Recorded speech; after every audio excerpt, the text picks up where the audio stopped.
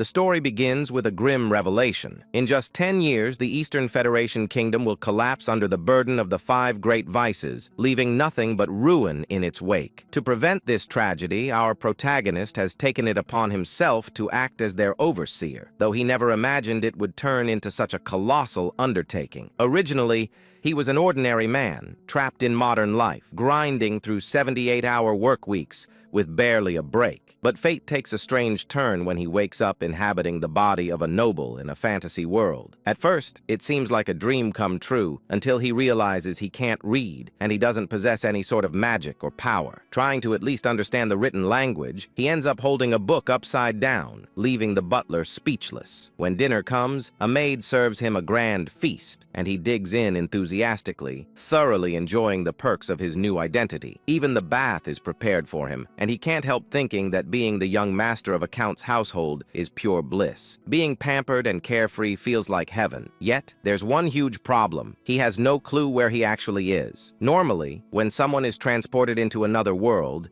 it's from a novel or game they're familiar with. So when one of the maids casually mentions that his older brothers, Leo and Tonio, will be returning tomorrow, he's baffled. The maid, in turn, is surprised that he seems to have forgotten his own family. As he mulls over their names, something clicks. They sound painfully familiar. Then it hits him like lightning. He's in the world of Psychedelia, a turn-based RPG he used to play during his rare moments of free time. But there's a catch. In every possible storyline of Psychedelia, once the 5 great vices, wrath, greed, sloth, pride, and obsession, emerge, the kingdom's nobility and cities fall into madness and destruction, and the Palacio family, where he now finds himself, is infamous in one of the game's early side quests. The eldest son, Leo Palacio, is dubbed the King of Lust, while the second son, Tonio, is known as the King of Vice. When he realizes this, he drops to his knees. He remembers this place vividly. It's the very first sub-quest of the game. Looking around, he sees that the mansion is exactly how it appeared in Psychedelia. The Palacio household is destined to be among the first noble families wiped out by the 5 great vices. And his current identity? The third son, Alan Palacio, a minor villain who meets a terrible end. His face remains blank as this truth sinks in. Even though he's just discovered that his death is certain, the only thing that crosses his mind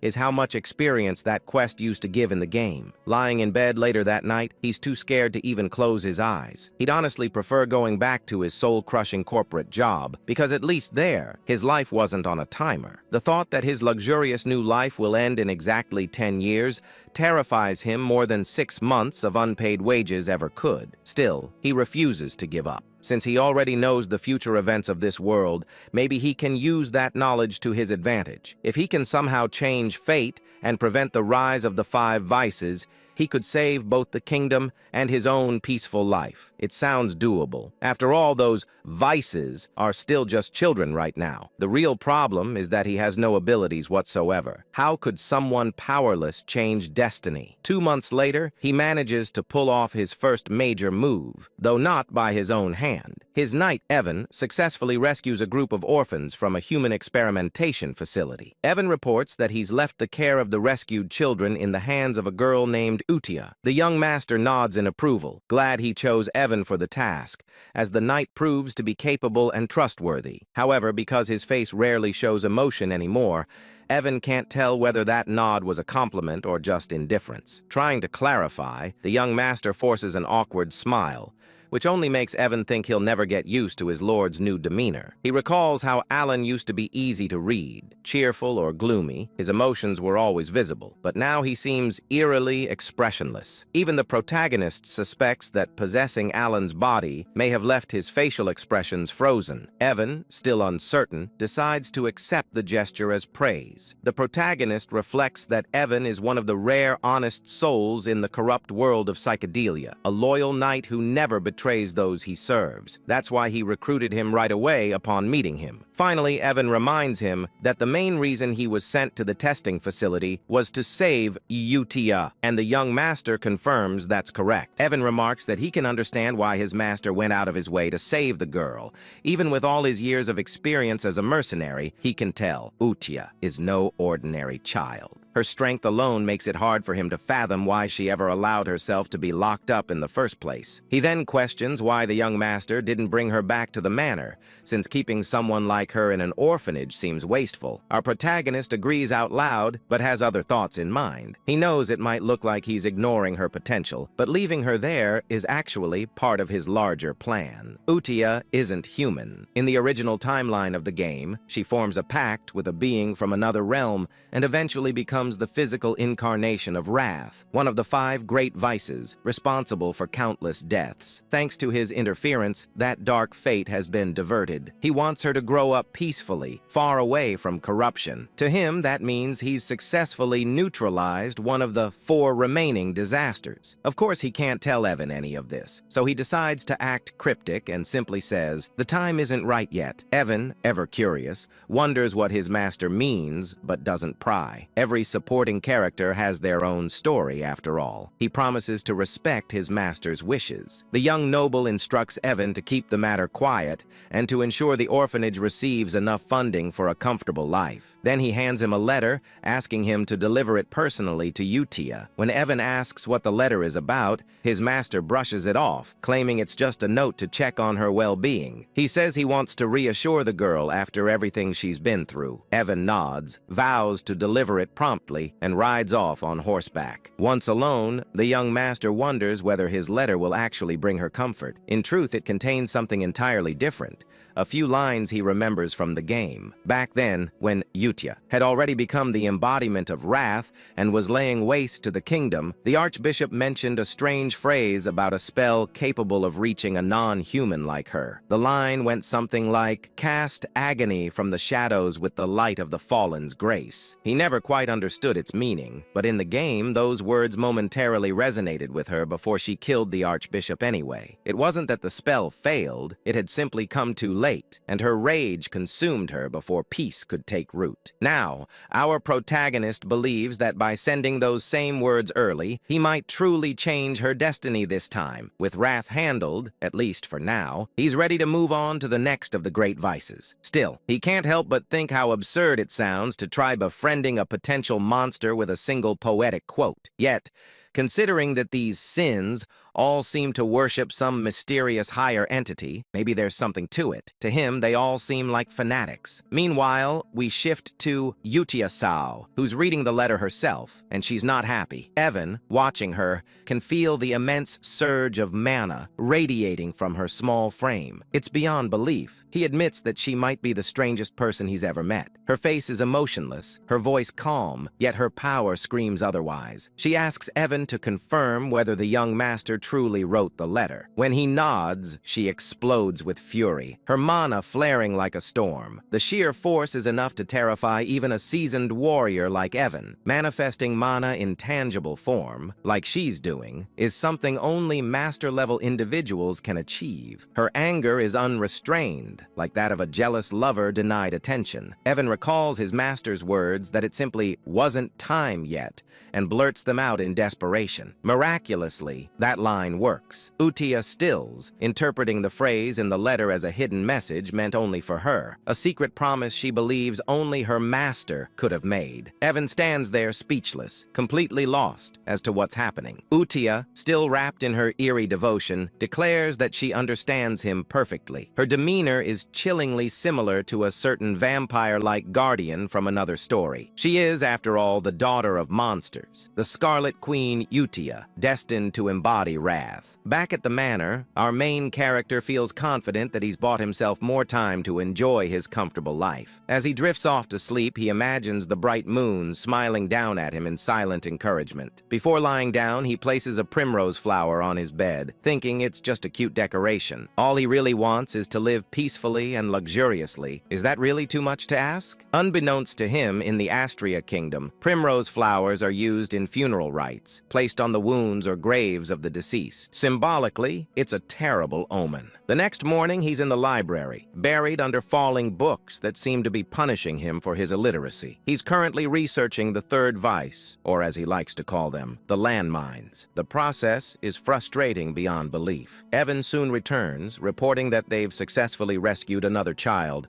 thanks to the young master's directions. When asked, our protagonist makes sure the child was treated gently after being saved from an underground slave market. Evan assures him that she was, but before their conversation can continue, the library doors slam open with a deafening crash, sending papers flying everywhere. The intruder? Tonio, the second son of the Palacio family. He immediately starts mocking his younger brother, demanding to know how an illiterate fool like him dares to hold a book. Our MC, expressionless as always, just stares back. Tonio's taunting escalates, but the young master decides it's not worth the effort. He plays it cool, saying Tonio can use the library if he wants. He'll be taking his leave. Tonio, thinking he's asserted dominance, grinds his heel onto his brother's head with a smirk. Before things can go further, a knife suddenly whistles through the air, lodging itself into the wall beside them. A new voice cuts through the tension, scolding them for being too loud. The newcomer is Leo, the eldest son of the family. As Leo and Tonio start bickering, our protagonist takes the chance to quietly crawl away, completely unbothered. He remembers that in the game,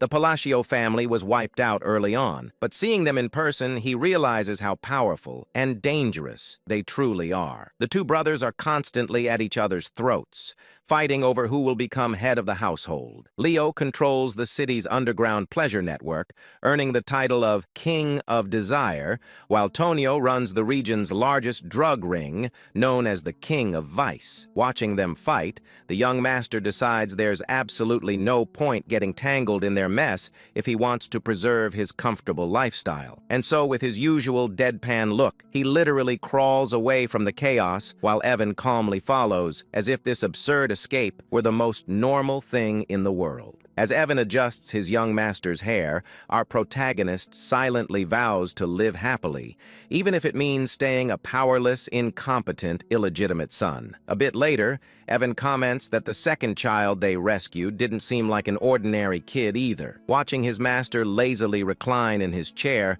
Evan can't help but question reality itself. How could a man like this, who complains constantly and seems incapable of serious work, possibly have knowledge about illegal slave markets and secret human experiments scattered across the kingdom? Evan figures it must be difficult for his young master to maintain composure around his vicious brothers, while the man himself simply mutters about how exhausted he is. Then Evan asks why he decided to send that second rescued child to the orphanage. Of course, the young master has his reasons. He knows this boy isn't just another victim, he's an anomaly. The child hails from the Escalian Kingdom, the central state within the United Realm. In the world of psychedelia, this boy is known as Dias Macallion, the second major boss. In the game, after enduring slavery and brutal abuse, he eventually becomes the living embodiment of the sin of sloth, wreaking unspeakable havoc across the land. Many players were shocked by the cruelty of his story. Despite being associated with sloth, Dias was anything but lazy. He was known for relentless determination and an unshakable sense of justice, repaying both kindness and vengeance many times over. That's exactly why our protagonist told Evan to treat Dias with utmost care and gentleness. Even now, he still shudders remembering the nightmarish difficulty of Dias's battle scenes in the game. Trying to maintain his mysterious, wise, noble persona, he tells Evan the same cryptic line he always does. It's not the right time yet. Evan nods, unfazed, having grown used to his master's strange riddles. He then asks if the letter sent to Eutia this time was related to the second child. The young master confirms, but the reality is more ridiculous. Inside the letter, he's simply venting to Eutia about how his older brothers keep bullying him. It's both pitiful and hilarious. Still, he claims that he asked her to look after the second child who isn't feeling well. Technically, that's true. Dias really does need time to heal. Meanwhile, at the orphanage, Dias sits alone, trying to hide his injuries and scars. Utia approaches him, studying him with cold curiosity. She asks if he's broken. Then, in a chilling tone,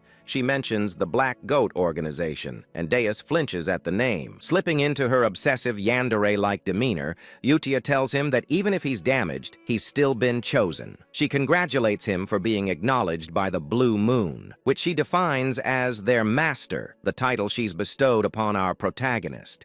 It's clear she's forming an organization centered around him, and she promises Deus that if he remains loyal, he'll have his chance at revenge. Hearing this ignites something deep within him, and his latent magic, or perhaps the authority of sloth, begins to awaken. Satisfied, Utia happily decides to write her first reply letter to their master, grinning far too brightly for someone covered in mana scars. Back at the manor, the young master is buried in books, still researching clues about the third child. That's when Evan bursts into the room with alarming news. The second son of the Palacio family is dead. Even though our protagonist knew this event was destined to happen, the suddenness of it still rattles him. The funeral is held immediately, and to everyone's disgust, their father arrives with 2 escorts on his arms. Watching the scene, the young master can only think, even for this messed-up family, that's too far. He muses that psychedelia truly is the definition of a dark fantasy. As for Tonio's accidental death, something feels off. In the game, Leo had sobbed hysterically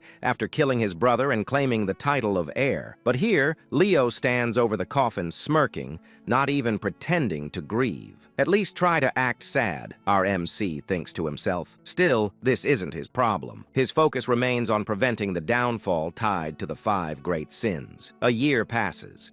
Leo inherits Tonio's criminal network and transforms the chaos into a more stable, though still corrupt, domain. The Palacio estate grows quieter. During that time, Utia and the young master continue exchanging letters, becoming something like pen pals. He figures maintaining that connection will prove useful later. Utia writes frequent updates about the orphanage and the other children's growth. He's quietly proud, especially after noticing the sponsorship list keeps getting longer each month. Evan, munching happily on snacks, remarks that it's strange but definitely a good sign. Then he delivers the update our protagonist has been waiting for. They've located crucial information from the Intelligence Guild, an ancient text about the third child, the next landmine he must deal with. The young master nearly beams with joy. Finally, he can move forward. Everything seems to be going smoothly. Meanwhile, elsewhere in the kingdom, at one of Leo's drug depots, his henchmen brag about how generous their boss is, boasting that his operations now number in the hundreds. Their laughter dies quickly when chaos erupts. One by one, the men turn on themselves, screaming as if something invisible is forcing their bodies to move against their will. The perpetrators are none other than Utia and Deus. Deus manipulates deadly threads of magic, effortlessly erasing the entire group. He then turns to Utia, asking if slaughtering these people is truly necessary. She replies coldly, asking if he pities them. He answers that he doesn't. After all, these scum used human lives to produce drugs. Utia explains that this is purification, necessary to prepare for their master's rise. With a serene, almost divine smile, she says they can't let the place remain filthy when he returns. Deus nods in understanding, or at least he thinks he understands. Together they etch a glowing sigil into the ground. A surge of mana explodes outward, leaving behind a crescent-shaped mark. As they ascend into the night sky,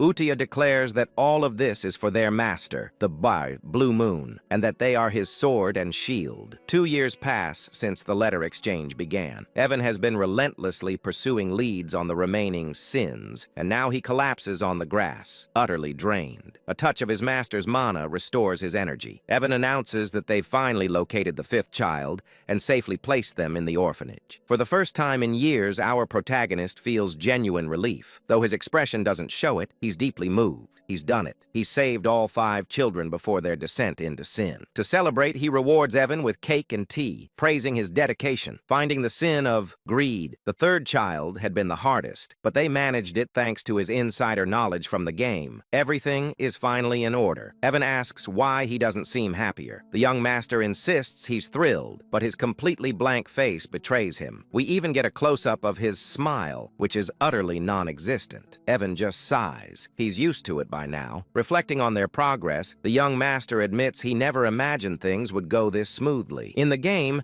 the 5 bosses became the great vices because of unbearable suffering. Saving them before that transformation seemed nearly impossible, but somehow he's managed it. When he asks about the orphanage's current state, Evan hands him a letter reporting that everything is running smoothly and the children seem happier every day. The young master remarks that if that's true, they might not even need a new caretaker. He's surprised Utia has handled things so well, though it makes sense, considering her deep attachment to the orphanage in the game's story. Reading Utia's letter, he finds that she's written warmly about each child's progress, especially Dias, reassuring him that everyone is doing fine. For the first time, a faint smile appears on his lips. He's genuinely glad they're growing up well. Evan asks when he plans to finally meet them in person. As always, the young master replies vaguely that the right time will come. In truth, he has no intention of meeting them anytime soon. He's terrified of the power they'll eventually wield. For now, distance feels safest. Still, he's aware that if he wants to survive in this grim world, he needs to get stronger. The answer lies in magic, and luckily, this body has the potential for it. While training, Evan mentions a new group rising across the continent called the Blue Moon. The young master feigns ignorance,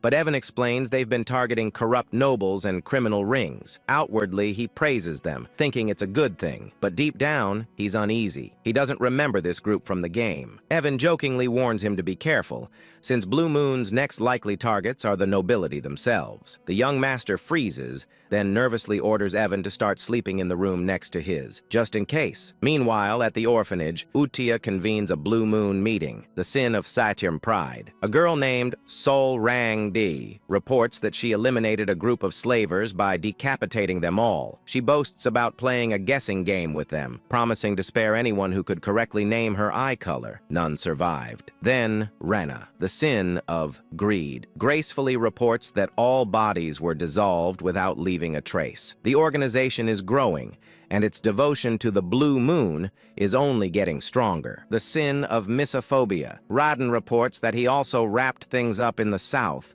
taking care of the illegal human testing grounds and turning those Avalon bastards who were causing trouble into minced meat. These kids are seriously scary, I tell you. Anyway, the scariest of them all, Utia praises them for a job well done. Talking about how everything will go according to his will, she emphasizes that they all exist for the sake of the Great Moon. This secret organization worships the Great Moon, the Blue Moon, who just so happens to be our main character. Suddenly, Deus reports a problem which makes Utia question what could possibly be wrong when everything seems perfect under his command. These fools are treating our MC like some kind of deity. Deus explains that the head of Avalon is the eldest son of the Palatio Count family, where their lord resides. He claims to have found a dangerous written order while cleaning up the south. It turns out that the eldest son, Leo, is targeting our MC. Naturally, Utia can't let this slide. She unleashes an intense, murderous aura that sends the other kids cowering in fear. The letter reveals that Leo's plan is to slowly poison our boy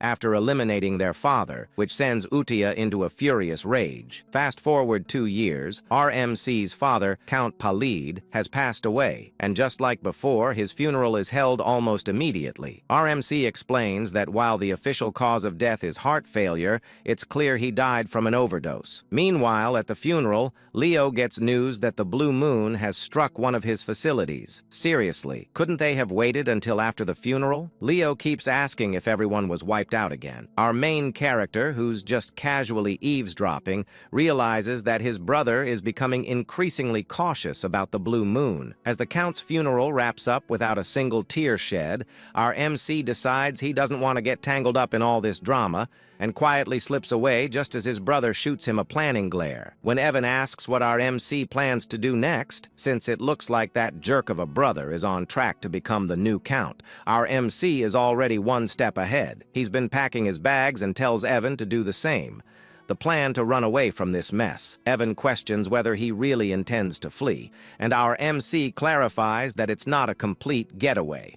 They're just heading downtown to lay low for a bit. When Evan asks if he means the town of Rodmill, our guy confirms it. He's been eyeing Rodmill for a while now, and it's a small town in the south of Paleo, making it the perfect hideout. Plus, he's timed it well since Leo has been giving him some seriously unsettling looks. Once they arrive in Rod Mill, our MC actually starts enjoying life, whipping up some delicious-looking toast while Evan just goes along with everything like it's the most normal thing ever. But 3 days later, their peaceful existence is shattered when our MC is forced to return home for his brother's funeral. He can't believe he's back so soon. According to the game, Leo wasn't supposed to die yet. The cause of the death is a stab through the heart, which leaves our MC wondering who could have done such a thing. He tries to ask one of the servants about the details, but they scream in horror as if they're about to meet their end. It's not just that. All the servants are acting strangely, overly apologetic, and treating him like he's some kind of mafia boss. He can't help but wonder what's going on with these people. As he's making his way out, Evan catches up to him, and he asks him if he found out why the servants are acting so weird. Evan claims he did, and playfully wonders if our MC was the one who made the Avalon drug organization disappear overnight. Turns out Leo was the head of that organization, and now that he's gone, it seems like the whole thing vanished without a trace. We then flash back to the day our main character set off for Rod Mill. Inside the carriage, Evan was curious, asking why he's heading to a small town like Rod Mill instead of a bustling city. Our MC explains that a city is simply not an option for him. Rod Mill is his ultimate destination, the end game in all his plans. He shares that his mission is straightforward: save the 5 great sins from their misfortunes to prevent the world from crumbling. Plus, since Rod Mill isn't part of the original story and has a villa, it's the ideal spot for him. A villa is a separate estate, making it the perfect hideaway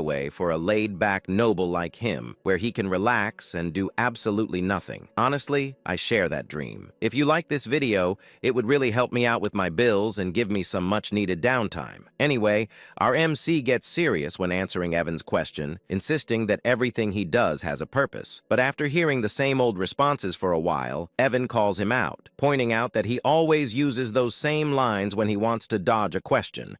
He tells our MC that he can't fool him anymore. Our MC is taken aback by how Evan has seen through his little lies. As their banter continues, Leo, who's been watching our MC drive away, contemplates whether he should kill him or not. According to Leo, it doesn't really matter if our MC lives or dies. He had already planned to poison him. But now that our MC has decided to leave for the border, Leo feels he has no reason to go through with it. Yet for some inexplicable reason, he still feels the urge to eliminate him. He instructs one of his henchmen, Alman, to follow the carriage. Alman, however, asks if that means he's supposed to kill the MC. This question leaves Leo baffled. Alman has never questioned him before, no matter what orders he received. He usually just follows them without a word. So for him to speak up like this feels a bit odd. Leo reminds Alman that his job is to obey him, but before he can finish, Alman lunges at him, stabbing him right through the heart. Leo, in shock, shouts out why Alman would betray him like this, but Alman simply replies that he enjoys playing war. We soon discover that Alman is actually part of the Blue Moon organization,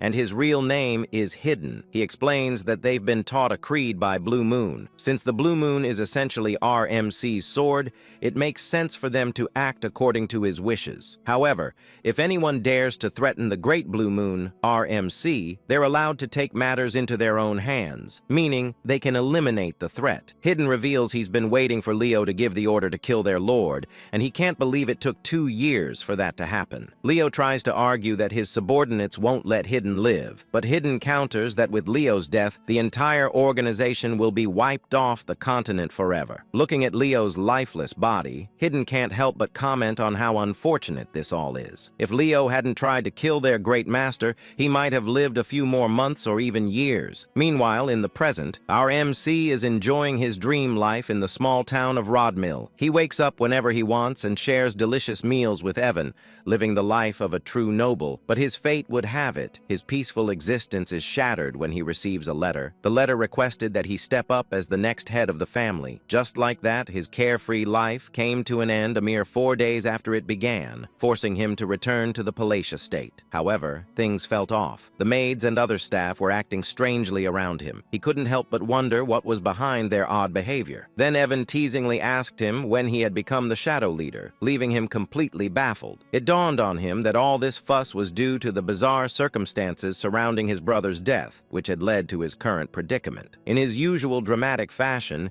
he started sobbing, pleading with Evan to help him understand why he was seen as the villain in this story. Evan pointed out that since he stood to gain the most from the situation, it was only natural for people to suspect he had a hand in his brother's murder. Right after he left the estate, Leo was killed, and our main character had the perfect alibi to step into the role of the next count. Realizing how his plan to avoid this mess had backfired, he felt a wave of frustration. But Evan tried to lift his spirits, explaining that with the drug organization, Avalon out of the picture, and his brother gone, he wouldn't have to worry about anything anymore. Evan jokingly added that in short, our main character was now the new shadow leader of the county, who had supposedly orchestrated the assassination of a swordmaster. Despite Leo's scummy reputation, he was still regarded as a swordmaster. Our main character began to ponder where to even begin, as he couldn't think of any organization capable of taking out a key figure in the underworld so swiftly. He asked Evan about the group he had heard hunted other organizations, to which Evan wondered if he meant the Blue Moon. Our main character speculated whether the Blue Moon could be behind his brother's death and the downfall of Avalon. However, Evan quickly clears things up,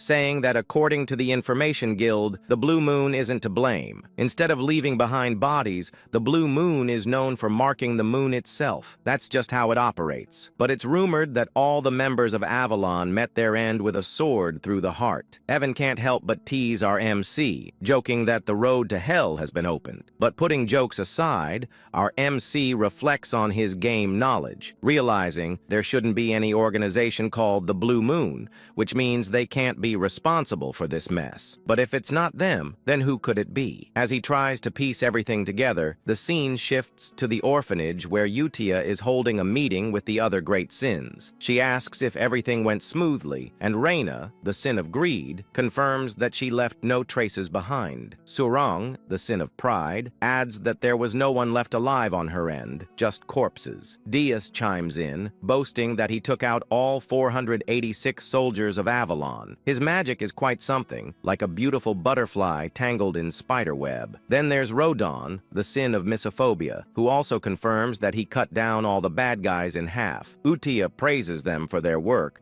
but she's a pretty intimidating child. There are whispers that she's actually over 1,000 years old in the novel, but who really knows? That's how Avalon, the most notorious drug organization in the world that brought doom to the Asteria Kingdom, was wiped out in just 5 days. But suddenly, Rodon mentions that he doesn't think the cleanup was flawless. When Utia asks what he means, Rodon explains that he stumbled upon some intriguing documents linked to the nobles associated with Avalon, particularly the Altia Doctum, which has some deep ties. Hearing this, Utia's magic starts to flare up, and she tells the others they already know what she's about to say. It's time to wipe them out. Redden promises to handle it quietly. Moving on, Udikai then asks if the Information Guild is clean and whether they have any ties to Avalon. Rena confirms this, explaining that the guild matter is being dealt with separately from the other issue concerning the Blue Moon. Deiji, on the other hand, claims that all the guilds behave similarly, referring to it as the Hell Sword crafted by the Swordmaster. Hearing this, Reina inquires if she should keep tabs on our MC's movements, to which Udikai agrees, emphasizing that this entire situation must not reach that person's ears. She insists she has mentioned this multiple times, and they should all be aware of it. When she refers to that person, she essentially means our MC. Dias points out that since that person's family targeted them first, the order to eliminate them wasn't sanctioned by them. Upon hearing this, Udia starts to panic. In her opinion, all their actions must be driven by a direct order from RMC. She claims they are essentially swords, and a sword should never think for itself. She declares to the other sins that from this moment on,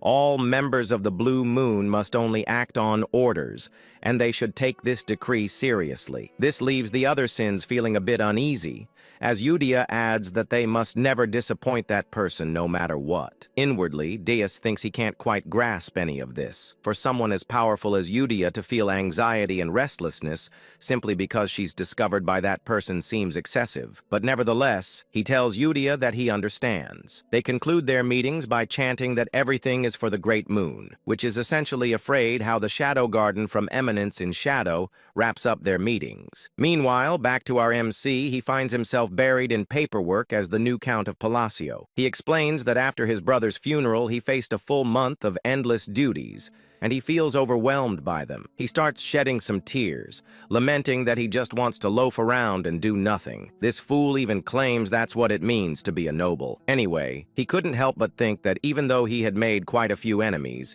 his brother Leo's death was supposed to happen 6 years from now. But with the strange circumstances surrounding all his brother's deaths, everything shifted. And now all the family responsibilities had landed on him as the sole heir. Just then, a few ministers from the county walked in, bringing even more paperwork for him to deal with. He closed his eyes and started to wonder why everyone in the county suddenly seemed to be working so hard. Back when his father was still the count, they would slack off and treat work like a rainy school day. He waved at them, signaling to drop the paperwork on his desk. But in the minister's eyes, he was radiating a deathly aura. They began to worry if they had somehow angered him, with some even vowing to work even harder to avoid any consequences. He was a secret mastermind who would eliminate anyone who displeased him, but having been a former workhorse himself, he wasn't handling all this pressure very well. He wondered if it would be possible to get the ministers to do all the work for him. Later that night, Evan was a bit shocked to find out that our boy had reached the 2nd tier in magic after just 2 years of self-study in poisoncraft,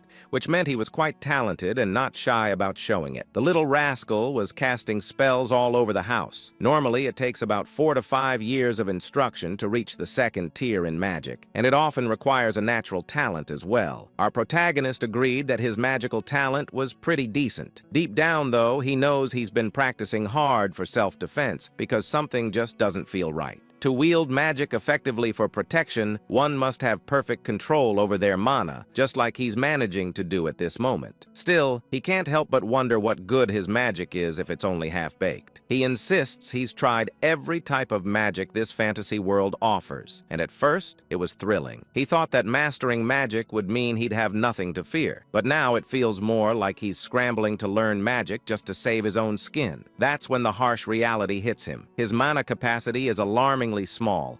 Without enough mana, there's no magic, and that spells trouble, possibly even death. As he wallows in his predicament, we discover that innate mana capacity is akin to an athlete's natural weight class. While some are born with extraordinary talent, our main character is stuck with a minuscule mana pool, and no amount of training will change that. Yet he clings to a glimmer of hope. If all else fails, there's a way to fix it. Just then, Evan interrupts his thoughts, announcing that his invitation to the ball has finally arrived, leaving our present puzzled about what he's talking about. The scene shifts a few days later to the grand ball, where our main character makes his entrance in some truly majestic attire. The fit is impressive, but being the introverted guy he is, he claims to be already worn out, even though he just got there. This party, let's call it what it is your typical aristocratic gathering in the southern part of the Asteria kingdom. It's basically a meet and greet for nobles, and since our MC is about to be sworn in as a count soon, he really has to show up. He gets into serious mode, thinking this is his golden opportunity to network with the nobility, which is crucial for his ultimate goal of living a peaceful life. But soon enough, he realizes that making those connections is going to be a lot tougher than he thought, as everyone seems to be fleeing from him in sheer terror. He even tries waving at them, but they literally just run away. Evan, his friend, tries to lift his spirits, telling him not to be down, but our guy insists he's not upset at all, even if his expression says otherwise. He tells Evan he expected this reaction and vows to try harder as he heads out on his own. However, our protagonist seems a bit clueless about what's really happening. He thinks the other nobles are looking down on him for being a low-class noble without any backing, and he's not entirely wrong. The current Palacio household is indeed filled with troublemakers, like his 2 older brothers. Picking up a wine glass, he assistants himself that he didn't come come to the ball without a plan and is determined to unlock the social skills he's been secretly honing. He starts talking aloud about the wine's unique aroma in an attempt to spark a conversation, but due to a mysterious condition that makes it hard for him to show emotions on his face, he ends up looking quite villainous, especially when he tries to smile. He tells a lady he'd love to have some bottles at home, all the while thinking his smile is perfect. But in her eyes, he resembles a demon king, and she bolts, saying she'll tell her father to prepare them right away. To the other nobles, it looks like our protagonist just extorted and blackmailed the poor lady into giving him a limited edition regional wine. What a mess. Evan tries to comfort him while our protagonist insists that the lady must have just been shy. Later, we find him sulking in a corner while Evan is happily munching on food, teasing him about how his list of gifts has grown. It turns out the wine incident wasn't a one-off. Every time he tries to talk to someone, they think he's trying to blackmail them, handing him things like a panacea, citrus tea, and more. He can't shake the thought that Pazio has become way more notorious than he ever imagined. With rumors swirling about him having killed his two brothers, he's basically turned into a figure of fear and dread. Feeling down, he tells Evan he needs some fresh air. As he steps outside, a certain red-haired beauty catches his eye. While he's out there, he can't help but wonder where it all went wrong. Suddenly, a soft voice calls out to him from behind, asking if he has a moment. He turns around, puzzled about where the voice came from since he doesn't see anyone. Looking down, he finally spots a cute young girl who introduces herself as Loria, the third daughter of Duke Altia. Hearing the name Altia, our MC recognizes it from the game, and he explains that the Altia family was one of the 3 major shadow players in the psychedelia game known as the Northern Troublemakers. This realization stung a bit, as he had hoped someone normal had actually spoken to him. He also wondered why he couldn't recall this girl at all had she not appeared in the game. Loria, however, was straightforward, asking him to lend her his strength for protection, as she will be facing an assassination attempt soon. Loria explains that she's in serious trouble and needs our protagonist's help, but when he looks at her, it's clear he's unsure. You see, Loria has been living under the protection of her father's mistress, but now that her father's health has taken a turn for the worse, she fears her older sisters might try to eliminate her. Our main character can't help but think this situation mirrors his own past with his brothers. As he gazes at her, it dawns on him that the reason he didn't recognize Loria from the game is that she must have already been dead and never made an appearance. Loria, looking as adorable as ever, pleads for his assistance, claiming that with his abilities he could really make a difference. But our protagonist firmly turns her down. She insists she's not coming to him empty-handed. If he saves her, she promises to share half of the Ultia family fortune. Still, he walks away feeling a twinge of sympathy for her. Deep down, he knows he can barely manage his own magic, so it's best not to give her any false hope. Despite wanting to help, he's not the all-powerful figure everyone thinks he is. As he heads into the party room, he can't shake the image of Loria's sad face, which makes him feel guilty. He wishes her luck before stepping inside. Meanwhile, Dees and Ren, who have been observing from a distance, start to wonder what their next move should be since one of the Ultia family members has approached their master. Deus ponders whether he should report this to the Red Moon, a code name for Utia, but Ren reassures him that everything's okay, because according to their intel, Loria is the only member of Altia not tangled up with Avalon. This means she's pretty much safe since Ronan, the one with the sin of Miophobia, has gone off to deal with the rest of her family. They've decided that the rest of the Altia household is going to be wiped out, all under the orders of the Red Moon. Ren adds that their main mission right now is to ensure their master doesn't catch wind of anything related to the Avalon situation. Meanwhile, our clueless main character is left wondering why everyone seems to be avoiding him. Does he have some sort of invisible barrier keeping people at bay? Just then, the red-haired woman from earlier approaches him, and it genuinely brings a smile to his face. Well, more of an inward smile since he can't believe someone actually acknowledged him. He thinks maybe this time he'll actually manage to socialize, but as he turns around, he realizes she's not just any ordinary woman. She's another shadow player. Looking at her, he recalls seeing her face in the game, and it hits him that no normal person would approach him first unless they were trouble. He greets her, calling her Lady Zenonia, which surprises her. How does he know her name? Our protagonist explains that she's quite famous in her own right. In the Asteria Kingdom, there are 3 prominent shadow player families: the Altia in the north, the Patio in the east, and the Zenonia in the west. This stunning, curvy lady is introduced as the eldest daughter of Count Zenonia, Clea. She asks him if she's really that well known, and he explains that while Clea Patio runs a gang, the Zenonia family operates more like a clever criminal syndicate. Just thinking about it makes him shudder. He insists that what he really needs are some solid connections to help him maintain his peaceful, noble life. For the sake of that easy life he's always dreamed of, he believes he must steer clear of this curvy, stunning woman who seems like trouble. With a respectful bow,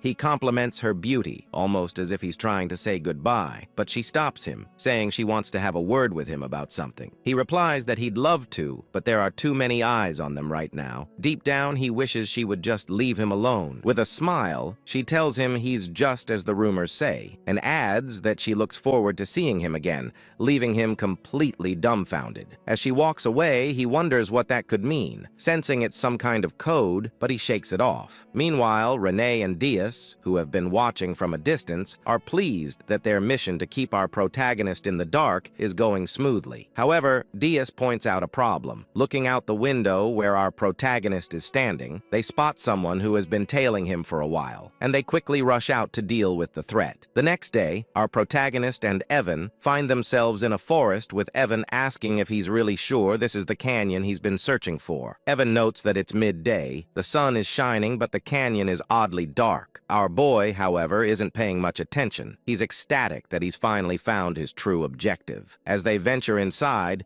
he jokes that if this place turns out to be empty like the others, he might actually cry. But as he looks at the symbols on the walls, he realizes this is the real deal. He explains that in the game, finding this place was a breeze. Truthfully, he admits that the only reason he traveled all the way to the south under the guise of attending the ball was to discover this labyrinth right here. The labyrinth is called the Labyrinth of Whispers, and if you can crack all the riddles in its 8 rooms, you'll earn a powerful artifact as a reward. Exactly what he's after. He claims to have memorized all the routes and puzzles this labyrinth has to offer. Finally, he arrives at a massive door, and as he gazes at it, he confesses that seeing the labyrinth entrance in person is breathtaking. It feels so much more real than it did in the game. In the game, he tackled this labyrinth countless times. Evan, on the other hand, asks how our protagonist even knew a place like this existed. Our boy, without thinking, replies that he's been here often, leaving Evan puzzled about what this guy is talking about. Realizing he might have slipped up, our protagonist quickly backtracks, saying he was just kidding, and suggests they head inside. Once inside, they encounter some monsters and giant golem hands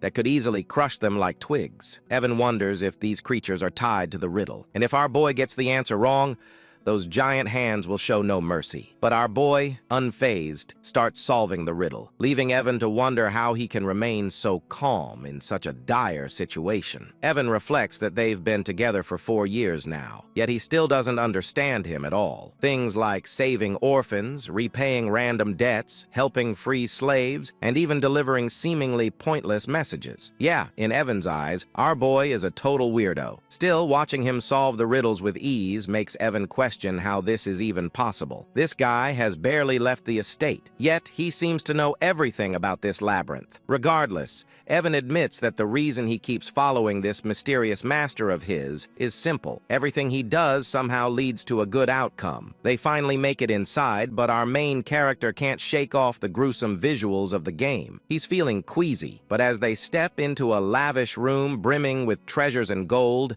his attention is immediately drawn to a hand statue adorned with multiple rings. He declares that their goal is the black ring and insists they should grab it and get out fast. Meanwhile, Evan, who's busy stuffing his pockets with gold, questions why our protagonist is so fixated on the black ring, which looks like the least valuable of the bunch. Our hero explains that taking anything else could lead to trouble down the line. Deep down, he realizes he's finally got his hands on the ring that holds the oath of restraint. As they start to head back, back. Our MC feels pretty pleased with himself, thinking that snagging the ring was a breeze thanks to his gaming knowledge. But Evan suddenly gets a bad vibe and points out that the rock piles they passed while entering the canyon are actually golems, and they seem to be stirring. Evan quickly gets into battle mode, feeling anxious about their situation. To him, these golems are total unknowns, making this a nightmare scenario. He thinks that if he can just get his young master out safely,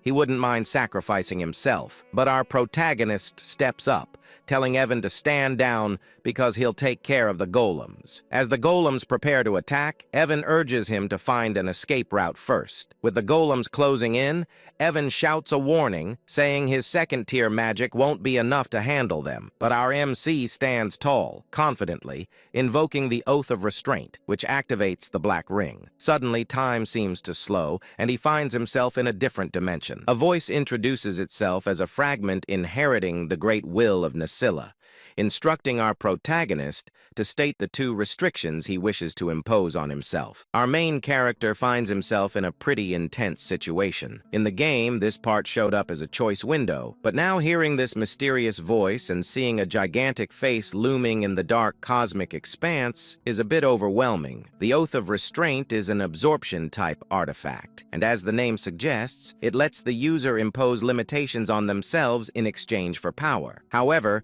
the sheer force of the voice makes our MC tremble a bit. The voice urges him to declare his first restraint, and with a hand sign, he states that he will always perform the hand signs of Babylonia when casting magic. The voice then asks what he hopes to gain from this restriction, and our boy responds that he desires the ability to bend the laws of the world just a little more. The voice grants him this power. For his second restraint, our boy explains that he will strictly chant the words of Babylonia when using magic. When the voice inquires about his desire behind this restriction, he boldly claims he wants even greater power to defy the laws of the world, which momentarily surprises the mysterious entity. Our protagonist starts to worry that he might have messed something up, especially since the entity paused. He even mimicked the exact skill icon from the game just to be safe. By choosing both the hand signs and the word restrictions, he believes he can achieve the highest possible magic attack power. Thanks to all his repeated gameplay, he has memorized every combination used in the game. So, this should work. Finally, the entity speaks again, confirming that his restraint has been granted. It expresses gratitude to the human who has remembered all the gestures and mysteries of the forgotten god. Our protagonist is puzzled by what the entity means, but he quickly notices that the ring is being absorbed,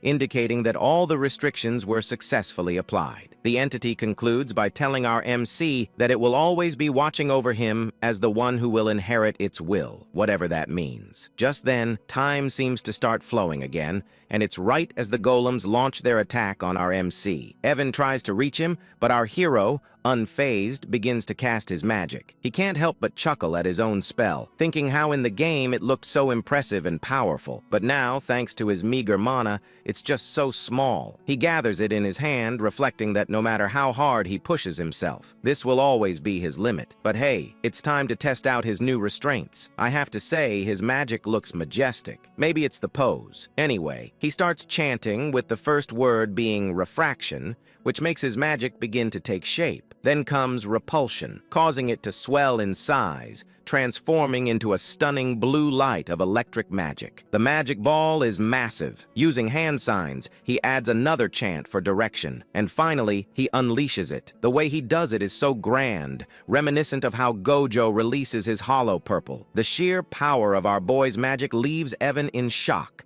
as the lightning obliterates all the golems, turning them to dust. In the aftermath, Evan can hardly believe his eyes, wondering what on earth just happened. He asks our protagonist if he's been hiding his power all this time, but our boy shakes his head. Evan explains that in all his 15 years as a mercenary, he's never seen anything like that. He questions if our MC is really sure that was second-tier magic, to which our boy confirms, though deep down, he's just as confused about what transpired. He admits that this wasn't at all like it was in the game. In the game's turn-based battle system of psychedelia, magic could be enhanced each turn through hand signs or incantations. This time, he boosted the chain lightning magic with all 4 incantations and hand signs for a total of 5 turns. In other words, he simply used magic settings for a large-scale lightning spell. However, because of his restraint oath, he had to use the hand signs and incantations for all his magic, meaning his spells were enhanced time and again. Even so, our protagonist felt that the second-tier magic he used was a bit over the top,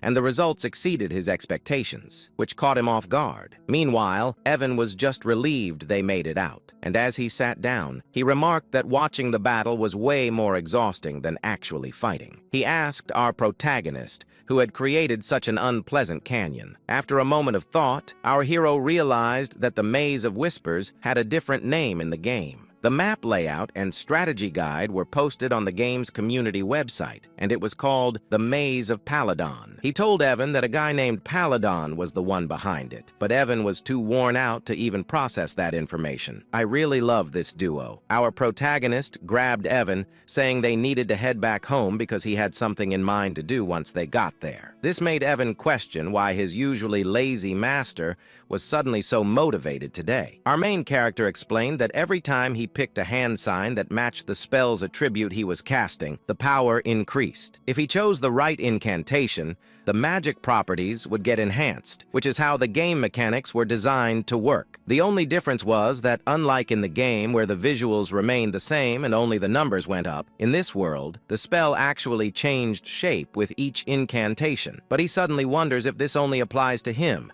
especially since he's particularly skilled at controlling mana. He decides he'll need to test it out once his mana has recovered. But for now, he's just relieved that everything turned out okay. As they prepare to leave on their horses, we see Ren, who has been quietly following our main character, watching the whole scene unfold. She quickly makes her way to the canyon, and upon arriving, she spots the runes on the wall and realizes she can actually read them. She explains that these are the glyphs of the Aleph Empire, which essentially tell the story of the era of the forgotten outer gods. Renee's eyes catch another glyph hidden in a corner, which she translates as "for my friend, who shall be left alone from the coward Palin." As she examines the glyphs more closely, a smile spreads across her face. She shares that the one who halted the invasion of the dark creatures, standing victorious against the Alcal-Kalaka that devoured the hearts of the citizens, was none other than the brilliant emperor known as Palin the Great. The reason she knows all this is that she inherited all this knowledge at birth thanks to the ancient library she received. She briefly recalls our main character mentioning that Palin was the one who built the canyon.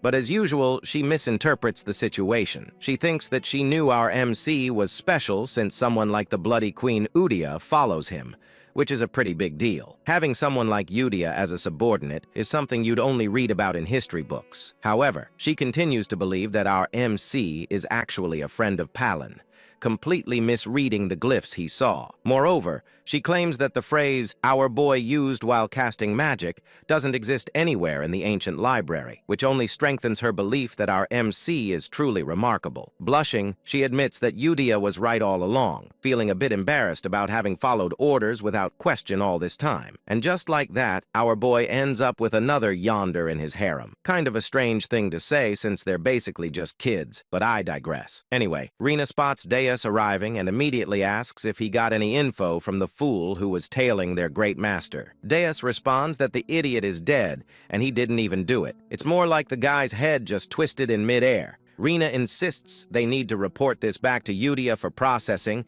and disagrees. So they head out. Meanwhile, in Zenonia County, Lady Kalia is sipping her tea, pondering how our main character is, just as the rumors say. She notes his chilling, emotionless expression and those abyss-like eyes. It bothers her that he called her famous. Count Zenonia is indeed strong and well-known, but for our boy to label her as famous despite not being involved in social activities is quite intriguing. What's really really going on here is that Kalia is the true mastermind, using black magic to control her father, the Count, making her the real head of the family. The fact that our boy called her famous makes her think he might know something about her secret, which terrifies her since no one is aware that she's turned her father into a puppet. She recalls how our boy mentioned there are too many eyes on them, which she misinterprets as him having discovered the person she had following him. Now, that's a classic case of misunderstanding, like something out of an Eminence and Shadow scenario. Suddenly, Klaya gets a call from one of her servants who says there's a problem. Well, she asks what's going on, and the servant insists that it's better for her to see it for herself. When she heads to her room, she discovers that the person she had following our boy is dead. The servant explains that since the seal on the body didn't activate, it means he didn't spill any secrets. But Klaya quickly points out that the person who killed her man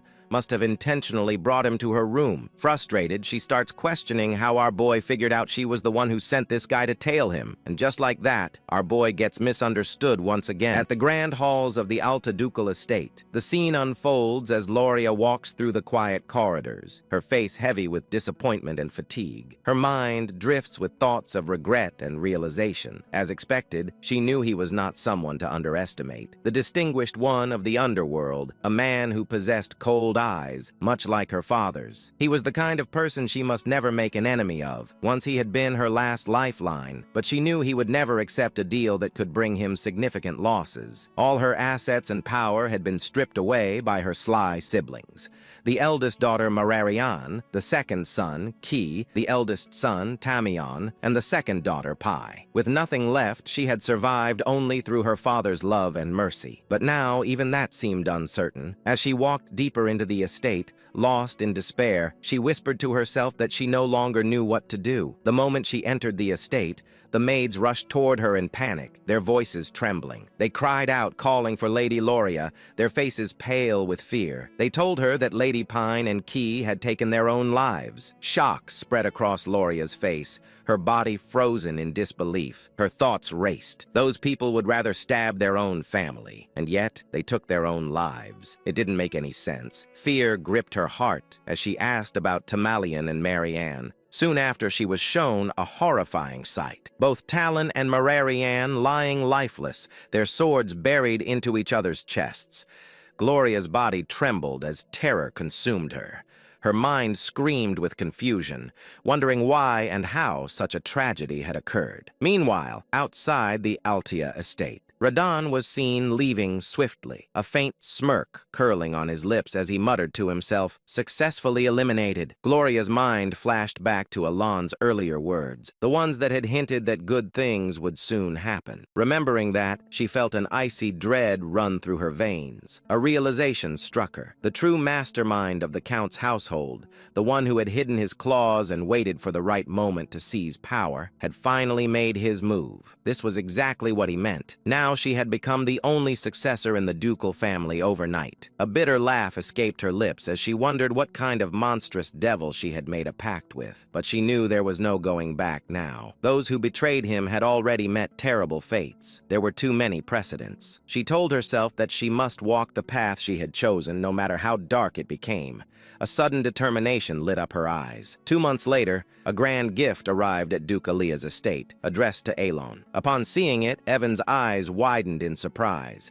It was a bottle of Cernant's wine, a rare and luxurious drink that cost thousands of gold per bottle. He was amazed, saying he had never expected to see such a treasure. When Elon read the letter accompanying it, he realized that the gift had not been sent by Duke Altia himself, but by Loria Alia. It seemed that the youngest daughter had prepared it personally. He was confused, wondering why she would send it to him. The thought stung his conscience, reminding him that he hadn't been able to help her when she needed it most. He turned to the servant and asked if it was truly meant for him. The servant confirmed that the Duke herself had prepared it and ordered him to deliver it personally. That single phrase of the Duke herself made Alan pause. Realization struck him. The youngest Loria had become the Duke. In the next scene, Loria was shown in her office, busy with documents. When her work was finally done, she leaned back, stretching her arms as she softly remarked how quickly 2 months had passed. After her father's funeral, who had passed away due to illness, she had officially become the Duke, following the succession ceremony. She recalled how she couldn't even enter that office before. The death of her siblings had happened so suddenly, yet no one had suspected her at all. She had an alibi. She was attending the ball at the time. Back then, her secret organization had been destroyed by her siblings,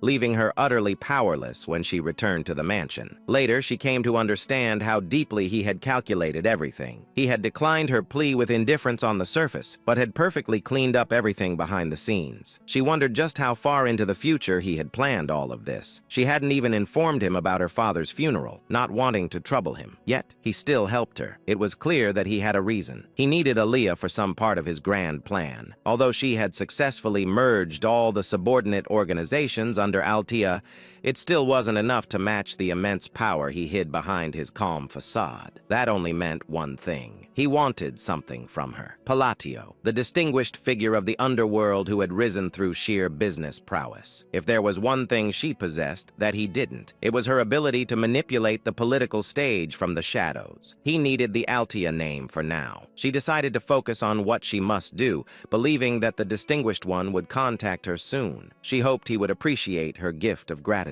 The scene shifted once more, showing Alon in his quarters as Loria's servant bowed before him, saying that he would take his lead. Alan stood still, lost in thought, still unable to process the news. The fact that Loria, who had once been threatened with death, was now the Duke, didn't sit right with him. Evan noticed his troubled expression and wondered silently what was wrong with him now. A few months passed. The narration marked that this was 5 years before the original story began. Evan entered with excitement, calling out to Alan and addressing him as the young master before quickly correcting himself to call him the Count. Alan replied calmly that the succession ceremony hadn't taken place yet, but since a year had already passed, he supposed it was fine to be called that. Despite his words, he sighed quietly, thinking that he had never planned on becoming the Count. Still, since he had already adjusted to it, he decided to make the most of his noble status and use it to his advantage. Evan then handed him a letter saying it had arrived from Utia. Alon received it with a thoughtful hum, asking if there had been any information found about the assassins who killed Leo. The two men walked into the library, and as they took their seats, Evan responded that nothing had been revealed yet. The Information Guild was still investigating, and they would have to give it more time. He then looked at Alon curiously and asked what his next goal would be. Assuming that revenge was not his intention anymore, both of them sat in silence within the Grand Library. Alan sat in deep thought, realizing that all the things that slightly differed from the original game were probably butterfly effects caused by his own actions. Accepting this, he decided that he would simply be prepared for any unexpected events that might come his way. Evan, observing him, remarked that he suddenly sounded like a real count. Alan responded casually and brushed it off, but his curiosity soon drifted to the letter he had received. He wondered what Utia had written this time. Opening the letter, Alan began to read. Utia had written warmly, asking if he had been well. She mentioned that, as always, they were all doing okay, and that everyone was pursuing their own hobbies. Dios's puppet shows had now reached a professional level, while Cioler loved to play and learn with her friends. Reinar quietly spent her days reading and making things, while Radan had developed a new hobby of tending his garden. As Alan read the letter, a gentle smile spread across his face. The routine of exchanging news every month had become something familiar and precious to him. It warmed his heart more and more each time he received a letter from them. Though he had never seen their faces, knowing that they were all growing well brought him a deep sense of contentment. The smile on his face was something he couldn't help but wear. A sudden realization struck him as he thought about it further. The 5 of them, the children, were already old now. Evan, noticing his expression, responded to his sudden thought, saying that they were ready to step out into society. Some of them even left the orphanage earlier than expected. The ones Alon had once ordered to save had now reached that age. Alan realized that the 5 from the orphanage were no longer the small, fragile children they used to be. They had grown. He quietly acknowledged that it was time to let them go. Evan seemed surprised, reminding him that he had placed them all in one place because they had been wounded. But Alan calmly reasoned that there was no need to do that anymore. The time had come to let them go. He thought to himself that he had cared for them enough to ensure they would not awaken as deadly sins, and because of that, they should be fine now. Evan agreed, noting that since they were all in good health, it was time to move forward. Alan's mind drifted toward his knowledge of the original game. Each boss battle had a rough outline of its setting revealed through narration. Utia possessed the talent of faith. Dios had the talent of the sword. Rina had the talent of studying. Seorang had the talent of a fighter. Roden had the talent of an apostle. If they used their talents in the right fields, they would surely thrive. The thought filled him with satisfaction, as he mentally declared it a perfect plan. Feeling determined, he decided that while he was at it, he should also prepare a gift for each of them. He had planned on giving them gifts anyway, and now seemed like the right time. As evening arrived, his work for the day finally came to an end. Evan stretched and exclaimed with relief, saying that he would step out for a while before returning soon. Alan waved him off, bidding him goodbye. Alone in the quiet office, Alan smiled to himself, wondering if he might one day receive something back from them once. They became successful and influential. His thoughts softened as he hoped his letters would guide the children to step confidently into the world. Meanwhile, in another scene, Utia received Alan's new letter. Gathering everyone around, she announced that the orders had arrived. This time, however, the message had been delivered to each of them individually. The group grew silent, reading their respective letters with focused expressions. Though Seorang couldn't contain her excitement, her eyes sparkled as she eagerly unfolded her letter, marking the beginning of another chapter in their intertwined fates. Meanwhile, Yisha finished reading the letter sent by Alan. She announced excitedly to everyone that new orders had arrived. This time, Alan had delivered them individually, which surprised all the members. But before anything else, Yusa suggested that they should read the previous letter as well. Since the new instructions seemed to require a high level of attention, Xiang spoke cutely, mentioning that only Yusa had been able to read the earlier letters. Yusa explained that since Alan had given each of them a personal order, it meant he had decided it was time for everyone to see the contents themselves. The letter written by Alan made Seorang and the other sins react like curious kitten. Seorang clumsily repeated the first line of the message Alan had written. "How have you been lately? It seems you have many talented friends. If you need anything, let me know." Renee commented that it sounded like ordinary small talk, but Yusa smiled.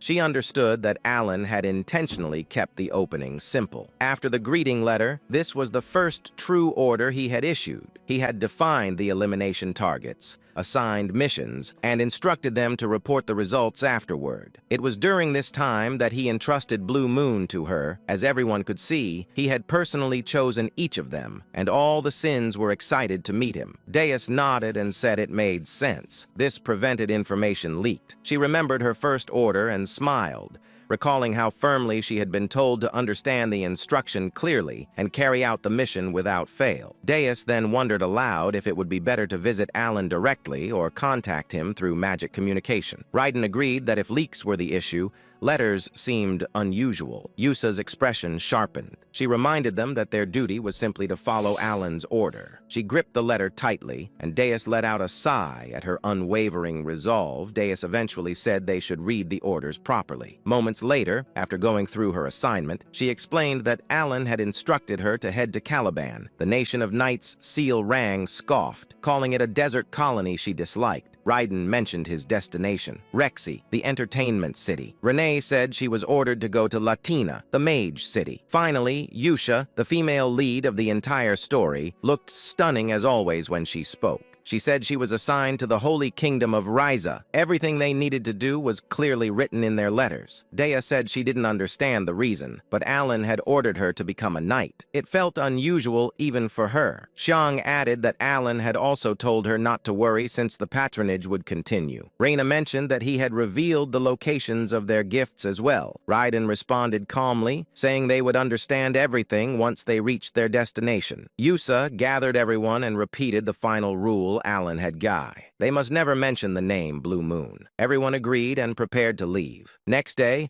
all the members assembled and departed to carry out Alan's orders. 3 months later, inside his office, Alan sighed. As expected, there was no noticeable change in the field of magic. He continued reading advanced magical texts to increase his capabilities and muttered that he would have to experiment on his own.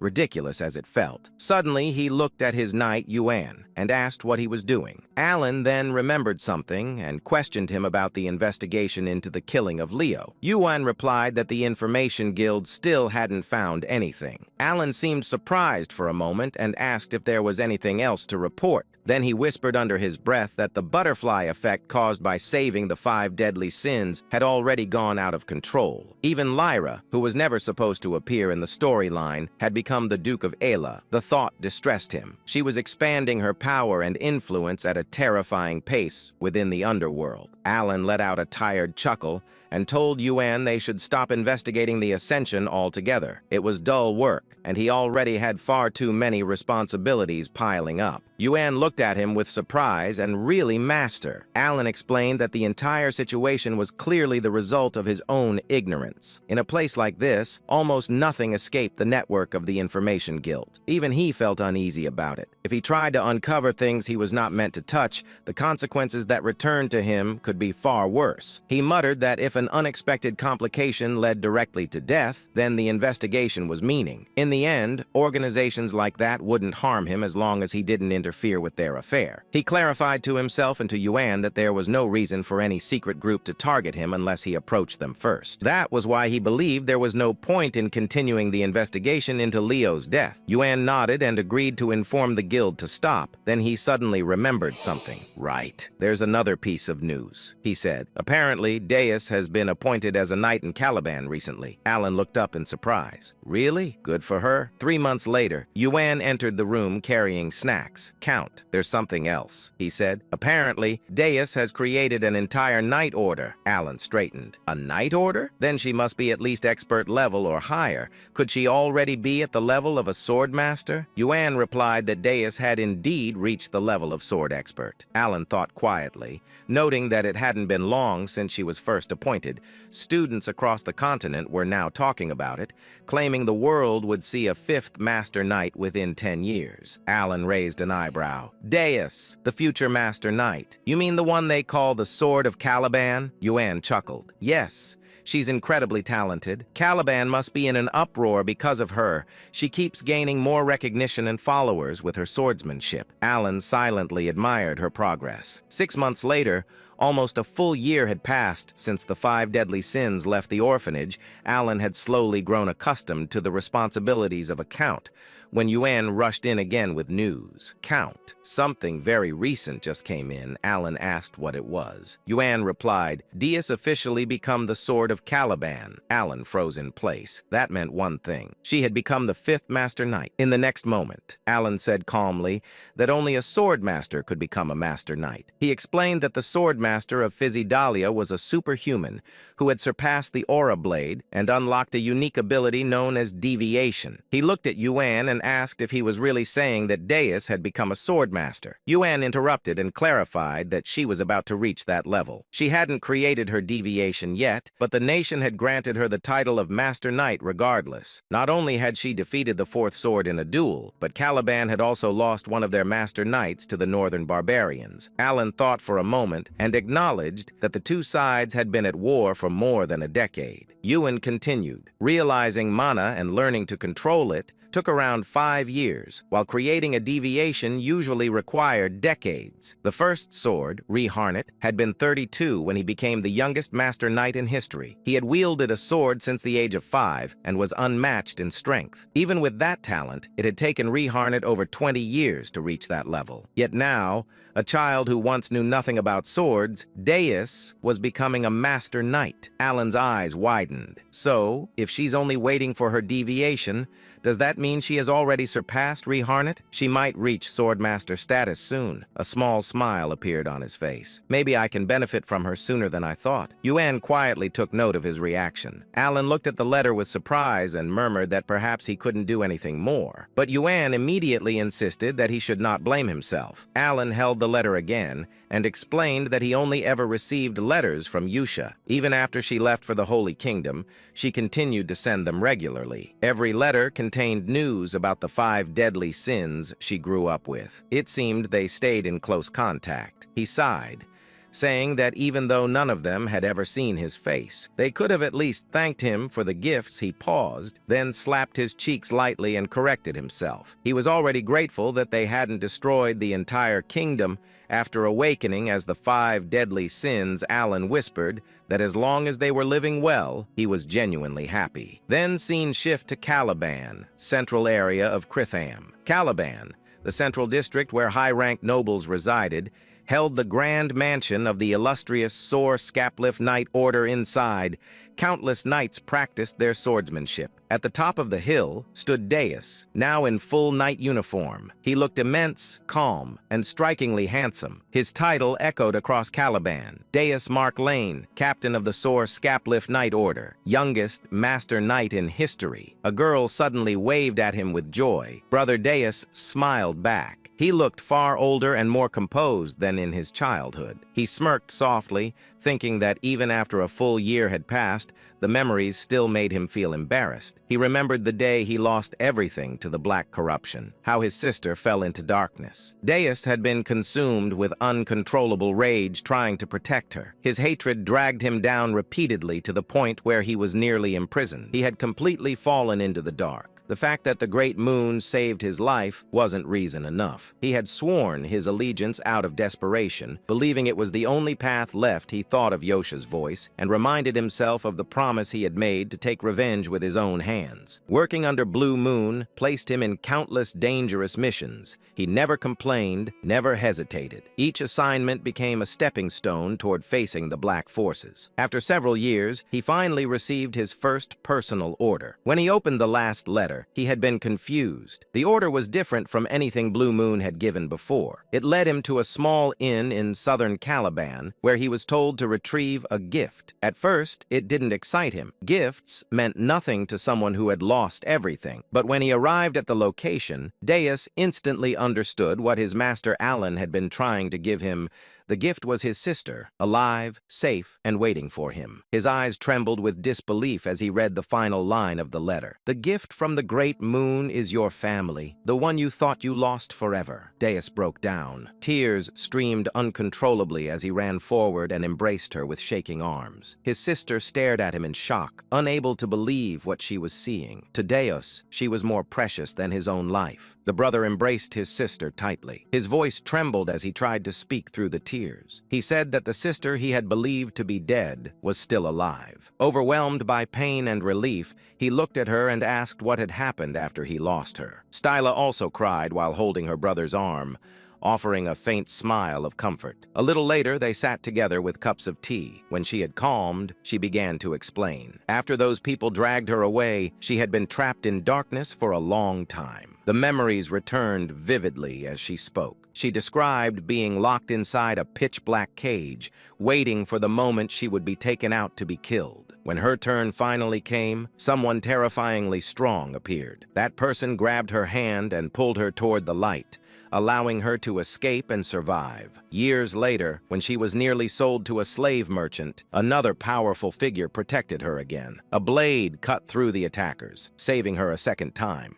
That person was Alan's knight, Yuan, who rescued Styla, Dana's sister. Returning to the present, Styla explained that after those events, he had received precious medicine from a sponsor. She confidently repeated his words while holding Alan's letter. She explained that the letter had been handed to him directly, and that Alan continued to send medicine and support without fail. The name written on the letter was Alan Palestonio, and the message stated that Alan had sent everything specifically for Styla, and she added that Alan had instructed him to deliver it personally. By that moment, Deuce understood that the Great Moon had been acting for her sake as well. He already knew how precious she was to him, and she cheerfully said that the great sponsor had helped her more than she could ever express. She felt deeply grateful for everything he had done. Alan had supported them through his Knight Yuan because he wished to keep his true identity hidden. Dus, however, was stunned. Shock spread across his face as he whispered that the Great Moon had been protecting her under his own name. He could not understand how the Great Moon even knew about their situation. He stated that he had never spoken about his family to anyone, everyone. Only Yosha had noticed the black lamp that once targeted him. He grew serious, gripping his own shoulders as he asked himself how the Great Moon knew everything. Everyone recognized the Great Moon as the unparalleled prodigy behind countless stories, someone who seemed aware of every hidden truth. At the same time, memories flickered inside Deuce's mind. Moments connected to Yusa. Confusion and disbelief pulled at him like threads snapping together into a single picture.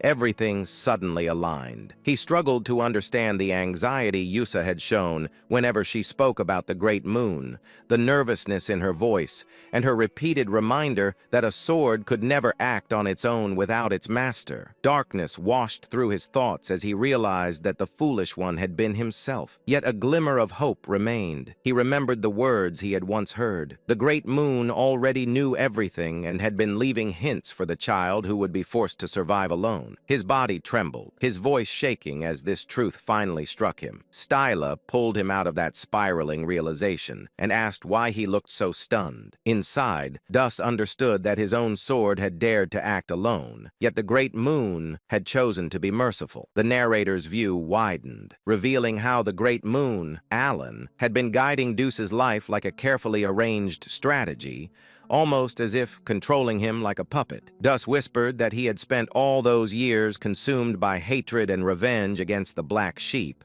never realizing the truth behind everything. Donis looked at his sister. Her cheerful expression carried the brightness of someone who had emerged from a long, terrifying darkness. She had survived, saved the Great Moon, and protected their family. To him, that survival felt like a gift beyond measure. His thoughts twisted again as Yusa's words echoed in his mind. She had always told him that one day he would understand why she followed the man who was truly terrifying, the Great Moon. Donis realized she had never been a fanatic, nor someone who clung to blind trust. She had earned Caliban and become a knight through her own will, and yet she prayed to Alan as if he were a god. Now Vanuz finally understood why. Determination tightened his expression. He declared that his mission was to reach the pinnacle of Caliban, to stand as a master knight, and to create a personal knight order composed of the finest swordsmen devoted to the Great Moon. He also understood why Yusa always said that Alan was her god and lifesaver.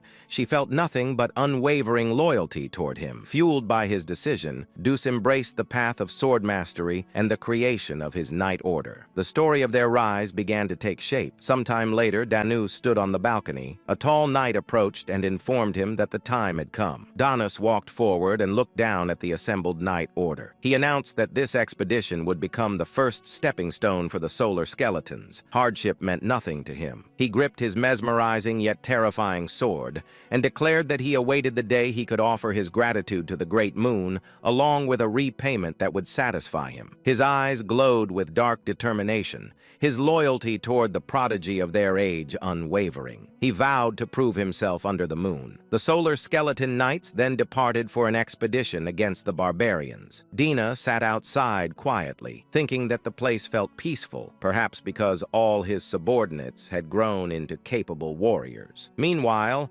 Alan examined his book and muttered that everyone had flown away from him and he no longer wanted more information for now. His life felt increasingly chaotic, yet he reminded himself to focus. He joked about needing to stop writing in cursive and promised himself he would write more clearly. After returning from the labyrinth, he shifted his attention to researching the phrases he had encountered. Alan let out a quiet chuckle, satisfied that his reports were finally complete. As he leaned back, he reviewed the concepts he had been analyzing: reinforcement of magical imprint and the behavior of refraction within spells. He noted that refraction strengthened the imperfections inside a completed spell, allowing its rage to expand outward, while repulsion distorted the structure and influenced the transition of a fired projectile. The phenomenon still amazed him. With the universe law in his hands, his ability to manipulate the very rules that governed reality, he could alter alter magic beyond its original limits. According to his observations, blue light reinforced parallel magic, such as electrical attacks. He developed a theory that lines of diffraction allowed penetration, which created a critical effect upon impact. When he struck the golem earlier,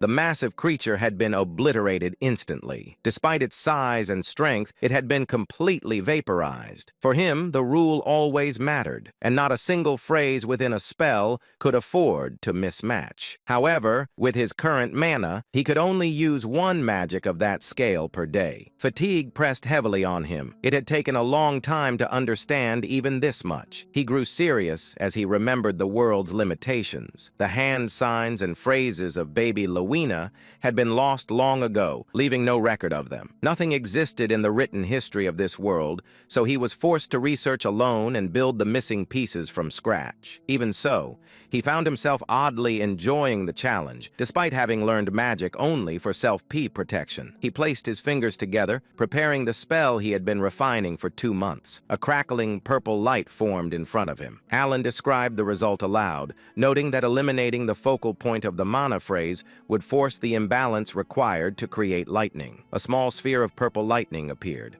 Alan called it a weak and limited form, merely a fluxation spell. Yet the moment he finished the chant, a wave of thunder rippled from it, completing the structure. He continued chanting again. Compression. The condensed magic cannon tightened as the phrases broke down and reshaped themselves. At the final instant, he completed the last hand sign, triggering the purpose built into the spell. A violent thunder cannon erupted upward, blasting into the sky. Massive energy flooded the area, shaking the ground as bright blue lightning washed across the field like a roaring tide. Alan stood frozen, unable to believe the force that had been released. The order of the spell phrases had mattered more than anything. When he had attempted to use breakdown first, the spell failed instantly. But now, a voice echoed behind him. Impossible. Alan turned sharply. Shock stiffened his expression when he saw the figure standing there. Kalia, the red-haired woman, villain of her kingdom, murderer of her father, and the one who had always wanted to turn Alan into her puppet, stood with her butler. Her eyes were fixed on the remnants of lightning still flickering in the air. The butler's eyes widened. Origin magic. Using origin magic means he stands at the caliber of a 7th circle mage. Alan stiffened again, stunned by the term origin circle. He had never heard his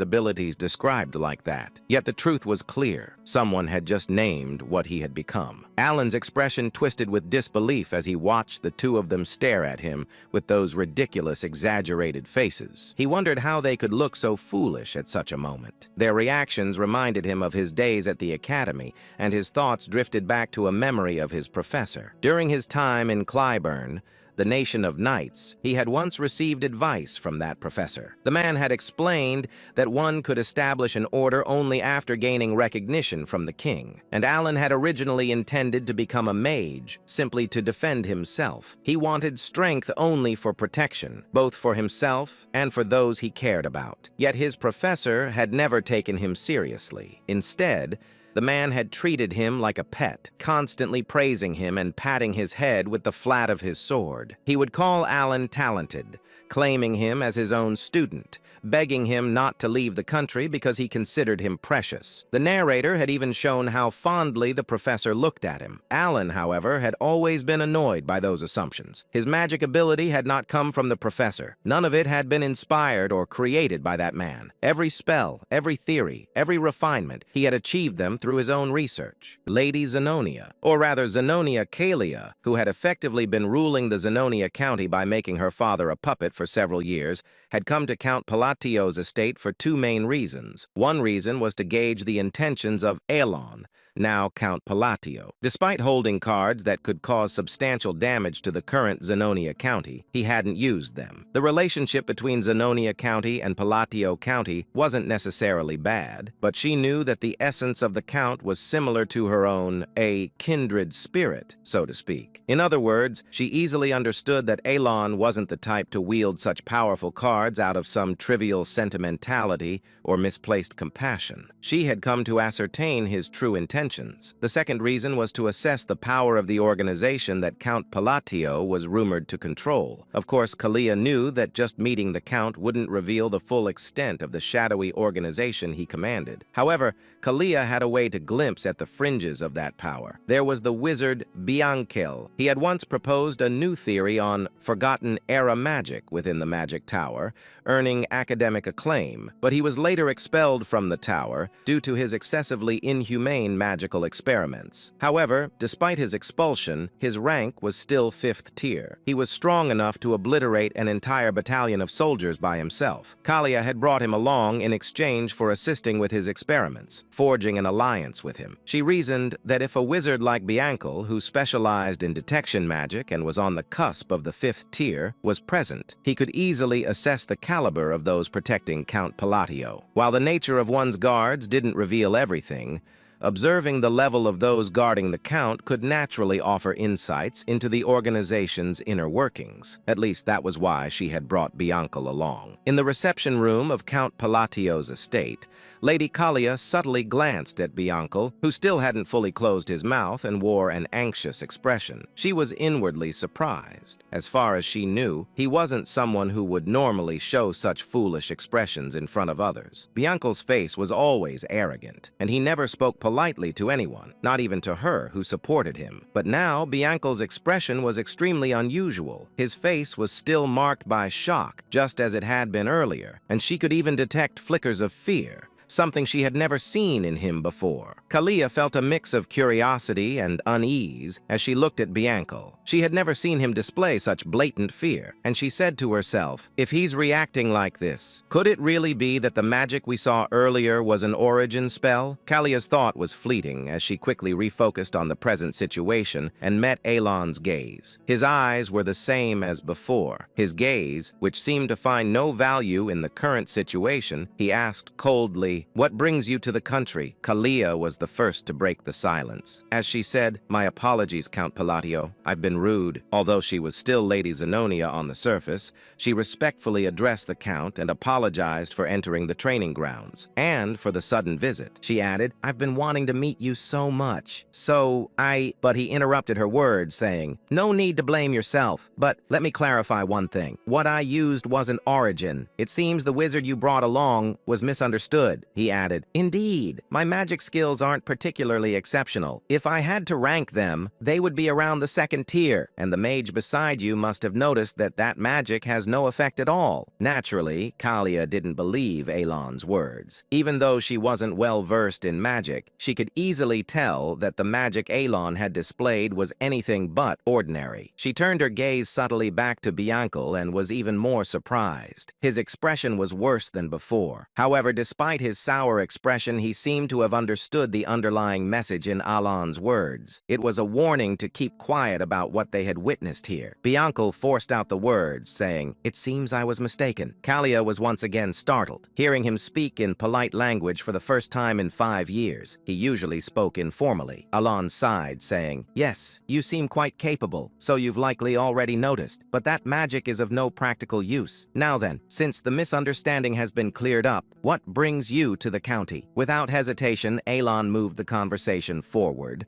prompting Kalia to quickly collect herself and said, it wasn't anything special. I happened to be in the area for some business and thought of you, so I decided to stop by briefly. Alon inquired, is that so? She replied, yes. After pondering for a moment, Alon said, unfortunately, I'm quite busy and won't be able to chat for long. She stooped ready to leave and said, that's fine. I only stopped by briefly. I just wanted to pay my respects. But Alon spoke with an indifferent expression, saying, if you're in need of conversation, it might be a good idea to visit the Duke of Altia. I think the two of you would get along quite well. Lady Zenonia smiled and replied politely, if you say so, I'll consider visiting the Duke. However, her mouth was dry. Watching as Lady Zenonia's carriage gradually disappeared into the distance, Evan asked, why would Lady Zenonia from that notorious family in the West visit you? Alon answered, how would I know? Evan looked puzzled, but Alon genuinely had nothing more to say this time. He couldn't guess why Kalia had come either, and he said to himself, it's annoying that I showed her my magic. And let's just hope rumors about me using origin don't start spreading. In this world, rumors carried more power than one might think. If a rumor spread that Alon could use origin, a spell only supreme wizards in this world could cast, it might seem advantageous at first glance, but it would actually be a major headache. In this dark fantasy world, it wasn't hard to find madmen who couldn't resist picking fights with anyone strong. He thought that there was no way Lady Zenonia would actually seek out the Duke. Even so, the reason he introduced her to the Duke of Altia was more about sending a message that he had no interest in associating with her. With that thought, Alon ended his musings about Kalia. Meanwhile, inside the carriage, Kalia asked, "Was the magic Count Palatio really used origin?" Unlike his usual immediate responses, Bianca remained silent. Just as Kalia was about to speak again, Bianca finally spoke, saying, "It wasn't origin." She asked, "It wasn't origin? Then what was that earlier display?" As Kalia questioned him, clearly not understanding, Bianca trembled in fear and began to explain, saying, "Origin is the endpoint of all wizards. A canvas of sorts. It is a canvas allowed only to those who have established magic as a truth, where they can draw their own unique laws. Magic that possesses its own unique arrangements and manifestation formulas, painted onto an unchanging canvas. This is what we call origin. However," he swallowed and continued, "Count Palatio's magic was different. It wasn't drawing on a canvas. To be more precise, his magic was akin to tearing the canvas apart." Bianca explained further, saying, "In other words, he was twisting the truth that should remain unchangeable. Although I only saw it for a fleeting moment, since I was using the observation eye at your request, I saw it clearly." Bianca muttered, "Fixing lightning that shouldn't stop, twisting the laws to collapse the spell that had been manifested, and yet still managing to manifest it flawlessly. It was an unbelievable miracle, and behind it," he stopped speaking abruptly. The image of Count Palladio from earlier flashed in his mind. At the moment when he displayed that incredible magic, his eyes had revealed a talent that could only be attained upon reaching the 6th tier, even if acquired later in life. A talent that Bianca had only barely glimpsed after reaching the peak of the 5th tier due to his own latent talent. Eyes that could perceive the world itself. It was an eye, a pair of jet black and red eyes, with 2 crimson rings encircling the pupils. Those eyes had appeared when the Count used his magic. Recalling this, Bianca could not hide the fear that filled his own eyes. If it was what he thought it was, the Count had accessed the power of a forgotten ancient god when he used that magic. But Bianca cut off his own thoughts, even using magic to force himself to stop thinking. Having delved into ancient knowledge, he was well aware of how dangerous it was to try to infer the truth behind such things through further thought. And he added, "Let me give you one piece of advice. Never make an enemy of him. Do not oppose Count Palatio. That's all the advice I can give." Having said that much, Bianca fell silent. Lady Zenonia also kept her silence. At the same time, Kalia naturally recalled Alon's expressionless face and his calm gaze as he had looked at her. Without realizing it, she let out a self-deprecating smile, because through Bianca's words, she had realized something. There was no point in trying to understand Count Palatio's intentions from the start, and she had also realized that she had already become nothing more than a pawn on his chessboard. And then, about 5 months later, 2 years had passed since the children had been sent off on their individual paths. Inside his office, Alan asked calmly, "Any new information? Preferably news about that kid?" Evan shook his head, saying, "Nothing about the children, Count, but there is something else." Alan glanced up, uninterested at first. Evan continued, giving news that struck like lightning. "Zenonia County and Altia Duchy have formed an alliance." Alan froze, inquiring, "What the hell did you just say? The 2 pillars of the underworld have united." Evan confirmed, saying, "On the surface, it appears harmless, but in the underworld, the alliance is confirmed." Alan dragged a hand down his face in pure frustration, saying to himself, "I went through all that effort, raising those little sinners, and now the world gives me a shadow alliance instead. Is the Astria Kingdom going to collapse next?" Exhaustion washed over him. A creeping fear followed, and he said, "No way she didn't. Kalia didn't actually take my words seriously that day, right?" He remembered his cold suggestion. Visit Duke Altia. He certainly certainly hadn't meant form an alliance with him. He slapped his forehead again, saying, "Come on, it has to be temporary. With Kalia's personality, cold, arrogant, hostile, it's impossible, but I should prepare." He picked up his pen to write a letter. "Kalia, if I came off blunt, if I sounded cold, I was not intending to insult you." He stared at the line. This doesn't sound like an excuse at all. Still, he folded the letter and handed it to Evan, saying, "I'm leaving this to you." Evan nodded, saying, "I'll deliver the message to Lady Zenonia through the Machinery Guild. I'll continue searching for the children as well." Alan sank back, scanning several reports, and he said to himself, "I wonder what Randan and Seol Rang are doing now? Even Utia." His eyes landed on a blood-stained letter the two had sent after reaching their destination, and he said, "Seol Rang wouldn't have died, right?" The thought was dark, but it slipped out. He continued reading. If they followed the instructions and found the gift, they should have gained their warrior symbol, maybe even escaped Baba Yaga by accident. Alan reviewed the note describing the ability of the gold mana beast's hand glove, the treasure he had given Siren. That girl received something valuable. She wasn't born with the sin of pride. She could have become a strong warrior instead of a fallen sinner. He sighed, saying it was right there in the item description. If I had told her about the treasure's hidden value, she could have sold it or used it for funding. With her talent, she could have made a living anywhere. His gaze drifted toward the balcony and the stretching horizon beyond. He murmured, "After all, this land is a place where anyone can seize the world through strength." Night draped the desert colony in a quiet, shimmering glow. Deep inside a hidden cave, Seol Rang stretched her arms with a tired yawn and waved her hand as she walked forward. She murmured cheerfully, "At last, the ordeal is finally over." She lifted the golden hand glove, the treasure Alan, Great Moon, had given her, saying, "Oh, Great Moon, thank you," she whispered, eyes sparkling. "This gift is incredible." Clutching the glove with affection, she thought of the pale, gold, kitten-like spirit that had appeared earlier. She said, "I always believed the essence of the Golden Mane tribe was just some random charm. But what I heard as a child wasn't some fairy tale at all." Memories surfaced. Her mother's gentle voice, the warmth of their old home, her tribe's forgotten pride. "Our Lenjin are descendants of the Golden Mane tribe." Her mother had once told her, "Kings of all beastkin." The essence of the Golden Mane tribe is a high relic passed down for hundreds of years. It grants us power and divine authority. Returning to the present, Seol Rang held her breath, and she found that very essence inside this desert cave. The moment she had put on the golden glove, pain had surged through her entire body, so real, so overwhelming. She had faced trial after trial inside her own consciousness, each challenge tearing at her mind, but she endured. Looking at her hand, she whispered, "One day I nearly died as a test subject, yet the Great Moon saved my life." The memory stung her heart. Abandoned orphan, treated as nothing, but Alan had changed her fate, she said, voice trembling with emotion. "He gave me the power to take revenge on the Black Dragon, the monster who killed my parents." She tightened her fist. Golden aura burst from her palm, flaring across the cave like sunlight tearing through darkness. She added, "I must repay the Great Moon's grace." Energy surged violently from her body,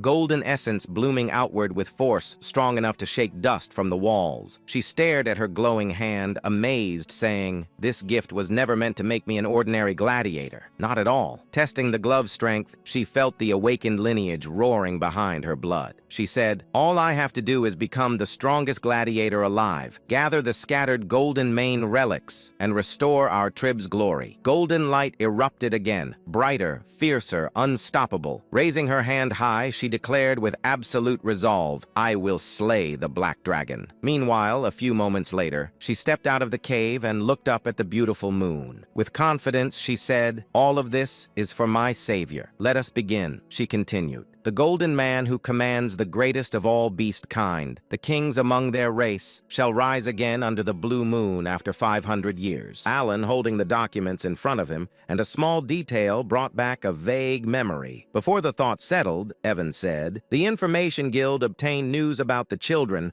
I wanted to tell you back at the training ground, but I forgot." Alan placed the documents down and inquired calmly, "All right, what is it?" Evan continued, saying, "Seoring has been performing very well in the colony. She even earned the golden flesh from the allied group." Alan tensed, asking Golden Flesh. Where did I hear that? I can't remember. Even so, he exhaled lightly and said, I'm glad she's doing fine. Evan nodded. Right. In that land, strength decides everything. Alan asked, what about Radan? I haven't heard from him since he said he was learning how to work in Raxus. He said he was sent there. Evan adjusted the sword on his waist, saying, there is information on him, but they are still verifying its integrity. Alan looked at him and said, I see. By the way, Evan, aren't you supposed to be busy? Evan froze, confusion spreading across his face like a short-circuited machine, saying, my lord, why are you looking at me like that all of a sudden? I did everything you told me. His voice trembled. Alan smiled and said, you need to prepare. It takes at least a month to reach the magic tower. Evan's eyes widened in disbelief, inquiring, what? The magic tower? I've never even heard about that. Shock hit him like thunder striking his head. Alan replied casually, easy. Oh, did I not mention it before? Evan let out a breath, saying, I'm used to it, but still a month? It should only take a week to reach the green magic tower, Alan said. We're going to the blue magic tower. Evan blinked, saying, ah, that's near Labyrinth City, so it's quite far. Then Evan straightened his posture, saying, I will start preparing immediately, my lord. Alan nodded. Sometime later, Alan collapsed onto the sofa and slumped like an old man. Exhaustion weighed on him,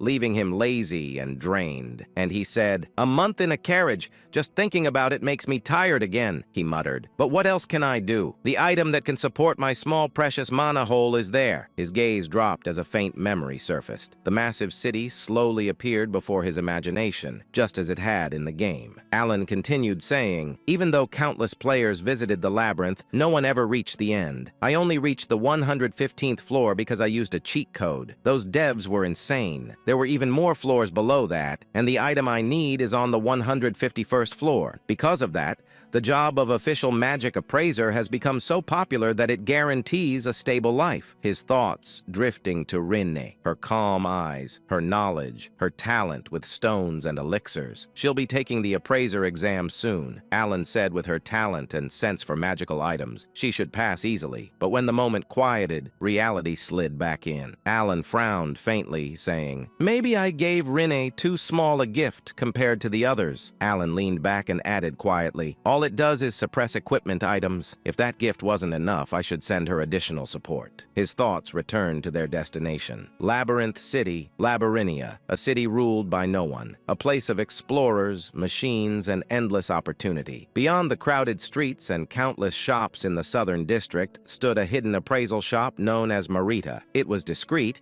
but its reputation had grown among nobles and A-rank explorers because of its rare specialized service. The scene shifted inside Merd. A man stood frozen, stunned by what he had just witnessed. An echoing voice reached him from deeper inside the shop. The voice reported, the appraisal is over, my lord. The man gasped. Only then did the truth settle. The masked girl standing before the man was Rinne. She had concealed her identity flawlessly. She held an object between her hands. She explained, this device ignites flame with mana, demonstrating it with quiet confidence. The lord nodded. Thank you as always. Let me see. The lord carefully examined the lamp in his hand. He murmured, it's a relic that can be imprinted. What is the imprinted ability? Rin answered with calm confidence, saying, a small amount of mana will keep the flame burning for at least an hour. The Lord smiled and said, its efficiency has improved drastically. Very good. He genuinely appreciated Rena's precision and intelligence. She replied, thank you as always. Silence settled inside the shop. Rana removed her mask, her expression softening for a moment until her gaze shifted to another item on the table. She picked it up gently. She said, this item can also be imprinted. In fact, this shop had become famous because of its extraordinary imprinted abilities,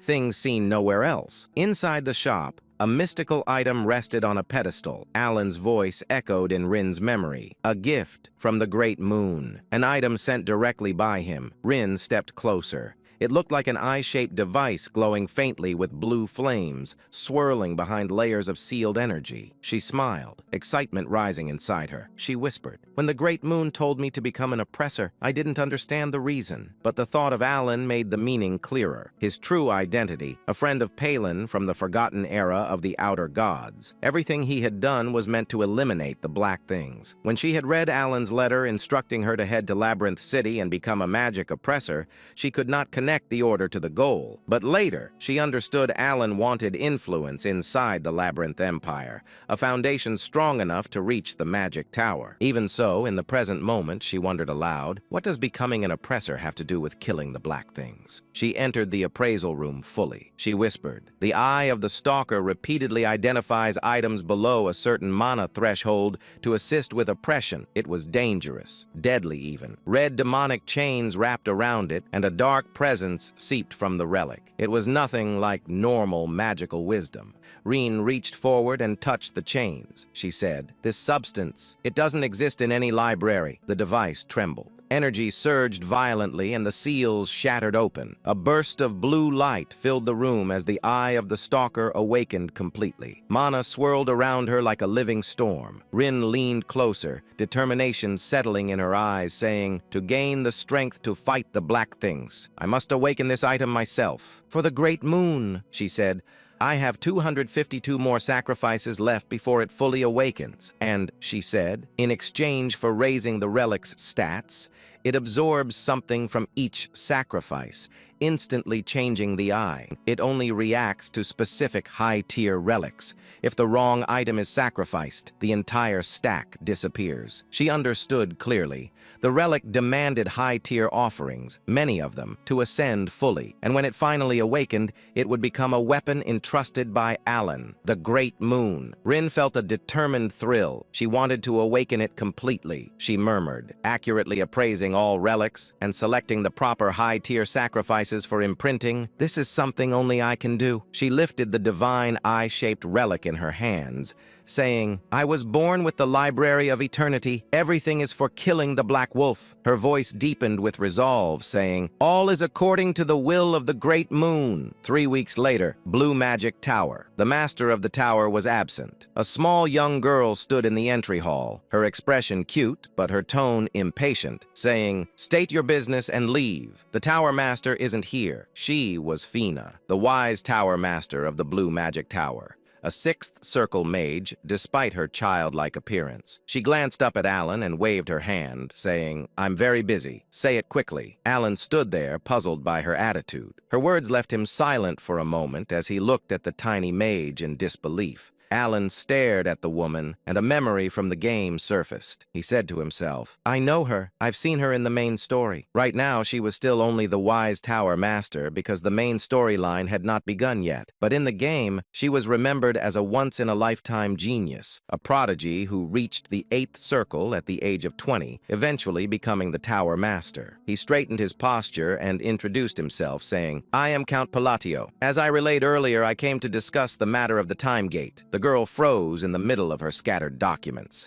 Papers slid across the desk as she frantically searched between stacks. She muttered, shuffling everything around, all right, I need the right document for that. Where is it?" "So, what did you say? You can eliminate the time gate? Wait, where is that file? I really need to find it." Alan kept his composure and explained the time gate, saying, "It's cracking. It connects to a mysterious subspace that appears in areas where magic is frequently used. It creates a monolith that causes significant damage. Demons and disasters appear because of it." The girl activated her detection spell. Her eyes glimmered as she scanned him. She scoffed. "With such a low-level talent? What are you planning to do?" She waved her hand dismissively, saying, "Whatever, just leave." Alan froze and said to himself, "This is not how it's supposed to go." He needed her cooperation. He said, trying to remain steady, "I need an answer." But she squeezed her eyes shut in irritation, saying, "You want to eliminate the time gate and take the treasure? Of course you do. Everyone says that." She slammed her hand on the desk, her voice rising, inquiring, "Do you have any idea how many people come here every single day with the same story?" Alan felt wronged. He forced his frustration down and said, "I am speaking the truth. Guide me to the time gate, and I will prove it." And he asked himself, why won't she believe me? Why is she so? His thought cut off as he watched her glare back at him, clearly unconvinced. The Vice Tower leader clicked her tongue. She said sharply, "Listen, I get that you need something huge to change the public's opinion. People are starting to discover that the only reason you became Count was because you got lucky when your siblings died." A violent wave of mana burst from her,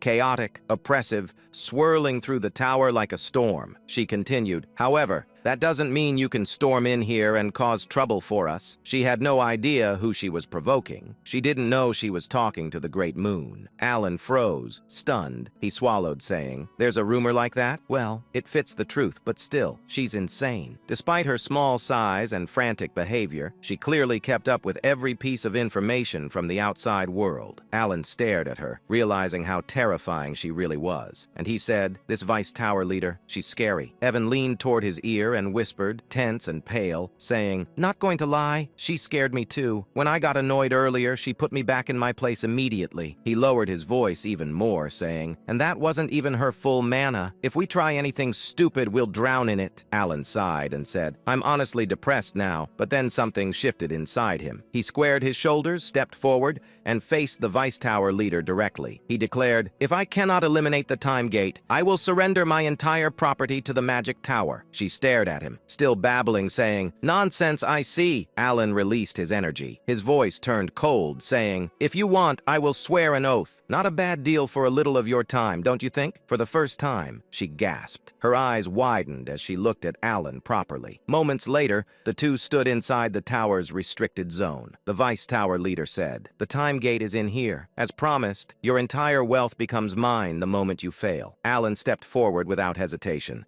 saying, "That won't happen. Just watch what I do inside." The Vice Tower leader looked at Alan with sharp, narrowed eyes. She said, "Perfect timing. I was wondering whether you were the true mastermind of your country, or just an incompetent man who got lucky. Now I really want to see what you came here to do, and what kind of mess you're planning to create. If you fail this task, all your wealth becomes mine." She let out a low, evil chuckle. She said to himself, after listening to him for a while, "I'm convinced he's closer to the latter." Her gaze swept over Alan from head to toe, analyzing every detail with cold precision. She said, "Unlike that inhuman atmosphere around you, you only have a small mana hole and barely above-average sensing ability. You're stuck at the very edge of the second circle." And she inquired, "What exactly are you going to do with such pathetic magic?" "You're completely useless." A box appeared before them containing the distorted fragment of the Time Gate. The truth was simple. There was barely any need to close it. In 3 months, the gate would naturally collapse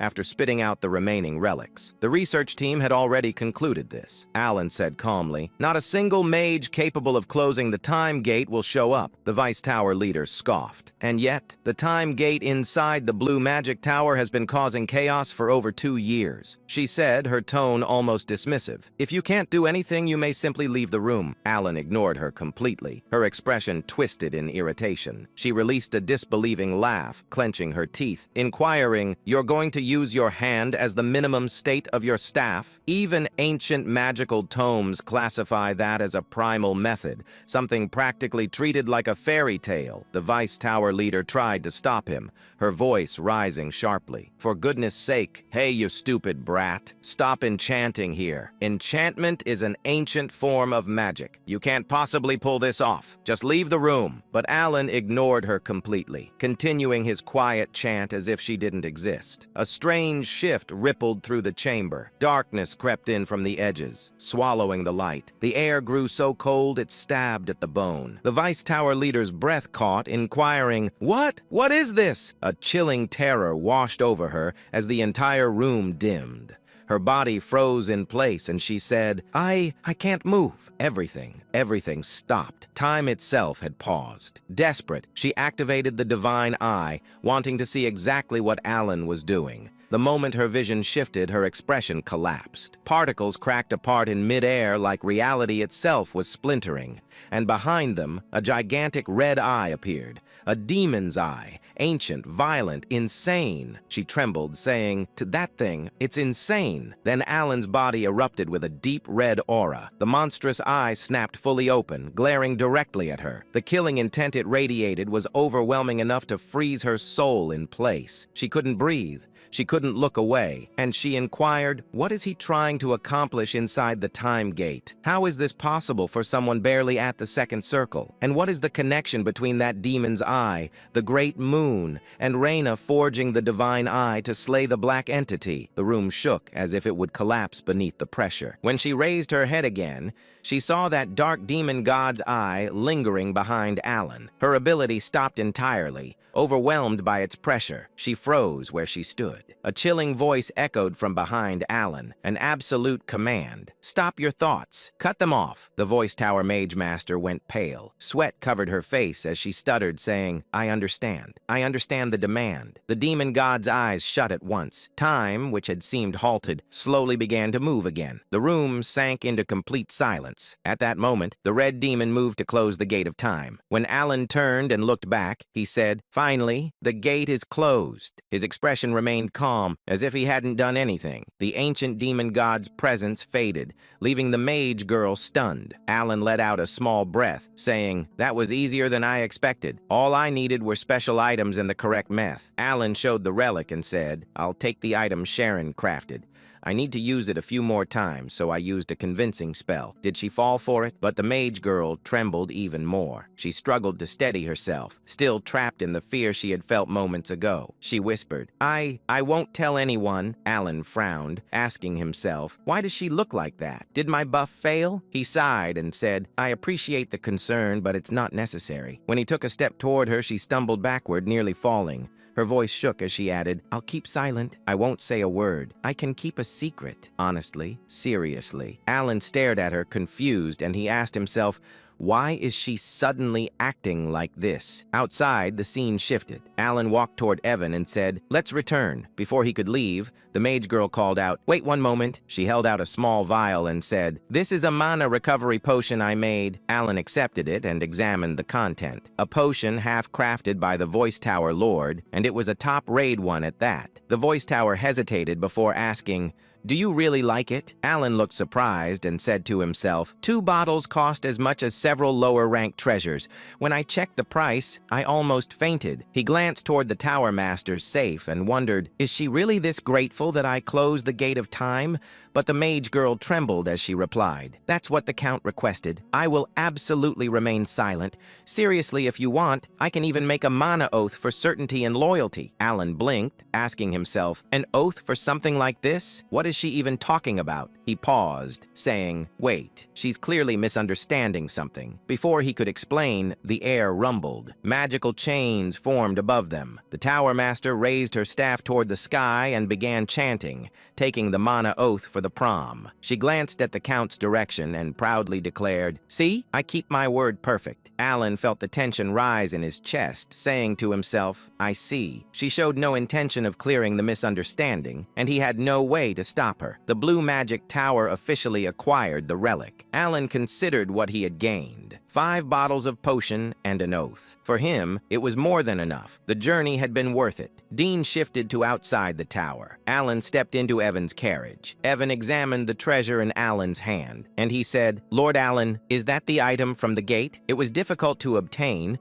but it looks more primitive than I expected. Does its performance match its reputation?" Alan fastened the treasure to his wrist and said, "Either way, this is something I absolutely needed." He focused on the bracelet seal of the Unholy One, and he said to himself, "I'm glad I secured it." The chain embedded in the bracelet absorbed mana from the air, and the stone embedded within it glowed faint. Alan murmured, "It's working." Its storage capacity wasn't large, but it was more than enough for him. His mana hollowed out quickly, and he slumped back with a quiet sigh, saying, "A body with less mana than a support tool." He reminded himself softly, "My goal is magical research and self-preservation, not fighting. That's enough." Evan tilted his head, unsure why Alan looked so exhausted. Alan breathed out and muttered, "By the way, what exactly did she misunderstand?" He thought of the Voice Tower Master. Her sudden politeness felt unnatural. When he left, she had even said, "I know you're exactly like a second circle wizard," which left him stunned.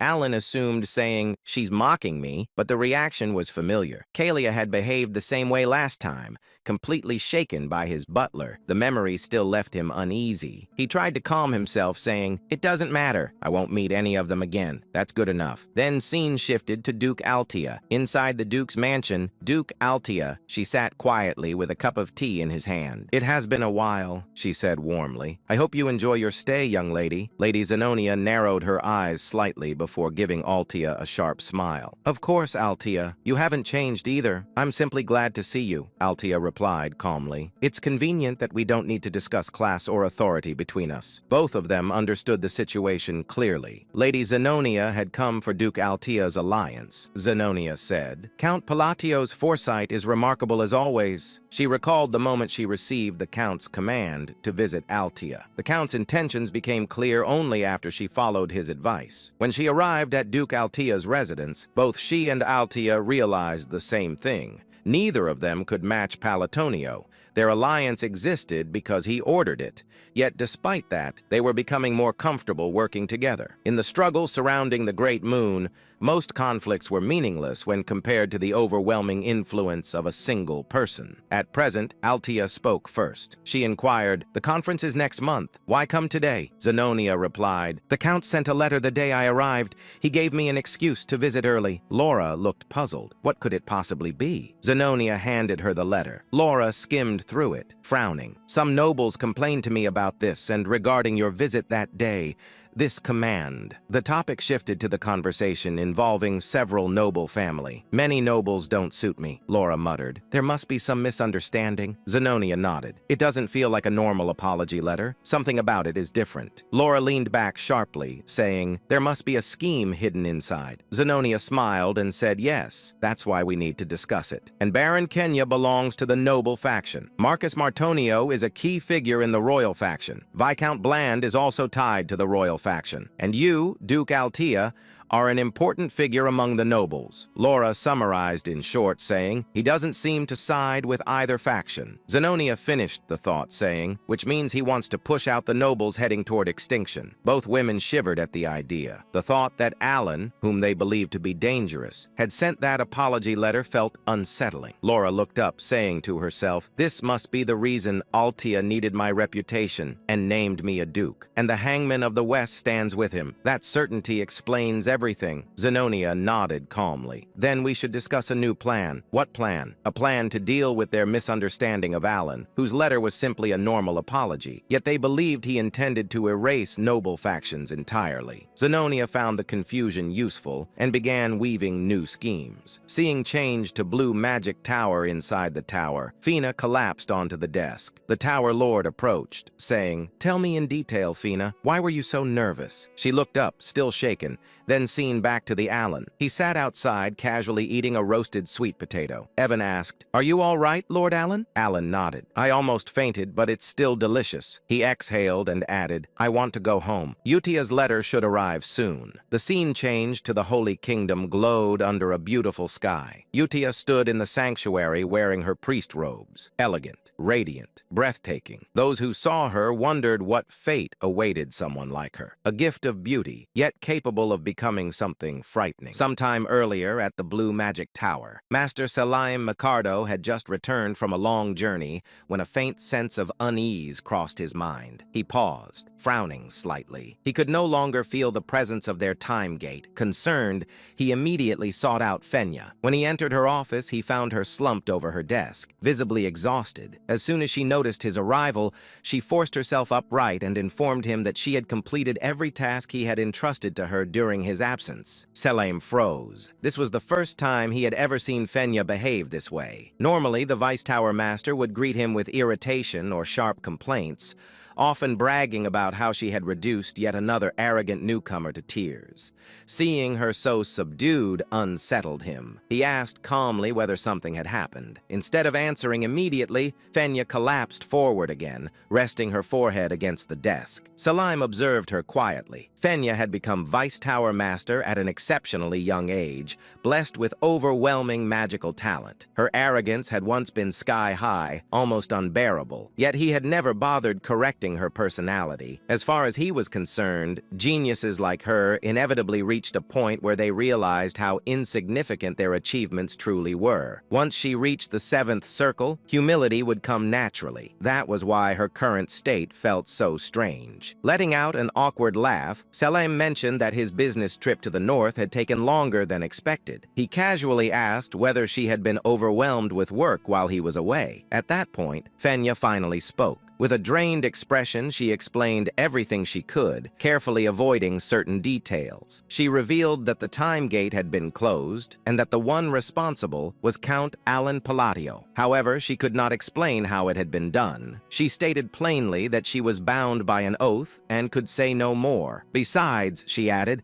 there truly wasn't much she could explain in detail anyway. Selim tapped his temple lightly, thinking, what kind of phenomenon could leave Fenya, someone normally bursting with pride, this subdued? Was it some incomprehensible form of magic? Or perhaps something even closer to origin magic itself? As he gently placed a hand on Fenea's head, she did not swat it away, too exhausted and shaken to react. That alone told him how deeply the experience had affected her. With a faint smile, Selim leaned back. He thought quietly. Count Alan Palatio of the Asteria Kingdom. That man is far more interesting than I expected. The scene shifted to Alan Palacio's residence. It had been a full month since Alan's return from the Blue Magic Tower. Since obtaining the Mark of the Corrupted, he had devoted himself almost entirely to research, specifically to the study of phases and their application within structured magical arrays. As Alan continued writing, he paused. He realized he had uncovered a new rule governing phase usage. There seemed to be a connection between where a phase was placed and how it functioned, but the exact relationship still eluded him. At that moment, footsteps sounded behind him. Alan turned momentarily startled to see Evan, his knight, standing at the entrance. Evan stared at the surroundings in disbelief. The fractured ground, the scorched earth, and the massive crater left behind by Alan's experiments. He muttered in awe that Count Alan's magic seemed to grow stronger every time he witnessed it. Alan let out a quiet sigh and asked casually whether that was really the case. Evan nodded, stating that it no longer felt like second circle magic at all. Compared to a few months ago,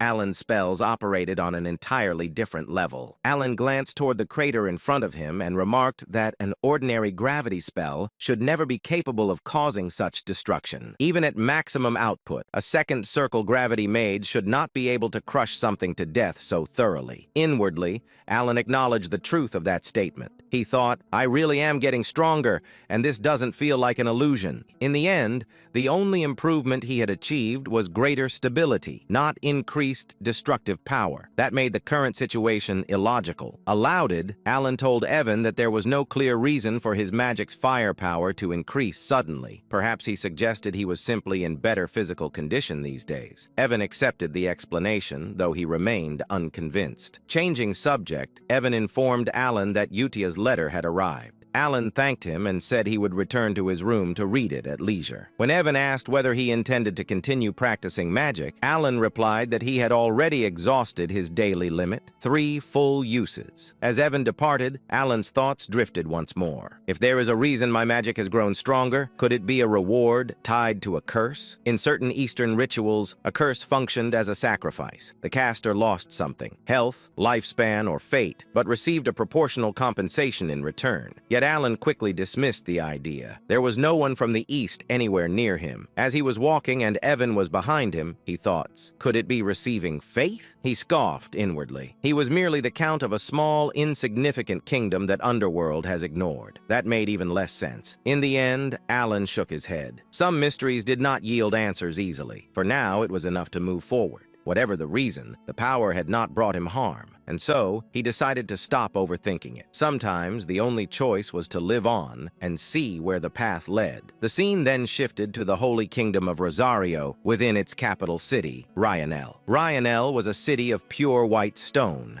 a sacred land where people worshipped the goddess of the moon and peace. The air itself felt solemn and tranquil, as if faith permeated every breath. Inside the Eastern Prayer Hall, Utia stood silently before a massive statue of the goddess. Moonlight filtered through the high windows, bathing her figure in a gentle glow as she prayed. Footsteps echoed softly behind her. A holy knight approached and greeted her respectfully, addressing her as sister. Utia turned to face him. Her presence was calm yet overwhelming, graceful, dignified, and strikingly beautiful. With a gentle smile, she asked whether Sir Locke had well. Locke stiffened slightly. Though Utia did not wear the sash of Holy Grace and held no official rank equal to a paladin, he knew instinctively that she stood far above him. Without hesitation, he bowed deeply in respect. He reported that their recent mission had been successful. Thanks to her guidance, they had managed to save 8 children and 25 villagers from a remote settlement in the eastern region. Utia immediately dismissed the praise, stating that the credit belonged to Locke alone, as he was the one who had carried out the deeds. Locke shook his head and spoke earnestly. He said that she was the one who had taught him everything, who had guided him when he was ignorant and lost. For that, he would always be grateful. His thoughts drifted back to the past. For nearly 20 years, Locke had lived in despair, unable to sense divine power. And no matter how fervently he prayed, he had stood on the verge of giving up entirely when someone had approached him and asked whether there was something he desired with all his heart. That person had been Utia. With her calm expression and crimson eyes, she had told him to place his faith in the moon. Confused and desperate, Locke had asked what the moon truly was. Utia had only replied that he would understand once he tried. Clinging to that faint hope, he had prayed to the moon for several days, just as she instructed. Then, impossibly, a miracle occurred. He awakened to divine power, finally able to wield it as others did. The joy had been overwhelming, yet along with that joy came doubt. He feared he had committed heresy by placing his faith in the moon rather than directly in goddess Chironia. However, the divine artifacts bestowed in the goddess's name still responded to him, glowing brilliantly in his hands. That alone proved his power was genuine. One day, he had asked Utia why she had guided him toward the moon instead of the goddess herself. Utia had smiled softly and explained that faith was an invisible belief,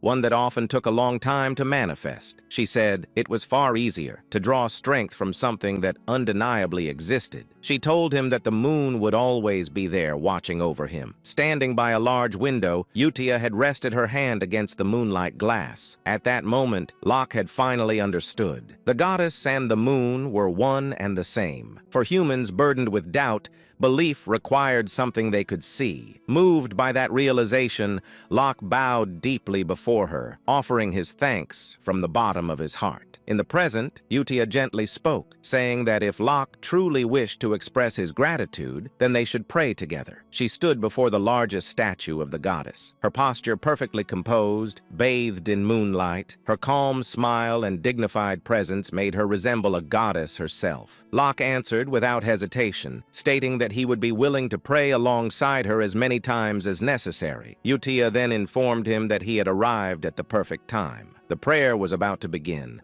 and many believers had already gathered inside. As the massive doors of the prayer hall were opened, a vast crowd came into view. Countless worshippers filled the hall, their heads bowed in reverence as a solemn atmosphere settled over the space. Utia walked forward toward the elevated stage, while Locke took his place before it among the faithful. Stepping onto the stage, she activated a ceremonial instrument. Raising her hand toward the gathered crowd, she addressed them with a serene voice. She announced that the prayer to the great moon would now begin. At that moment, she stood not merely as an individual, but as Utia, a sister of the Holy Kingdom of Rosario, guiding the faith of all who stood before. The scene shifted to Alan Palacio's office, where silence hung heavily in the air. Alan sat behind his desk, holding a letter in his hands. It was one he had already read more than once. The letter was from Utia. As Alan reread its contents, he realized once again that there was nothing extraordinary written inside. It spoke only of her daily life. When he finished, Alan released a slow sigh. Nothing special had happened. That meant she was living well. He lowered his head and rested his forehead against the desk, the letter still in his grasp. To him, this was proof that the children were safe, living normal lives, exactly as he had intended. And yet, a faint sense of loneliness crept into his heart. Of the 5 children he had raised and guided away from becoming embodiment of sin, only Utia continued to send him letters. The others remained silent. From their perspective, it was understandable. To them, Alan was merely someone from the past, a man they had barely known, someone who had intervened briefly and then disappeared. He reasoned that this was fine. His purpose had never been to be remembered or thanked. His goal had been fulfilled the moment they chose paths that would not lead to the world's destruction. There was no reason for him to feel sad. Ellen repeated that thought to himself, trying to accept it. Still, exhaustion showed on his face. Despite her own busy life, Utia continued to write regularly. Half of him felt comforted by that fact. The other half felt a quiet ache he refused to acknowledge. At that moment, a voice spoke from within the room. Evan asked whether Alan was busy. Startled, Alan lifted his head abruptly, having failed to notice Evan's presence. He remarked that Evan had frightened him and questioned whether he was still there. Evan responded calmly, explaining that he had remained because new intelligence had arrived from the Information Guild. That immediately drew Alan's attention. He asked Evan to report. Evan informed him that the information concerned one of the children. Alan told him to continue. Evan then stated that the report was about Radan, the child Alan had asked about previously. Evan reported that, according to confirmed intelligence, Radan had become a pirate. Alan was visibly taken back. He repeated the word internally, disbelief filling his thoughts. Piracy was synonymous with lawlessness, bloodshed, and cruelty, far removed from the life Alan had envisioned for the child. Suppressing his reaction, Alan demanded a full explanation. Evan continued his report without pause, clearly prepared for the weight of what he was about to reveal. He informed Alan that among all the circulating rumors, the most prominent ones concerned Seolang and Deus. At the mention of Seolang's name, Alan's attention sharpened. Evan explained that Seolang had already achieved a 32 consecutive win streak in official combat matches. Out of the 100 victories required for qualification, she had reached nearly 1/3 of the threshold needed to earn the title of Baba Yaga. The moment Alan processed the number, his expression changed. 32. He stopped Evan mid-sentence and asked who currently held the longest win streak. Before Evan could fully answer, Alan himself recalled the name and spoke it aloud. The Lion King, the warrior known for holding a 41 win streak. Evan confirmed that Alan was correct. Alan leaned back slightly. In the game, the Lion King had been an overwhelmingly powerful character, someone who had briefly joined the player's party and dominated battlefields with brute force alone. He was not merely strong, he was a symbol of supremacy. The colony's military balance depended on individuals like him, and yet Seolang was approaching that level. Alan felt disbelief creep in internally. He muttered that Seolang was on the verge of surpassing even the strongest pillar of the colony. The realization carried both pride and unease. Kid guided her so she would not become a calamity, but her growth was now brushing against the realm of monsters. Evan then shifted to the next report. He informed Alan about Deus. According to the intelligence, Deus had personally executed one of the 8 barbarian chiefs, Kurga of the Snowfield. At that name, Alan's expression stiffened. Evan added that Kurga had been the leader of a barbarian faction that practiced grotesque rituals, transforming themselves into monsters through blood sacrifices. He cautiously asked whether Alan was familiar with them. Alan did not answer aloud. Instead, his thoughts returned to the past. He knew them all too well. In the game, the barbarian tribes had been recurring threats. Alan had fought them repeatedly, and eventually he had been the one to eliminate their god, Alterus. He reflected silently that Alterus only manifested after the 5 deadly sins gathered together, which meant one thing. As things stood now, Alterus would not appear. Alan finally spoke, stating calmly that this meant there was no longer any reason to worry about Deus. Evan smiled brightly at that confirmation, and added that Deus was now widely acknowledged as standing on the same level as Reinhardt, the first sword. That comparison made Alan pause. Reinhardt was not a title lightly given. Alan considered inwardly that perhaps it was time for him to meet Deus in person. Evan then proceeded to the 4th report. He informed Alan about Renee. Renee had become an appraiser, a rare specialist capable of analyzing artifacts and engraving them with black runes that significantly enhanced their abilities. Hearing this, Alan was genuinely surprised. He muttered under his breath that he had not even known such a profession existed in this world. The concept intrigued him deeply, but he felt a quiet sense of relief. His expression then shifted abruptly as a realization struck him. He asked Evan what truly mattered, the core of the matter. Did Radan really become a pirate? Evan answered without hesitation. He asked whether Alan was familiar with the 7 archipelagos located off the coast of Rexus City. He explained that these archipelagos were infamous, known as the domain where the greatest pirates of the era gathered. Then he delivered the truth. Radan had become the captain of the first archipelago, the largest and most influential of the seven. The moment Evan finished speaking, Alan reacted as if struck by lightning. He sprang up from his seat so suddenly that he looked like a rag doll pulled by invisible strings.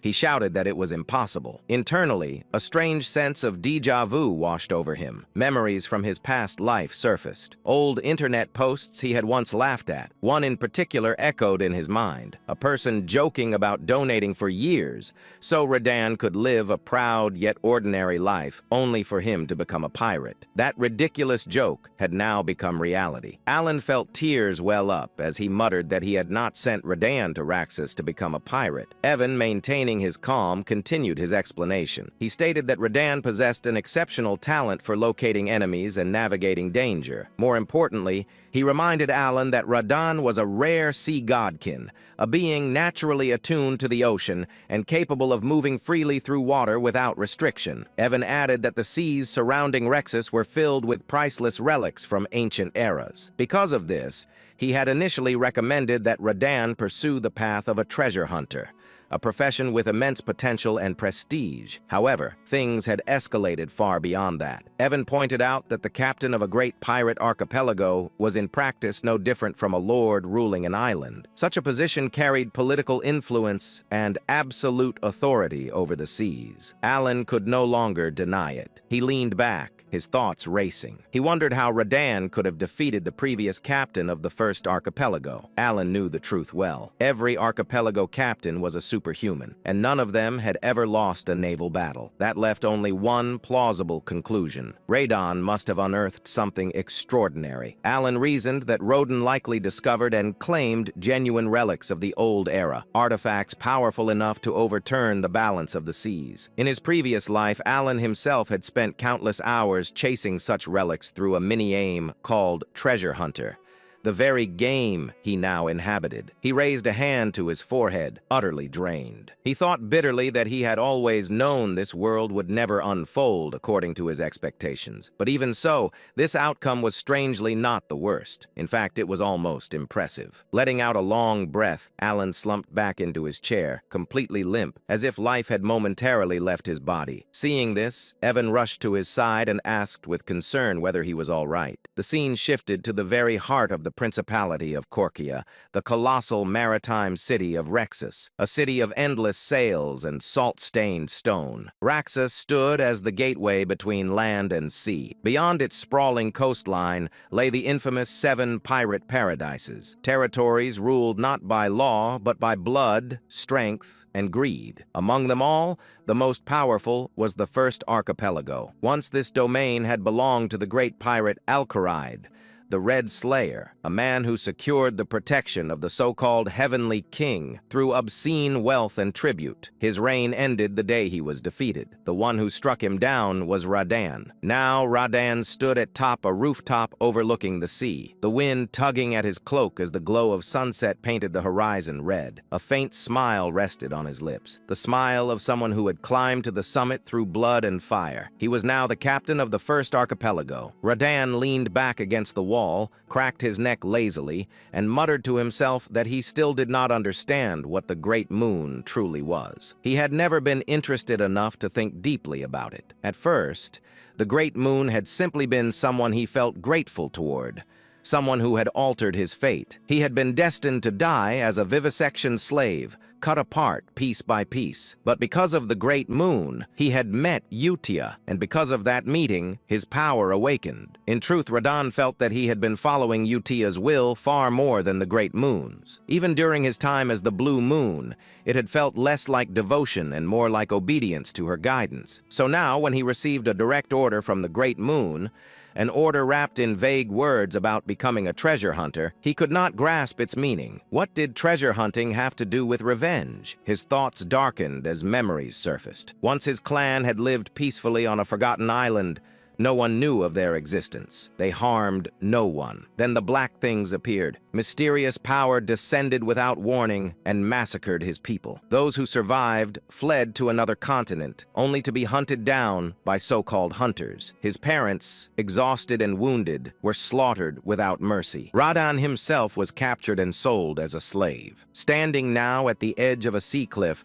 gazing toward a distant city glowing beneath the dying sun, Radan clenched his fists. He did not believe that becoming a treasure hunter or receiving some so-called gift from the Great Moon had anything to do with fulfilling the revenge he had sworn. If anything, he would simply pretend to follow the order, at least for now. As his gaze drifted across the sea, he noticed a large ship in the distance. Laughter echoed from it, fireworks bursting into the sky as celebration filled the air. Radan frowned. Why were they celebrating? Then realization struck him like lightning. That ship belonged to the chosen captain of the 7 archipelagos, the very ones who had once hunted down his parents. One of the voices from the ship rang out proudly, declaring that only those chosen by fate could receive the Heavenly King's protection through wealth. Radan's smile vanished. His expression turned pitch black. So this was it. He had finally found the bastards who murdered his parents, and now they had risen to power. He muttered coldly that the Heavenly King was spreading lies deliberately. Radan knew the truth. The power those captains wielded did not come from wealth or divine favor. It came from a secret ritual, one that required the body parts of sea godkin. Only by sacrificing their flesh could one receive the power of the sea god clad. Every captain of the 7 archipelagos had performed that ritual. As the laughter and fireworks continued, Radan's breathing grew heavy. His eyes trembled with restrained fury. In a low, broken voice, he realized the final truth. Those damned hunters had split his parents' bodies into 7. The moment he realized this, he felt an overwhelming surge of rage, joy, and confusion all at once. Even though Radan had never shared his story after being rescued by the Blue Moon, it seemed as if the Great Moon had orchestrated everything from the very beginning. As if fulfilling a promise, he had given him the opportunity for revenge. However, just because the opportunity for revenge had come, it didn't mean it could be executed immediately. Objectively speaking, Radan was currently no match for the captains who wielded the power of Cleod. Though he was strong, his strength wasn't enough to defeat those who had reached the realm of superhumans. As he began contemplating, it didn't take long for Radan to realize that the answer lay in the gift bestowed upon him by the Great Moon. The gift, known as the Goggles of Amrita, had the ability to illuminate countless relics buried under the sea, making them easier to find. After discovering that some of these relics could compensate for his lack of power compared to the captains of the 7 archipelagos, Radan realized that everything had been planned from the start. At the same time,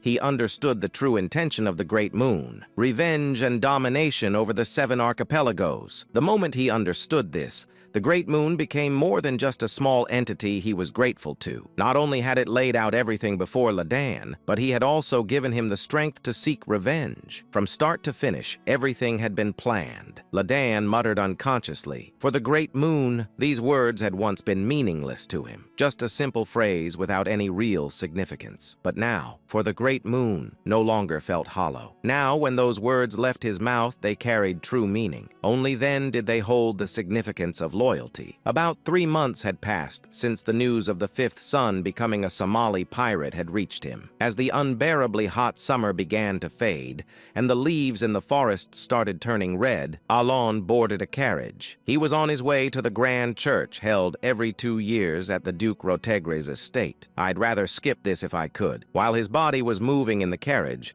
Alon's mind was filled with reluctance. The shadowy reputation of the Count Palatio family had long since faded due to years of inactivity, but what replaced it was mockery, which bothered him. Nevertheless, the reason he went through with it was because all nobles of Astaria were bound by the rule to attend the grand church every 2 years. There was a strange rule that required attendance once every 2 cycles, unless there was an exceptional reason not to. Thus, Alon found himself in the carriage on his way to the grand church, soon to be joined by 2 other nobles. This was a planned arrangement, as mercenaries mercenaries or bandits often targeted nobles during the grand church season, so traveling in larger groups was safer. As nobles, they had enough guards to avoid trouble, but even getting into a fight could cost valuable manpower, so they increased their numbers from the start to avoid any incidents. Through this understanding, Alon naturally traveled with two families from the east, and the day passed without any issues. The problem, however, came that night. One said, "Count Palatio, isn't it a bit much to have only one guard? Is it a financial issue? If you're short on funds, I could offer you some help." Another said, "Ah, it seems you've inherited your title in a rush, and now your finances are in trouble." Alon stared in disbelief at the two nobles who had gone out of their way to openly mock him. Alon already had some understanding of why the nobles blatantly ignored him. It was because all the rumors have finally died down. Until now, the nobles had feared Alon because they believed he was the mastermind behind taking down Avalon, which had controlled the vast underworld of the East alongside Leo. However, the nobles no longer considered Alon to be the mastermind. After he became a count, he had done nothing significant for several years. The Palatio count family, from the time of Alon's grandfather, had always been known as a notorious household that never failed to wield influence in the underworld. The Palatio family had consistently dominated the Eastern underworld,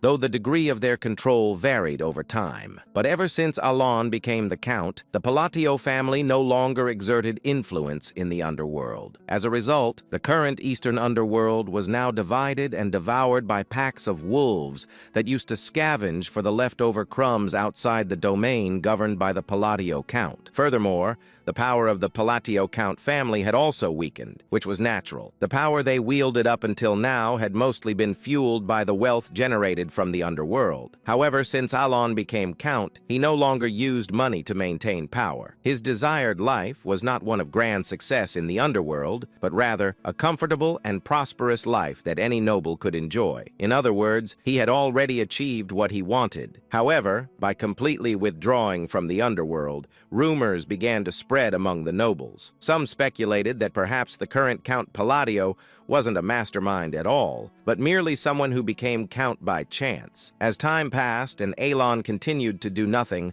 the rumor gradually became accepted as truth. Eventually, Alon's reputation had devolved into that of a lucky fool who happened to become count in the place of the real mastermind. Of course, there were still a few nobles who remained suspicious of Alon, but even they had begun to agree with the spreading rumors. After all, it didn't make sense that Alon, if he truly had the power to destroy Avalon in a single day, would not have used that power until now. In any case, Alon had somewhat expected this kind of treatment, but he hadn't anticipated that people would go out of their way to mock him like this. Alon looked up at the two nobles, whose faces radiated slyness. He didn't recognize either of them. However, based on the crest engraved on their carriage, it was easy to tell that one was from the Krilda Count family and the other from the Edelon Count family. He said to himself, "They both look old enough, but isn't this too childish?" Alon laughed to himself as he noted how aged their faces were. He quickly understood why the two nobles had come all this way just to mock him. He thought, "I see. This is a gathering of the victims." The Palatio family, notorious as they were, had also been a powerful family in the underworld. As a result, they naturally provided benefits to the surrounding families, but also exploited them beyond necessity. The families that were frequently treated like tools were none other than the Krild Count family and the Edelon Count family. To summarize the current situation, these families, who had suffered under the Palatio family, were now venting their grievances on Alon. Of course, it wasn't Alon, but Leo, the first son of the Count family, who had exploited them. In short, Alon had no real reason to be the target of such mockery. But to the two nobles who were eagerly mocking him, what mattered wasn't that he was Alon, but that he was the Count of Palladio. One said, "All those underworld forces you had, did they vanish because you couldn't manage them properly?" Another said, "Looks like you haven't been taking care of your carriage properly either. Would you like to borrow some money?" The two counts, like anonymous trolls commonly found on online communities, made every effort to scratch at Alon. Alon briefly thought, "This is kind of annoying," but he chose to follow his reason rather than his instincts. If he were to fight now, he could easily crush the two nobles before him, maybe not slaughter them, but leave them beaten to a pulp. However, doing so would only complicate things. The moment he fought with them, Alon would have to leave the gathering and move separately, and that might lead to unnecessary trouble like running into bandits. Clearly, responding to their provocations was exactly what they wanted. Alon decided to ignore them, saying, "There's no need to entertain these fools." He wasn't stupid enough to fall into such an obvious trap. That day, Alon ate 2 ears of corn, using the jeers from the 2 counts as background music. He said the roasted corn tasted even better in the slightly chilly weather. It would have been nice to have some butter. Going to the cold northern lands, a place where no living being should be able to survive, was gripped by an unrelenting, life-draining frost. In this bleak, cursed land, painted eternally in shades of gray by the relentless blizzard, a man had fallen. Where his right arm should have been, a crimson stain of blood marked the spot, and his left eye socket lay empty. This man was none other than one of the 8 barbarian chieftains, the great Kulkan, now awaiting death after his defeat at the hands of the cowardly knights of Caliban. Yet even in his final moments, his eyes were filled with rage. He cursed, "Those dishonorable dogs!" His rage wasn't because of his defeat. To the barbarians, death in battle was a glorious end, a noble fate. Kulkan's fury stemmed from the dishonorable way he was struck down, caught in an ambush, tricked by the knight's deceitful challenge to a duel. Blood spilled from Kulkan's mouth as his world grew dim. The gray landscape blurred, and his ears gradually stopped hearing the bitter winds. Despite his anger, his mind slowly began to sink into darkness. Just as everything was about to fade into nothingness, Kulkan whispered the name of the great god, Ultultus. At that very moment, time seemed to stop. The dim, fading vision cleared. The harsh northern wind blew in his ears once again, and his mind, slipping into unconsciousness, began to rise. A voice echoed, "Child of blood, call my name. Call upon the great name that you worshipped. Call upon my name, and I shall grant you what you desire." As if commanded by a divine force, Kulkan, entranced, murmured, "Great god Ulthultus, I dare to call upon your honorable name." And in that moment, the demon smiled and said, "Do that, and I shall grant your heart's desire." For the next few days, the uncomfortable coexistence continued. Every evening, Count Krild and Count Edelon would emerge to hurl their mocking remarks, and every time, Alon pretended not to care, brushing off their words as if they were nothing. The one who ignores, and the one who tries desperately not to be ignored. Naturally, the one who ignored always won. Alon had deeply internalized one of the life lessons he had learned from a certain online community. Don't feed the trolls. At least in this place, no one could beat him at that game. Of course, after several days of this, other nobles began to mock Alon as well, whispering that he lacked dignity as a noble or scoffing at him for staying silent under the insults of Krilda and Edelon. But despite this, Count Krilda and Count Edelon, who had been the ones persistently mocking him, were not feeling particularly satisfied. Count Krilda growled, "Damn it, this is absurd." Count Krild frowned as he looked at Alon from a distance. Even though they had been mocking him, they were the ones being ignored, which was naturally infuriating. But after a moment of their sour mood, they exchanged low whispers. "Did you confirm?" "Yes, and it seems like he has no additional guards." In truth, the reason the 2 counts had openly mocked Alon wasn't just to vent their frustrations, it was also to assess his security. They continued, "Even with an artifact to secretly check, there was nothing. It's just that foolish brat and that rogue knight sitting next to him. So the rumors are true after all. It seems certain. If he had any forces, he wouldn't be moving around alone. Then we can proceed with the plan." The reason the 2 counts had been investigating Alon was because they were planning to expand into the underworld. They were well aware that Alon had no interest in the underworld, and that as a result it had become overrun by various packs of scavengers. While the rumors about Alon were already widely accepted, the 2 counts, having been tormented by the Palladio family for so long, wanted to confirm the truth for themselves. They needed to be sure that Alon truly had no power left. After days of checking and confirming that Alon had no personal guards, a smile spread across their faces. They said, "The gods are smiling upon us." Indeed, who would have thought we'd get a chance to step into the underworld? While most nobles hesitated to enter the underworld, these 2 were different. Having once acted as lackeys for the Palladio Count family, they knew full well just how astronomical the wealth circulating within the underworld was. They were well aware of how sweet sweet the taste of power from that realm could be. Now that it seemed the Palladio family had truly become a hollow shell, the two spoke excitedly, as if they had already conquered the underworld. In truth, it wasn't impossible for them to seize control of the underworld if they joined forces. After all, the reason they hadn't been able to do so before was not due to a lack of power, but because they had feared the Palladio Count family. Just as the two were about to rejoin the camp, where the other nobles were gathered after finishing their private conversation, monsters appeared. The event happened suddenly. Under the cover of darkness, monsters appeared. It was as if they had been lying in ambush, waiting silently, until a soldier spotted them by chance and shouted. At that moment, monstrous cries echoed from within the forest, as if on cue. Immediately, the mercenaries and knights, as if rehearsed, drew their weapons to protect the nobles. They said, "Wizard, give us light!" A wizard, extravagantly brought along by a noble purely for boasting purposes at this grand church event, responded to the knight's command and cast an orb of light into the sky. In an instant, the mercenaries and knights, who had been noisy just moments earlier, fell silent. What they saw when the light from the wizard illuminated the dark forest were goblins. Goblins are commonly found in forests.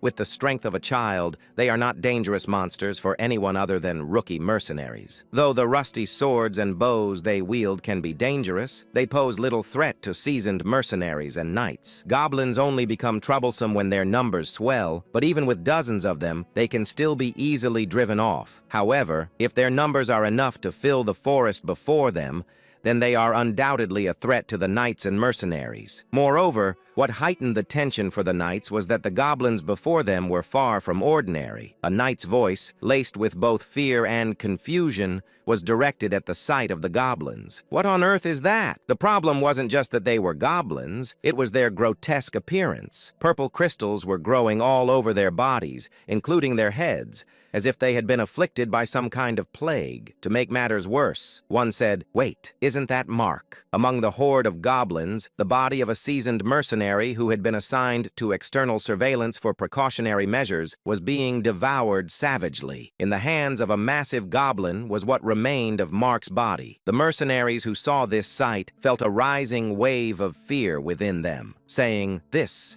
can't be happening." Mark, the mutilated corpse in front of them, was a veteran mercenary who could easily handle dozens of goblins on his own. The fact that he had been killed without even being able to report the approach of this massive goblin horde suggested one thing to the mercenaries. The mutated goblins before them were anything but ordinary. The knights, who were holding their weapons alongside the mercenaries, also recognized that this was a dire situation. Even if there were only hundreds of goblins, this fight would be incredibly unfavorable for the knights. Individually, they might manage, but the knights had nobles to protect now, and goblins were cunning monsters, capable of easily exploiting that vulnerability. While the mercenaries seemed to be paralyzed with fear at the sight of the goblins' strange appearance and Mark's death, the knights who could sense magic were aware of something more. They realized that the goblins before them were imbued with magic power. Even a small amount of magic within a monster significantly enhances its physical abilities, and the knights understood this well. Just as the knights were grimacing at the goblins' bizarre howls and their impending charge, a wall of stones and rubble suddenly rose from the midst of the goblin horde. All eyes were instantly drawn to it. The wizard, who had cast the light spell, recognized that the wall was a rock wall, a third-tier spell. As the translucent barrier of a second-tier shield formed beyond the wall, the knight's expressions shifted from despair to confusion. The goblins' malicious stares were now entirely focused on the wall. A calm voice echoed through the air, "Enhance!" and then compress. With a loud cracking sound, the translucent sphere rapidly shrank, distorting the stone wall as it collapsed inward. In the ensuing silence, the sound of footsteps drew the attention of the knights and mercenaries to one direction. A man was approaching. Even in this life-threatening situation, he appeared completely unfazed, walking with an indifferent expression. The nobles and knights quickly realized that the man was Count Palladio. As soon as his lips moved again, the round shield transformed into a rough, rock-like shape.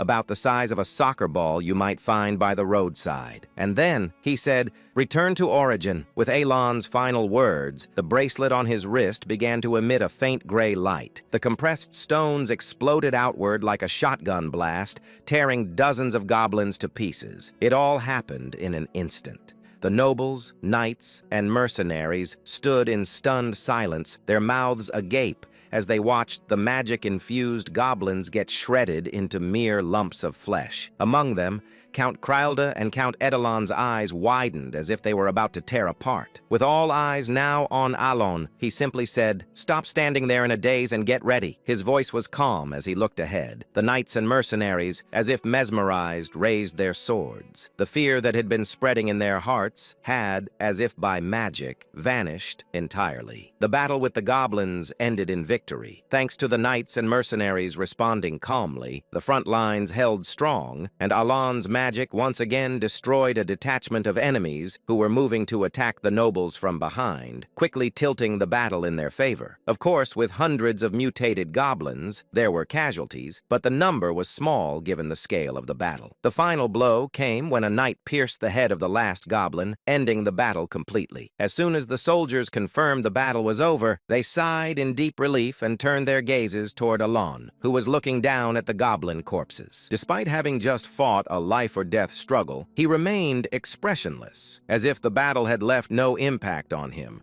causing the mercenaries to look at him with awe. They couldn't forget the sight of Alon turning dozens of goblins into mere chunks of meat without even changing his expression. However, while the knights and mercenaries admired Alon, he was thinking, "I nearly died in a single strike." Though his face showed no sign, inside he was working hard to calm his wildly racing heart. Despite bearing the insignia of the impure, which allowed him to cast 3 times more spells than usual, after using walls and shields twice each, he had been reduced to a mere mortal due to the limitations of his mana capacity, he thought. It's a good thing the knights won. Though the odds of the knights and mercenaries losing were slim, even against mutated goblins, when he had lost all means of self-defense, he had felt a desperate fear. He said to himself, "Perhaps I should have just dropped out earlier. No, it was a good thing I stayed close." But more importantly, Alon praised his past self for acting rationally and, having calmed his heart, turned his gaze to the goblin before him, his expression growing serious. He knew all too well the significance of the purple amethyst emerging from the goblin's body. He inquired, "Why, a divine descent?" This was a strange phenomenon that occurred among the monsters of the continent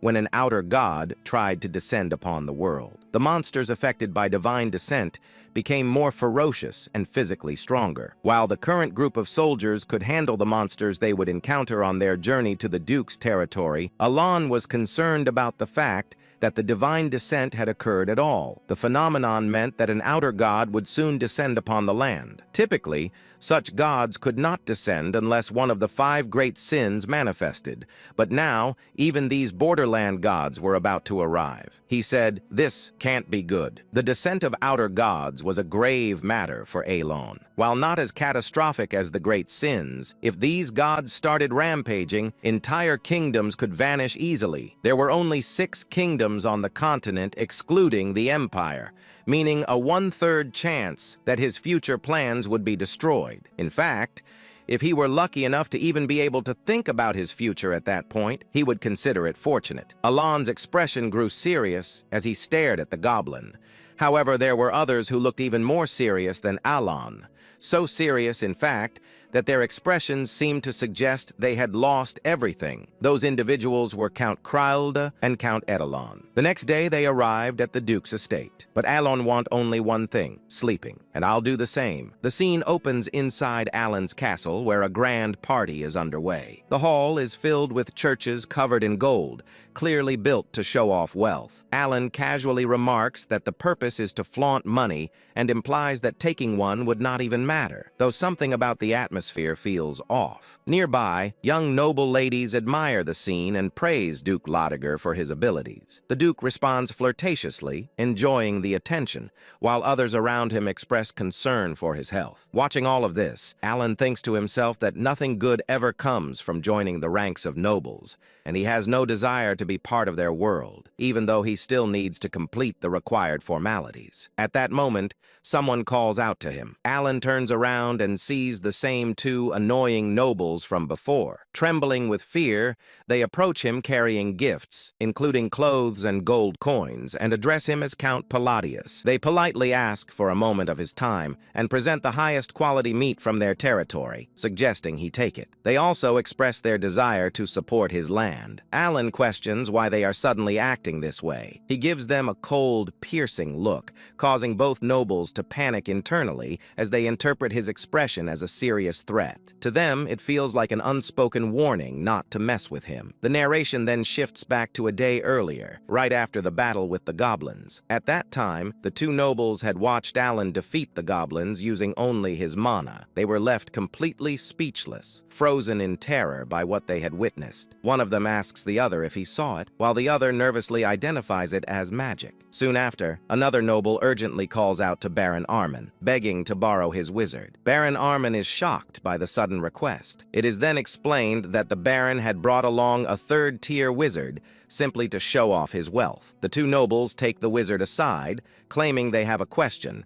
They ask him about the Pavak magic used earlier, assuming it must have been second tier at best. The wizard confirms it was not second tier at all, and explains that the spell was far beyond his own level. Hearing this, both nobles freeze in shock as they realize the magic must have been third tier or even higher. They conclude that Count Palladius must possess overwhelming power, even if it appeared to be by luck. To them, the situation feels like a complete mess, and the odds of survival seem almost non-existent. They recall rumors about Palacio being cold, cruel, and hiding his true nature. Convinced that he spared their lives only because of a bribe, they resign themselves to their fate and can do nothing but pray. The memory of Alan's death glare haunts them, and they cling to each other in fear, breaking down in tears. The story then returns to the present. Still shaking, the two nobles bow deeply before Alan and beg for mercy, ashamed of their earlier insolent behavior toward Count Palladius. They curse their own foolish pride and inflated dreams,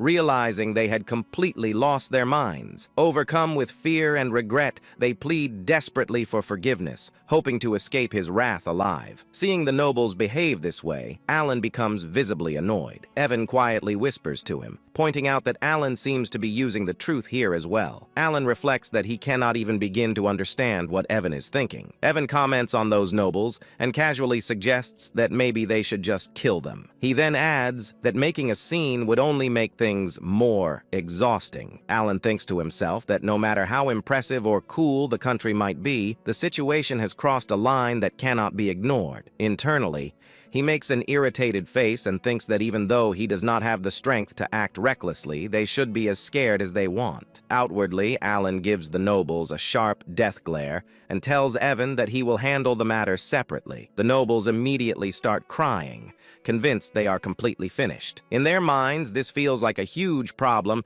and they believe they are already dead. The scene then moves forward to Alan eating at the party. While calmly enjoying the food, he thinks about how Evan was sent to the Information Guild and hopes to hear some new updates about the nobles. As he looks around the hall, he notices two men talking quietly. Alan senses that they are having a secret conversation using magic to enhance his hearing. Alan listens closely. The two men discuss rumors involving a baron and mention the Duke of Altia and the Count of Zenonia. They acknowledge the situation and note that those nobles are now trying to form factions. One of them admits that he never trusted the alliance in the first place. Hearing this, Alan thinks it is not a big deal and sees no reason to worry. He reasons that the two dark families have never gotten along well, so the alliance is unlikely to last long anyway. Relaxed, he continues eating and is impressed by the taste, thinking that the egg tart is exceptionally good. As he keeps listening, the conversation takes a more shocking turn. The men mention something even more surprising and warn each other to be careful. After hearing it, they reveal that the head of the faction is neither of the two nobles previously mentioned. When the name Palacio comes comes up, Alan is stunned. They continue stating clearly that the head of the faction is called Count Palladius. Alan is so shocked that the egg tart slips from his hand. Internally, he questions what they are even talking about. He recalls seeing the Duke of Alia only once when she was young and having met young I of Zenonia only a couple of times. He also remembers that the current Count of Zenonia has never even met him face to face. To him, the spread of such ridiculous rumors makes no sense. He judges the information as exaggerated and largely false at first glance, concluding that this is just how rumors about nobles circulate. Just then, someone approaches him and addresses him as Count Palladius. Alan feels uneasy, wondering why so many people are suddenly talking to him today. The man introduces himself as Carmine, the third son of Duke Comian from the Kingdom of Ashtalin, and greets him politely. Alan finds it dull, but notes internally that even nobles from allied countries attend the ambassador church. He responds politely, introducing himself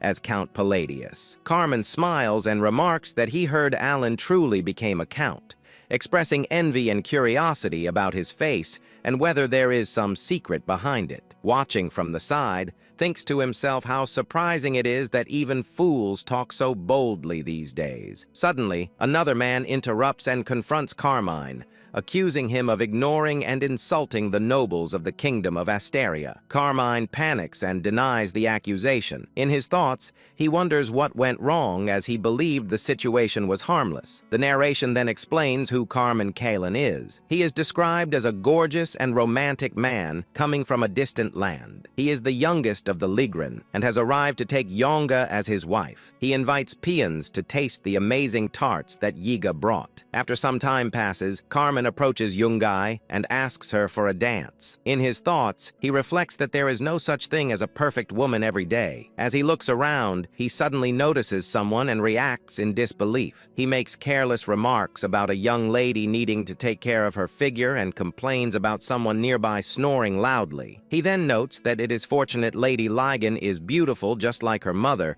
and thinks of it as his moment to appeal. Embarrassed and irritated, Young responds by suggesting they reconsider their marriage proposal. Carmine is shocked and calls out to her, but she leaves without looking back. For reasons unknown, the marriage proposal with the youngest daughter of the Lot family falls apart. Left behind, Carmine fumes internally, thinking about how much he suffered just to come here and how unbearably annoying the entire situation has become. Carmine's gaze slowly shifts toward Alan. He sticks his tongue out slightly and grins, noticing the same hair color and the cold impression. In his thoughts, he connects those features and concludes that the man must be Count Palladius. He recalls hearing rumors that the Count was nothing more than a lucky fool with no real connections. To him, someone like that feels like the perfect and easy stress reliever, and he quietly resolves to act tomorrow. The scene then returns to the present. Several nobles and dukes glare sharply at Carmine and reprimand him for losing his sense of respect. They remind him that the Kingdom of Ashtalin has been a long-time ally. Carmine panics and hurriedly denies any disrespect, insisting that was not his intention. From Alan's perspective, the situation looks like two large birds attacking a smaller one. He finds the scene strange and confusing. Even nobles with little political awareness recognize the three figures standing there as they represent the central pillars of the Kingdom of Asteria. Duke Lotiger, a leading figure of the aristocratic faction, points out that Duke Comalan is a major pillar of Ashtalin. Marquard Yahello, a powerful royalist, questions whether Carmine is treating Asteria lightly. Count Palin, the core of the centrist faction, openly wonders why Carmine is behaving so rudely. Duke Lotiger further implies that Duke Kalen may be underestimating them. Carmine, visibly shaken, insists that he absolutely has no such intention. Count Palin presses further, questioning whether there is any valid reason to address nobles so carelessly by name. Carmine stumbles over his words and apologizes, admitting his disrespect. Marque Mardano fixes Carmine with a death glare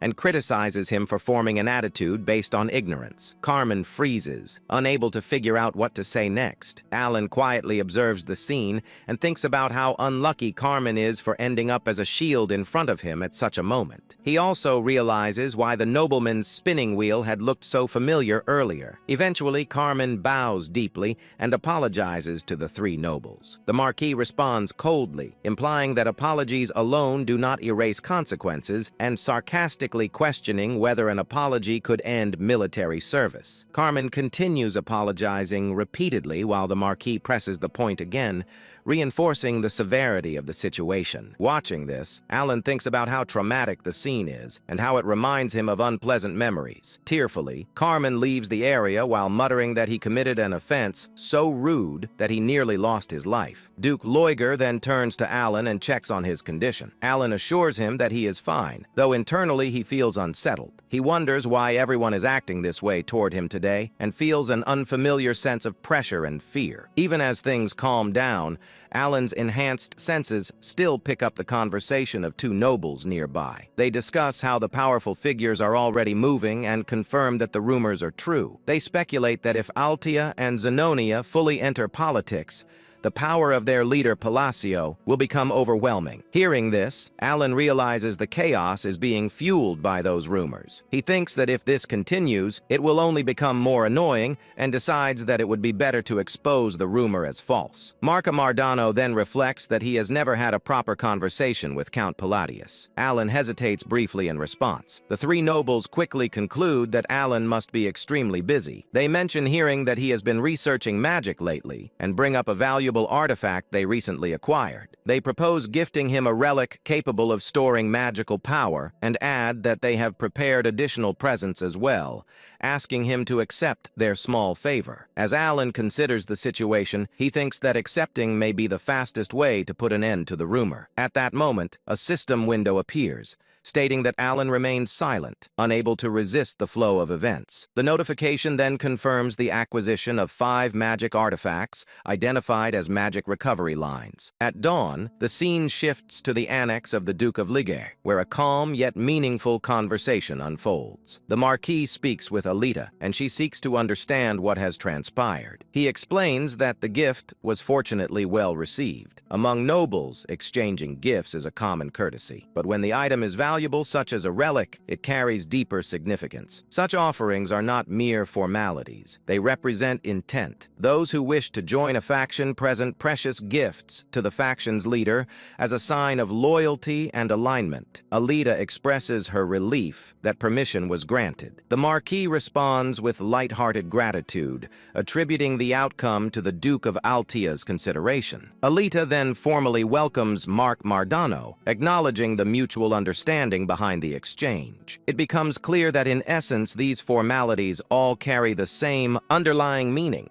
Altia expressed her satisfaction that everyone shared the same objective. She then asked how things went for the others. Marque responded that it was a great honor, and it was clear that everyone accepted without hesitation. Marque reflected on the situation. Duke Altia, who rarely took action himself, had personally appeared and given his word, but only after carefully selecting the necessary cards. After that, they were made to go through a rite of passage that involved a sincere bribe. Even though rumors were spreading rapidly, this was clearly part of the current political flow. Realizing the importance of the moment, Mark decided that he had to seize this opportunity. Altia's expression darkened as she concluded that they could finally begin moving seriously, but only with a select few. The focus then shifted to Alan, who explained that on the 4th day of the banquet, spoils were somehow being added one by one. He assumed this was because he was being treated well due to the false rumor linking him to Altia and Zenonia. He decided to take the spoils for now, wondering if they would later be taken back, and internally planned it as a complete hit and run. At that moment, Evan appeared from behind and placed a hand on Alan's shoulder. Announcing his return, Alan reacted with a hiccup. Evan questioned why Alan looked so surprised and confirmed that he was back. Alan quickly brushed it off, explaining that he had simply been lost in thought for a moment. The scene then transitioned to a private conversation between Evan and Alan. After hearing Evan's information, Alan was left in shock upon learning that an outer god had descended in the north. Evan confirmed it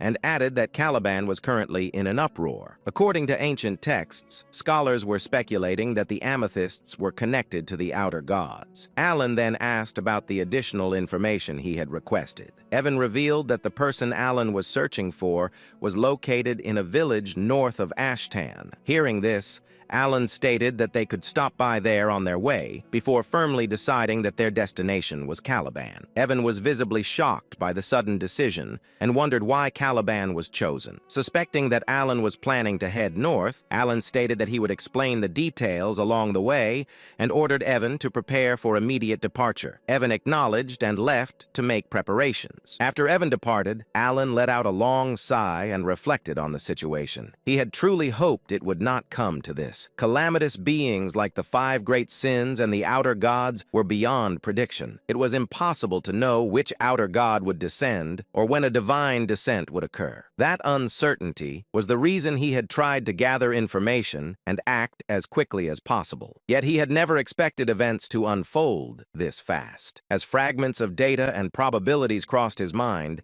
memories from playing the game resurfaced. Having seen hundreds of possible outcomes, the ending now painted itself clearly. The allied kingdoms would crumble and collapse, falling into ruin as they fought foolish wars in lands contaminated by otherworldly powers. In the end, his own life would be shattered in an instant. He reminded himself that he had devised a plan to deal with this crisis. After descending, an outer god entered a stabilization period lasting several months before awakening as a living god. During that time, they could not fully exert their power as heroic spirits, making that window the best opportunity to target them. Even though nothing was guaranteed, he knew he had to try. This was the only way forward. With that resolve, he briefly wondered what that kid might like. With those thoughts settled, Alan began writing a letter. The scene then shifted to 1 week later. The vice commander approached the commander and handed over the letter written by Alan. After reading the contents and realizing it was an official order, the commander was left in shock. He immediately addressed the vice commander and gave a clear instruction. The vice commander acknowledged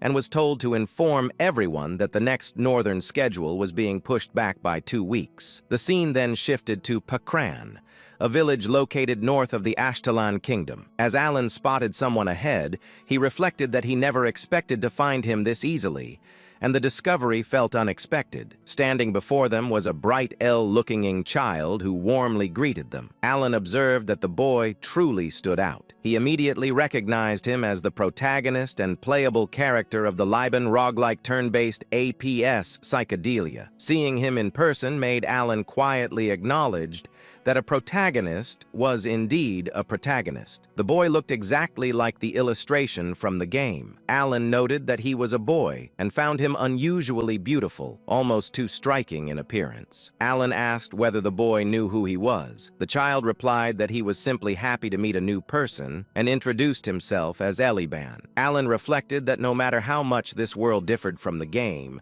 the protagonist would always remain the protagonist.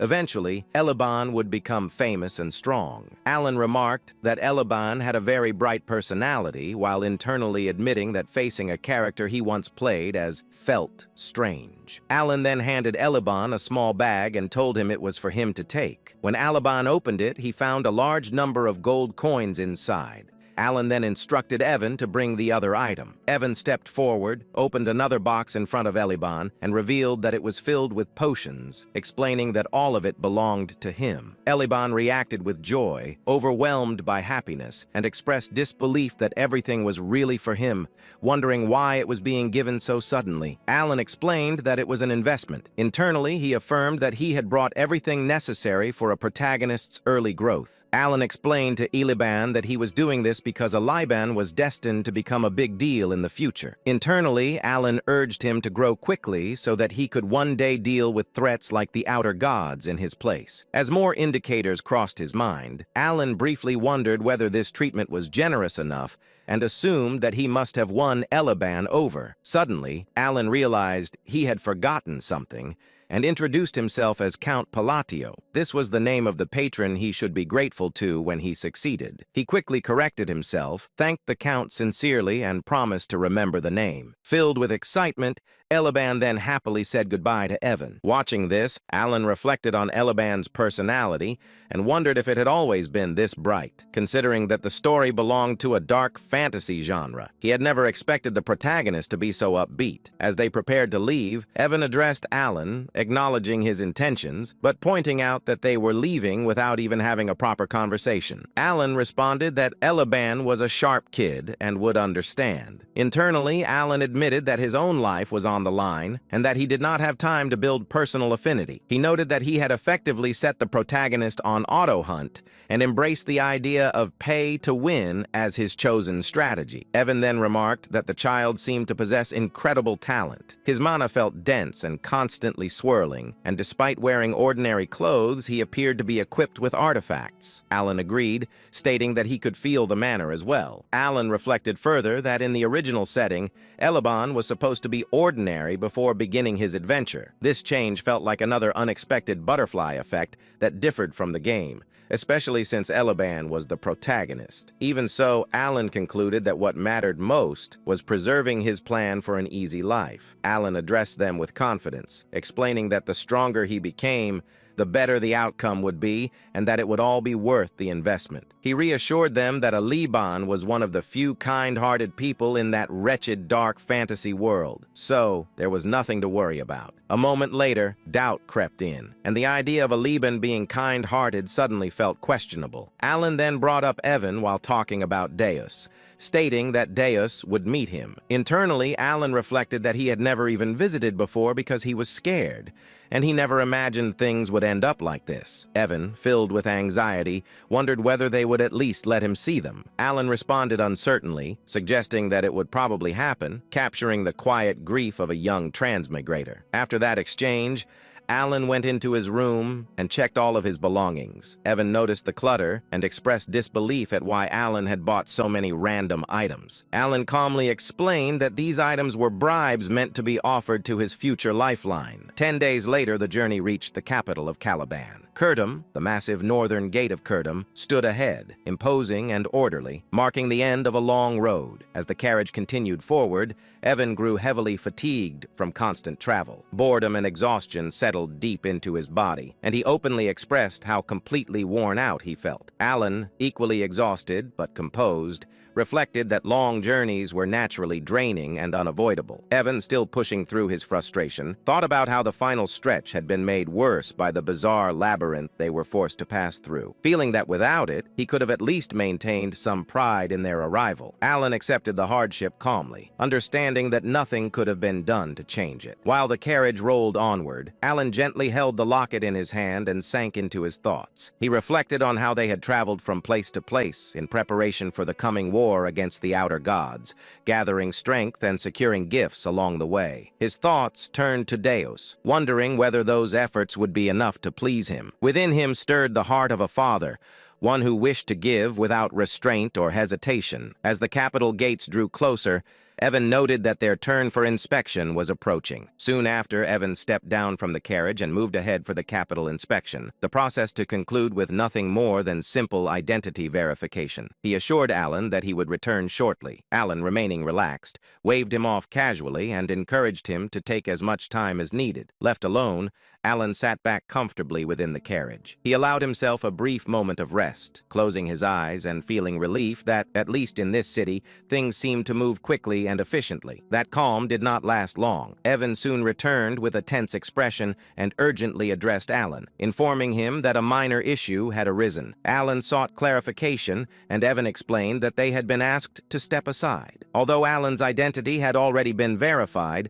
something else appeared to be causing concern. Responding without visible agitation, Alan stepped out of the carriage. At that moment, a knight approached from behind. The man wore a twisted, overconfident smile, raising an eyebrow as he closed the distance. He identified Alan directly, confirming whether he was Count Palladio. The knight introduced himself as Varain, declaring his status as the direct disciple of Master Knight Fiola. Known as the Fourth Sword, with a smug expression, Varain fixed his gaze upon Alan, his smirk heavy with provocation, as the tension at the northern gate quietly intensified. Annoyance flickered through Alan's thoughts as he fixated on the unfamiliar name, Fiola. He found himself questioning what that name even meant to him, realizing he did not know who Fiola was at all. Maintaining a cold and disinterested expression, Alan openly questioned the situation, noting that Varan had even brought knights along and demanding to know the meaning behind such a display. Varan calmly explained that a friend of his from the Asteria Kingdom had sent word,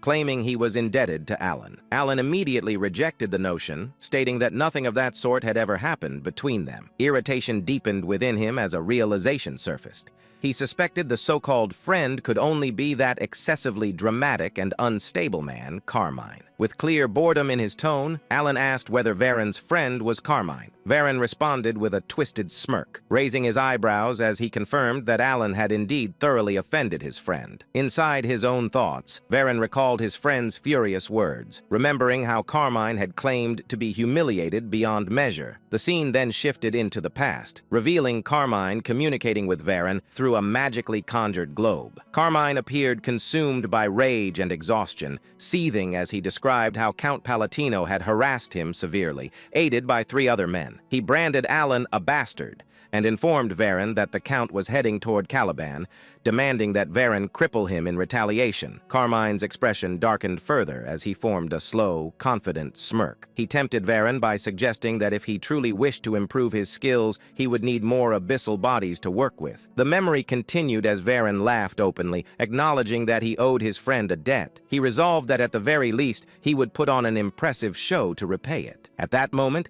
the knights who had arrived alongside Varan moved without warning. In unison, they drew their swords and swiftly surrounded Evan and Alan, steel flashing under the light near the northern gate. Confusion crossed both of their faces as the situation escalated abruptly. Evan reacted on instinct, pulling out his own sword and taking a guarded stance beside Alan. Irritation surged through Alan's mind as he assessed the scene. He reflected bitterly that the brat had picked a fight on his own, fled afterward, and now this mess had followed him here. He recognized it clearly as revenge taken through a friend, finding the behavior pitiful and rat-like in its cowardice. Varan then drew his own sword. He stepped forward and pointed the blade directly at Alan's chest. His lips curling into a smug smirk, he made his demand clear, insisting that if every valuable item inside the carriage were handed over, he might consider showing leniency. He regarded this act as nothing more than the favor he had been asked to fulfill. Pride filled Varan's thoughts as he maintained his confident grin. He believed there was nothing for him to lose in this situation. In his mental assessment, everything aligned in his favor. The probability tilted decisively toward success. Alan was, in his view, merely a fringe noble from the Asteria Kingdom, someone with little influence within the Union, and absolutely no connections to Caliban. Varan had investigated the matter thoroughly, and with that certainty, he stood convinced that no consequences would follow his actions. Alan visibly grows angry, annoyed, and irritated by Varan's words, and a thought crosses his mind that birds of a feather truly flock together. He clenches his fist, and a highly powerful, energetic, flame-like aura forms in his hand, aimed directly at striking Varan. At the same time, Varan rushes forward with a wild grin, charging toward Alan. Alan remains calm as another thought runs through his head, believing that even if things go slightly awry, his master will smooth it over. Before the clash can happen, someone suddenly appears from behind and forcefully grabs Varan by the neck. Stopping him mid-attack, Varan lets out a scream of pain, accompanied by the clear sound of bones breaking. The person gripping Varan's neck then lifts him up into the air. Overwhelmed by pain, Varan groans helplessly as the sword slips from his hand and crashes to the ground below. The pain becomes so intense for Varan that the veins on his face begin to bulge visibly, and he clenches his teeth hard as he endures the agony. The one holding Varan by the neck keeps him lifted in the air, while Varan, filled with rage and pain, tries to find out who this person is and who dared to attempt to kill him. As the scene continues, it is revealed that the one gripping Varan by the neck is none other than Deus. Deus makes it clear that his identity is not important at the moment, and he instead condemns Varan's actions, making it known that Varan had no right to lay a hand on his benefactor. Varan remains suspended in the air, still groaning uncontrollably in pain. Unfortunately, the crucial truth that Varan completely failed to grasp slowly comes to light. That truth is that Count Palatio had already triumphed in a duel against Kurga of the Snowfields. Through that victory, Count Palatio earned the title of Swordless Master Knight and became known as the benefactor of Deus Macalian.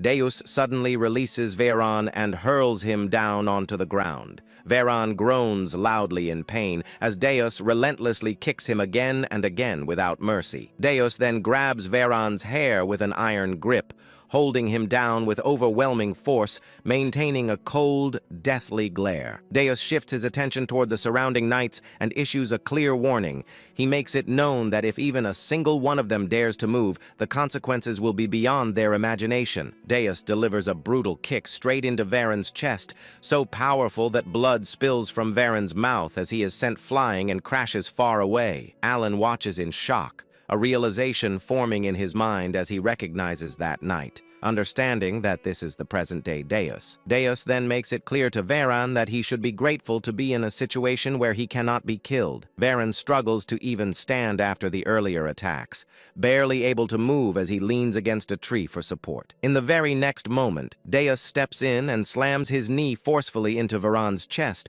sending him crashing violently into the tree once again. Veron's cheeks swell badly from Deus's kick, and Deus continues to strike him mercilessly, landing punch after punch and kick after kick without pause. Nearby, Evan remarks to Alan that his strike was quite impressive. Hearing this, Alan's mind drifts back to the moment when Deus had declared his outrage at anyone daring to lay a hand on his benefactor. A realization settles in as Alan reflects that Deus did, in fact, call him his benefactor. He considers how Deus may have been grateful when he was young, yet now that he has grown, Alan assumed he would not welcome someone he barely knew. He remembers that Deus never even sent a single reply, and it makes him feel as though he has received every possible reward for raising a son. Alan acknowledges to himself that Deus has truly grown, calling him a troublesome rascal in his thoughts, yet admitting his genuine growth. The impression becomes clear, marked as 52% certain, that one can plainly see who sponsored Deus. As he has developed remarkably well, Alan recognizes that Deus has matured into an exceptionally upright young man. With this realization,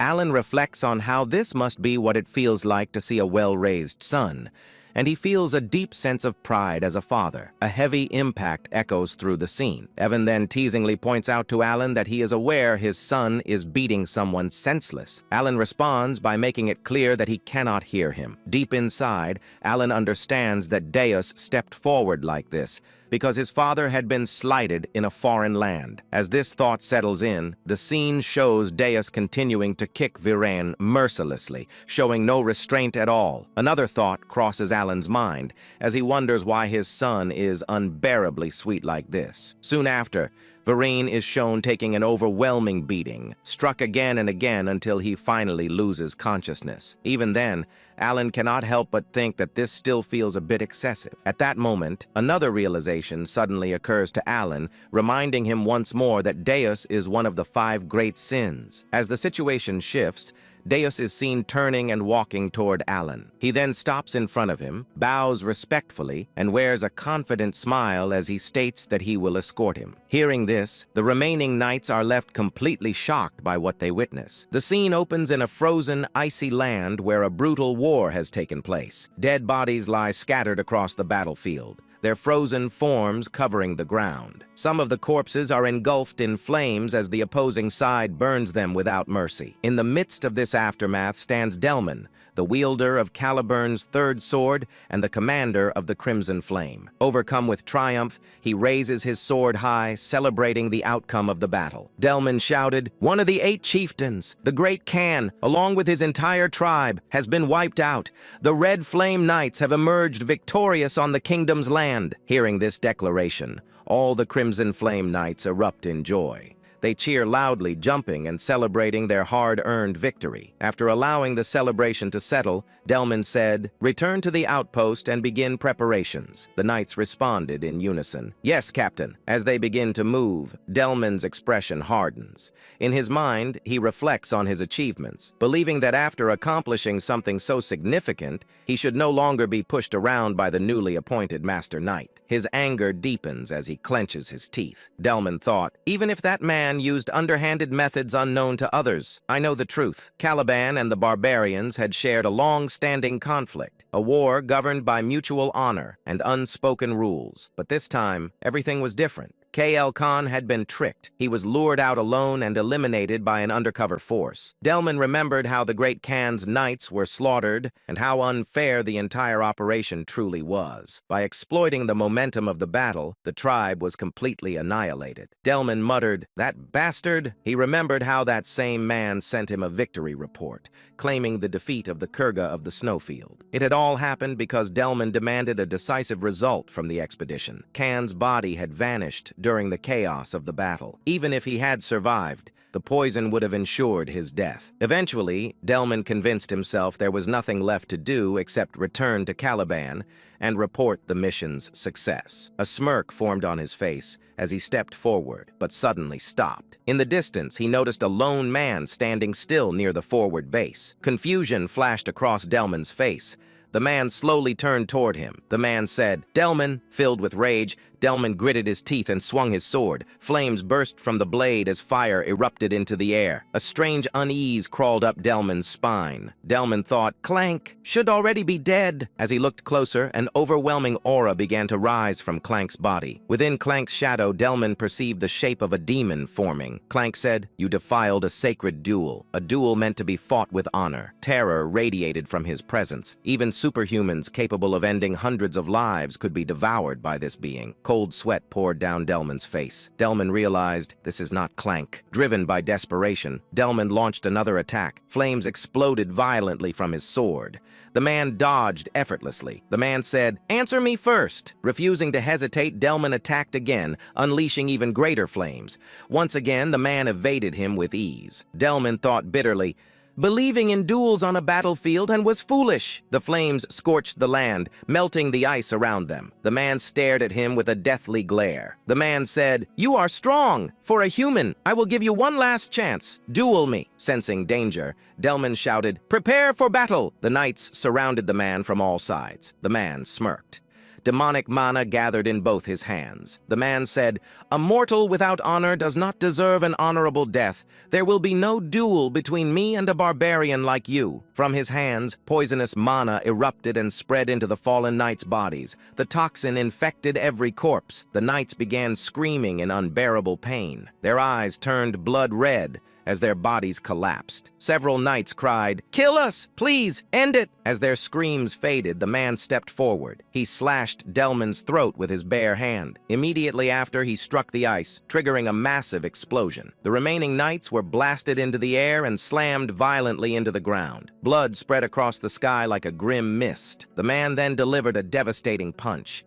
His fist pierced straight through Delman's chest. Blood poured from Delman's mouth. Delman whispered weakly, "What alternative remains?" He collapsed to the ground, trembling in agony. Delman cried, "It hurts! Kill me! Please kill me!" Moments later, Delman died. As his life faded, the man's eyes turned blood red. The man said, "Savages, all of you, creatures formed from the dead, robbed of your rightful death." The fallen knights began to rise, surrounding the remaining Crimson Knights. Shock spread through their ranks. The man announced, "The bloody Colosseum is now open." Suddenly, a terrifying presence descended. Althus appeared with a twisted smirk. Althus declared, "I am the god of all barbarians, the father of duels. I will personally grant you honorable deaths. If you claim you are not barbarians, prove it in a duel." Blood began raining from the sky. The scene then shifts away from the battlefield. Deus lowered his head respectfully. Deus said, "I will take you there, Count Alan." The surrounding knights froze in shock. The narration explained that in Caliban,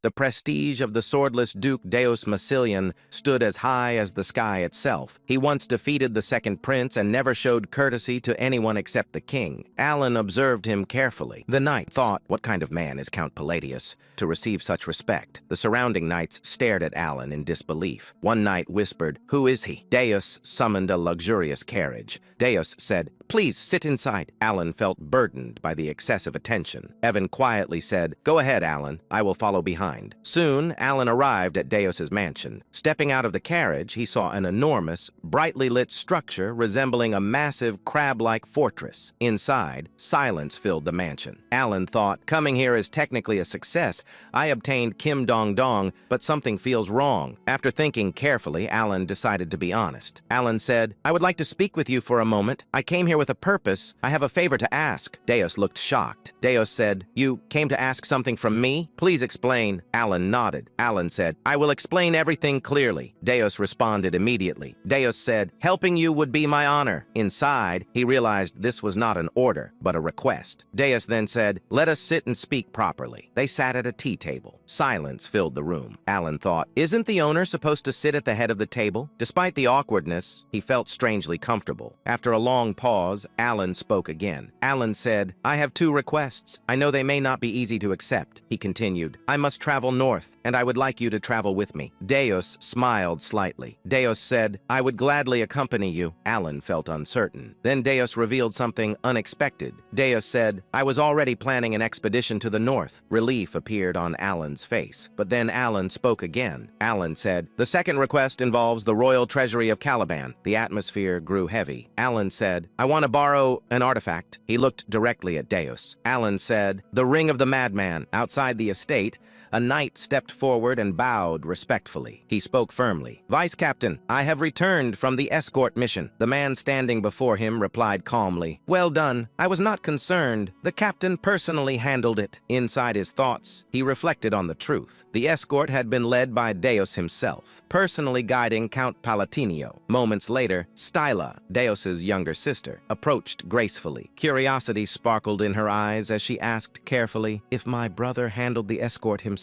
the guest must be someone truly distinguished, correct? The knight chuckled softly and nodded. Indeed, Lady Styla. Before that, Deus stood silently while reading a letter. His eyes moved across every word carefully. After finishing, he lowered the parchment and spoke toward the warrior waiting before him. Inform them the northern schedule will be delayed by 2 weeks. One subordinate stepped forward and asked respectfully, may I ask the reason, Vice Captain? A faint smile appeared across Deus's face. Because my benefactor, the great Moon Count Palatinio, will be arriving soon. Nearby, a white-haired knight observed quietly, thinking to himself that he had never seen the vice captain display such an expression before. The arrival of the count from the kingdom of Austria had stirred the entire estate, and even Styla struggled to hide her anticipation. The scene shifted. Alan stood before Deus, his posture calm but heavy with tension. A thin layer of sweat formed along his face as he spoke carefully. Would it be possible for me to borrow the ring of the Maid One from the Caliban treasury? He understood the weight of the request. It was unreasonable, and it could place him in dangerous debt to the royal family. Yet the ring was essential to his plans. He looked directly into Deus's eyes. Without hesitation, Deus lowered his head slightly and replied, yes, of course. At that moment, Evan entered the room, bowing politely. My apologies for arriving late. Alan smiled slightly, thinking his timing was perfect. He said calmly, you came at the right time. You brought them, correct? Evan nodded confidently. I will bring them immediately. He soon returned, carrying several elegant boxes. Light shimmered across their polished surfaces as Alan personally presented them to Deus. Deus looked at them with mild curiosity. What are these? Alan opened one carefully. Gifts, prepared personally. I especially recommend this gemstone string tie. It is quite popular. Inside, Alan steadied his breathing. He had chosen it with great care. The refined design, decorated with delicate gemstones, gave it a noble appearance.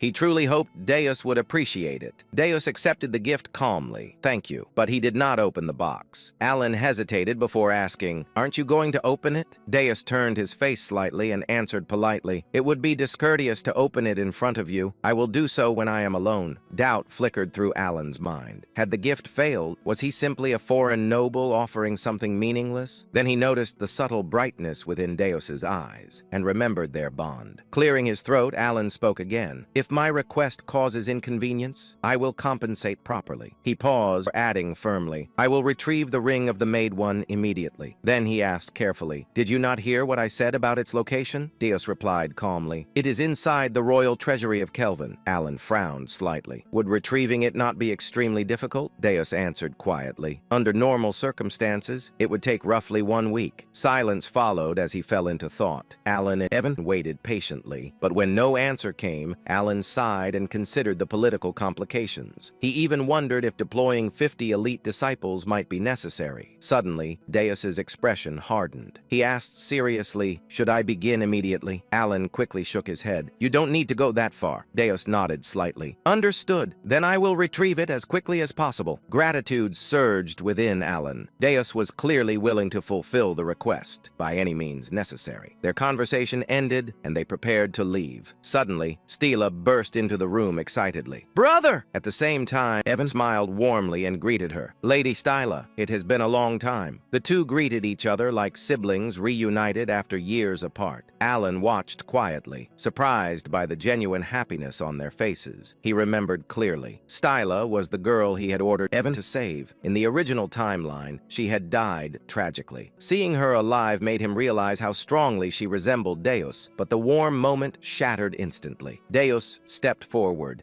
his face darkening as he pulled Stila slightly behind him. Narrowing his eyes at Evan, spoke coldly. "Address me properly. I am not your brother. I am Mr. Deus." Shock froze both Alan and Evan. Stammered awkwardly.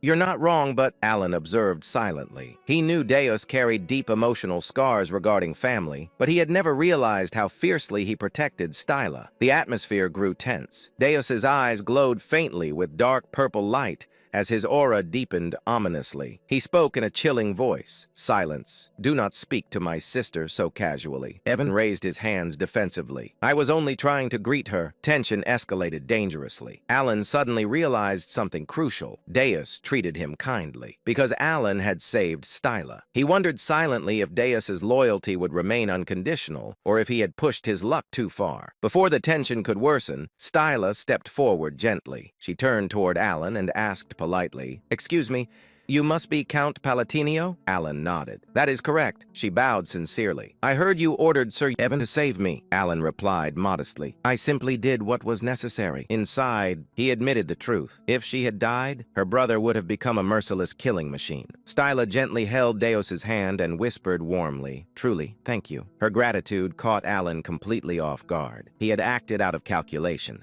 never expecting genuine appreciation, yet her sincerity filled him with unexpected warmth, and he smiled faintly. Later that evening, Alan remained at the mansion for dinner. During the meal, Deus returned calmly and said, "I have brought it." Alan looked up in disbelief. Only one day had passed, yet Deus had already retrieved the treasured ring. Alan opened the box and gasped softly upon seeing the ring of the Maid One. "How did you retrieve this in a single day?" Before Deus could answer, Evan burst into the room. "Count, I have discovered something extremely strange." Alan raised an eyebrow. "Explain." Evan hesitated before speaking carefully. "Deus caused a disturbance inside the royal treasury, demanding the ring." Alan stiffened. "What?" Daewon lowered his voice. "The second prince attempted to delay him, so Deus slapped him repeatedly while demanding the ring." Alan stood speechless. After that incident, preparations continued for 3 days. Soon after, Alan departed north alongside the solar eclipse knights. 2 weeks later, at the southern border outpost, terrifying news arrived.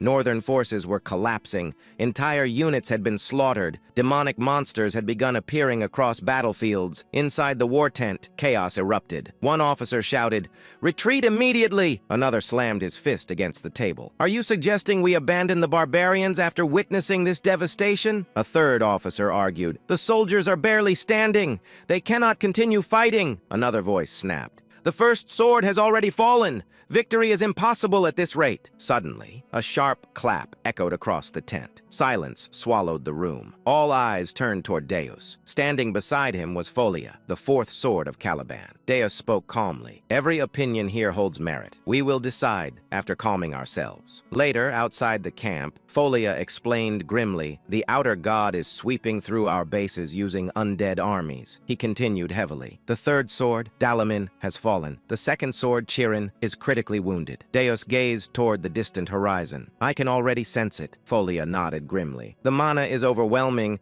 distorted, and filled with a strange red aura. Only warriors who reached the realm of 3 opened eyes could perceive such terrifying corruption." Folia frowned. "That aura keeps drawing my attention. Perhaps retreat truly is our best option." Suddenly, Deus narrowed his eyes. "Smoke. What is that?" Across the camp, Alan sat calmly roasting a sweet sweet potato over a small flame. Deus stared in disbelief. "That is a sweet potato." Alan looked oddly relaxed, as if war meant nothing. Voices suddenly erupted behind them. A young woman shouted sharply at two soldiers, "I told you the treatment is complete! I am here to investigate the barbarian ritual," one soldier pleaded. "Saving lives should come first." She cut him off coldly. "All you can do now is watch over him." Deus looked up suddenly and whispered, "The wise master of the blue magic tower. She has arrived." The woman snapped irritably, but suddenly froze. Her eyes locked onto Alan. Deus raised an eyebrow, confused by her sudden silence. But then he realized she wasn't looking at him. She was staring at someone behind him. Pania's trembling voice broke the tense air, and she whispered,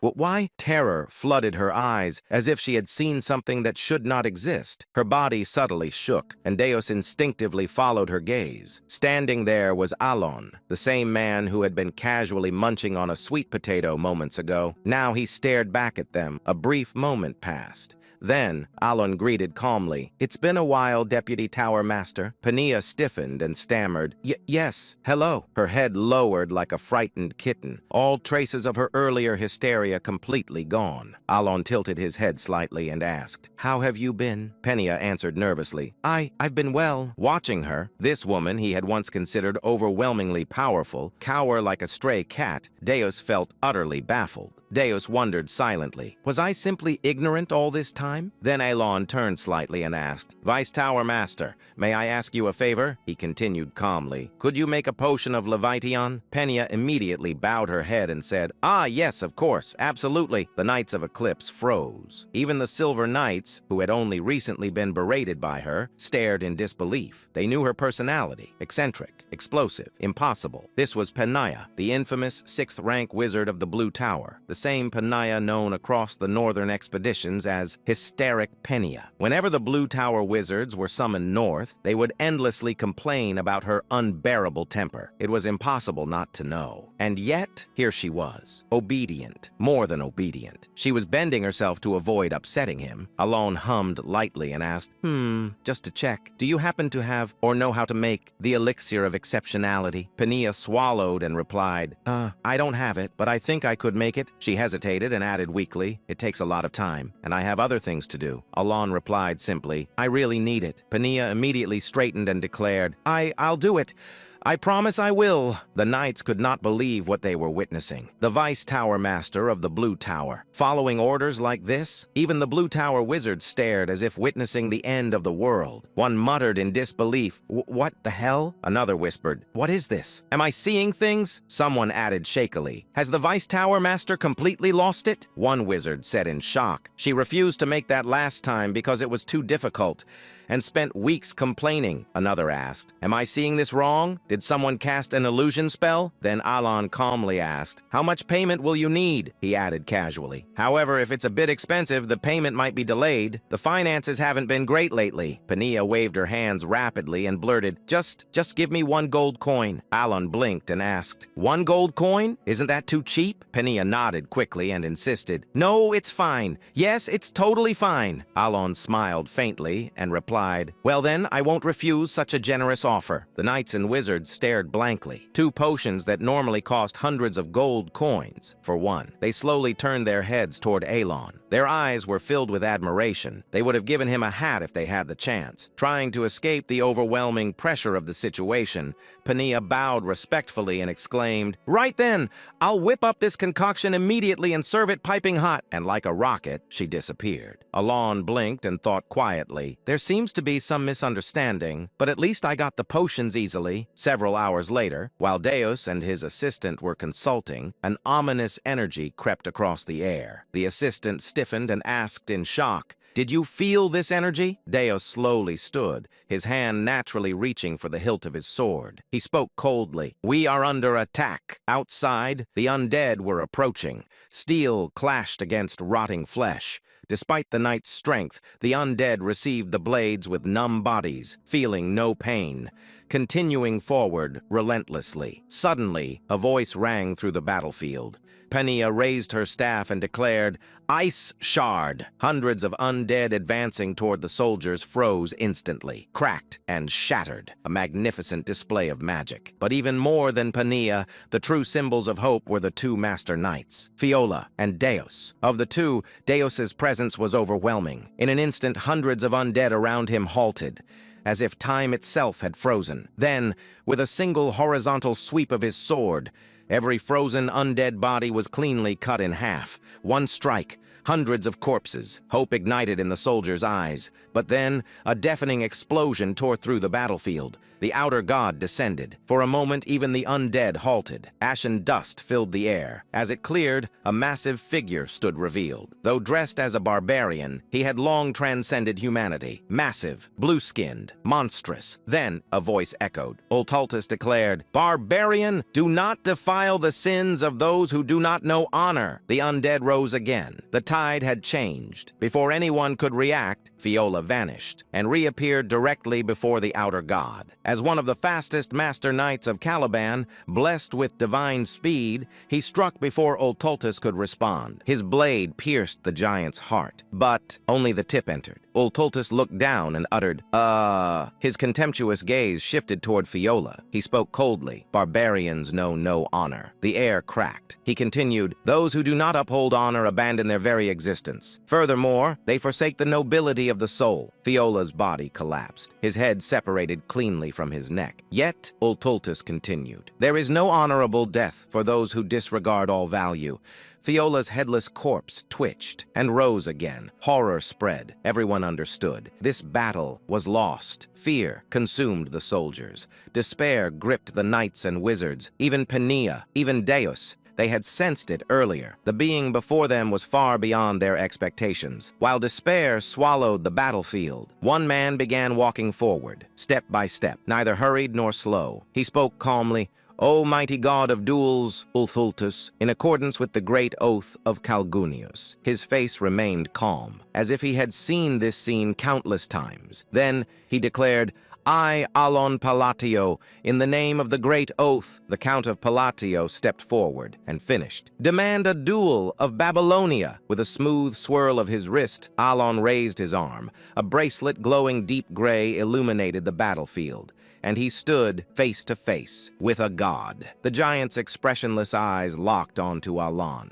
Alon's emotionless gaze met them without hesitation. Then, a low hiss escaped the giant's lips. Ultaltus let out a slow breath, and then a smile crept across his face. Ultaltus burst into thunderous laughter and roared, "Ha ha ha ha ha ha!" The laughter shook the entire battlefield. The ground trembled violently. The force of it was so overwhelming that even the undead, who had been chanting despair, fell silent. Ultaltus raised his voice with delight and declared, "Good, very good, O noble one." His laughter was not mockery. It was sincere, joyful, ecstatic. The atmosphere around him shifted from contempt to joy, from joy to something close to divine ecstasy. Then he proclaimed loudly, "I, Ultaltus, will accept your duel under the Great Pact." At his declaration, the undead moved in perfect unison. They began forming a massive circle around Ultaltus and Alon. Blood flowed from their bodies and soaked into the ground, marking a boundary. And thus, a blood-red Colosseum was formed, an arena of ash, decorated in slaughter. Ultaltus raised his voice once more and proclaimed, "Under the Great Pact, until the duel is over, no one may interfere with this sacred battle." The moment the words were spoken, the bodies of the undead exploded. A crimson wall rose around the arena. Ultaltus smiled thickly. It was pure delight. In contrast,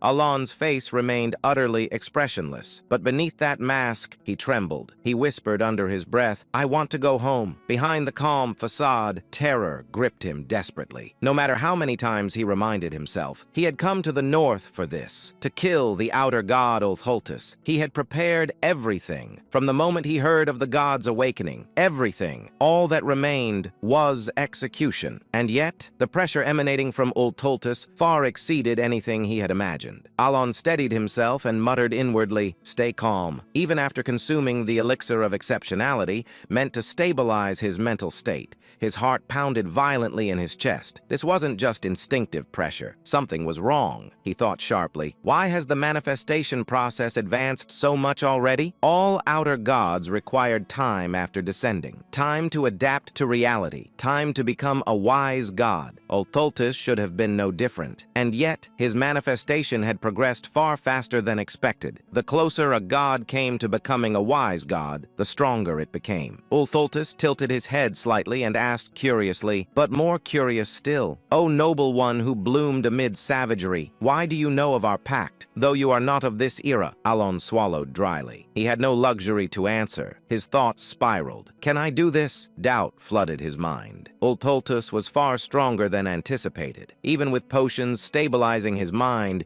his resolve trembled. But then he forced the negativity away. There was only one path left. He had known that from the beginning. As Alon fell silent, Ulthultus smiled broadly and declared, "If you do not wish to speak, so be it. You have the right. Then let us begin the sacred duel." The giant raised his arm. He proclaimed clearly, "The duel of Babylonia." Ulthultus stepped forward. Each step echoed across ash and blood. Footprints sank into the stained earth. Alon did not move. He simply waited. Ulthultus reached him. The giant raised his massive fist. Still, Alon remained silent, watching. From beyond the arena, murmurs of shock rose from the living. But Alon did not move. The reason was simple. The rules, to move, to flee, would violate the great Babylonian duel. A sacred duel from the forgotten age of gods. There were only two rules. First, the attacker and defender take turns. The defender cannot move. Second, the one who requested the duel must yield the first attack.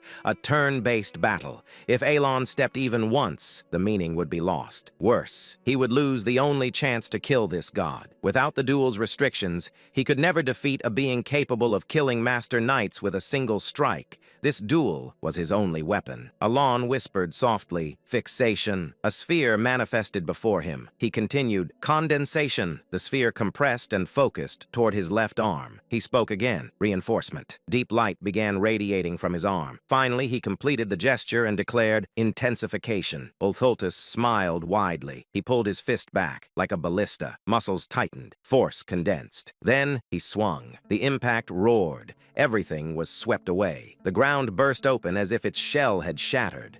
The air exploded violently. For a brief moment, the world became a vacuum. Then, a delayed, ear-splitting explosion followed. Gray dust scattered in all directions. A distant voice whispered in disbelief, "This is unbelievable." Where the fist had struck, nothing remained. A massive cone-shaped crater carved into the earth. The gray sky cracked open. A purple sunset poured over the battlefield, overwhelming power. As the living stared in awe and despair, Pania gasped in shock and cried out, The Count! He's still alive!" Dea stared forward in disbelief. Count Palladio, drenched in blood, was standing, barely. His right arm hung limply. Blood poured from his wounds. His body trembled at the brink of death. Yet he stood and held the potion prepared by the Vice Tower Master, recalling that it was described as a redemption potion capable of soothing unbearable pain. He observed that when used at the precise moment, it worked flawlessly and allowed him to remain standing. He poured the golden liquid over himself as warm light enveloped his body and restored his strength gradually. He assessed that it would not restore him completely, but would allow him to move. His gaze turned cold as he declared that he had fulfilled the conditions to enter the state of stillness. He raised his hand as a ring appeared upon his finger. Golden radiance burst forth from it, illuminating the crimson mist as he activated Binding Summon and announced that the long-awaited hour had arrived. He muttered to himself, "Finally, it's my time to attack. I had been waiting for it." Alan explained that to fight Ultra Lulis, it was recommended to read the rules of the duel before beginning. He continued, "In order to limit the movements of the outer god with these rules, I voluntarily accepted his challenge and requested a sacred duel of Babylon," he explained. "Thanks to the reincarnation pendant that prevented death and a healing potion, I managed to barely survive his attack." He continued that to activate the Ring of Radiance, one had to be on the verge of death. There it was, was. The constraint had been activated. Alan approached Ultis and said, "Since it's a sacred duel, no defense or counterattack is permitted," he continued. "In the game, I just tanked the first hit. Plus, the reinforcement effects weren't limited by turns, but by real time. Here, it's different. There's no time limit." He began invoking his magic and said, "First constraint. When magic is used on snowy terrain, I can twist the rules of this world just a little." A red eye appeared above his head, then a blue one, and he activated diffraction. Magic began to manifest in front of his hand. He continued, "Second constraint. When magic is used at the gates of death, I can twist the rules of this world a little more." He activated Primeral Point. His lightning magic took the shape of a spear, and with condensation, he hurled it at Ultis. He added extinction to his magic, and it began to take on a dark aura. He explained, "Third constraint. When fighting against a god, I can twist the rules of this world even further." He activated Silent Front, and his magic grew even stronger. Then came the fourth constraint. When magic is used against the great god of duels, Ultis, the magic intensifies further. Ultis waited with his arms wide, and the spell hit him full on, creating a massive explosion. Alan explained, "I can twist the rules of this world one more time." He said, "For this to work, he has to be wiped out in a single hit," and all fell silent. A silence so profound that even the smallest breath felt forbidden. Only the faint sound of crumbling gravel and dust filled the space, as the living gazed upon Alan with varied expressions. The soldier's eyes were filled with awe. The knight's eyes were filled with hope. However, Alan, the one receiving these gazes of awe and hope, merely maintained a blank expression. To be more precise, "Please, please, please," he had been praying fervently. He sincerely wished that with this strike, the outer god would be annihilated. But Alan realized that his prayer had not reached the heavens. A giant stood there, arms raised triumphantly, facing the sunset with an expression of joy. A massive hole pierced through his chest. Impressive. A low voice. The sight of the giant smiling brightly despite his heart being pierced filled both the soldiers and knights with a reverence that transcended fear. But for Alan, it was a feeling of endless despair. He said to himself, "It's over." His attack had indeed succeeded in delivering a direct hit to Ultultus. However, the problem was that it had only destroyed the heart rather than obliterating the entire body. Alan asked himself, was my firepower insufficient? Objectively speaking, for someone who had only recently reached the third tier of magic, the fact that he could even muster this level of firepower was due to various factors. Among them, the constraints had played a significant role. The use of Babylonian phrases and beastly power were clear restrictions, but this time, the constraints he had placed were even more limited. In short, the magic from a moment ago had been Alan's strongest and only trump card at that point in time. Thus, with this attack having failed, Alan's defeat had been inevitable. His attack had indeed destroyed the outer god's heart, but destroying just the heart would not make the outer god vanish. As if to prove this, Ultultus stood proudly in the same spot, still smiling broadly. His body was covered in burn marks, and there was a gaping hole in his chest. But that majestic smile remained as he said, "Ah, I see. So you were still holding on to your will." Muttering words that only Alan could hear, the giant spoke in cryptic tones, causing Alan to drop the hands that had been clasped together in a seal. Even at that moment, the effects of the highest grade potion continued to restore his body. Though his body was still uncomfortable, it had recovered enough for him to move around, but that meant little. Alan, who had exhausted all the magic in his bracelet due to the recent spell, no longer had the strength to continue fighting. Because of this, his expressionless face concealed a gloomy mood as he raised his gaze with some doubt at Ultultus's next words. At that moment, he saw it. Ultultus's body was slowly beginning to disappear. Reflecting the light of the setting sun, the giant started vanishing from his feet upwards, and Alan wore a bewildered expression, and he inquired, "Is he disintegrating?" The thought flickered briefly in his mind, but Alan quickly shook his head. He had never seen an outer god's dissolution happen in such a manner. The moment of confusion passed. The outer god said, "Impressive, noble one. I never imagined you would even carry rank within you." Though Alan was confused by the outer god's words, he continued to listen. With a great smile, Ultultus sat down heavily, propping his chin on his hand before speaking again. Noble one, though we exchanged blows but once, it was truly magnificent. Indeed, the black one and the blue one had chosen well. Alan, perplexed by the sudden voice in his head and the mysterious words, felt a surge of questions. Of course, his face remained expressionless, showing no sign of his inner thoughts, so Ultultus continued speaking. Since I have lost the duel, I shall give you a gift. I shall also bestow you with authority, with a grin. Remember us, the ones who retain the mystery and legacy of the forgotten great god. By that point, nearly half of Ultultus's body had disappeared, and his disintegration seemed to be accelerating. Yet he smiled even more warmly and spoke again. When the usurpers crawl out from their restraints, summon me. Call upon my true name instead of the false derogatory titles they have spread, he continued, for you have earned that right. And then, call me the god of chaos and disorder. With those final words,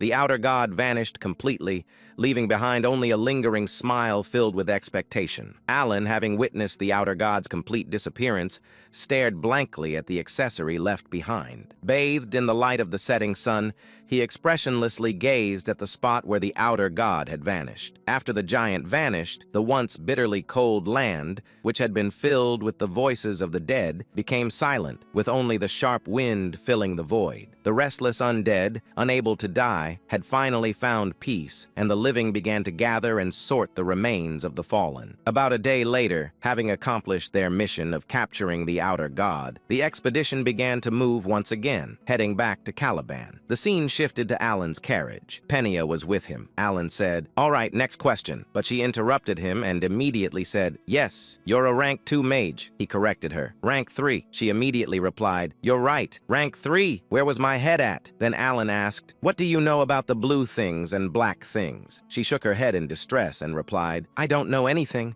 I've never seen a black thing or a blue thing. That's the truth. I swear I'm telling the truth." Her quick response left Alan speechless, wondering if she had even thought about it. Realizing he wouldn't get any useful information from her, he nodded. She dashed out of the carriage, thanking and greeting him as she left. Seeing her behavior, Alan thought to himself, "I didn't even tell her she could leave yet." Then he said, "If people keep thanking me for such trivial things, I'm going to start believing I'm some dark criminal." He began to ponder the fight and thought to himself, "But why did he disappear even though my attack failed?" His words left me with more questions than answers. Beside him lay the belt Ultus had given him. Alan looked at it and said, "I've seen this in the game. It's true." But the bracelet was explained. Belt of the Forgotten, reward obtained by defeating Ultus, doubles damage dealt and damage taken. There was an inscription inside it that read, "O you who have inherited his will, let your steps lead you to Kahala, the city of ancient gods." Alan said, "It's the first time I've seen this." He wondered, will I be able to discover something in Kahala? At that moment, someone knocked on the door. It was Deus. Surprised, Alan asked, "What is it?" Deus said that the mage had dared to leave without seeing him off properly and asked, "Do you want me to kill her?" Alan stopped him and said, "That isn't necessary." He thought to himself, "Isn't this getting a bit out of hand now?" At the same time, Penia felt a shiver run through her body and wondered if anyone was speaking ill of her. In truth, she had almost gotten her head chopped off. 2 weeks later in Kidram, the capital of Caliban, Deus headed to the castle to deliver his report, thus concluding the expedition to the north. He also took the opportunity to return the Ring of Radiance. Alan, without hesitation, prepared to leave once again. For him, there was no longer any reason to stay in Caliban after the outer god had been eradicated. He thought with a satisfied expression as he glanced at the carriage. "I've received plenty of gifts." The carriage was loaded with numerous gifts, courtesy of the quick-witted king of Caliban, who sought to strengthen their friendship. Alan, gazing contentedly at the slightly excessive gifts, soon spoke to Deus. "Well, see you next time." As he turned to leave, suddenly Deus asked a question. "May I ask you something?" Alan, who had been about to turn away, paused. "What is it?" Having spent about a month with Deus, from the northern expedition to their return to the capital, Alan had never heard such a direct question from him before. Usually, Deus only expressed his deepening respect without much inquiry. Alan patiently waited for him to speak. After a moment of silence, Deus finally asked, "Can I become stronger too?" Alan was briefly taken aback by the unexpected question, especially since Deus was already quite strong. He pondered what could have prompted such a question, then reached a conclusion. Perhaps it was because the magic I used in battle against the outer god had left a strong impression, increasing expressing his respect for me. After concluding his thoughts, Alan spoke. "Of course, you can become stronger," Deus inquired. "Really?" Alan replied. "Yes, as long as you put in the effort, you can achieve anything you desire." Alan wasn't lying. In fact, Deus, like the rest of the five sins, already had extraordinary innate abilities even before the descent of the gods. In Deus's case, even without using his unique abilities, he could become a sword master with sheer skill. Given that he had reached that level in just 1 year, it was only a matter of time before he became even stronger. Reflecting on these facts made Alan feel a tinge of envy for the sheer talent standing before him. He added, "So don't worry, then I'll be on my way." But suddenly Deus asked, "Wait, may I ask you one more thing? Why do you always ask instead of command?" Alan, momentarily confused by the question, tried to piece together what Deus might have been getting at. Did he think there was some hidden motive behind my support? Alan replied,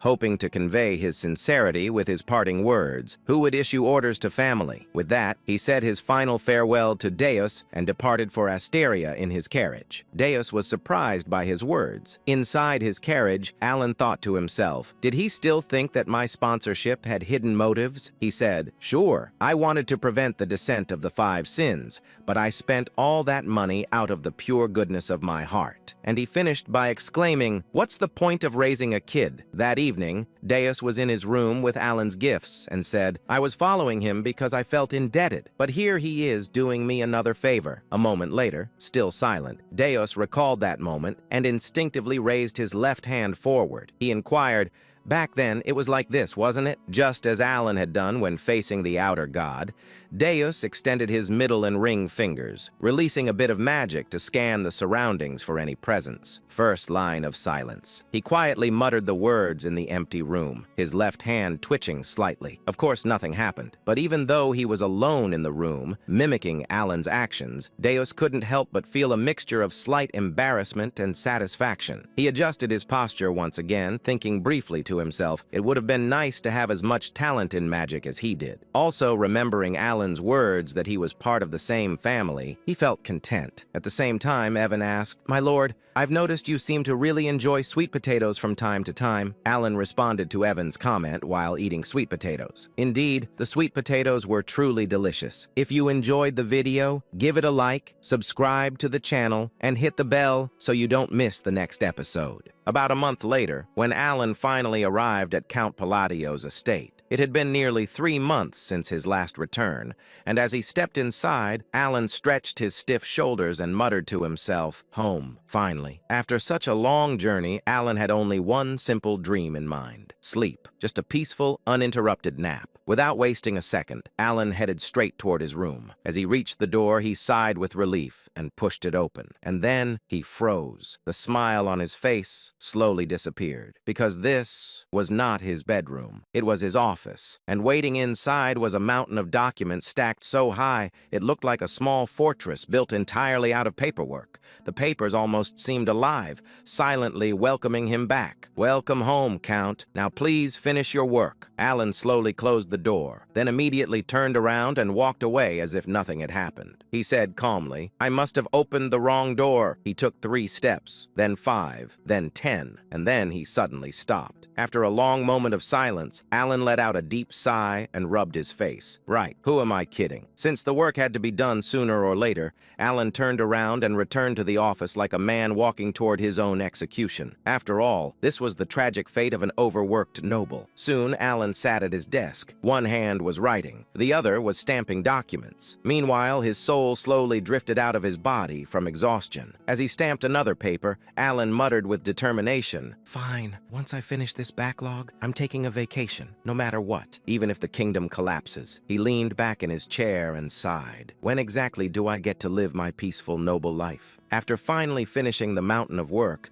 Alan rewarded himself with a 1-week vacation, and he fully embraced the lifestyle he had always dreamed of, sleeping late, toasting bread in the morning, eating a perfect steak for dinner. This leisurely routine brought him a level of happiness that even powerful magic couldn't match. However, despite the peaceful atmosphere, Alan wasn't completely idle. Even Even during his vacation, his mind refused to rest, because he knew one thing: otherworldly beings had already appeared once, and if one had descended, then others could appear as well. Now that the 5 great sins had been sealed, the world had unknowingly entered a new stage. Rather than resisting fate, Alan simply accepted the situation. After all, if saving the 5 great sins had created this butterfly effect, then a few otherworldly visitors appearing occasionally was far better than the alternative. At least those beings would show signs before appearing. The 5 great sins, on the other hand, would descend like a bomb with no warning whatsoever. So during the week, Alan quietly gathered information and continued researching magic. Eventually, he clicked his tongue and muttered to himself, "Looks like I'll need to go to colony for information." Normally, Alan preferred investigating things personally rather than relying on the information guild. But there was a problem. The location of the ancient god city, Kahara, had not yet been discovered. Alan crossed his arms and thought carefully. If my memory from the game Psychedelia is right, the city should be discovered this year, because in the original story, Kahara was discovered 3 years before the protagonist left the village,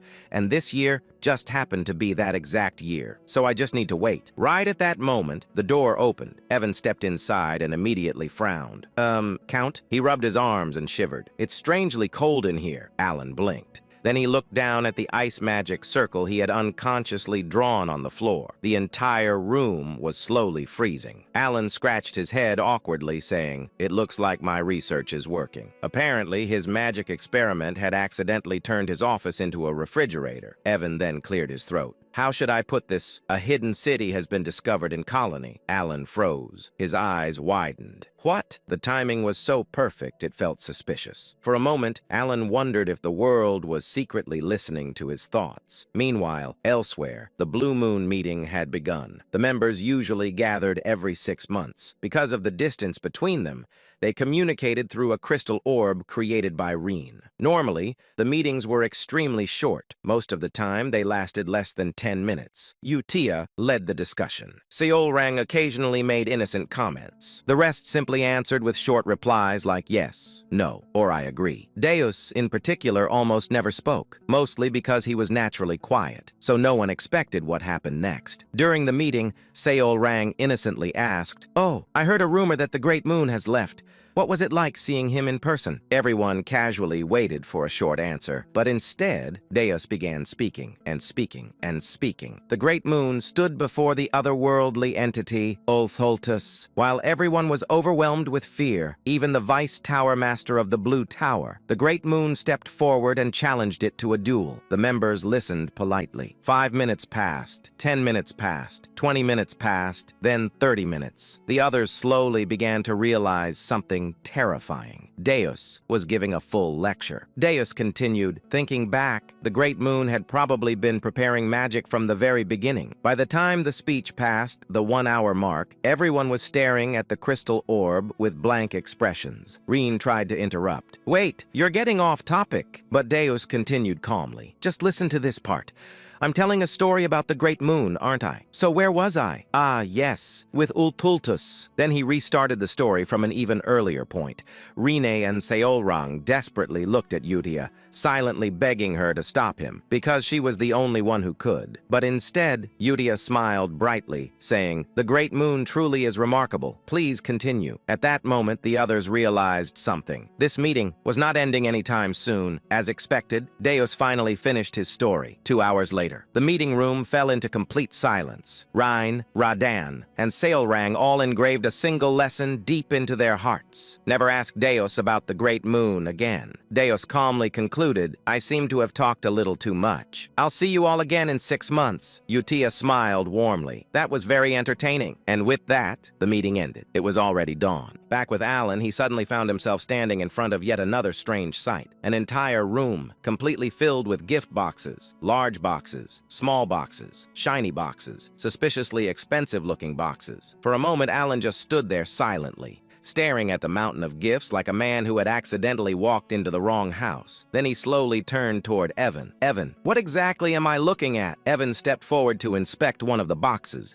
As soon as he opened it, his eyes widened in shock, saying, "My lord, this artifact came from the deep floors of the Aberranth." He carefully lifted the item and added in disbelief, "To be honest, we could probably buy a mansion with just this one." Alan blinked. Then he picked up a golden cup from another box. It was ridiculously expensive. In his other hand were several letters that had been delivered along with the gifts. He began reading the names and immediately frowned. He said, "I don't know any of these nobles." The letters were extremely polite and full of praise. Some even sounded suspiciously respectful. Alan slowly nodded to himself. "Ah, I see. The rumors must have spread." Even so, he couldn't hide his amazement. All of this, just because he had one connection with a master knight. He leaned back and let out a small whistle. Amazing. Despite his confusion, something deep inside Alan suddenly awakened. His small business slave mentality. After thinking for a moment, Alan came to a very reasonable conclusion. If people give you things, you should accept them. He folded the letters neatly and smiled. "To the generous nobles who sent these gifts, thank you." Then he looked at the overflowing boxes and laughed. "Let's just put everything inside the secret chest." A week later, Evan returned with even more gifts. He placed the new boxes down and sighed. "My lord, it doesn't seem like they're going to stop." Alan stared at the growing pile with wide eyes. Then he nodded slowly. He leaned back proudly and thought, "So this is what happens when you know a master knight." He crossed his arms and thought, "Deus must be doing well. Looks like that kid is finally being a good son." He generously decided to forgive Deus for never writing back. What Alan didn't know was that these gifts were actually bribes from nobles hoping he would let them join his faction. But in Alan's mind, they were simply friendly presents. A month later, the gifts were still arriving. At this point, Alan started feeling slightly embarrassed. Looking at a ridiculously luxurious jewel box, he sighed. Maybe I should return the more outrageous ones. At the beginning of summer, as the gifts finally started slowing down, the Grand Assembly began in Teria, the capital of the Asteria Kingdom. Unfortunately for Alan, he was late, which resulted in a very unusual sight. Count Alan Palladio, walking quickly. Evan followed behind him, said, "See you later." Alan is desperate not to draw attention for being late to his first Grand Assembly. Evan notices his speed and is surprised, assuming his master must be in a real hurry. He also notices that several other nobles have started following behind the Count. Alan finally pushed open the massive doors of the assembly hall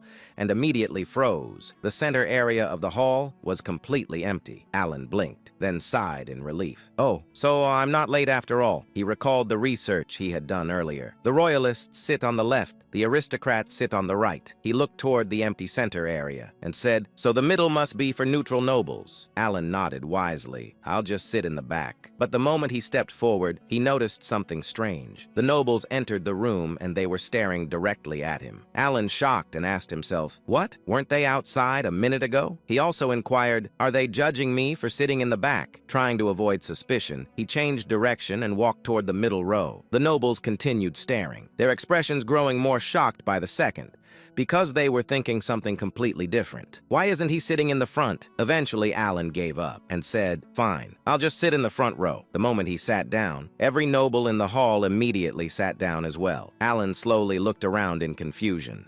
He scratched his head. "Were they all waiting for me?" He frowned. "Is no one brave enough to sit in the front row?" Then he leaned back with a sigh. What's the point of sitting this close to the faction leaders anyway? Soon, the presenter called the assembly to order. "We will begin the Grand Assembly," the presenter continued. "Today, we recognize a new faction that has officially received voting rights. The faction known as Kalpa." Alan blinked, but he didn't pay much attention. He simply hoped the meeting would end quickly. Then the presenter suddenly called out, "Count Palladio, the president of Kalpa." Alan jumped. "Yes!" Then his brain froze. Wait, inside his head, Alan was screaming, "What is Kalpa?" He quickly turned around to see if anyone else looked confused, but instead, he saw Altia and Zenonius sitting together. Both of them were staring at him with pure admiration. Alan's mind completely shut down. Why are those two sitting together? Did Zenonia and Altia form an alliance, and they named named it Kalpa? He felt his sanity slowly slipping away. How did those two even stay in the same room without fighting? Then the presenter asked politely, Count Palatio, as the president of Kalpa, would you like to say a few words? Alan slowly turned back toward the front, his face completely blank, and at that moment, he realized something horrifying. The president of this mysterious and possibly dangerous faction was apparently him. In the northern lands, where the cold wind never stops and the gray earth stretches endlessly,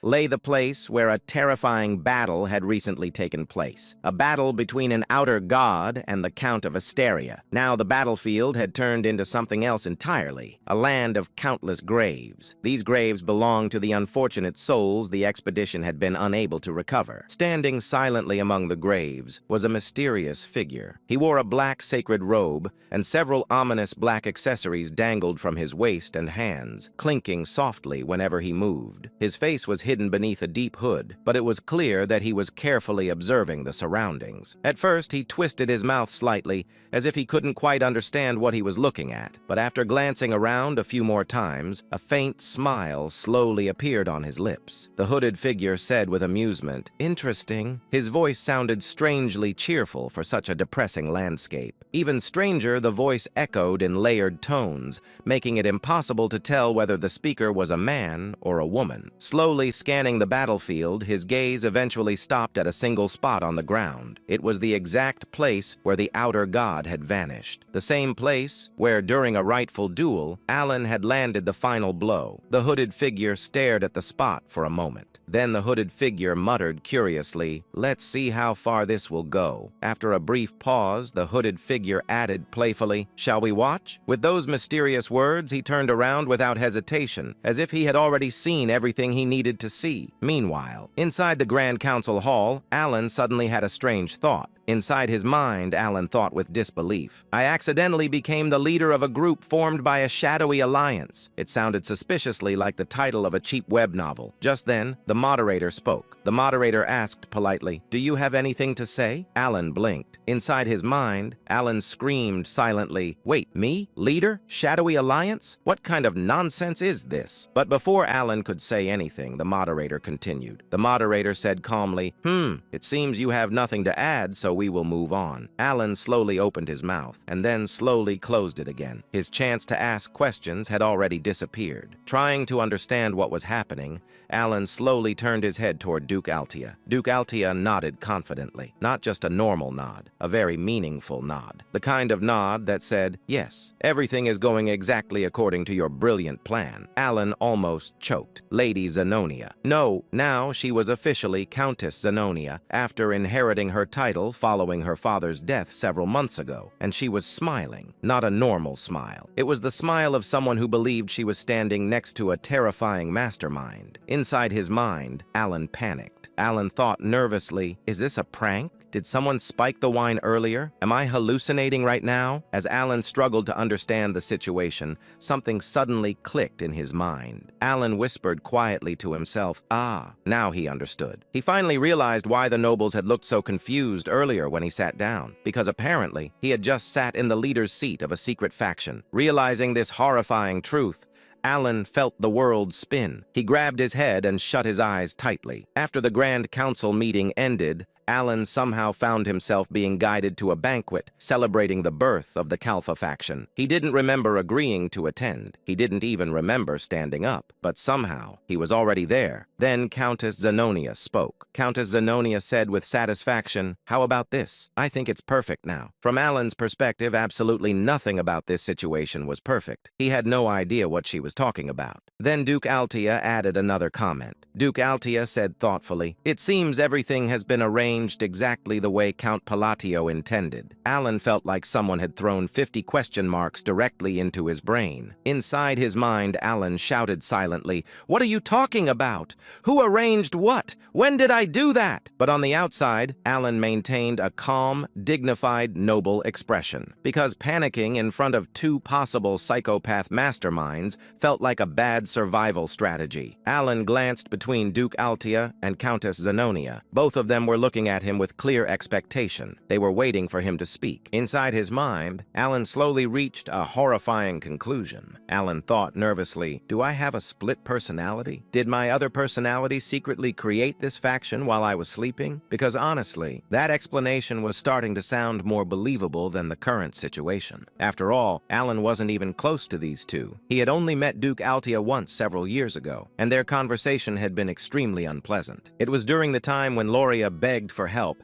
and Alan had bluntly rejected the request. Likewise, Alan barely knew Countess Zenonia. They had only met twice, and during their second meeting, Alan had literally ordered her to be thrown out of his manor. Realizing he had been silent for too long, Alan finally spoke. Alan said calmly, I see. Inside his mind, however, Alan was screaming, but he couldn't ask, what is going on here? Because it was painfully obvious that these two believed he had planned everything. If he suddenly asked what they were talking about, they might conclude that their genius mastermind leader had gone insane, or worse, that he was testing them. So Alan made a decision. For now, he would play along and gather information. Once he understood the misunderstanding, he could fix everything later. However, before he could say anything else, Duke Altia spoke again. Duke Altia said sincerely, I'm just glad I was able to repay you for saving my life. Alan slowly closed his eyes. Inside his mind, Alan screamed, when did I save your life? Despite the chaos in his brain, Alan slowly managed to gather three important facts from the conversation. First, apparently, the alliance between Countess Zenonia and Duke Altia had been orchestrated by Alan. Second, the faction called Kalfa had been formed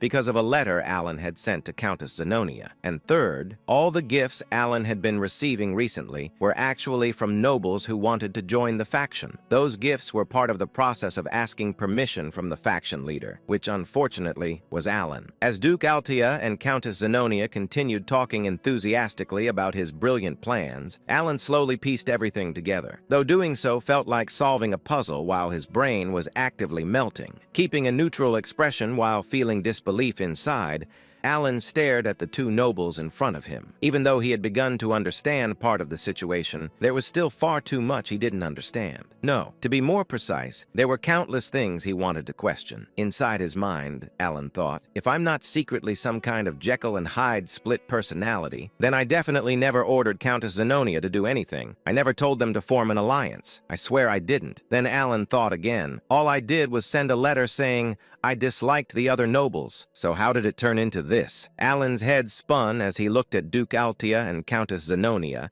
trying desperately to understand what was happening. Inside his mind, Alan wondered, is this what people mean by the realm of genius, where ordinary people can't even understand the plans of a mastermind? Alan remained silent, because he had slowly realized something terrifying. Through a series of coincidences, he had unknowingly helped create the Kalfa faction himself. By the time he finished piecing together the facts, Alan's instincts told him something very important. There was no getting off the Kalfa train anymore. He had already accepted too much. Of course, if he really wanted to leave, there were ways, but none of them were good options. Now that both the royalist faction and the aristocratic faction clearly saw him as an enemy, leaving this faction would only cause more problems. To be honest, if the losses were manageable, Alan would have pressed the escape button immediately. But another thought quickly followed. Inside his mind, Alan wondered, what if I tell them this was all a misunderstanding? Alan slowly glanced at Duke Altia and Countess Zenonia. Their conversation had just ended,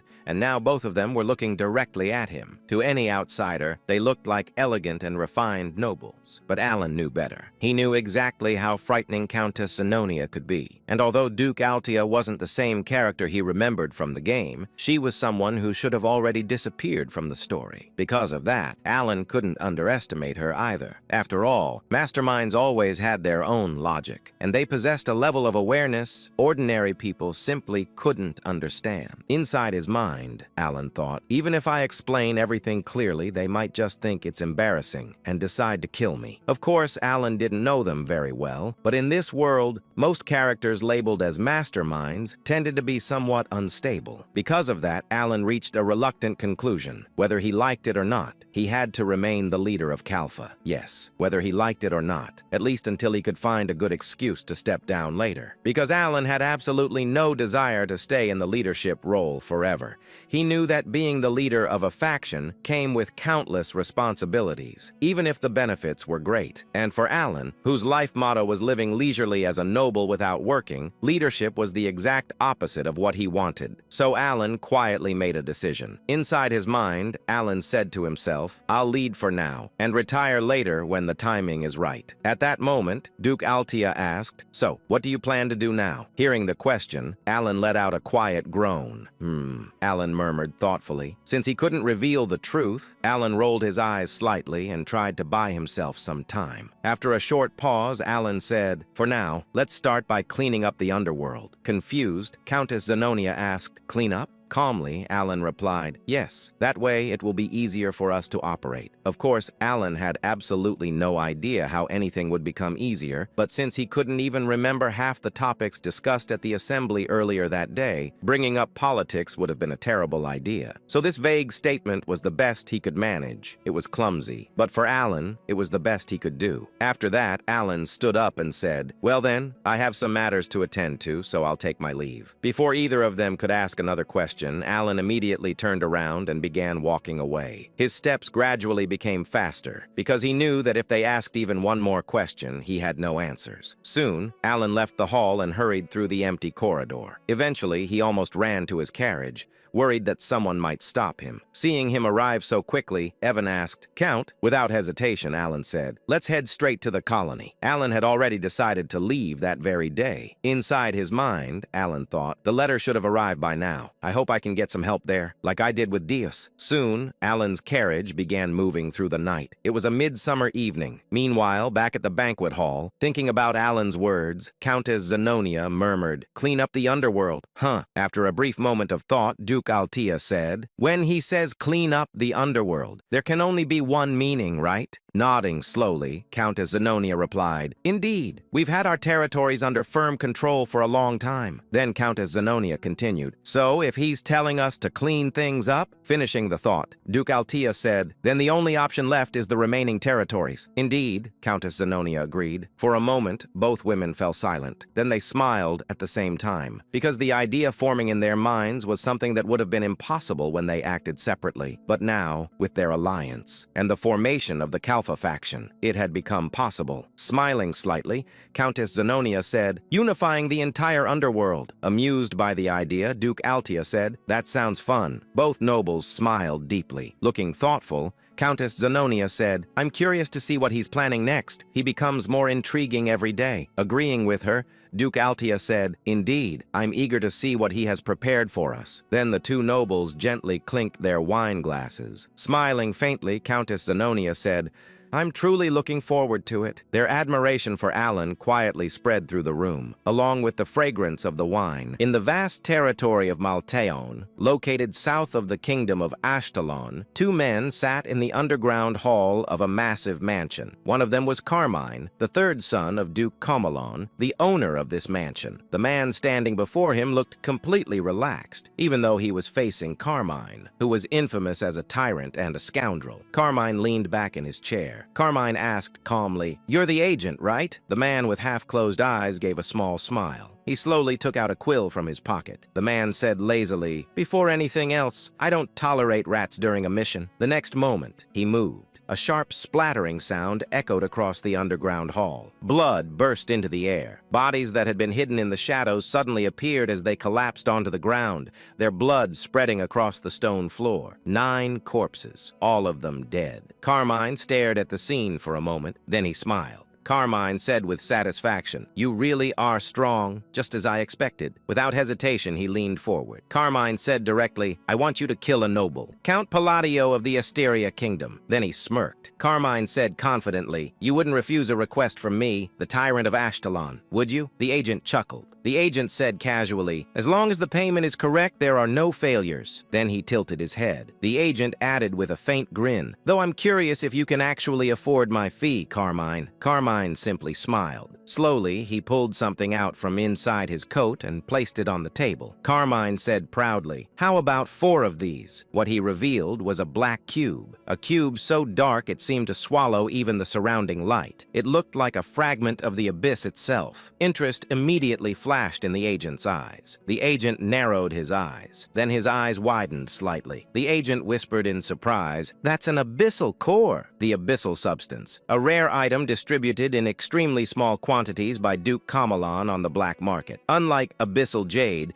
which merely increased physical abilities, the abyssal core granted special powers. Its price was astronomical. The agent stared at the cube. The agent thought silently, "I only got a tiny taste of this thanks to the leader. How strong would I become if I used it?" Then he turned away. The agent said calmly, "I'll return as quickly as possible." And just like that, he disappeared. Carmine clenched his fist. Carmine said with a dark grin, "Palatio, did you really think you could ignore me and live comfortably?" He chuckled coldly. Carmine finished coldly, "Absolutely not." After leaving Carmine, the agent visited another person, Duke Kamelan, the head of the nobles in the kingdom of Ashtalon, and the true ruler of the underworld among the allied kingdoms. Standing before the Duke, the agent bowed slightly. The agent asked politely, "Will this be acceptable?" The Duke looked bored. The Duke said coldly, "I was wondering what that useless son of mine was plotting when he stole the abyssal substances." He waved his hand dismissively. The Duke added indifferently, "I heard nothing. Now get lost." The agent blinked. Then he smiled internally. The agent thought happily, "So he's turning a blind eye to this. I hit the jackpot." The agent bowed again. The agent asked politely, "Then shall I send your regards to the leader?" The Duke smirked. The Duke said with a grin, "You came here uninvited and now you want an excuse." He leaned back. The Duke finished lazily, "Do as you please." The agent nodded and left. Moments later, another man appeared. The Duke glanced at him. The Duke asked calmly, "Didn't you say you couldn't exert influence over the kingdom of Asteria?" The man immediately knelt. The man replied respectfully, "Yes, Seeker." Then he added carefully, the man reported, "I heard Kalpa is growing there, centered around Count Palatio." The Duke's eyes turned cold. The Duke said quietly, "It would have been annoying if I had to move personally." The Duke added, "This worked out perfectly." Meanwhile, as Alan was heading south toward the desert city after leaving Teria,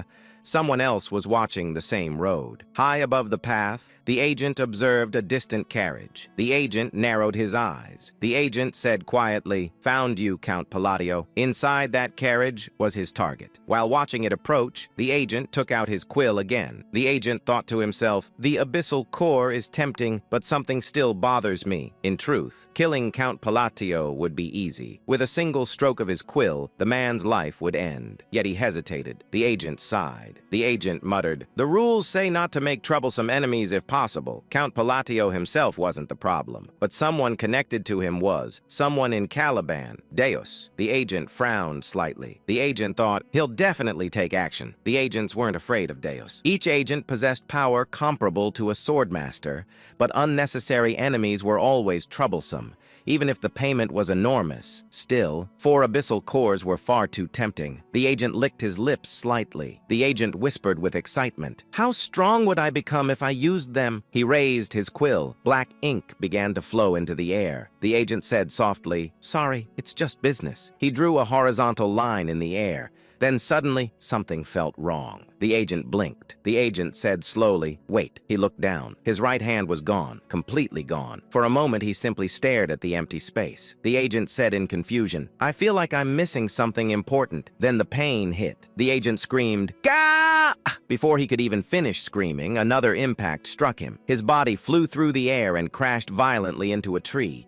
When he lifted his head, he froze. Standing there was a boy, black hair, blue eyes, young, too young. The agent stared in disbelief.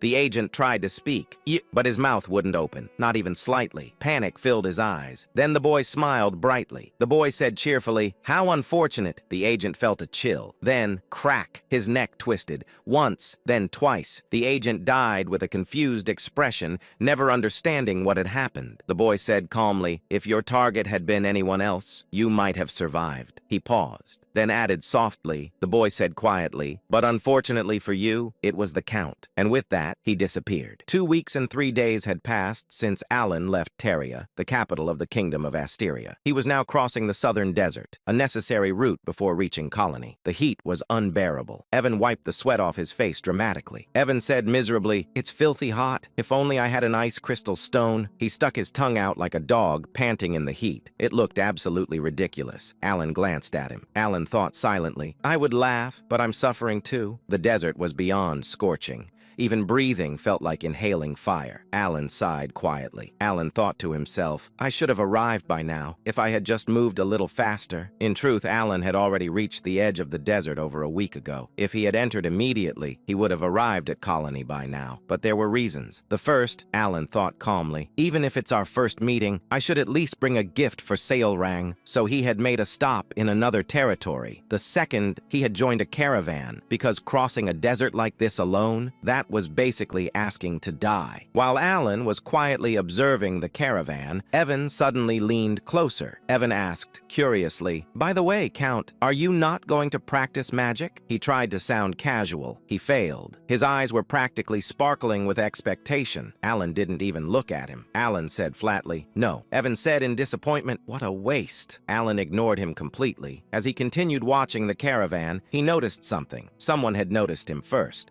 A woman with striking red hair turned toward him sharply. It was Lion Aguileras. Lion said coldly, "What are you looking at?" Alan didn't react much. Alan said calmly, "Just happened to glance over." Leon, while reading a book, said mockingly, "Do you enjoy spying on others?" Alan sighed slightly. Alan said plainly, "I don't have that kind of hobby." Leon said sarcastically, "Is that so? My mistake." She tilted her head and added with a sharp tone, "I thought someone who spreads rumors so eagerly might also enjoy peeping." Evan's eyes widened. Evan thought in shock, "Wait, rumors? Our Count? Since when?" Alan blinked once, then exhaled slowly. Alan thought tiredly, how troublesome. In reality, Leon was the daughter of the Red Magic Tower Master, a rank 4 mage. Even without an official title, that name alone carried weight, a terrifying kind of weight, especially considering her father, a man who had charged alone at one of the 5 great sins and died doing it. In simple terms, a complete madman. Alan looked at Leanne for a moment, then looked away. Alan said quietly to himself, "Can't I get even a moment of peace?" Despite her constant provocation, Alan chose to ignore her, not because he was patient, but because he was cautious. Alan thought calmly, better not get involved, especially with someone like her. Then he added internally, "I'll never see her again after crossing the desert anyway." At that moment, Leon's carriage began moving ahead. Evan, who had been watching everything, suddenly grabbed Alan's sleeve. Evan said excitedly, "Whoa!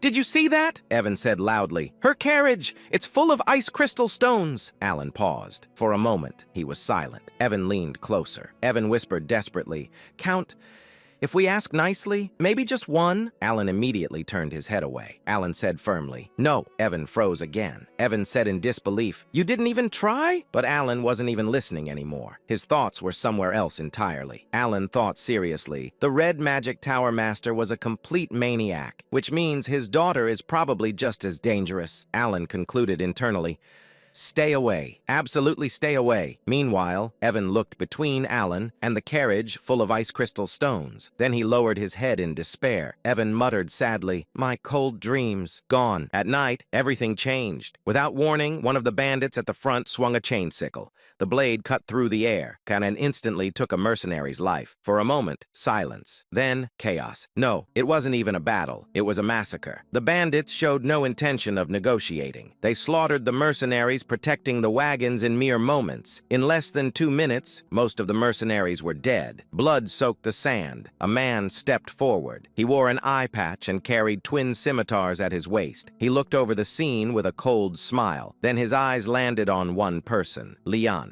In an instant, she was captured. The man grinned wickedly. The eye patch man said loudly, "Listen up, everyone." He raised his sword. Blue energy ignited around it like flames. The eye patch man said with a cruel smile, smile. For your own safety, I suggest you cooperate quietly. Leon's face turned pale. Even without understanding everything, she knew he was dangerous, far beyond ordinary knights. Nearby, a surviving mercenary trembled. The mercenary thought in horror, that symbol, it's the bloody sand bandits. His voice shook. The mercenary thought desperately. They even captured Lady Leon before she could react. We're done. The eye patch man chuckled.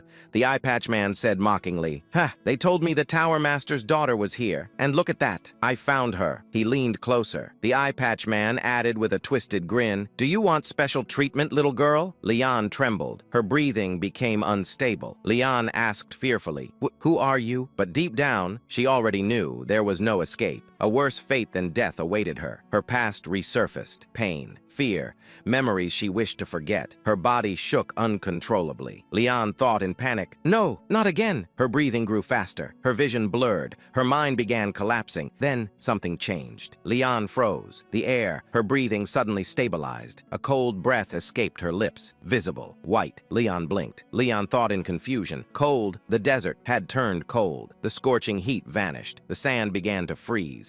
Even the eye patch man's smile disappeared. The eye patch man said slowly, what? Silence fell. Then footsteps. Calm, steady. Every bandit turned. Someone was walking toward them, unbothered, unhurried, as if none of this mattered. It was Alan. His expression didn't change, not even slightly. Ashen energy flowed from the bracelet on his wrist. The cold intensified. Then he stopped. Alan looked at the scene, then spoke quietly. Alan said softly, freeze. Leon's eyes widened. Leon said to herself in disbelief, Count Palatio? That's impossible. Her mind raced. She hated lies, more than anything. And from the moment she met Alan, she had believed one thing. He was a fraud, weak. A man who stole credit from Deus, a man with pitiful mana. She had seen it herself. There was no way he could do this. Yet, reality stood before her. A frozen domain spread around Alan. The desert had turned into a tundra. Frost covered the sand. Leon whispered in shock. This doesn't make sense. Her eyes trembled. Leon analyzed instinctively. Compound magic. At least 3 spells. Her voice shook. Leon continued in disbelief. That's impossible with that amount of mana. Then, something moved. The eye patch man vanished. In an instant, he appeared in front of Alan. No one saw how. Leon reacted immediately. Leon said urgently, wait!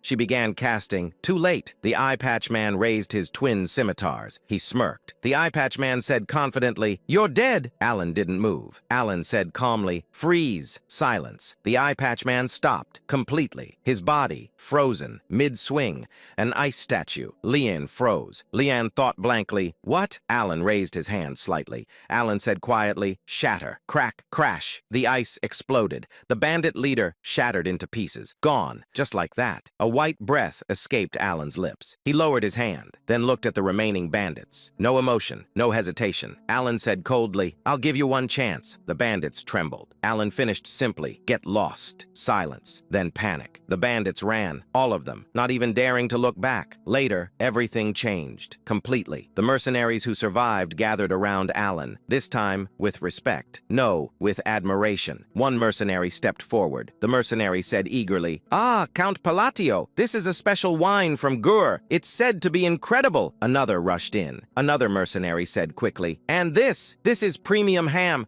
I brought it to sell, but please, you must try it. Alan accepted calmly. Alan said politely, thank you. But inside, he had a completely different thought. Alan thought seriously, food secured. He quietly ate and drank. Peace. Finally. Alan thought in relief, this is what I wanted. After a while, the mercenaries bowed and left. Alan leaned back slightly. Alan thought calmly. Fortunately, everything went according to plan. Evan was still eating non-stop. Meanwhile, Alan analyzed. Alan thought reducing the constraint penalties was the right decision. The spell he used, Extreme Cold. A spell he developed over half a year, combining spatial magic, frost magic, and maintenance magic. It transformed the environment, turned any place into frozen land. Alan thought seriously, this satisfies one of the conditions. He continued internally, magic must be used on land of extreme cold, which meant fewer penalties, more power. Then he touched his belt, the belt of the forgotten. Alan thought calmly, double damage, both ways. So I can die twice as fast too. Great, he shrugged slightly. Alan thought casually, well, as long as I don't get hit. At that moment, someone approached. Alan looked up. It was Leon. She walked slowly. Then she bowed deeply. Both Alan and Evan froze. Evan said in shock, "We're dead." Alan thought calmly, "What did I do this time?" Leon raised her head slightly. Her voice was hesitant. Leon said sincerely, "I apologize for my previous behavior." Evan blinked. Evan whispered, "Wait, we survived?" Leon looked at Alan, a bit shy, a bit nervous. Then she spoke. Leon asked softly, "If it's not an inconvenience, I'd like to discuss magic with you." She hesitated, then finished, "Would that be all right?" Alan stared at her in silence. Then he thought, "She kept picking fights with me the whole time. What changed all of a sudden?" Evan frowned in irritation. He was clearly annoyed by her attitude,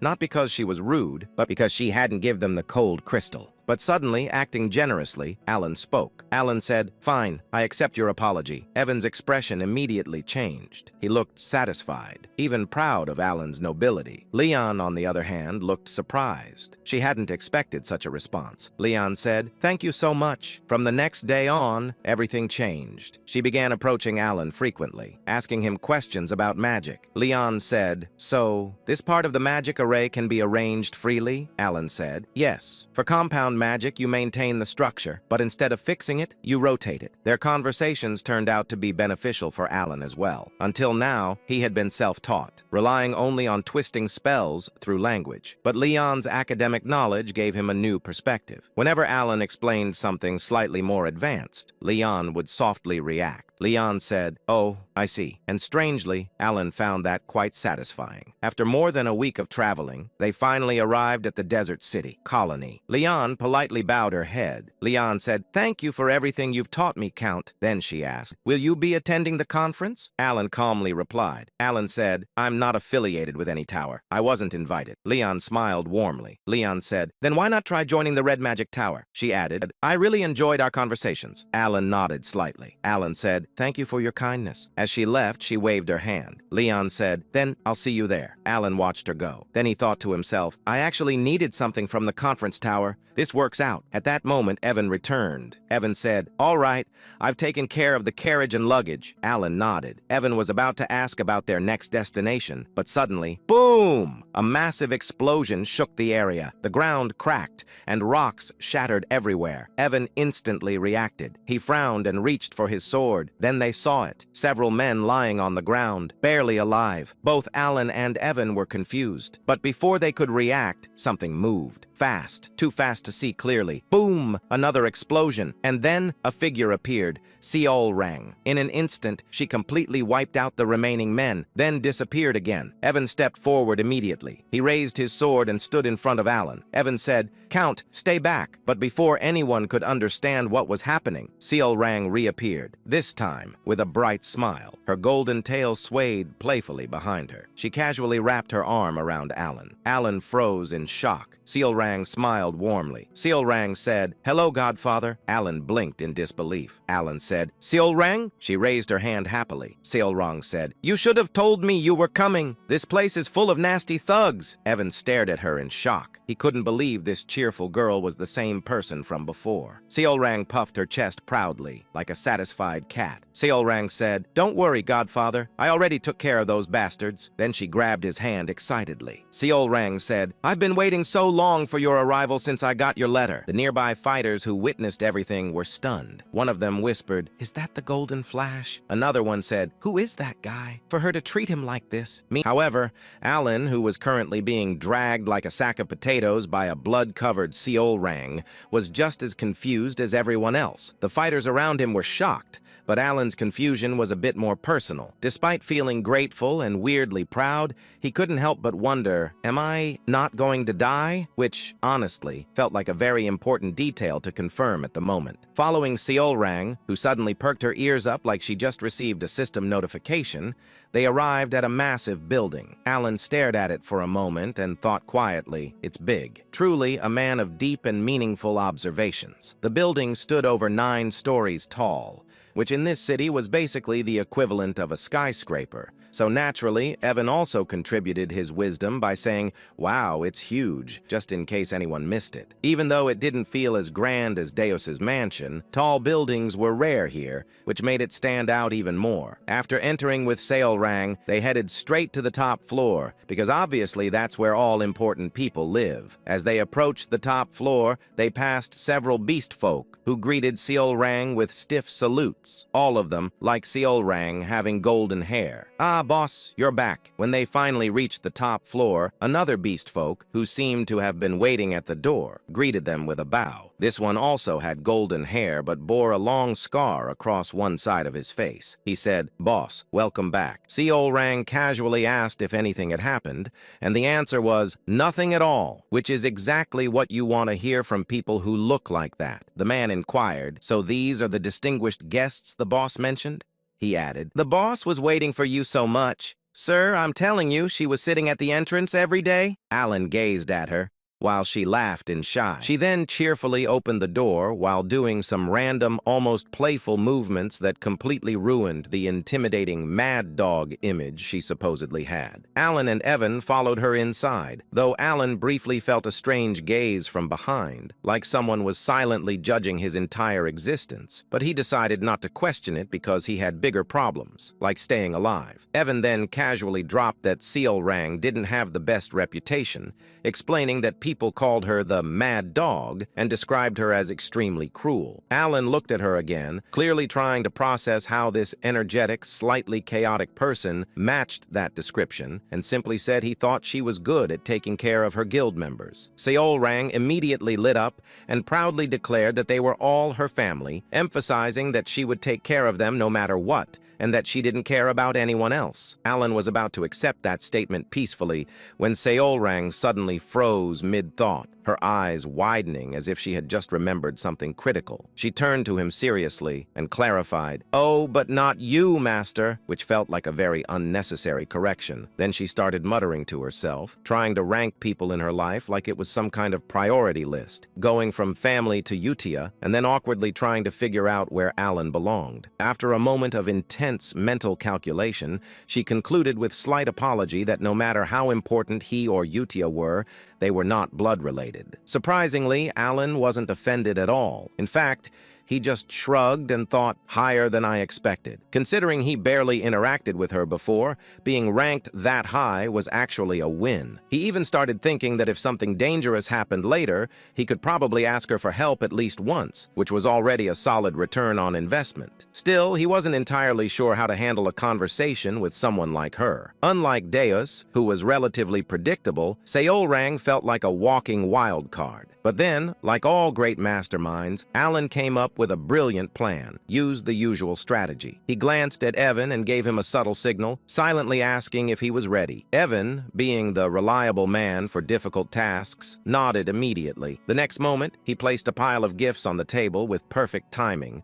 then sighed in relief like he had just completed a life-threatening mission. Seolrang's reaction was instant. Her eyes sparkled as she excitedly reacted to the gifts, and just like that, the conversation mode switched to easy difficulty. From that point on, everything went much smoother than Alan expected. In fact, it was even easier than talking to Deus, which left him slightly confused. At one point, she enthusiastically agreed to something he said, only for Alan to pause and question whether she had actually listened. She confidently said yes and told him to speak casually with her, which did not answer the question at all. She was so full of energy that she couldn't even sit still properly. Alan watched this with a blank expression and tried to bring the discussion back to something reasonable, mentioning that she must have a lot to think about since she was running a guild. She immediately dismissed the concern, saying it was fine and reminding him that even if they weren't family, he was still her master, which apparently solved everything. Alan nodded awkwardly, but deep down he felt a sense of pride. He genuinely hadn't expected her to go this far to help him, especially since they barely kept in touch. Then Seolrang mentioned that thanks to him, she had been able to gather the scattered members of her tribe. She proudly showed him the glove she was wearing, which Alan quickly recognized as an essence of the Golden Mane tribe. Realizing this, he thought that the rumors were true. Meeting them really did unlock their true power. After that, the conversation became more relaxed. They talked about various things, nothing particularly important, just casual exchanges. Alan asked about her life, shared some stories about Deus, and listened as she talked about her experiences. At some point, however, Alan had a very questionable thought and decided that he was, in fact, a good father, proudly believing that he had successfully raised his children, which was a conclusion absolutely no one else agreed with. Then, without any warning, Seolrang suddenly picked Alan up and threw him over her shoulder like he was a piece of construction material, saying to him, "Master, you must be tired from coming all this way, so please get some rest. I'll show you to my room." Surprisingly, Alan didn't resist at all. Instead, he looked completely satisfied. For someone like him, who valued comfort above all else, this situation was nothing short of perfect. After all, it was basically a free ride. After that, she casually asked how the desert was, and honestly, she didn't even wait for a deep answer before basically answering it herself. There's nothing but sand. No fun at all. Evan, trying to sound a bit more professional about it, added that the desert was actually quite dangerous, which immediately caught Seolrang's attention. She tilted her head in confusion, clearly not seeing how endless sand could be a threat, so Evan simply explained that they were attacked. The moment the word attack came out, Seolrang's cheerful expression froze for a split second, while Alan calmly confirmed it, explaining that they had been ambushed by the Blood Sand bandits in broad daylight, which was unusual since those guys normally preferred nighttime. Seolrang reacted with mild curiosity,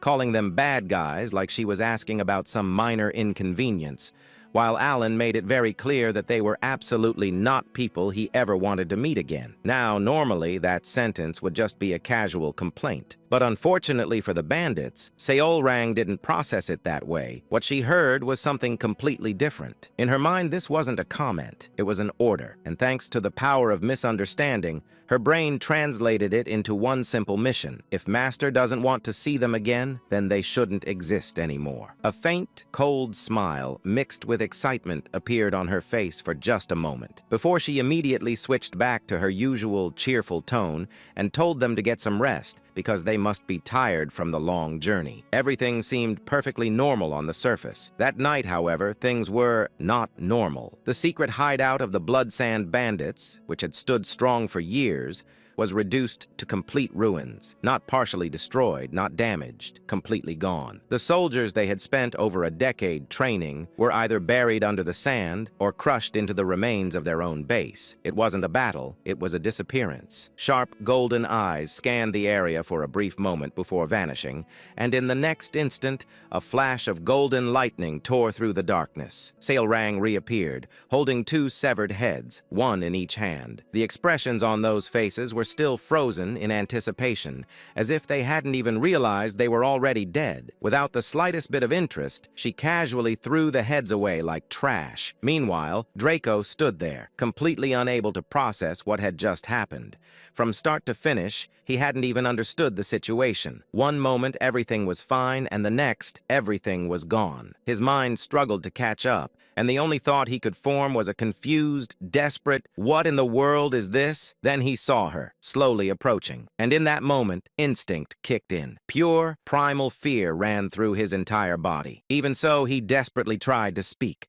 Clinging to whatever hope he had left, he shouted her name, demanded if she understood what she had done, and quickly brought up Kalman Arentz, hoping that name alone would save his life. He begged, questioned, shouted, his voice filled with fear, anger, and frustration, but none of it mattered. Seolrang didn't react at all. No hesitation, no emotion. She simply raised her blood-covered hand and calmly explained that he had touched her master, and more importantly, she didn't want to get scolded. That was it. That was the entire reason. And just like that, everything ended. With overwhelming power, she erased what little remained, completing her mission without a second thought. Then she disappeared, leaving behind nothing but silence. The next day, things returned to normal, at least on the surface. When Alan woke up, Evan immediately told him that the Blood Sand bandits had been completely wiped out. Alan, still half processing reality, asked when that even happened. only to hear that it was yesterday. What made it even more absurd was how fast the news had spread. An entire bandit group erased in a single night,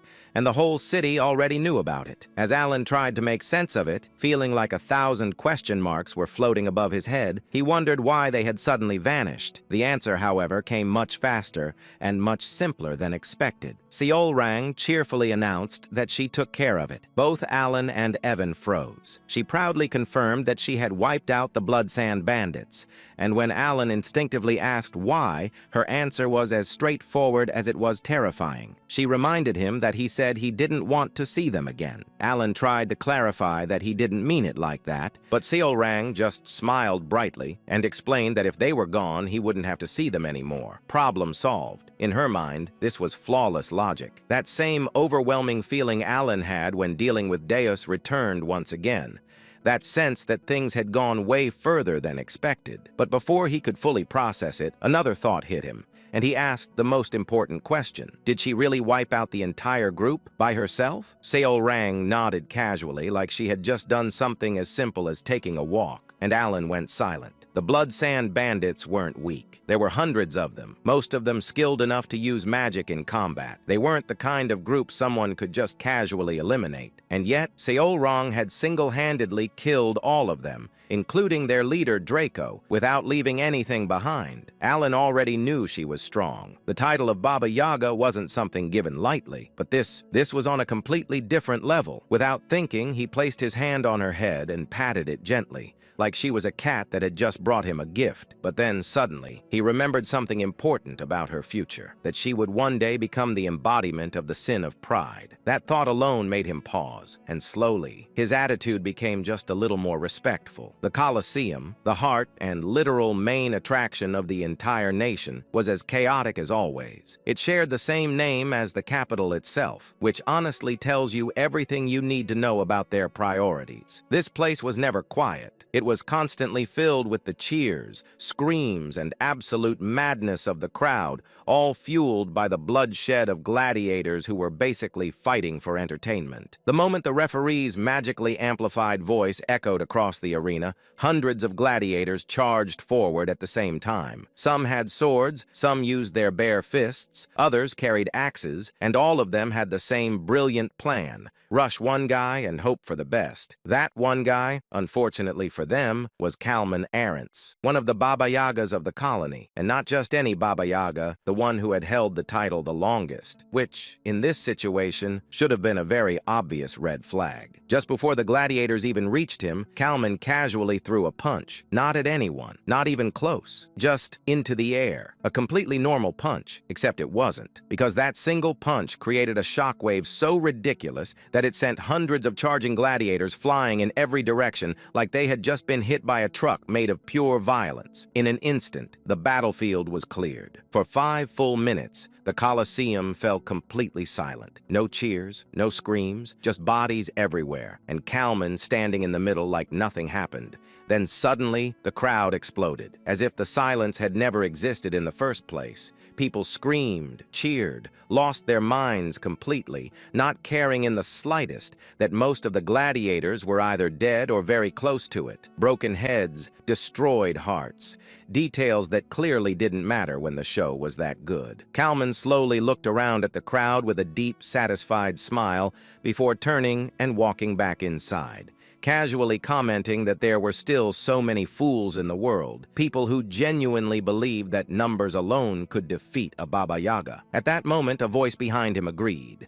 Kalman turned and found Raug standing there with a grin that already looked suspicious. Without wasting time, Raug dropped the real topic, asking if Kalman knew who wiped out the Blood Sand bandits. Then he answered it himself. It was Seolrang. Kalman paused for a moment, but instead of anger, his reaction was surprisingly calm, almost like he had expected it. Just a quiet acceptance like, yeah, that sounds about right. Raug, slightly confused, asked if that guy wasn't supposed to be Kalman's brother. Kalman immediately shut that down with a smile, casually admitting that it was just a rumor he made up. Apparently, he only kept the guy around because he brought in some extra money, and either way, he was planning to kill him eventually. You know, normal family relationships. When Kalman asked about the plan, Raug revealed a black cube in his hand. hand. The abyssal core, something that could elevate the worthy. Kalman's smile twisted immediately. With that, he said, he could finally crush the head of that arrogant beastkin who had been running around the colony like it was her personal playground. When would it happen? In 2 days, at the ruins. Quick, efficient, straight to the point. Ralg even added that once Seol Rang was gone,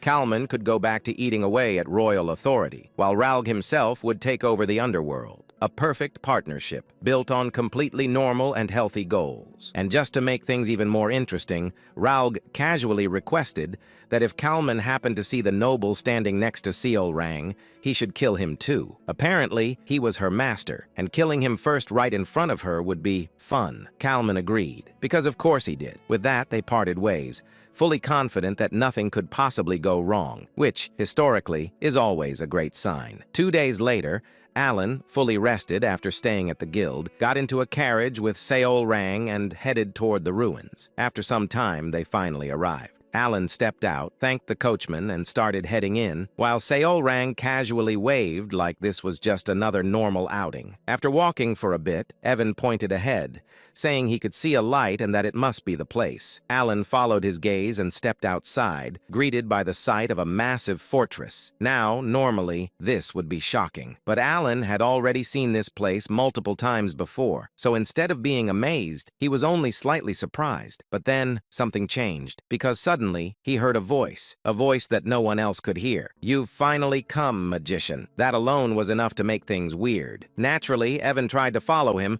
but Alan stopped him at the entrance and went in alone. Not because he wanted to be dramatic, but because the voice specifically told him to come alone to the central tower of Kahara, which is never suspicious at all. Even though Alan had been to this place many times before, this was the first time something like this had happened. Still, he instinctively felt that this was connected to the mysterious entity he had encountered before, so he didn't hesitate. He moved forward, reached the center, climbed the tower, and finally came face to face with something. Calling it a figure was already being generous. Its appearance couldn't be properly defined. It looked human, beast-like, and monstrous all at once, as if reality itself refused to describe it properly. Its shadow constantly shifted, making it even harder to comprehend. As Alan stared at it, the being warned him not to look too long, explaining that no matter how hard he tried, he wouldn't be able to fully perceive its existence. At that moment, Alan honestly felt like flicking its head just to see what would happen, but he controlled himself and instead explained that he came because of the words left by Ulholtus, or whatever that mysterious entity actually was. The figure seemed slightly intrigued, acknowledging that if Alan knew that name, then he might be worth testing. Testing what? An opportunity. But immediately after saying that, the figure clarified that it had nothing to teach him, which was a bit confusing. Alan then brought up something he had heard before, the god of monster strength mentioning something called divinity, and asked what it actually meant. The figure answered in the most vague but dramatic way possible, saying that divinity was the standard by which the world judged him, and casually added that an outer god would soon descend, so he should deal with it. You know, just a small task. After that, the figure said that once Alan handled it, he would meet the conditions to speak with him again. Then, as if suddenly interested, it decided to share something useful. According to it, magic wasn't just random power. It was a system of laws assigned to the world by a mage. It broke it down into 3 parts: incantation, logic, and manifestation. First comes the incantation, then comes the logic. And through that logic, the power is manifested. That is magic. Alan was genuinely shocked at this explanation, especially at the mention of logic, something he had never heard of before. The figure immediately pointed that out, basically saying of course he wouldn't know. Then, with a grin, it moved closer to him, and finally said it would teach him one piece of proper magic, which, considering everything that just happened, definitely wasn't going to be normal. Meanwhile, while Alan was busy having philosophical conversations with a mysterious cosmic entity about logic and magic, outside, things had already escalated straight into a full-on massacre. Members of Seol Rang's guild were being ambushed by bandits, and what started as a fight quickly turned into something much worse. One of her kin, who had been talking just moments ago, collapsed right in front of her in the most tragic and unfair way possible. No dramatic last words, no heroic moment, just gone. Seol Rang froze. For a brief second, her mind couldn't process it. Then she slowly turned back, her fist clenching so tightly it almost looked like she was about to crush the air itself. Electricity sparked around her hand,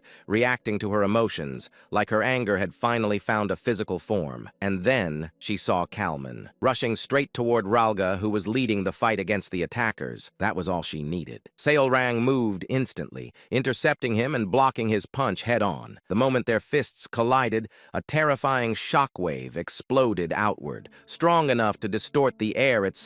Even Seolrang, as strong as she was, couldn't help but grimace for a split second. But something felt wrong. Just moments ago, Kalman had a serious expression. Now, he was smiling. Not just a small smile, a very clear, very intentional, something is about to go horribly wrong for you kind of smile. And right on cue, pain. A sharp, burning pain exploded from Seolrang's back. She turned, and there he was, Ralga, standing behind her, smiling, twisted, satisfied, like he had just completed the easiest mission of his life. He said, finally, as if he had been waiting for this moment forever. Seolrang's eyes widened in pure confusion. Blood slowly flowed from her mouth, and before she could even react properly, Kalman followed up with a kick that sent her flying across the ground like she weighed nothing. She hit the ground, rolling, struggling to even understand what just happened. Her mind was blank. Questions filled her eyes, confusion, disbelief, and more confusion. She looked at Ralga again, still smiling, still enjoying this, and she couldn't understand it. A single word escaped her lips. Why? Ralga stepped closer, almost casually, like this wasn't betrayal, but just another conversation. Seolrang tried to move, but her body refused to respond. That's when he explained it. The blade he used was coated with poison from Kamanasis. She wouldn't be able to move for at least an hour. In other words, she was completely helpless. Ralga crouched in front of her, dropping his usual calm attitude entirely, replacing it with pure mockery. He reminded her of her own question, as if it amused him. Why? Simple. He wanted something, and then he proved it. He pulled off the gauntlet from her hand, the essence of the Golden Mane tribe, and held it up right in front of her face, shaking it slightly like he was showing off a prize he just stole. Seolrang blinked slowly, still trying to process everything. She asked, "You betrayed me for that?" And the scary part? She wasn't even angry yet. Ralga actually looked confused for a second, then laughed. Not because it was funny, but because he genuinely couldn't believe she still didn't get it. He explained it bluntly. The guild she created, the so-called family, none of that existed the way she thought it did. The clans didn't stay because of loyalty or bonds or shared history. They stayed because of power, because of that gauntlet, because of what she could give them. And just to make sure the message really hit, he tapped her face with the gauntlet like she was being scolded for being naive. Seolrang's expression slowly darkened. Deep down, she knew. She always knew there was truth in that. She knew that the reason she managed to gather the Golden Mane tribe so quickly was because of the power she held. But even then, she believed that over time, things had changed, that the 2 years they spent together meant something real. She believed she had rebuilt her family. No, she trusted that she had. So when she said, "That can't be," it wasn't denial, it was desperation. Ralga, of course, wasn't interested in comforting her. He snapped his fingers. And then, one by one, the members of the Golden Mane tribe gathered behind him, every single one. The same people she greeted just 2 days ago, the same ones who spoke with her earlier, all of them, standing behind Ralga, without a single injury. While the mercenaries had clearly been fighting, they hadn't even been touched. That's when it clicked. For the first time, Seolrang laughed, but it wasn't her usual bright, warm smile. It was cold, sharp, almost empty. Ralga looked satisfied. He admitted that her special attitude had always disgusted him, that watching her act like she was something meaningful while using power she didn't earn was unbearable. Then he asked her how it felt, waking up from the dream. Seolrang didn't answer directly. Instead, she asked if the others were also traitors. Ralga was clearly enjoying this. He was about to answer, probably with something even more cruel, but Kalman cut him off, because apparently emotional damage time was over. It was time to finish the job. Kalman stepped forward,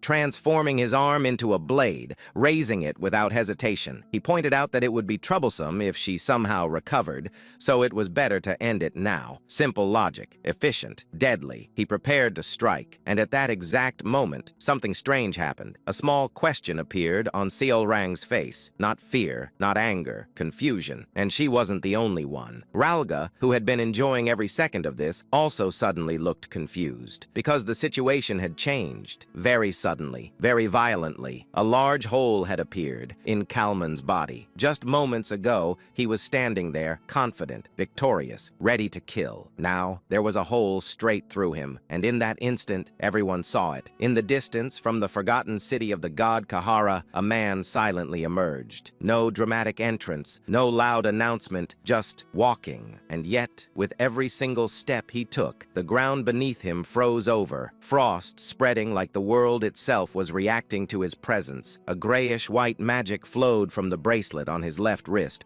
wrapping around his body like a thin layer of ice, giving him the look of someone who didn't just control cold, but owned it. His steps were steady, calm, unstoppable. Even though there was a Baba Yaga, a traitor, and a whole group of enemies waiting ahead, his expression didn't change at all. No anger, no fear, not even mild interest, just pure indifference, which somehow made it worse. One by one, the people standing there started to tense up. The same Ralga who had been confidently mocking Seolrang just moments ago suddenly looked a lot less comfortable. The others weren't any better, because they had all seen it. They saw what happened to Kalman, a Baba Yaga, a monster among monsters. And yet, his body was pierced in an instant like it meant absolutely nothing. So now, seeing the man responsible casually walking toward them like he had just gone for a morning stroll, yeah, that wasn't reassuring. Finally, Alan reached Seolrang. She was still on the ground, a sword lodged in her back, her body barely responding. When he looked down at her, her eyes were empty, not just sad, completely hollow, mixed with despair and a dangerous amount of rage. Dark energy was leaking out of her like she was about to break completely. Seeing that, Alan didn't waste time. He immediately pulled out a potion from his waist, the highest grade one he had, something he had received months ago when gifts were practically raining on him. Basically, the kind of item you don't use unless things are really bad, which they clearly were. He crouched down, forced the potion into her mouth, and calmly told her to drink. Then he added something else, something simple, something very important. He told her that the only ones who betrayed her were those people in front of her, so she didn't need to worry. Now, was that 100% true? Not really. Did Alan know the full situation? Also no. But did he say it with confidence? Absolutely, because right now facts were optional. Survival was not. Seolrang, still shaken, asked if that was really true, and Alan, without hesitation, said yes, a perfect, clean lie, because in this moment he needed one thing, her strength. Inside his mind, Alan was already calculating the situation. He knew his magic took time, too much time, and expecting the enemy to politely stand still while he prepared a spell was the kind of thinking that gets you killed instantly. So there was only one option. Use Seolrang, not in a bad way, just strategically. He asked her if she could hold them off until he finished preparing his spell. Simple request, very high difficulty. Seolrang had just taken a full dose of a high-grade potion, her body barely stabilizing as she struggled to stand.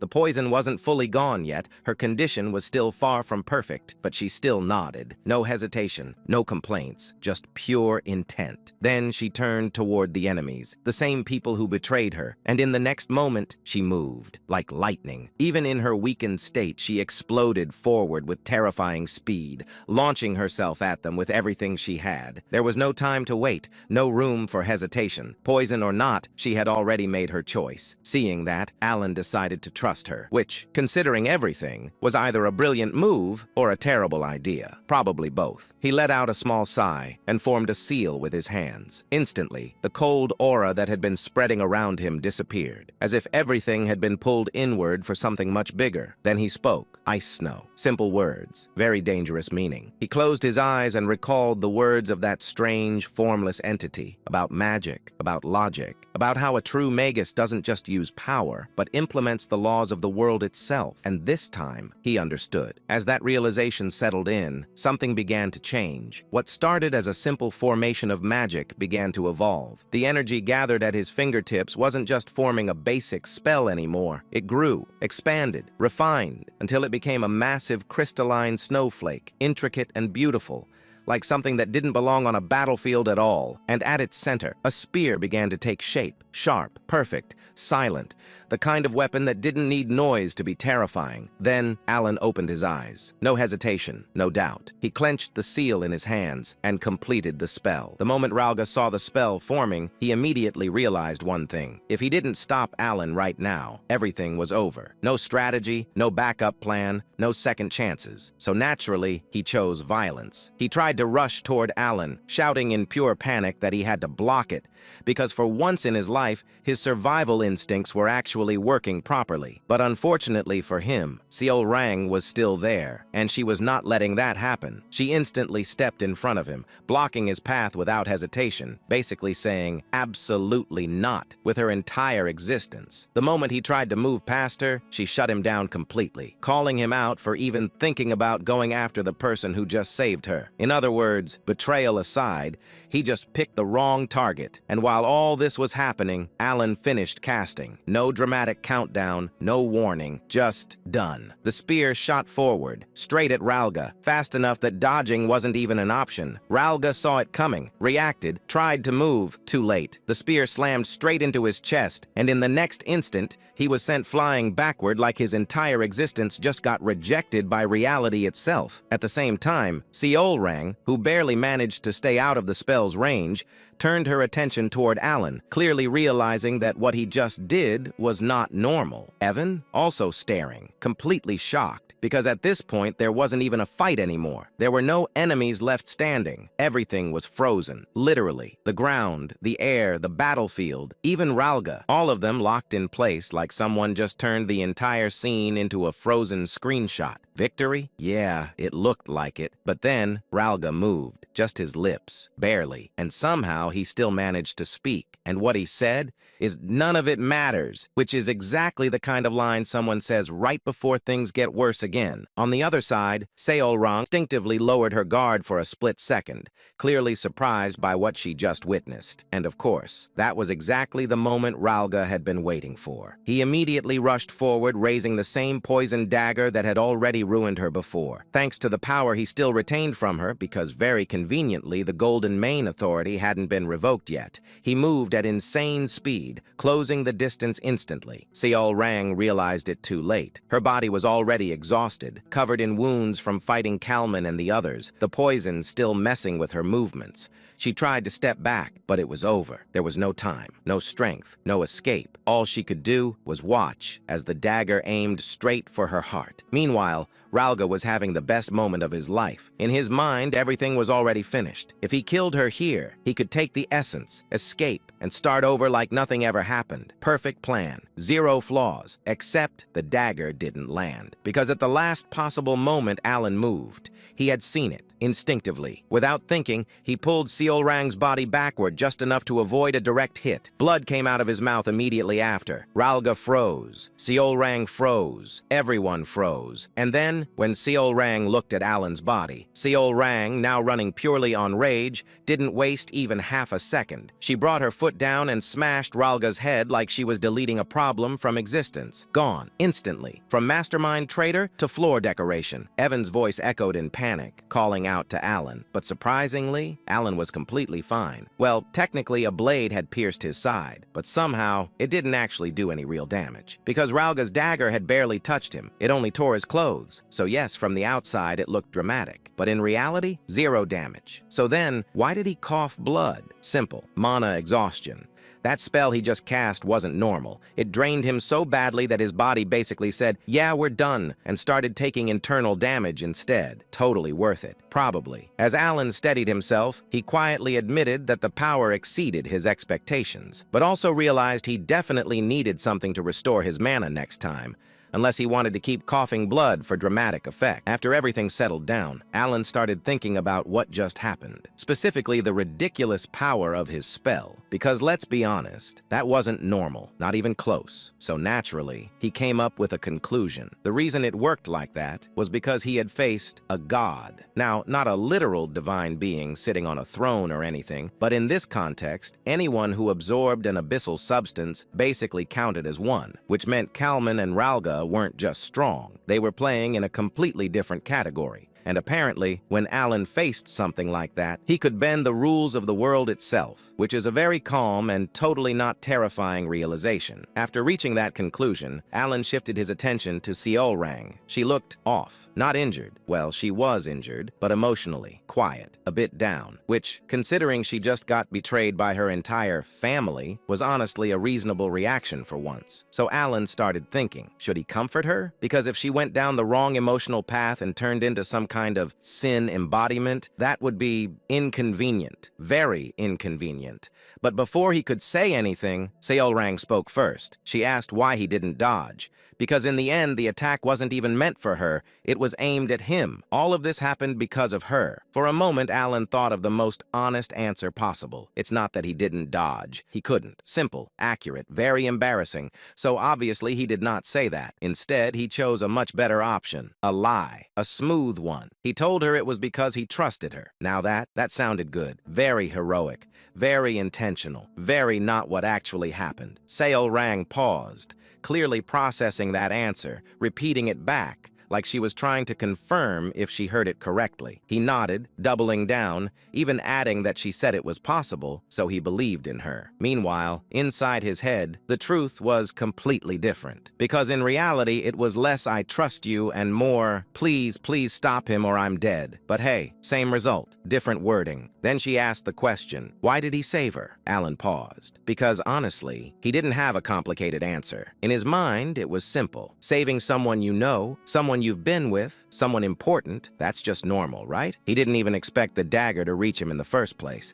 So after a brief hesitation, he just said the truth. Do I need a reason? You don't need a reason to save family. And the moment those words came out, he realized he messed up. Because Seolrang took the concept of family very seriously. Very seriously. She looked at him and quietly pointed out that he wasn't actually family. Family was tied by blood, which, fair, logical, accurate. But then she added something else. She wanted to become family with him. Before Alan could even process that properly, she suddenly moved closer, grabbed his shoulders, her eyes shining like she just discovered the meaning of life, and said the most unexpected thing possible. Let's get married. Alan's brain shut down completely. Evan almost died on the spot from shock. Meanwhile, Seolrang's tail was wagging like this was the happiest moment of her life. Fast forward a bit, 5 days later. The news that Kalman and Ralga, both Baba Yagas, had targeted Seolrang's life spread rapidly throughout the entire colony. Despite being ambushed by Ralga and Kalman, Seolrang not only survived, but also dealt with them, returning to immense public support. Seolrang was even beginning to be called the first Baba Yaga by the public, overtaking Kalman,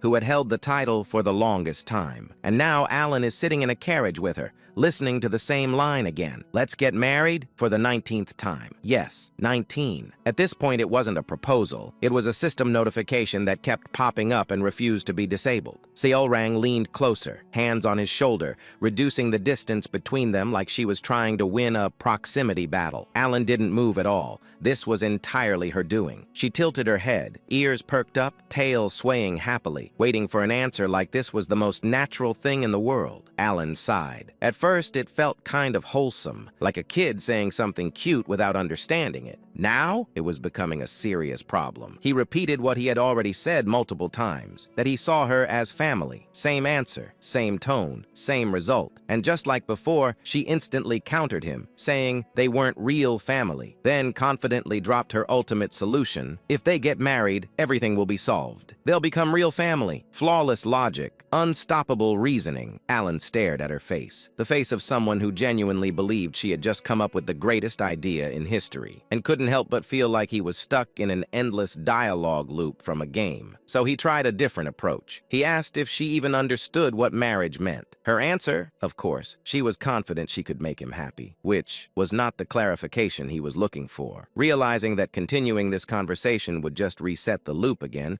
Alan gave up and told her that marriage was a serious matter and she needed to think about it more carefully. She immediately insisted that she was serious. So he told her to think even more seriously. And just like that, conversation over. At least for now. Deep down, Alan had no intention of getting married anytime soon. And more importantly, no matter how things looked, he still saw Seolrang as something closer to a daughter than anything else. So in his mind, this was just a phase. Give it a few years, and she'll stop. Hopefully, probably, maybe. When they finally returned to the colony, Alan didn't waste time. He immediately prepared to leave, clearly deciding that distance might be the best solution for now. Before leaving, he told her they would meet again next time. Seolrang, of course, happily agreed, but added one small condition. Next time, he has to answer her. Alan paused for a moment, then gave a vague agreement that sounded very much like a promise he had no real plan of keeping. And with that, he left the colony behind, along with one very persistent problem waiting for him in the future. Seolrang stood there,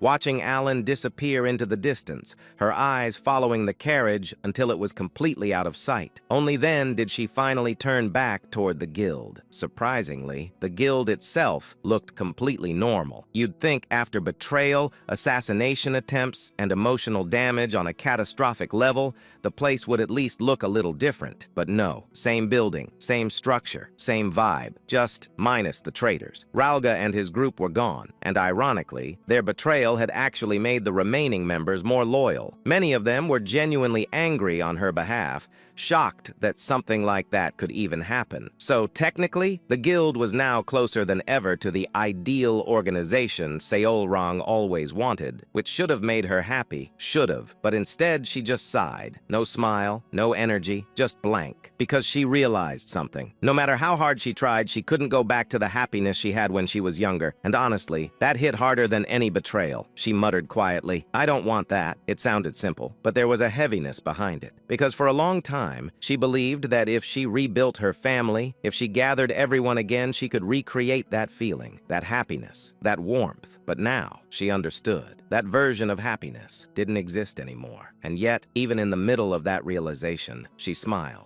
Because one person came to mind, Alan. She remembered how he stood still during Ralga's attack, trusting her completely while preparing his magic like a man who either had absolute faith or zero survival instincts. She remembered how he jumped in without hesitation to save her, even when he didn't have to. No speeches, no big declarations, just actions. To her, that felt like something real, something closer to the family she had been chasing all this time. Her tail started wagging happily again, because in just 1 week, he showed her more of that feeling than the guild she built over 2 whole years. And just like that, everything became simple again. If he wasn't family yet, then she would just make him family. I want to get married. Yes, back to this again. Same conclusion, same solution, different day. Of course, even Seolrang understood that she couldn't just force it immediately, unfortunately. So for now, she focused on something else, something important. If she couldn't lock him down with marriage yet, then she'd at least make sure no one could touch him at all. Her expression sharpened slightly as her thoughts shifted. She would create it. A personal guard. A group strong enough to protect him from anything, no matter what. Her golden eyes shone with determination, because at this point, Alan wasn't just her master anymore. He was essential. Meanwhile, Alan had already moved on to his next problem because, of course, he did. He was back in the forgotten city of Kahara, checking the eastern edge this time, somewhere he didn't get to visit before. Standing in front of a stone tablet, he carefully read the inscription written on it. Everything seemed normal until his brain suddenly caught up. Wait a second, how am I reading this? Because the language on the tablet was definitely not something he had ever learned, and yet he understood it perfectly, like he had always known it. No struggle, no confusion, just instant comprehension, which is definitely not suspicious at all. Naturally confused, Alan decided that this was above his pay grade and planned to ask the weird entity in the tower about it later. But as he turned and walked away,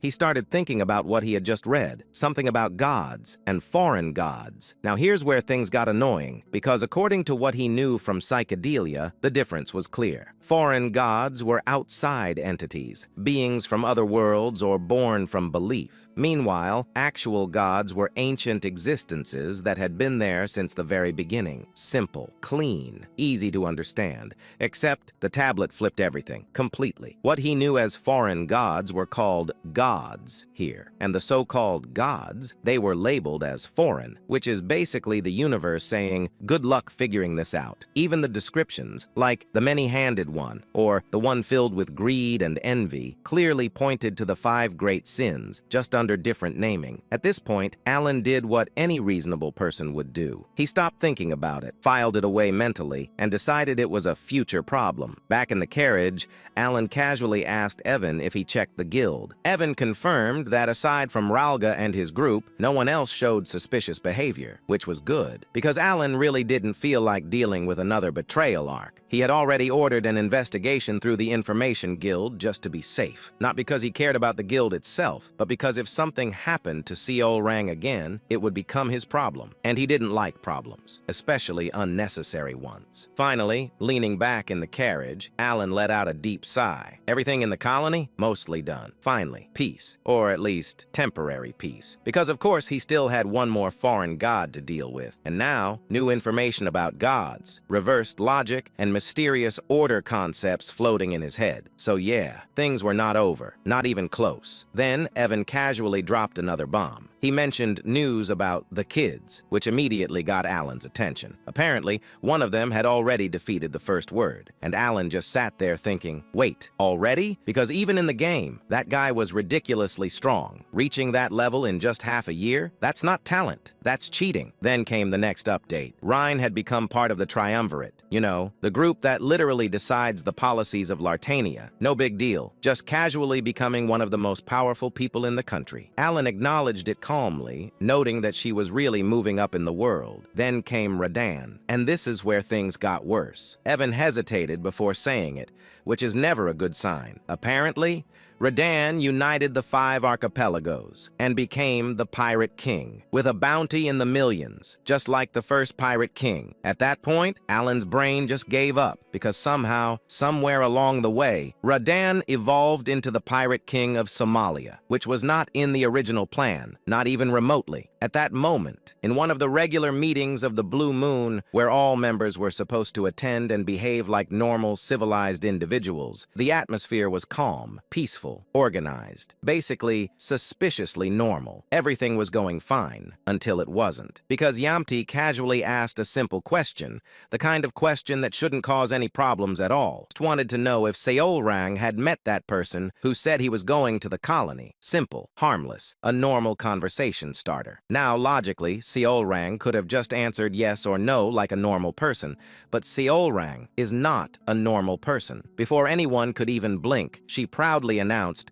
she was going to marry the Great Moon. Silence. Complete silence. Not the calm kind. The, did we all just hear that correctly? Kind. Everyone froze. Brains stopped working. No one spoke, because no one knew where to even start. And then, Utia reacted. Her face hardened instantly. The temperature in the room dropped, not because of magic, but because everyone suddenly felt like they were about to witness something dangerous. The other members held their breath. No one moved. No one dared to interrupt. And then Utia exploded. What are you talking about? Not confusion, not curiosity, pure anger, because somewhere in that sentence, a war had just been declared. Everyone at the meeting knew the exact moment Utia's expression shifted. It was subtle, too subtle, which made it worse. Her smile froze. Her eyes softened. Her voice dropped half a tone, and just like that, everyone collectively panicked. She's holding back. She's definitely holding back. She's about to explode. Even though this was just a magical meeting projection, their survival instincts kicked in immediately, because when Utia got quiet, things got loud later.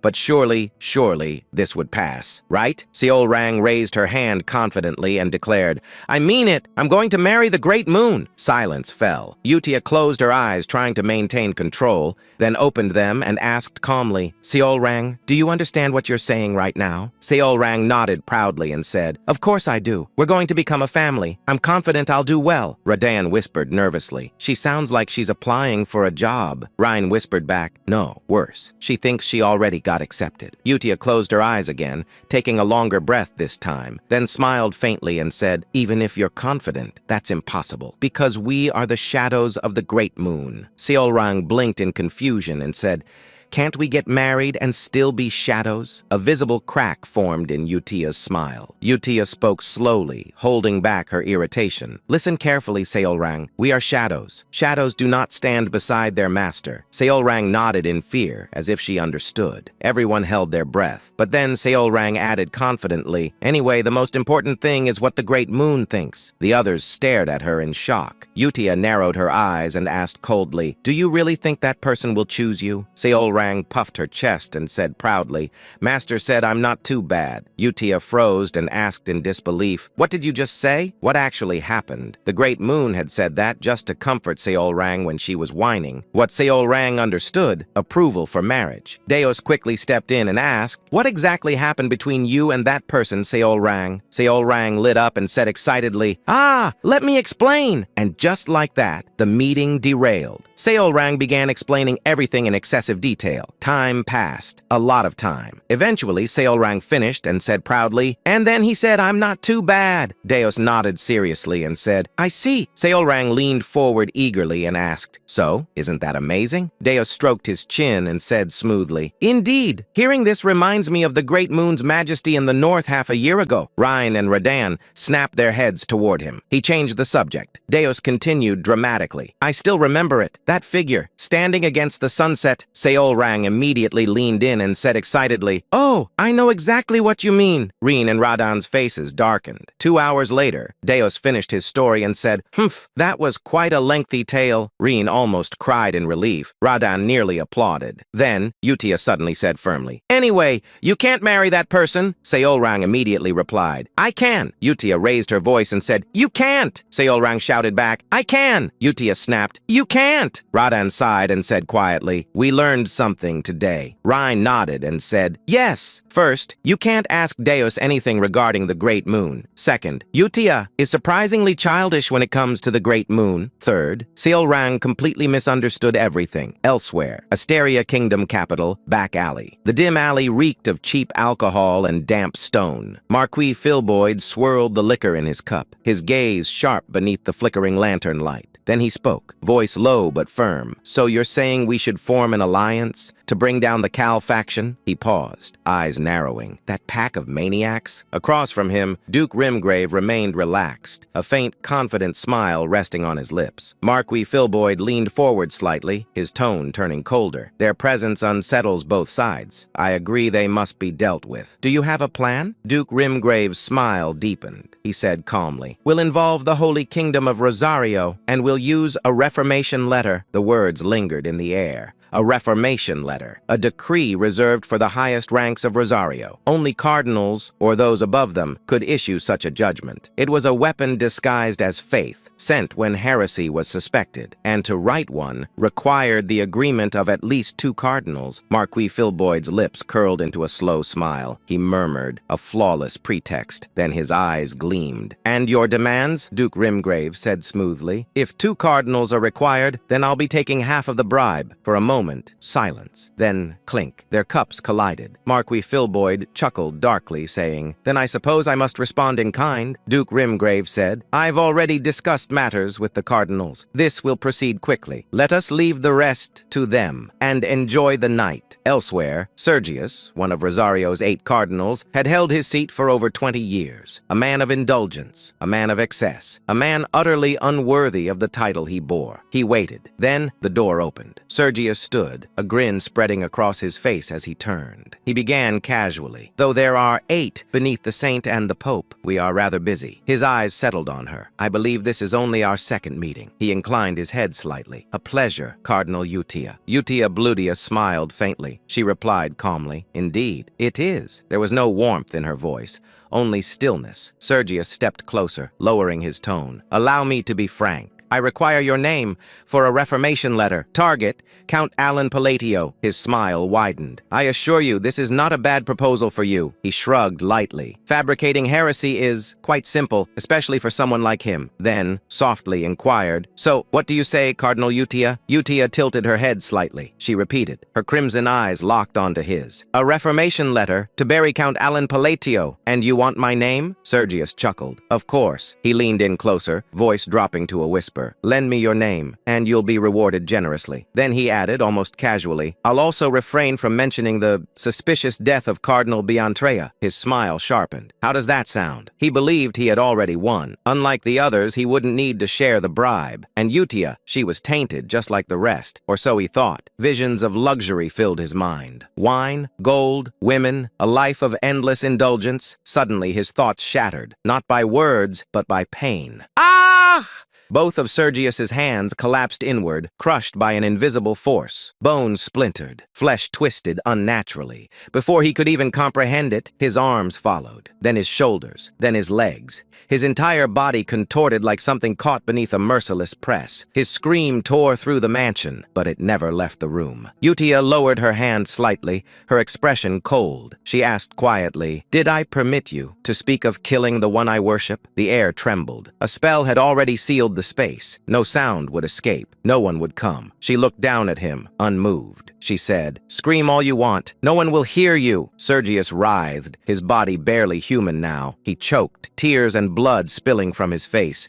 Please, just kill me." Utia's gaze remained indifferent. She said flatly, "I've already told you, you are not going to die." A soft white light gathered in her palm, divine, pure, holy, and utterly merciless. It poured into his body, bones reformed, flesh restored, organs healed, but his screams only grew louder, because the moment he was whole, he understood. Sergius collapsed, trembling violently, his face drained of all dignity. He sobbed, Please, no more. I beg you, just kill me." Utia stepped closer. Her voice was absolute. She said, "No, there is something you must do for me before I grant you death." After that, she raised her hand once more. Her eyes were colder than before. She said quietly, "You dared to harm him, so you will be punished." The words alone sent terror clawing through his soul, and then the screams returned, again and again and again. Then Utia turned away without another glance. She said calmly, "Reflect on your sins, so that you may be forgiven." About a month had passed since Alan returned to the Count's estate, and for once in his life, he was actually doing something productive, kind of. He spent his time recovering from the absolute disaster that was the desert trip, while also investigating things that absolutely shouldn't exist yet, like the abyssal entity, and whatever ominous warnings that mysterious being had casually dropped on him like it was nothing. You know, normal daily activities. And now, he was preparing to leave again, because peace is temporary, but responsibilities are forever. There were two reasons for this trip. First, he was invited to a magic conference by Leon Aguileras, the daughter of the Red Tower's lord.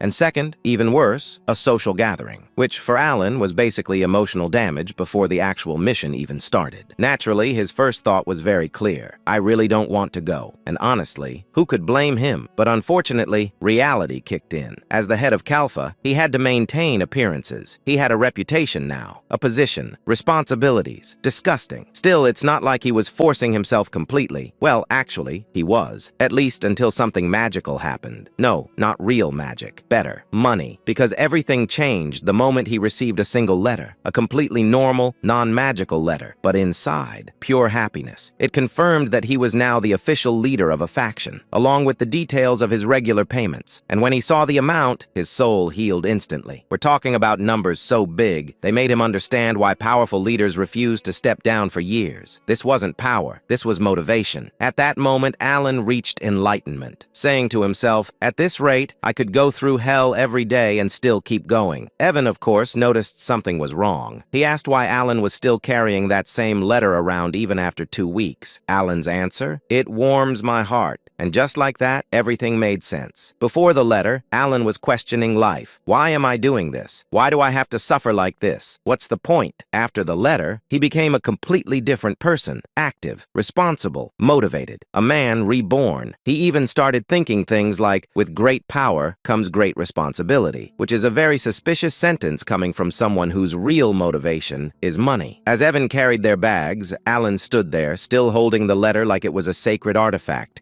thinking deeply about how the faction system generated so much income. But honestly, he didn't care about the details. He just cared about the result. Money. Beautiful. Reliable. Life-saving money. At that moment, he reached another conclusion. Money is the ultimate cure. Forget therapy. Forget healing arcs. What you really need is financial stability. He carefully tucked the letter into his coat, tears almost forming in his eyes from pure happiness. His soul recovering, his motivation restored, his faith in life back online. He thought, ah yes, this is the magic of capitalism. After some time, they arrived at Marquis Bilutin's estate, and immediately, Alan regretted everything, because the place was packed, completely full. There were nobles, obviously, but also mercenaries, merchants, and all kinds of people. It looked less like a noble gathering and more like a high-level networking event where everyone was trying to look important. Alan scanned the area, noticing how mixed the crowd was, and before he could even mentally prepare himself, he ran into Duke Altia and Count Zenonia. Of course, because things can always get worse. They greeted him casually, as if this wasn't a terrifying situation at all,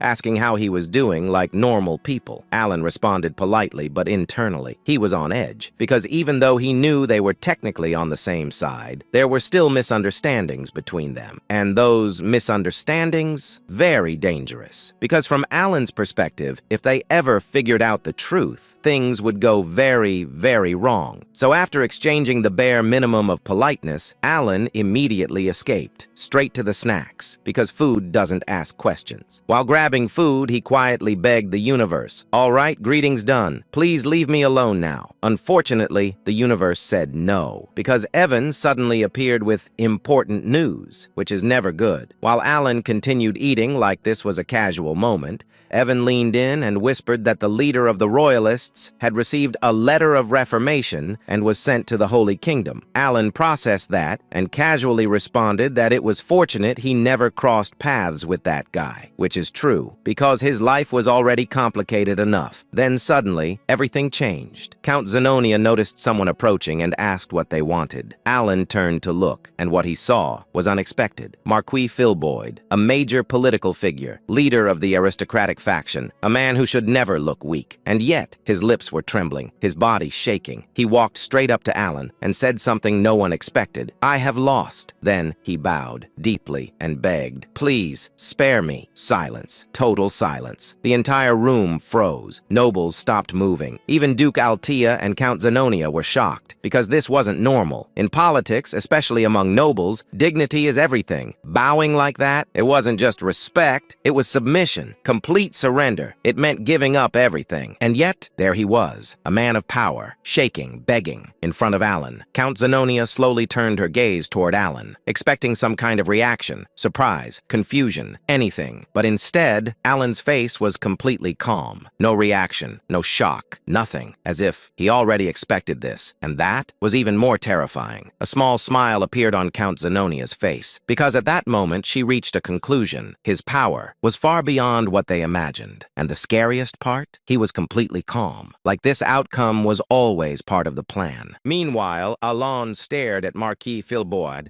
completely bewildered, as the man lowered his head. Silence filled the hall. Alan wasn't staying silent on purpose. His brain had simply stopped working. He was still holding food in his mouth, unchewed, unmoved, frozen. Alan thought blankly, "Did I do something?" He slowly blinked, then shook his head internally. He thought again, "No, impossible.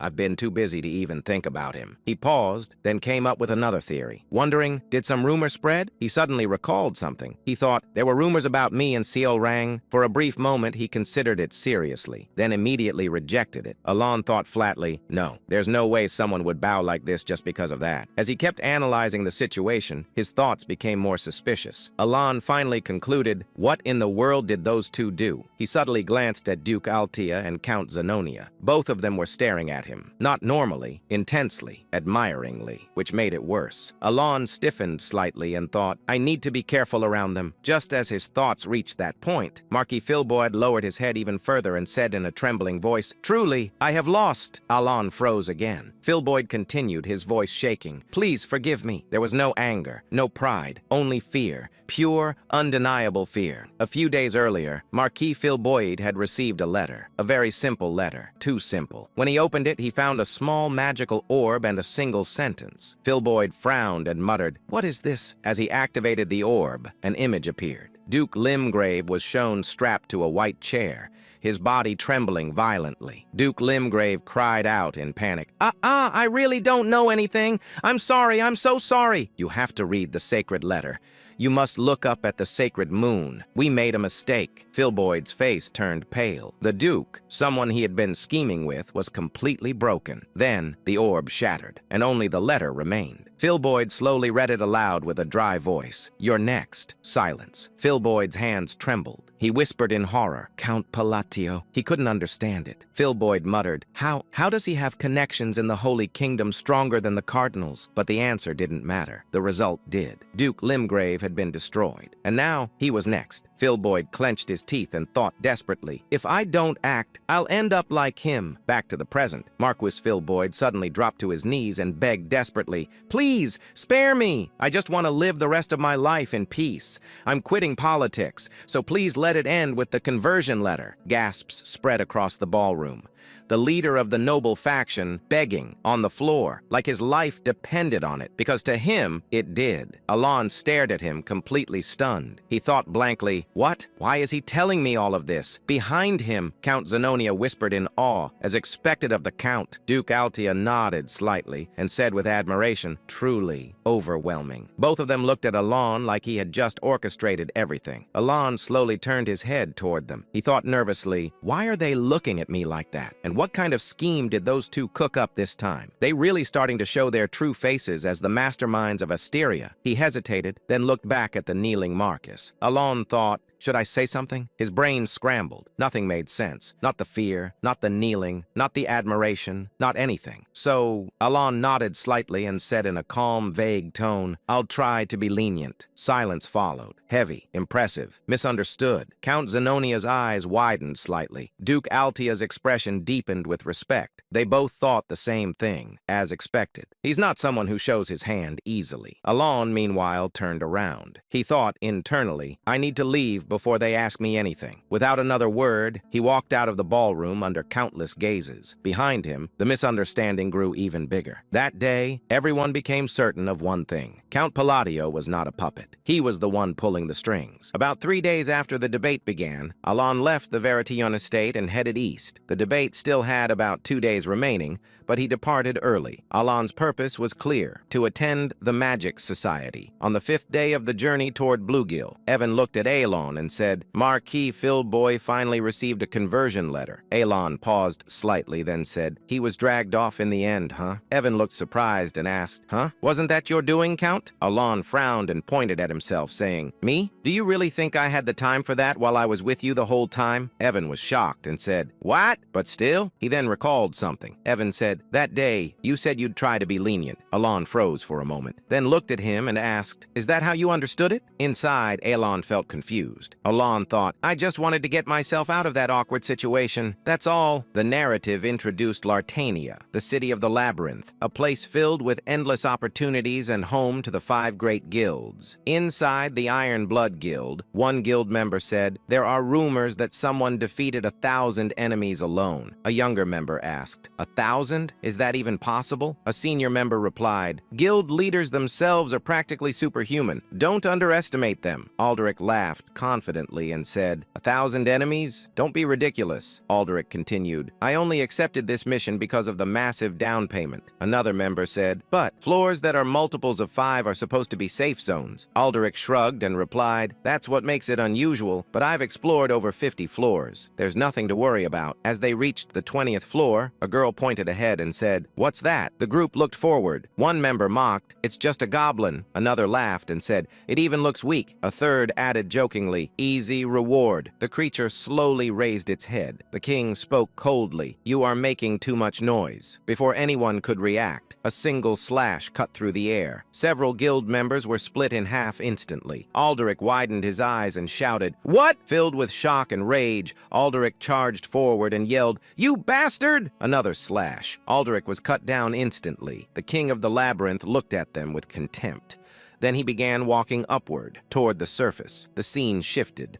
Alan and Evan stood before the central tower. Evan looked up and said in awe, this is incredible. Alan looked up and said, it's extremely tall. Internally, Alan thought, it's comparable to the Eiffel Tower. He added inwardly, it feels like game graphics brought to life. Soon, people dressed in red approached. One of them said, welcome. Leon stepped forward and said, the official conference begins tomorrow. You're free to explore for now. Alan said, I'd like to go to the library. Leon nodded and replied, I'll guide you. She turned to Evan and said, you'll need to stay in the break room. As they walked, shocked. Leon said, "There will be a presentation from the Green Magic Tower and friendly duels." Suddenly, loud shouting interrupted them. Leon sighed and said, "It's happening again." Alan asked, "What is it?" Leon replied, "Another dispute involving the Blue Tower's Vice Master." Alan asked, "The Blue Vice Tower Master?" Leon said, "Yes, she thinks very highly of herself." They approached the room. Penia crossed her arms and said arrogantly, "Even 20 rank 5 mages wouldn't stand a chance against me." Another mage shouted angrily, "You'll regret saying that one day." Penia smirked and turned toward Leon. Penia said mockingly, well, who do we have here? Isn't it the half-baked magician who couldn't even hold her own against me last year?" Leon furrowed her brows and glared at her. Penia continued, "What's this? Did you bring a friend this time to help you stand up to—" She shifted her gaze. She froze. Penia stared at Alan. Penia's face went pale. Leon looked confused and asked, "What's wrong with her?" Suddenly, Penia bowed deeply and said, "Hello, Count." Leon froze in shock. Penia had used formal speech. Alan looked at her and said, "It's been a while, about 6 months. How have you been?" Penia replied nervously. Yes, sir," Alan said. "No need to be so formal. I told you last time you could speak informally." Penia hesitated and asked, "Should I speak informally?" Alan thought briefly and said, "Do whatever feels comfortable." Penia said, "Thank you for your consideration." Nearby, Milan blinked and thought, "Is this an illusion spell?" He cast a spell and said, "Dispel magic." Nothing changed. Penia remained polite. The sight shocked everyone. Alan, confused, said casually, "Mages should try to get along." He wasn't reprimanding anyone, just a casual remark. Penia took it seriously. Penia immediately rushed back to the other mages. Penia bowed and said, "I apologize for my behavior earlier. Let's get along." The other mages stood frozen. Penia returned to Alan. Alan said, "Well, I'll see you later." Penia bowed again and said, "Yes." Then she fled instantly using a lightning step. The remaining mages stood in shock. Alan watched her leave and said quietly, "She seems stiffer than last time." Alan thought, what exactly is going through her head? He noticed everyone staring at him. Alan thought, did I do something wrong? As they continued walking, Leon said, "That crazy woman only behaves politely when you're around." Alan asked, "Are you calling Penia a crazy woman?" Alan thought, "I know. She's an arrogant genius. Still, impressive." Soon, Baruch approached. Baruch smiled and said, "Oh, isn't this our dear little Leon?" Baruch added, "Did you come to see me?" Leon replied coldly, "Certainly not." Baruch looked at Alan and asked, "Who's this?" Leon said firmly, "He's Count Palatio. Don't be rude. Leave." Baruch glanced at Alan dismissively and said, "Ah, the one from the rumors. Pleasure to meet you. I am Baruch, son of the Purple Tower Master." Alan nodded and said, "Nice to meet you." Alan thought, "I've never seen him before." Baruch placed his hand on Leon's shoulder and said, "You'll warm up to me eventually." Then he left. Leon said, "Don't bother with him. He's rank 4. But he steals others' research to humiliate them." Alan nodded and said, "I see." Alan thought, reaching rank 4 at that age, impressive. Eventually, they reached the 38th floor. Leon said, "The library is here. Don't forget the presentation later." Alan replied, "Understood." Inside, Alan looked around and said quietly, "Incredible." Books filled the space, some floating in mid-air. Alan reminded himself, 2 objectives. Set all the clock needles to 12. Find a black book without a title or author. After searching, Alan found the book. Alan reached inside and retrieved something, the Ring of Radiance. The next day, after the presentation, someone informed Alan, "Baruch has challenged you to a friendly duel." Alan paused, then said with slight frustration, "Again?" As Alan stood there, he could feel it. The stares, the curiosity, the judgment. Basically, the entire wizard community had collectively decided, yeah, let's watch this guy. And naturally, his brain started overthinking. He remembered how Leon was glaring at Baruch yesterday like she was about to start a war, and started piecing things together. Baruch, 4th rank, which, in the wizard world, is not just 1 level higher. No, ranks here are ridiculous. The higher you go, the bigger the gap becomes. So the difference between rank 3 and rank 4, that's not a step, that's a cliff. And yet Baruch reached that level at his age, which meant one thing: genius. Annoying, confident, probably unbearable genius. And right on cue, Baruch opened his mouth and immediately chose violence. He casually threw out a line implying that the great wizard, who supposedly helped defeat an outer god, might actually be fake, which was basically the wizard version of saying, "I think you're a fraud. Prove me wrong." Even the surrounding wizards were like, bro, chill. But Alan, he understood instantly. This wasn't random. This was a setup, a provocation. And honestly, that was enough. Because Alan had a very simple philosophy. If someone provokes you for no reason, give them a reason. He wasn't about to ignore it, especially not from someone who, in his mind, didn't look that hard to beat. So instead of backing down, he put on his magic-enhanced glove, looked at him, and said, "I accept." And just like that, we got ourselves a duel. Meanwhile, Baruch was feeling amazing. Everything was going exactly according to plan. From the beginning, provoking Alan wasn't about anger, it was marketing. He wanted attention. More specifically, he wanted useful attention. Being the son of the Violet Tower Master already gave him influence, but that wasn't enough. He wanted to stand out. And what better way than to challenge the guy surrounded by crazy rumors? A walking headline. Baruch smirked, thinking about all the stories going around about Alan, especially the one about him taming Penia, which honestly sounded fake even to him. But here's the thing. Baruch didn't gamble. He came prepared. He subtly activated the ring on his finger, an artifact designed to estimate a person's rank and magic power. Simple, reliable, and right now, it showed a very clear number, 3. Baruch smiled, because that confirmed everything. He's weak. Same result as yesterday. Same result as before. No change, meaning all those rumors, exaggerated,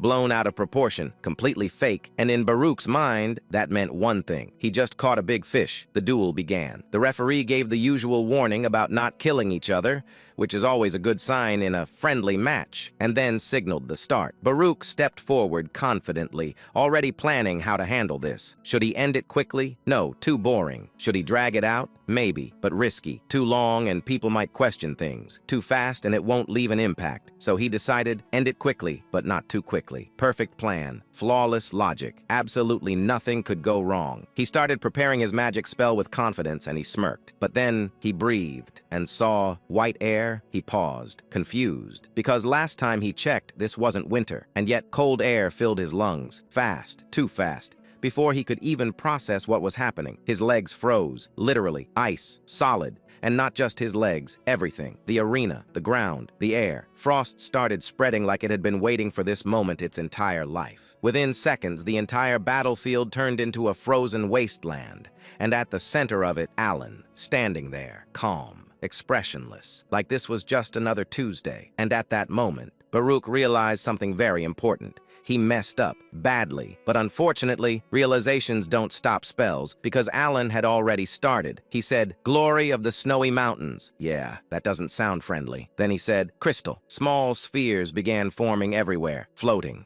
Dozens of them, looking harmless, which is exactly how dangerous things look right before disaster. And now they were spinning, slowly, casually, like they had all the time in the world. Everyone watching was confused. What is this? What does it do? Why is it so calm? A few moments earlier, right in front of the duel arena, Milan was standing there, looking like a man who had just witnessed something illegal against the laws of reality. Because yesterday, he saw Penia. Yes, that Penia. The Blue Tower's certified menace. The walking problem. The human definition of "someone please stop her," acting like a polite, well-behaved, emotionally stable person in front of Count Palatio. So naturally, Milan did what any sane wizard would do. He said, "Master, you're not gonna believe this." Kellum, a respected 5th-tier wizard, immediately regretted listening, because the next sentence he heard was, "Penia apologized." Silence. Kellum blinked once, twice, then immediately concluded, "My disciple has lost his mind," because that statement, impossible. Completely impossible. More impossible than a mage forgetting coffee. So he asked again, carefully, slowly, just to make sure. And Milan nodded, dead serious, saying it happened the moment she saw Count Palatio. No hesitation, no delay, instant submission. At this point, Kellum wasn't just confused, he was concerned, because this wasn't just strange, this was dangerous information. There were already rumors about this count flying around everywhere. Wild ones, ridiculous ones, the kind you don't fully believe but also don't want to test personally. And now, this got added to the list, so Kellum decided he needed to see it himself. Now, as a 5th-tier wizard, Kellum wasn't weak. His senses were sharp. He could roughly gauge someone's magical power just by feeling their presence. Not perfect like a 6th tier with the eye, but still reliable enough. And when he looked at Count Palatio, he frowned, because something didn't add up at all. The mana was weak, like suspiciously weak, not hidden power weak, not restrained genius weak, just low, very low. And that immediately raised a question in his mind. Because sure, knowledge matters, skill matters, technique matters, but at the end of the day, if your mana pool is tiny, you're not casting anything impressive. That's just basic wizard logic. So now Kellum was thinking, what if everything is fake? What if all those rumors, the outer god, Penia, the reputation, all of it, exaggerated, or worse, self-made propaganda? Because let's be honest, that would be a genius move. Risky, but genius. And it wasn't just him. The other professor-level wizards around him thinking the same thing. One of them casually commented that he couldn't feel anything impressive from the count. Another agreed, saying the mana pool was way too small for someone of high rank. Someone else straight up called it nonsense. Even said the guy probably built his reputation himself. And honestly, they all agreed. Because from a logical standpoint, everything pointed to one conclusion: fraud. A very well-marketed fraud. And this duel, this friendly match, perfect timing. Because now, everything would be exposed. The truth would come out. The rumors would collapse. The reputation would shatter. And Count Palatio would finally be revealed as just another overhyped noble. Then, the duel started. And everything changed. Because the moment the arena turned into a frozen nightmare, everyone went silent. Not just the professors, not just Kellum, everyone. Even the lower-tier wizards who were just there for entertainment. No comments, no analysis, no opinions, just silence. Because suddenly, they weren't watching a fraud anymore. They were watching something they couldn't understand. Meanwhile, Baruch finally snapped out of it and panicked. Because suddenly, this wasn't about reputation anymore. This was about survival. He rushed to prepare his strongest spell, one of the Violet Tower's main offensive spells, which, by the way, is not something you use in a friendly match unless things have gone very wrong, and things had definitely gone wrong. But before he could finish, one of the spheres popped. That's it. No explosion, no drama, just pop, and Baruch instantly turned into an ice statue. No movement, no spell, no dignity, just frozen. Silence. Again. Then the referee, completely confused, slightly traumatized, and probably questioning his career choices, announced, "The winner is Alan Palladio." And just like that, the duel ended in record time, with maximum emotional damage. The wizards who were throwing suspicious looks at Alan just a moment ago, yeah, now they were completely frozen, mouths open, brains offline, because what they just witnessed did not make sense at all. They knew exactly what he did, and that was the problem. Composite magic. Not one spell, not two, more than three at the same time. Now, technically, that's not impossible. Any decent fifth-tier wizard could attempt only one, but here's the catch. Doing it perfectly, no mistakes, no instability, no accidental self-destruction, yeah, that's where everyone fails. So now the real question wasn't what he did, it was how. The same people who were doubting him 5 minutes ago, yeah, they deleted that thought immediately. Gone. Uninstalled. Now they were just impressed, confused, slightly scared, and extremely curious. They started bombarding him with questions like a group chat that suddenly got active at 3 a.m. What was that seal? Was that ancient magic? How did you structure that? Explain your logic. Explain your life choices. Explain everything. And Alan, just standing there, realizing something weird. None of them recognized what he used. Not the seals, not the phrases, nothing. Which was suspicious, because he knew his magic came from a forgotten era. But this level of ignorance, that was new. That was interesting. That was slightly concerning. Then things got even weirder, because somehow the topic shifted to his rank. And when Alan casually mentioned he was third tier, the entire room collectively said, "Nice joke." They thought he was being modest, or trolling, or lying for fun, because there was absolutely no way the guy who just froze reality itself was rank 3. So naturally they rejected reality, because reality was uncomfortable. Alan, as always, run away and left them behind, and decided he had enough social interaction for one day. He started playing with the ring on his finger, the memory of the black eye, and honestly, he was satisfied, because this thing, broken. Simple ability, store a spell, use it later, with a bonus, that's it. But for Alan, game changer. Because of his annoying limitation, only being able to cast a few spells, this ring basically doubled his options. Before, use one spell, suffer. Now, store, reuse, dominate. Efficiency level, max. Night fell, and instead of resting like a normal person, Alan went to the library. Of course he did, because when your life is weird, You go to haunted places voluntarily. The library was empty, silent, lit only by the blue moon. Very normal, very safe. Absolutely not a horror setup. Then a voice, deep, echoing, right in his head. Someone solved the riddle, and apparently that someone was him. Now here's the thing. Alan knew exactly who this was, and that's why he was nervous. Very nervous, because this wasn't just anyone. This was her, the first human to reach 8th tier after the Forgotten Age, a legendary archmage, a walking nightmare, a being respected, feared, and avoided, the first chalice, the eternal terror, also known by players as the one who kills you for bad dialogue choices. Yes, that one. Heinkel and Alan, trying very hard not to mess this up, because one wrong sentence and he's dead. No second chances. No oops, just instant deletion. So he mentally reviewed everything. Don't say the wrong thing, don't trigger her, don't mention weird topics, especially not milk. Never milk. Then she appeared. Blue magic gathered, formed, and there she was. Calm smile, overwhelming presence, absolute legend. Alan braced himself, ready for a dangerous conversation, ready for a test, ready for anything. And then she looked at him and said, "What?" Not majestic, not powerful, not intimidating. That was pure fear. And Alan just stood there like, what? Because somehow the eternal terror was terrified of him. He blinked, looked at her, processed the situation, and then his brain noticed something very important, something completely irrelevant, something life-changing. She was short, like really short. The hat was doing all the work. The illusion was broken. The legend, compact edition. Still, he tried to continue normally, said he wanted to solve the riddle, play it safe, follow the script. But before he could even finish, she panicked, saying, "I'll give it to you." Alan inquired, "Excuse me?" No riddle, no test, no conditions. She just summoned the reward and handed it to him, like someone trying to get rid of a problem as fast as possible. She inquired, "Good enough, right?" She looked nervous, anxious, like she wanted to leave immediately, which she did. She said, I'm leaving," and just like that, she disappeared. Gone. No explanation, no dignity, just panic teleport. Alan stood there, holding the box, processing life, because that was not how this was supposed to go at all. He even canceled the emergency spell he prepared, because clearly he didn't need it. After a moment, he opened the box, and yeah, the item was there,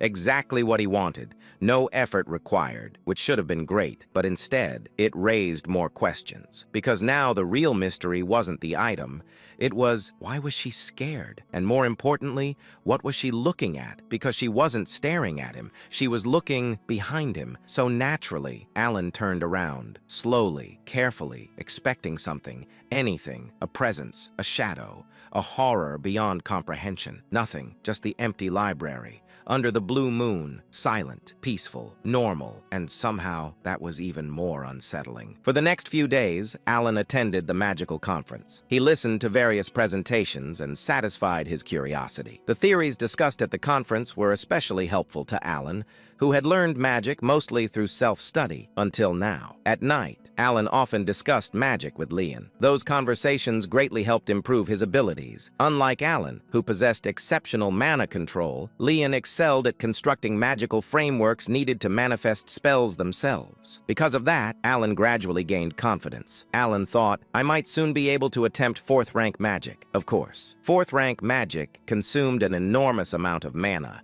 Even using it once properly was difficult, so Alan had no intention of trying it immediately. Then, on the 4th day of the conference, Alan heard unexpected news. Evan said, "A foreign entity has appeared in the labyrinth of Lartania." Alan looked at him and asked, "A foreign entity?" Evan nodded and replied, "Yes, I heard it caused mutations throughout the entire labyrinth." Alan immediately asked, "How long has it been since it appeared?" Evan answered, "It's uncertain, but they believe it's been around 5 days. Evan added, "The Information Guild suspects it may have appeared about a week ago." Alan asked again, "How far is Lartania from here?" Evan thought briefly and replied, "It's not too far, around 5 days by carriage." After hearing that, Alan fell silent for a moment. Alan handed over the letter and said, "Send this to Lartania." Then he added immediately, "I'm leaving right away," without wasting time. He left the Central Magic Tower and began preparing for the journey to Lartania. Before departing, Alan said farewell to Leon. Leon looked disappointed disappointed that he was leaving earlier than expected. He also met Penia. Penia reacted energetically after hearing he was leaving. She was almost so happy. After that, Alan headed directly toward Lartania. 5 days passed. Traveling non-stop by carriage, Alan finally arrived at the Labyrinth City. Evan looked around in admiration and said, "Wow, it's changed a lot since the last time I was here. It's even more fascinating now." After traveling through the city by carriage, Alan arrived at the Southern District. Soon, he stopped before a building, the shop called Merd, owned by Rhine. The moment Alan saw it, he froze slightly. Alan stared upward and said, "Is this really Merde?" Evan looked equally confused and replied, yes. I think this is the right place." The reason for their reaction was simple. The building was enormous. Compared to the surrounding 4- and 5-story buildings, they looked like toy houses. Alan looked at the structure and asked, "Isn't this supposed to be a shop?" Evan replied uncertainly, "It should be. I heard the shop was big, but I didn't expect it to be this big." Alan nodded slightly. He knew the business was successful, but not to this extent. Alan thought, to think a magical appraiser could hold this much power. Then he thought again, is this why she gained so much influence in Lartania? Unconsciously, he nodded. Money held power in both worlds. Alan thought, that's one reason I came here to ask for a favor. Although dealing with the foreign entity was his main objective, he also needed Rhine's influence. Alan said, "Let's go inside." Together with Evan, he walked toward the massive entrance. As they approached, a receptionist standing by the door asked, "Do you have an appointment?" Alan paused and asked, "Do we need one?" The receptionist nodded politely and replied, "If the matter is urgent, you may meet her immediately by paying the fee." Alan asked, "A fee?" The receptionist replied, "Yes. Meeting Lady Rhine without an appointment costs 3,000 gold coins." Evan's eyes widened. Alan repeated slowly, 3,000 gold coins? The amount was enough to purchase a mansion, even in the capital.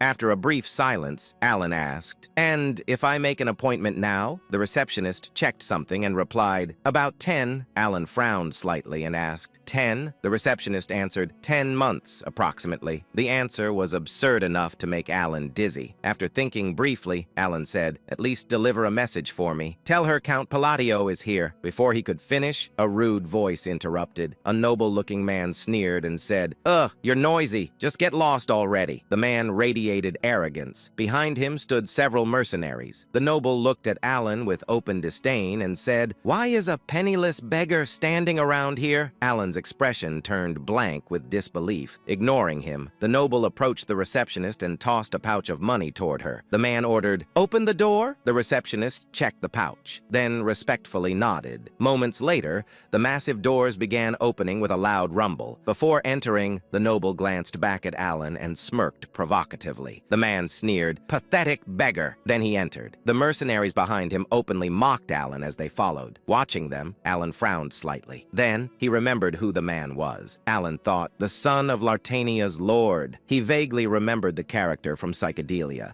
a bloated man with a sleazy mustache, a notorious scoundrel. Even in the game, he had been unpleasant, but seeing him in person felt worse. Just as Alan was about to speak, a voice came from inside. Rhine said, "No need to go inside." Rhine stepped out through the open doorway. Her green eyes glowed faintly. The scoundrel's face immediately brightened. The man smiled eagerly and said, "Oh, Rhine, you came all the way out here for me?" But Rhine looked at him coldly and said, "Get lost." Without hesitation, she shoved his shoulder aside, then walked right past him and the mercenaries. Ignoring the embarrassed receptionist, Rhine approached Alan directly. Unlike her attitude toward the noble, she treated Alan with complete respect. Rhine lowered her head politely and said, "I've been expecting you, Godfather." Everyone nearby froze in disbelief. All eyes turned toward Count Palladio. The receptionist's brain stopped functioning. The receptionist thought, what is happening? For nearly 2 years, she had watched Rhine interact with powerful figures, lords, high-ranking nobles, even the prince of the Ashtalon kingdom. Rhine had never bowed to anyone, not once.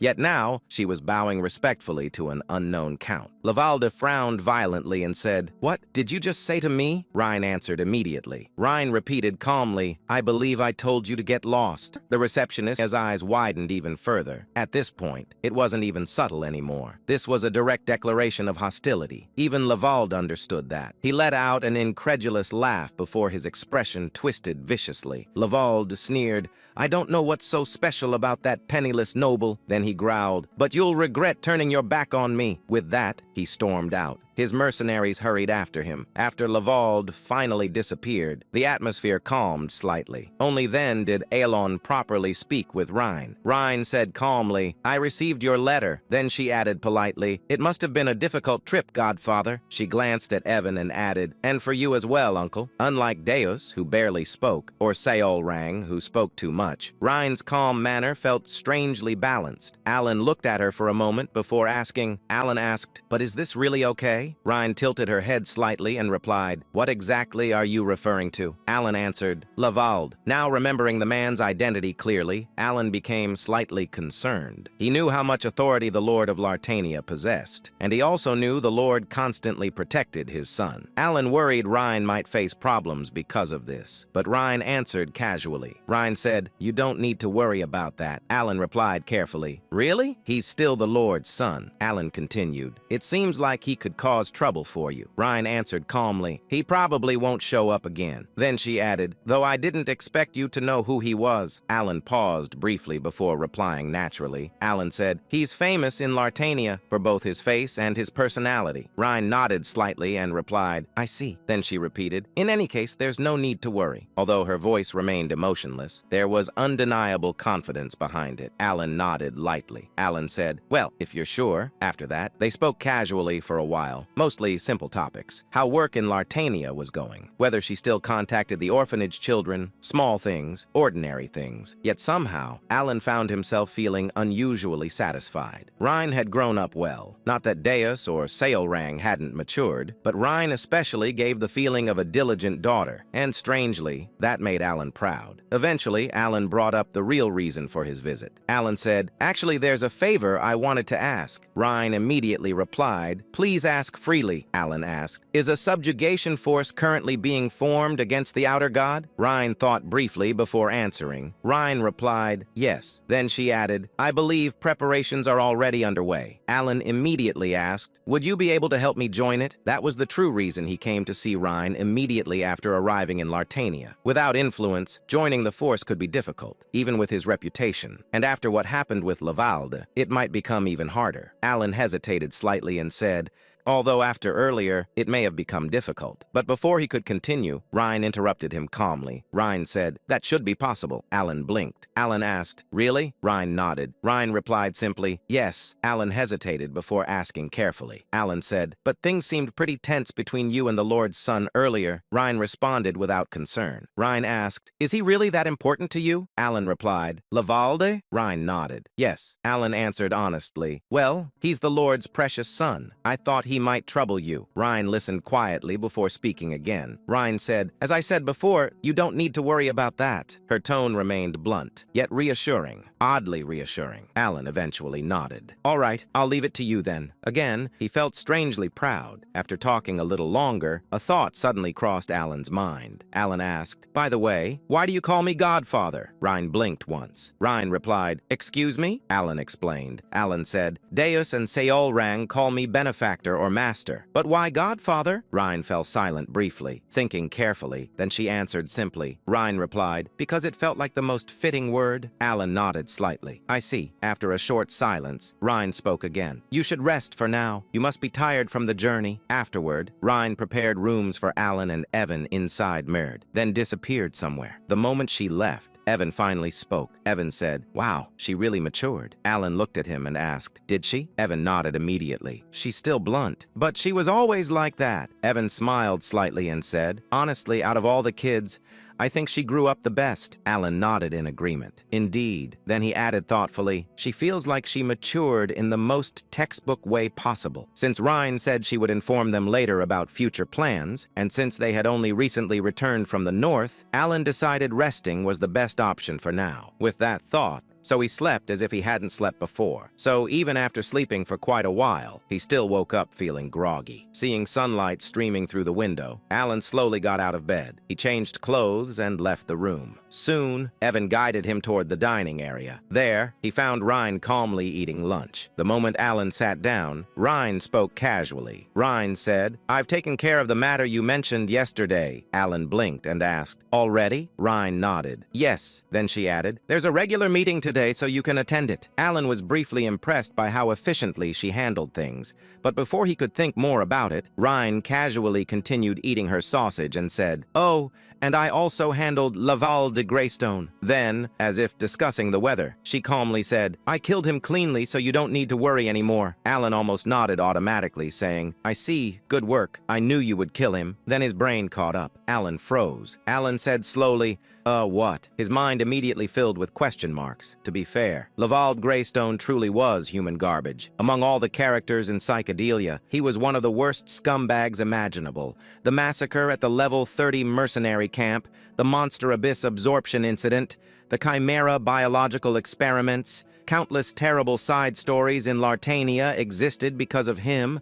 Objectively speaking, the city was probably safer without him alive. But there was one major problem. Lavald was the Lord's son. Inside Lartania, that position practically made him royalty, meaning Reen had casually committed something very close to regicide. Still stunned, Alan repeated blankly, "You killed him?" Rhine nodded casually, "Yes." Alan stared at her and asked again, "Lavald Greystone?" Rhine took another bite of food and answered calmly, "Yes." She sounded like she was discussing breakfast. Meanwhile, Alan felt like his soul was leaving his body. Alan asked weakly, "Seriously?" Rhine tilted her head slightly and replied, "Yes, Godfather." "Was there a problem?" Alan stared at her for a moment before finally asking, "Why did you kill him?" Rhine answered immediately, "Because you said he was bothering you. But if he stayed alive, wouldn't he continue bothering you, Godfather?" At that moment, cold sweat ran down his back. He suddenly remembered something important. Alan thought, right. She's one of the 5 great sins. Because Rhine acted like such a well-raised daughter, he had momentarily forgotten. But in the future, she was destined to become one of the seeds of disaster. Then another thought hit him. Alan thought, wait, how did she even kill him? Lavald himself wasn't strong, but the mercenaries surrounding him absolutely were. Most of them were at least A-rank level. Rhine wasn't even a combat specialist. She was an appraiser. So how exactly did she kill all of them? While Alan looked visibly confused, Rhine cautiously spoke. Was there a problem? Perhaps because Alan kept repeating the same questions. Rhine now looked slightly dejected, as if wondering whether she had made a mistake. Alan hurriedly shook his head. He replied, "Not exactly a problem. More like, is this really okay? Your safety, mostly." Rhine responded immediately. "You don't need to worry about that. I disguised myself properly." Although her expression remained neutral, she sounded strangely proud of herself. Watching her, Alan suddenly remembered an old phrase from an online community. Alan thought, so this is what people mean by having a completely different mindset? He cleared his throat awkwardly. He said, "Anyway, thanks for worrying about me, and don't feel too bad about it." Rhine immediately responded flatly. "I'm not feeling bad," Alan thought. "You definitely looked dejected a second ago, though." Then Rhine repeated firmly, "I'm really not." Alan looked at her with genuine amazement. Alan thought, how can someone casually commit regicide, yet get embarrassed over something like this? After a brief silence, Alan spoke again. "Anyway, try not to put yourself in danger if possible, because all kinds of problems could happen." Alan added, "You could get hurt, and everything you built here could collapse instantly." Rhine stared at him, confused, as if she genuinely didn't understand. Even though his explanation was perfectly reasonable, she still tilted her head slightly. Then, after thinking seriously for a moment, Reen suddenly said, as if she finally realized something. Then she nodded slightly and added, "Don't worry too much, Godfather. I understand my duties properly." After saying that, she calmly resumed eating. Alan stared blankly at her. Somehow, even though they were having a conversation, it felt like they were talking about entirely different subjects. Still, he decided not to continue. After all, no matter how absurdly excessive her actions were, she had done it for his sake. As Alan absent-mindedly ate his sausage, still wondering whether this situation was insane, Rhine suddenly spoke again. "Oh, I wanted to show you something, Godfather." The eye of the tracker. Alan looked up. After finishing the meal, Alan followed Rhine into another room. Inside, something floated quietly in the air, a golden eye, surrounded by blue light. The moment Alan saw it, he immediately realized this wasn't ordinary. Then Rhine's earlier words echoed in his mind. Alan thought, that's the eye of the tracker? He looked genuinely stunned. Originally, the eye of the tracker had just been a simple artifact. a round sphere with a tiny eye-shaped jewel embedded inside. Its only effect was helping appraise low-level artifacts in slightly greater detail. That was all, nothing special. There had never been any hidden lore attached to it, just like the essence of the Golden Mane tribe,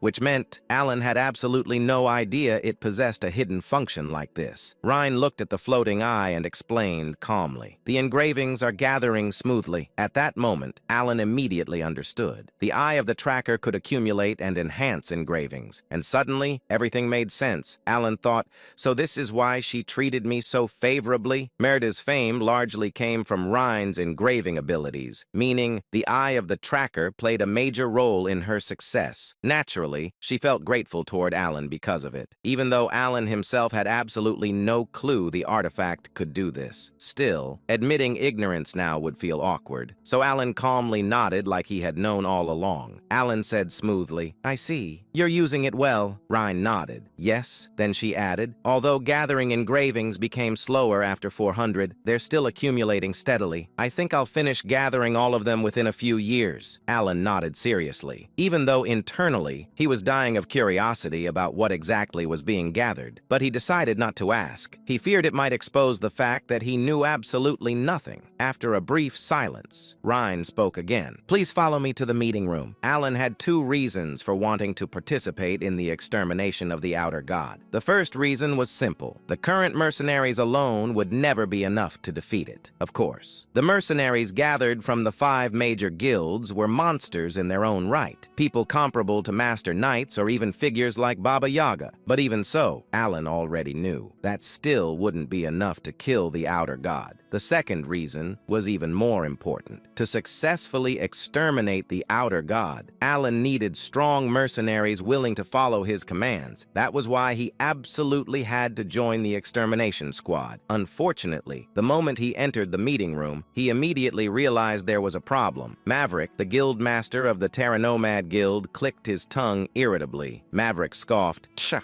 Hyman, the guild master of the Arcadia Guild, looked Alon up and down with blatant disdain. Hyman sneered, "You're bringing this weak-looking guy along?" Mayan, the beast woman guild master of the Ancient Trackers, laughed mockingly with her slit-like feline eyes. Mayan smirked. "Ha, he looks like the type who survives entirely on rumors." Then she added mockingly. Mayan continued, "What are you here for? To stand in the back and steal credit?" Meanwhile, Argonia, the guild master of the Kalamadra Guild, and the strongest among the gathered mercenary leaders, simply stared at Alan silently. She said nothing, but her gaze clearly wasn't welcoming either. Alan calmly looked around the room. Alan thought, I expected hostility, but this is worse than I thought. Still, Alan had expected something similar. After all, to mercenaries, he probably looked like some random noble carried entirely by rumors. Then, Mayan suddenly stepped forward. Spinning a dagger between her fingers, she blocked Alan's path completely. Mayan narrowed her feline eyes and said mockingly, "Noble lord, I heard rumors you've been sticking your nose into places you don't belong. But seeing you in person, you don't even look worth talking to. Why don't you just turn around and leave?" The atmosphere inside the room instantly became heavy. Alan looked at Mayan silently for a moment. Then he came to a simple conclusion. Alan thought, I need to prove my worth first. Without hesitation, Alan slowly raised his left hand. The gauntlet covering it emitted a faint, metallic sound. Then he calmly formed a seal. At that moment, without any warning, the previously ordinary meeting room was instantly swallowed by freezing cold. Frost exploded across the floor. The air temperature dropped so suddenly that everyone instinctively stiffened. Alan calmly spoke. Concentration. At that instant, the surrounding mana and atmosphere compressed violently around Mayan. Alan spoke again. Freeze! Then, the gathered mana instantly reacted. Frost bloomed violently around Mayan's body. It multiplied in an instant. Then, ice completely encased her. Mayan froze solid before she could even draw a proper breath. Her shocked expression remained trapped inside the ice. Silence. There wasn't any special reason Alan chose Mayan. Simply put, she was the weakest combatant present, at least according according to the settings Alan remembered. Compared to the others, Maion hadn't yet reached the level of a true superhuman. That was why she failed to react to the sudden attack and got frozen immediately. The mercenaries finally realized something was very wrong,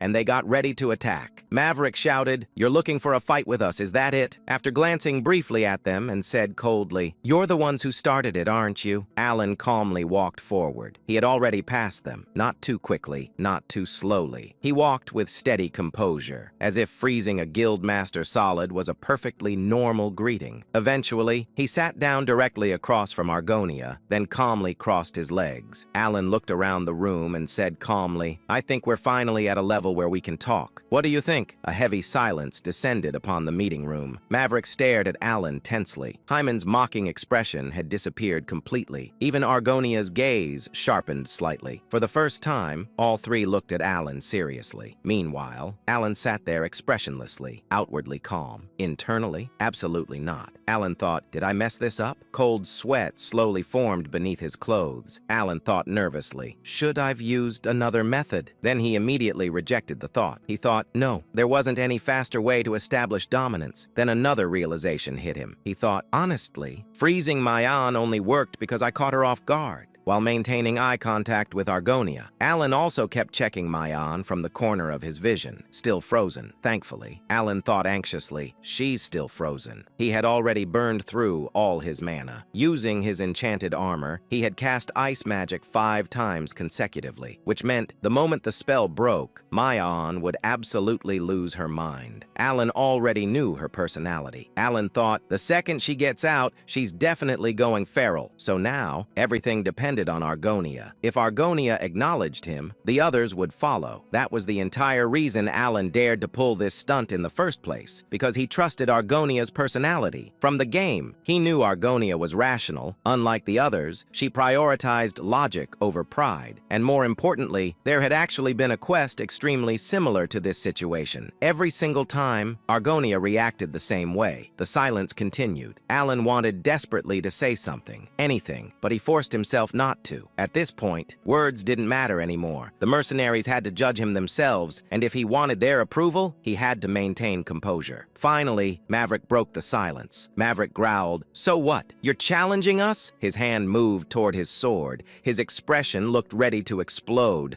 The moment Alan saw that, his heart nearly stopped. Alan thought, I'm dead. But then, Argonia suddenly spoke sharply. "Stop!" Maverick turned immediately. He snapped, "What?" Argonia replied calmly, "I said stop." Maverick glared angrily. He argued, "You want me to let this go after what he just did?" Argonia replied flatly, "We ignored him first." Maverick frowned deeply. Maverick protested, "Even so." Argonia's eyes narrowed slightly. Argonia interrupted coldly, "I told you to stop, didn't I?" The atmosphere instantly became heavier. Maverick clenched his jaw, clearly furious. But after several tense seconds, he finally clicked his tongue. Then he put his sword down. Seeing the situation settle, Alan internally released the biggest sigh of relief in his life. Still maintaining his poker face, Alan asked calmly, "When do you plan to descend into the labyrinth?" Argonia answered politely, "In 2 days." For a split second, Alan almost broke character.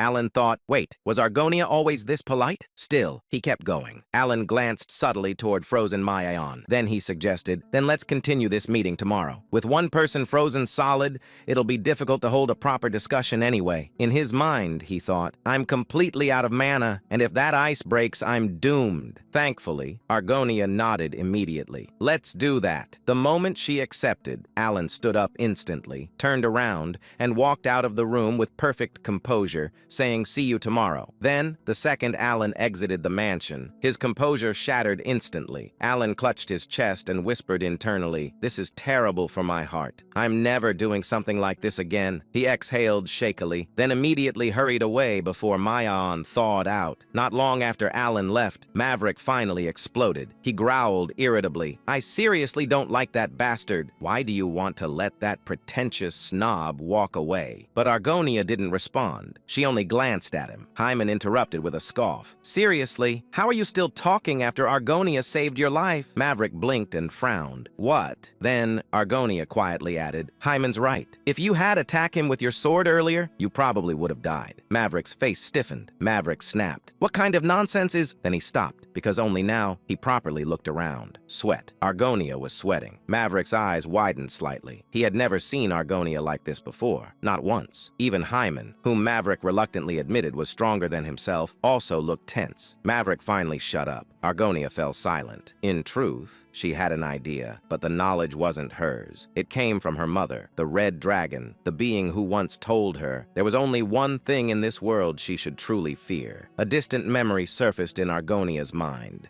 Her mother's warning echoed clearly. "Remember this. If a black eye ever appears in the night sky, immediately look away. Do not acknowledge it. Do not remember it. And if you ever become a powerful mage someday, erase the memory entirely." Then, the final warning. "Never look directly at the one who consumes boundaries." Argonia remembered the earlier moment. That blue eye and the red eye. Not only one, but two. The two that appeared behind Count Palatio. Just remembering it made her feel cold. That endless ominousness. That feeling, as if her soul itself was being swallowed whole. And worst of all, that eye had looked at her almost playfully, as if smiling. Argonia slowly thought silently, who exactly is that man? The next day, contrary to Alan's worries that they might continue rejecting his plans and arguing with him, the meeting proceeded surprisingly smoothly, and Alan quickly realized two things. The first was that the foreign entity was currently on the 12th floor. The second was that the mercenaries intended to block it on the 5th floor. As soon as he heard that, Alan immediately began explaining the plan he had prepared beforehand in detail, while also sharing the information he had gathered regarding the foreign entity. The explanation lasted for about 30 minutes. Alan, who had even disguised his knowledge about the foreign entity as information obtained from an ancient book, quietly observed the gathered mercenaries with slight tension, wondering whether they would object. In the end, we'll probably have to compromise, right? The strategy Alan proposed was one he was personally confident in, a plan designed to subdue the foreign entity while minimizing casualties. But that was only from his own perspective. He understood perfectly well that the mercenaries were not his subordinates. He could not order them around. At best, he could only suggest a strategy. That was why he felt so nervous when he heard what they said. "Let's go with that. I agree. No objections." "Me neither." Without a single complaint, the plan was accepted immediately, leaving Alan standing there in bewilderment. Alan blinked blankly. Really? No one had any issues with it? Was yesterday's impact really that strong? He shook his head slightly. Even if yesterday's events had been shocking, there was no way that alone could make Argonia and the mercenaries of the 5 great guilds act this obediently, which naturally led Alan to another thought. Could it be?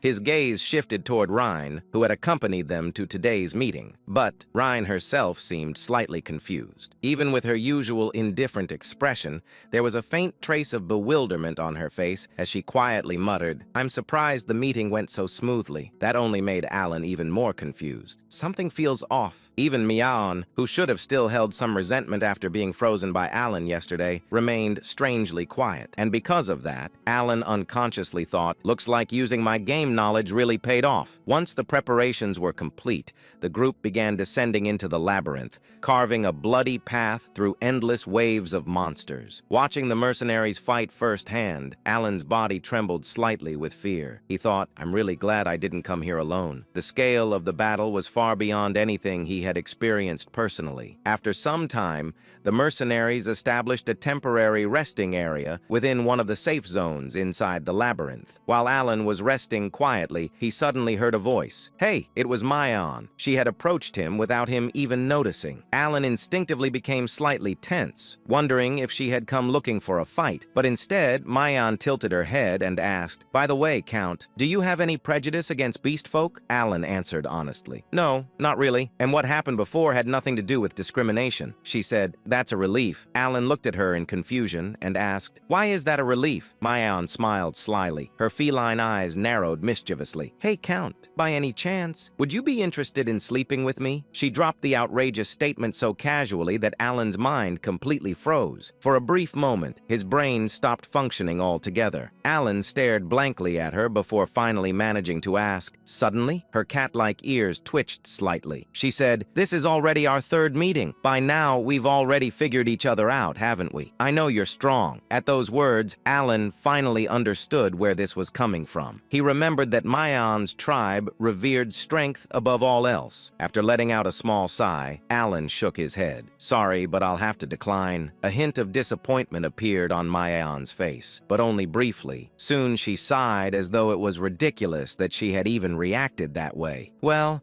nothing I can do about it then. I was honestly pretty thrilled when you overpowered me in one move." Then she winked playfully. "Still, let me know if you change your mind. I'm pretty charming, you know." As Alan stared blankly at Mayon's retreating figure, another voice suddenly echoed from behind him. "Shall I take care of it, sir?" It was Rhine. "She spoke rudely to you, sir." Rhine stared coldly at Mayon's back as she said those chilling words. Alan immediately pressed his lips together tightly, saying, "Huh? No need for that. No, you're not actually thinking about killing her just because of a few words, right? Bro, I swear," she truly thought. About a day passed after that, as the group continued advancing deeper into the labyrinth. By then, they had already reached the 4th floor. However, frustration gradually spread among the mercenaries because they still hadn't located the foreign entity. One of the mercenaries muttered that searching every single floor one by one was becoming a nightmare. Alan quietly clicked his tongue. As expected, reality is completely different from the game. Because they were moving as a large group, their speed was incredibly slow, and unlike in the game, there were no shortcuts. In the game, defeating certain monsters would naturally open the path to the next level, but reality was different. Monsters continuously appeared from every direction, and simply dealing with them consumed enormous amounts of time and energy. Looking around the labyrinth, Alan muttered in disbelief. How was this place even designed? After some time, he heard a voice. "We're almost at the 5th floor." Hearing the mercenary's voice from ahead, Alan raised his gaze and saw a massive glowing door in the distance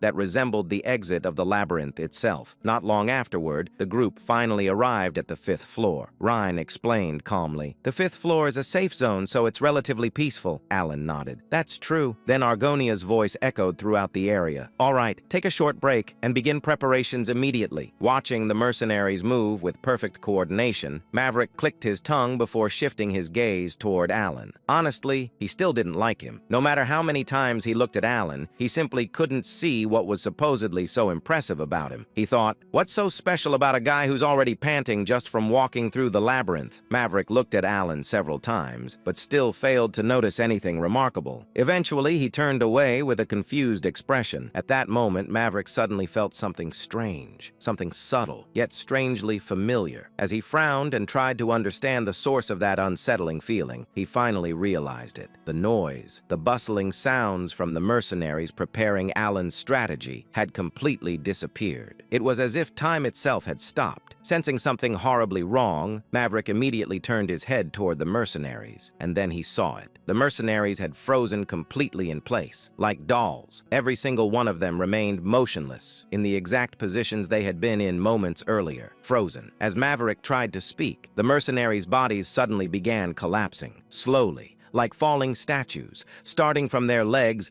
their bodies tilted diagonally before crashing onto the ground.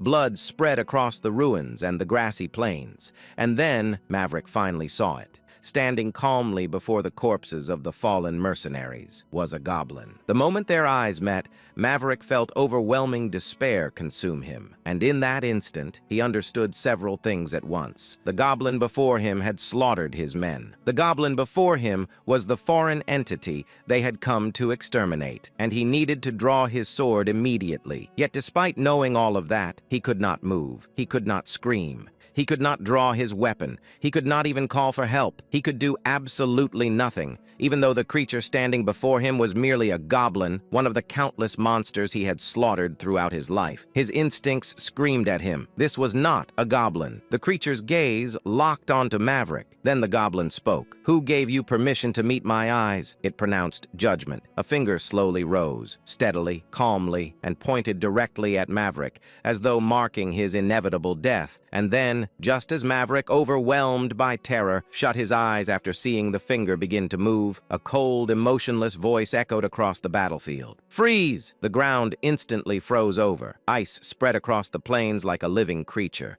devouring the grass and stone alike as frost rapidly expanded in every direction. "Get a hold of yourself!" Hearing that voice, Maverick abruptly opened his eyes. And there, standing before him, was Alan. The goblin's body had been trapped inside a massive crescent-shaped crystal of ice, cold mist drifting from its surface. Kaelus's eyebrows twitched slightly as he stared at Alan. Its raised finger slowly lowered as it rubbed its chin with interest, saying, "You're doing something amusing, insect." Watching him carefully, Alan quietly muttered, "Kaelus." Because it was born lowly, it endlessly sought knowledge. Because it was born lowly, it eventually reached the boundary of truth and awakened to the laws themselves, ascending into a godlike existence. The king of gluttony, the devourer of boundaries. The moment Alan spoke his name, the curiosity in Kaelus's eyes deepened. Kaelus brushed his hair back with a grin. "You even know my name? Impressive. What a charming little human you are." Alan silently stared at Kaelus, his expression tense. Why did the timeline change? According to the original report, Kaelus was supposed to arrive on the 5th floor 3 days later. Not now. Not this early. Then Kaelus slowly raised his hand again. His voice echoed softly. "Very well. I'm in a rather pleasant mood right now, and it seems the others are as well. So I shall show mercy." Kaelus pointed lazily toward the upper floors. "Leave, and I'll spare your lives." But Alan answered immediately. "Prepare for battle." The extermination squad instantly reacted. Argonia forcibly suppressed the fear in her body and raised her voice. "All units, battle formation!" The atmosphere changed instantly. Weapons were drawn. Mana surged. The mercenaries moved according to the strategy Alan had prepared beforehand.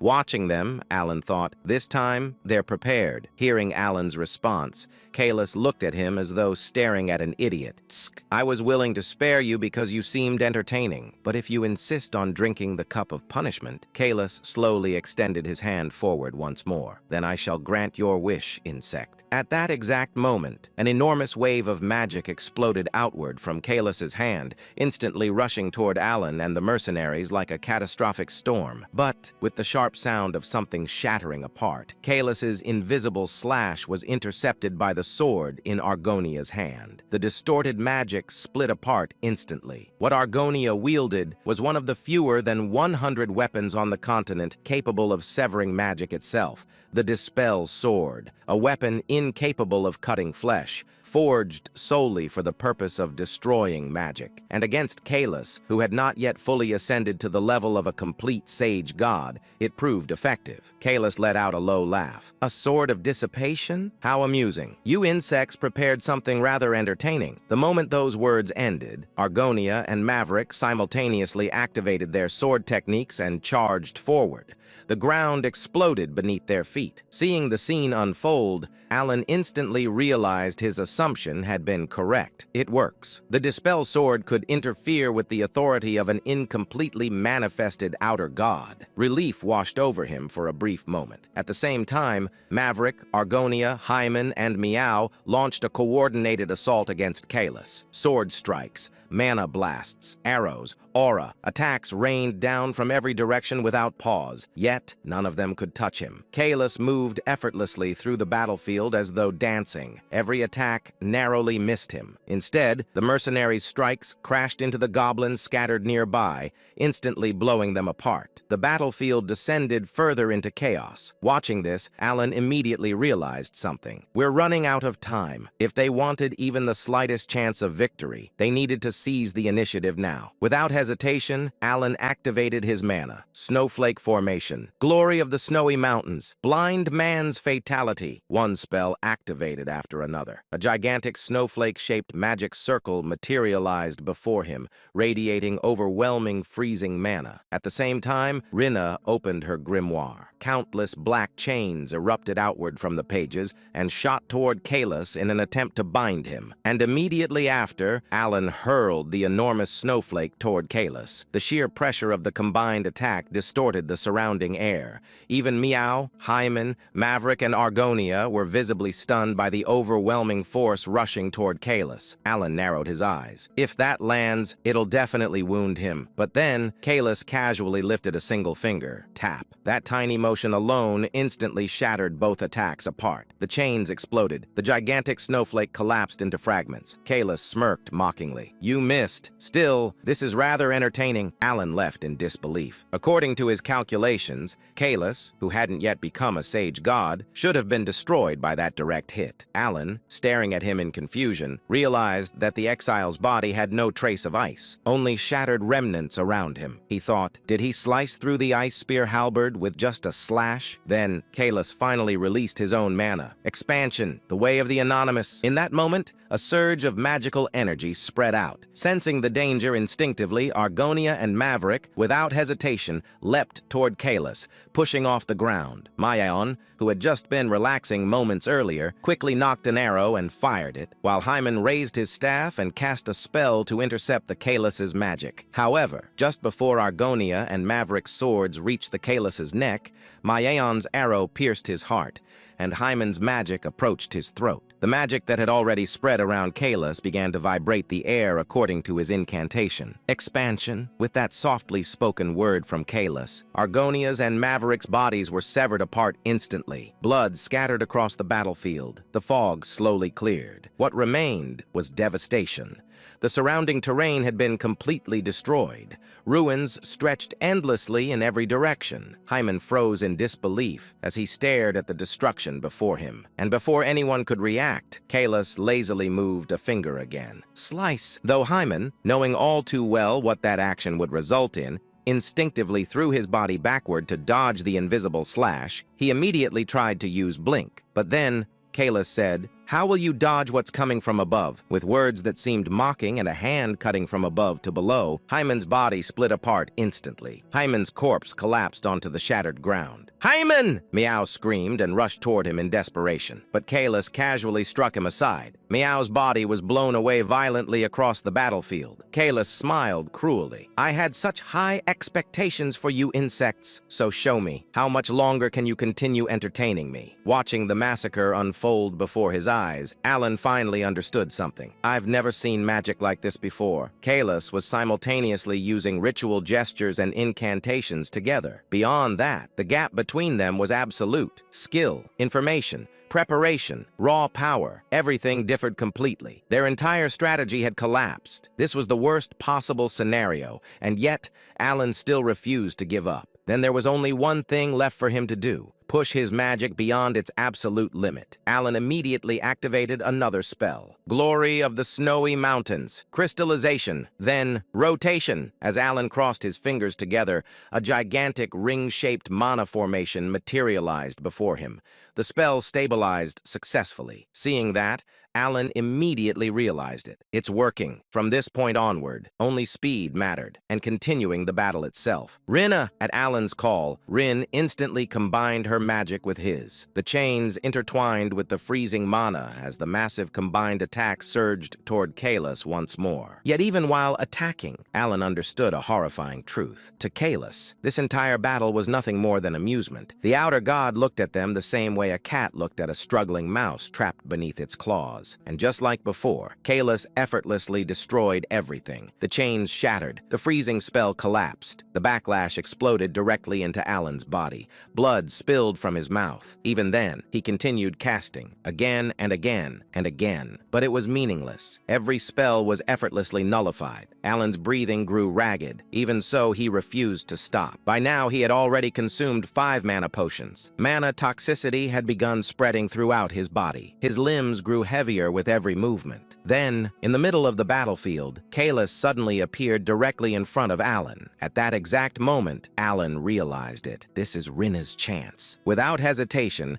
Alan and Rin combined their powers once more and launched another attack. As the spell formed, Alan focused on the final remaining constraint within his magic. Magic had been used against Earth Altus, the great god of duels. Magic had been used upon snowy terrain. Magic had been used at death's door. before. Magic had been used against a god itself. Alan realized that adding one more condition might allow him to distort the laws of the world even further. But even then, he knew it still wouldn't be enough. Desperately, Alan forced himself to think. There had to be an answer, something capable of ending everything in a single strike. Then, Kaelus's earlier words resurfaced in his mind. "You still understand nothing." At the same time, Alan remembered the words of the shadowy figure. There were incantations, and there were principles connecting everything together. The moment those thoughts linked, Alan realized it. There's a clue. Sweat poured down his face. He grabbed his hair tightly. Then, as his thoughts finally reached a breakthrough, Alan activated an entirely new spell. Confusion and awakening are intrinsically one and the same. If you open your eyes, you will receive a key. The moment the incantation completed, Alan's mana erupted violently outward. A gigantic spear-shaped construct formed before him. Even Kaelus's expression shifted slightly upon seeing it. "What are you trying to do?" Kaelus's expression twisted. In response, he redirected Rhina's attack directly back toward them. But before it could strike, Alan stepped in front of it himself. Slash! The impact severed Alan's hand instantly. Blood scattered across the frozen battlefield. Yet at that moment, Alan finally understood. The instant he formed the mudra of the wisdom fist, the spell had transformed into a key. And when that key turned within the crystal, an entirely new form of magic had been born. The result, ice, crystal halberd, an overwhelming eruption of freezing power exploded outward. Massive crystals engulfed Kaelus completely, trapping him inside an enormous prison of ice. And in the next instant, the entire plane transformed into a gigantic glacier. The moment Alan implemented Frost Crystal Painted Halberd, he understood the true nature of the spell. Its radius was barely 10 meters. By no means could it be called vast, and yet, within that confined space, the very laws of the world were rewritten. A principle as absolute and natural as water flowing from high places to low simply ceased to exist there, because the law of Frost Crystal Painted Halberd was singular. Everything within that space froze. No matter what it was, all things were forced beneath that inevitable law according to the will of the one who invoked the spell. However, the magic Alan had brought forth did not even last 6 full seconds before collapsing. From the very beginning, it had been a form of magic beyond what he was permitted to wield, whether in terms of mana or understanding. But even 6 seconds had been enough. A thin stream of blood trickled from Alan's mouth as he looked ahead. There stood the outer god, Kaelus. His entire body had turned bluish-white, frozen solid as cracks spread across him before pieces of his body slowly crumbled away. Kaelus laughed faintly. Ha! What a weak and shabby vessel. His condition was horrific. Both of his arms had already shattered, and even his legs were gradually breaking apart. Kaelus continued. "Well, that one certainly got me." And yet, he was smiling, as if the stern expression from moments earlier had never existed. Kaelus grinned broadly while staring at Alan. Kaelus said, "If I had fully descended, if I had possessed a proper body capable of handling my authority completely, I could have blocked that pathetic implementation of yours with ease." His tone sounded almost regretful. "And then?" Alan replied calmly. Hypotheticals mean nothing. At Alan's calm reply, Kaelus paused. The words he had been about to say stopped midway. Kaelus chuckled softly. "A correct answer, little creature. No, mage." For the first time since the battle began, genuine acknowledgement appeared within Kaelus's eyes. Kaelus declared, "This is my defeat." The moment those words ended, his body completely crumbled apart and vanished. And then, Alan collapsed unconscious where he stood the next day. Within his dream, Alan felt someone gently touching his face, and a girl's voice softly echoed beside him. The girl whispered, "The world is at peace now, and I will always remain by your side." Then, his eyes opened. An unbearable pain exploded through his skull as though his head were splitting apart. Trying to steady his trembling breath, Alan slowly lowered his gaze toward his left arm. His entire arm had turned bluish, as though severe frostbite had consumed it. Judging by appearance alone, it looked like something that should have already been amputated. But it was not limited to just his arm. Although the left side was the worst, bluish discoloration had spread throughout parts of his body like bruises stained deep beneath the skin. Fortunately, it was not frostbite. It was mana intoxication. Alan muttered weakly, "I can't put any strength into it at all." Seeing his arm remain completely motionless, as though all sensation had vanished from it, Alan let out a quiet sigh and leaned back against the crude bed. Truthfully, he had expected this possibility from the moment he started consuming mana potions recklessly during the battle. At least it only ended like this. Among the countless side effects caused by excessive mana potion consumption, mana nerve paralysis was one of the lighter outcomes. It would eventually heal with time. If it had been mana sinkhole syndrome, where the mana circuits permanently collapsed, or cardiac mana sclerosis, where mana hardened the heart itself, he would have died instantly. Just as Alan relaxed slightly, Rhine asked, "Are you all right, Godfather?" The curtain of the makeshift tent was pulled aside as Rhine stepped inside with her usual indifferent expression. Alan answered, "I'm only suffering from the intoxication symptoms. I'll recover eventually." After saying that, Alan looked toward her. Alan asked, "How are things outside?" Fortunately, the news was not entirely bad. Mayan and Argonia had survived. Mayan had coughed up blood during the battle, but after taking a potion,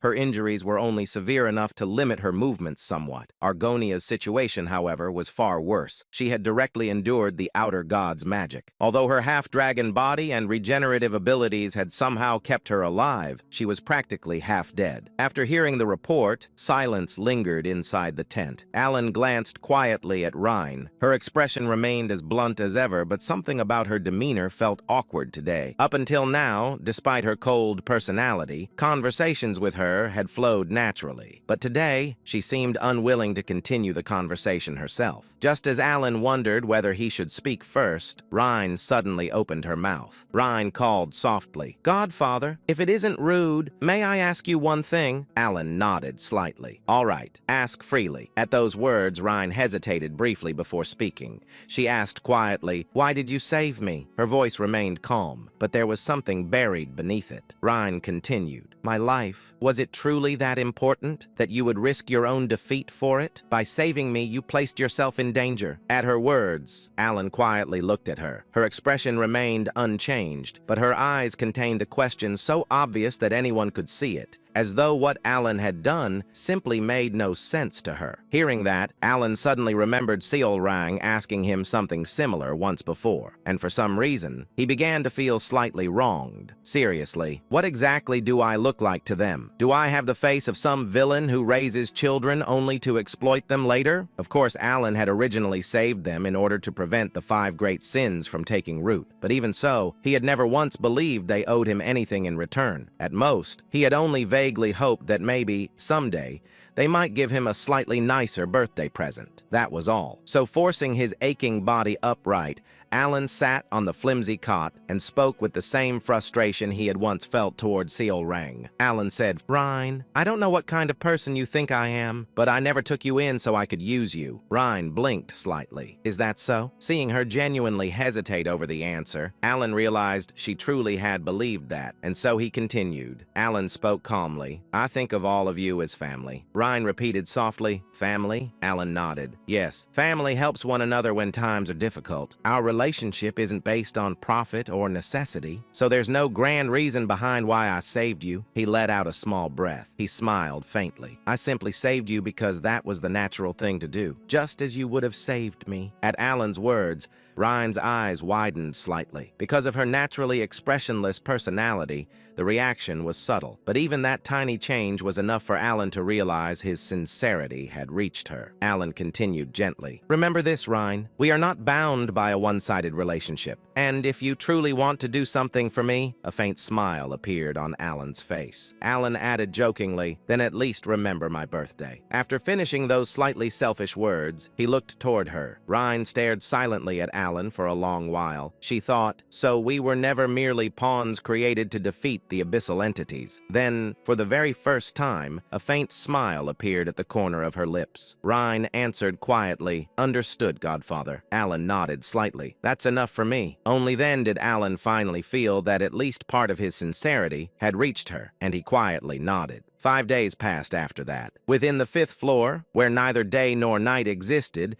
and only an endless blue sky stretched overhead, Alan had finally recovered enough to move again, and together with Argonia, whose monstrous regenerative ability had allowed her to stand once more, Alan asked, "Can you move?" Argonia answered, "To some extent." Hearing her answer, Alan looked at her with slight admiration. He muttered, "Impressive." 3 more days passed before the group finally managed to escape the labyrinth entirely. However, However, the moment they returned, Evan immediately exploded in anger after seeing the terrible condition Alan and Ryan were still in. He could not believe they had deliberately stopped him from following them, only for both of them to end up heavily injured anyway. In Evan's eyes, Alan had insisted that the guild leaders were enough support, yet the result clearly proved otherwise. Meanwhile, Alan and Ryan quietly sat there like children being scolded by their mother, while Evan continued lecturing them. Deep down, Alan admitted that the real reason he never wanted Evan involved was because he feared Evan's presence would completely derail his plans. In the original game, Evan had absolutely nothing to do with Labyrinth City. As time passed, news of the Strike Force's victory spread across the entire continent. At the same time,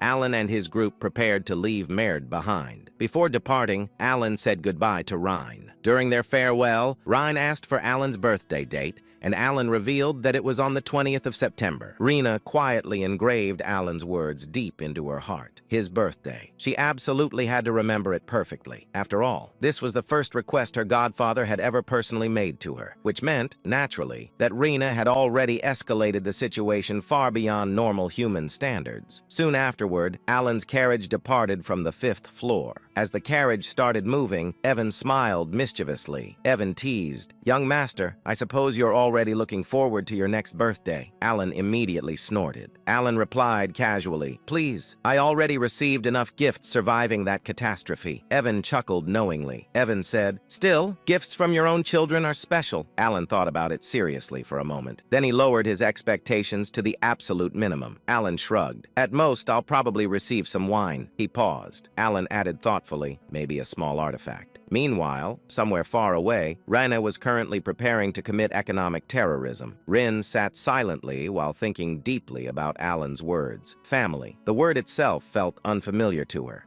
Because the Great Moon was naturally such a different existence compared to ordinary people, absolute faith and devotion toward him had always felt natural to her. To Ryan, victory alongside him had once seemed completely inevitable. However, after receiving Alan's recognition, the word family, which once held no meaning to her at all, finally became something real and attainable. Likewise, the title Godfather, which she had originally chosen out of pure respect, slowly transformed into the symbol of a genuine emotional bond. At that moment, Ryan sincerely wished to remain by Alan's side more than anyone else. She even resolved herself to answer immediately whenever her godfather needed her. The thought alone caused Ryan to become incredibly embarrassed, making her smile and blush uncontrollably. As she continued thinking about Alan's upcoming birthday, she began wondering what kind of gift she could possibly offer someone who considered her family. After thinking carefully, she eventually concluded that, for starters, the Lord of Latania's castle itself should be enough. Meanwhile, Rene continued thinking completely seriously. Rene thought perhaps conquering nearby territories as additional birthday decorations would also be acceptable. As time passed, winter finally arrived at the Palatinate estate. Fortunately, Alan gradually recovered from his mana toxicity, mostly because his body had finally stopped trying to file a resignation letter. One peaceful afternoon, Evan entered while carrying a crystal ball. Evan announced, "Young master,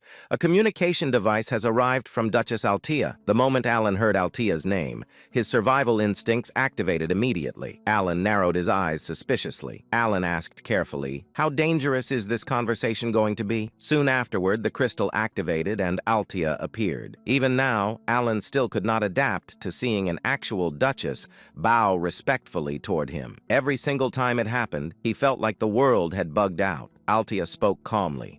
Altea reported, "Kalfa is progressing smoothly." Alan nodded seriously, despite understanding absolutely nothing about what Kalfa was currently doing. Then Altea dropped a nuclear bomb casually. Altea announced, "As of yesterday, we have successfully taken control of Asteria's entire underworld." Silence. Alan blinked, then blinked again, then spiritually disconnected from reality for 3 seconds. Alan thought, "Excuse me?" Altea smiled faintly. Altea congratulated him. "Congratulations on your achievement, Lord Alan." Alan almost collapsed on the spot. Achievement? What achievement? Then suddenly, he remembered something horrifying. At some point in the past, he had casually said, "We should probably stabilize the underworld first." That was it. That was the entire conversation. He had meant, "Please reduce crime a little." Altia apparently heard, "Conquer the criminal world and establish a shadow government." Alan immediately developed emotional damage. Meanwhile, Altia continued speaking respectfully. Altia explained, "Fortunately, the operation became much easier after you eliminated the leaders of both the royalist and aristocrat factions." Alan froze completely. Alan internally screamed, "That was an accident too!" But unfortunately, from Altia's perspective, the situation looked completely different. To her, Alan was clearly a terrifying mastermind. First, he secretly destroyed the political factions, destabilizing the kingdom. Then he casually mentioned reorganizing the underworld. And now the entire criminal network belonged to them. The scariest part? He acted surprised every single time. Altia thought respectfully, as expected of Lord Alan. Even his humility is flawless. Meanwhile, Alan was busy dying internally. Soon afterward, Altia calmly asked another question. "Should our next objective be the king?" Alan nearly ascended to the heavens. Alan shouted, "Absolutely not!" Altia blinked once. Alan immediately coughed and fixed his posture. Alan corrected himself awkwardly. "I mean, for now, maintaining political balance is important." Altia's eyes slightly widened. Altia thought, incredible. She silently admired him even more. Altia thought respectfully, he already possesses enough power to overthrow the throne, yet chooses restraint for the stability of the kingdom, a true ruler among rulers. Meanwhile, Alan was internally having a breakdown. Alan thought, why does everyone think I'm plotting treason? After ending the communication, Alan sat there blankly. At some point, without wanting it, without planning it, without understanding how, he had somehow become the hidden ruler of the underworld, all because people kept misunderstanding his casual comments. Alan covered his face tiredly. Alan muttered, "I just wanted a peaceful, noble life." Then his eyes drifted toward another object on the table, a letter, a very suspicious-looking royal letter. Alan immediately felt fear. Slowly opening it, he started reading. The royal palace would host a New Year's banquet 1 month later for the first time in 5 years, and by direct order of Her Majesty, Count Palatiano's attendance was mandatory. Silence filled the room. Alan could only internally scream in frustration, because all he truly wanted was to peacefully live his quiet, noble life. On the 5th floor of the Labyrinth City, the place of blue grasslands and ruins. In that place, where even after half a year the traces of the battle from that day still had not disappeared, it appeared. Flap. It stepped forward. The figure wore a hood, a black stellar robe, and ominous black ornaments hanging from its waist and hands. It began to walk across the 5th floor. It walked across the place where the mercenaries had fought the outer god half a year ago. It walked across the place where Alan had once stood, and at last it stopped at the exact spot where he had finished off the outer god. The figure murmured. It tilted its head repeatedly, as though the place was both fascinating and completely incomprehensible. How much time passed like that? Until just moments before, it had simply stood there without movement, staring down at the ground. Then, the figure let out a soft laugh. It smiled broadly, as if something about this situation amused it deeply. The figure said, "Ha, I did not think he would be able to do this much." It muttered the words in a voice that could not be identified as either male or female. After a brief pause, the figure said, "Interesting. Truly, I wonder how far he can go. This is becoming fun." A smile spread across its face, innocent like a child who had just discovered a new toy. The figure said, "If he can endure the next one as well, then this will become truly entertaining." Returning to Alan, who received the letter, he thought, "I was wondering why the queen invited me, but maybe it's related to Kalfa. In fact, Cretinia Sion, the 8th monarch of Asteria. She was the 8th monarch of Asteria, and despite the fact that the nobles were running wild, she neither visibly managed the state nor participated in political games, yet still held considerable authority. The reason was the power possessed by Cretinia Sion, or more precisely, the power held exclusively by the royal bloodline of Asteria, the Golden Chronicle Eye. Though it was called the Golden Chronicle Eye, it was not actually an ability related to vision. As far as Alan knew, the name came simply from the clear golden eyes that members of the royal family were born with. The inherited ability itself was simple in explanation. The power to pass authority down through generations. Like carrying over saved data in a game, power itself could be directly transferred to the next generation. The concept sounded simple, but its implications were anything but. With each generation, the accumulated authority grew stronger.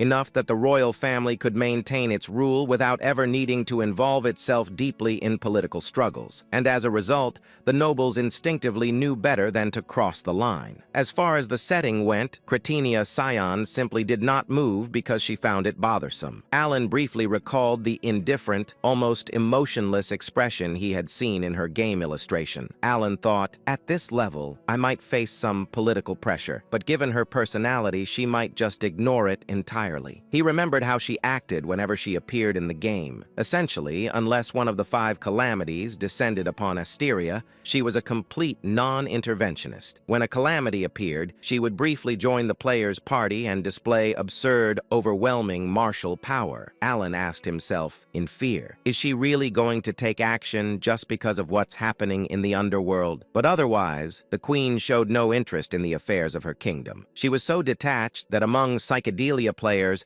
there was even a running joke that she was less a monarch and more a sleeping dragon of the kingdom. Alan allowed himself to relax and thought, maybe this isn't so bad. If I can take this opportunity to weaken Kalfa, Alan added, and create a sort of tug-of-war with the queen so she doesn't feel attacked, it'll also give me a good excuse to take a more passive role within the faction. Alan placed a hand on his forehead and sighed inwardly. Since the queen is a big fan of laissez-faire, it should go smoothly. It's not like I'm challenging the royal authority. On the forest road connecting the kingdom of Asteria to the desert city of Colony, a man stood alone. In front of him lay a corpse, a brutal corpse, its right hand still gripping a quill, killed before it could even comprehend what had struck it. Its neck twisted twice around, and although more than a month had passed since its death, there was no sign of decay, as though preservation magic had been applied. The man stared at it for a moment. Then the proxy let out a dry laugh and crouched down, reaching out to touch the body. The proxy muttered coldly, "He's already dead." His neck was snapped twice. Then, as he stood there, the proxy's mind drifted back. He suddenly recalled what had happened when he once met the man who had issued the order to eliminate Alan. The contractor had slammed his hand on the table and shouted in rage,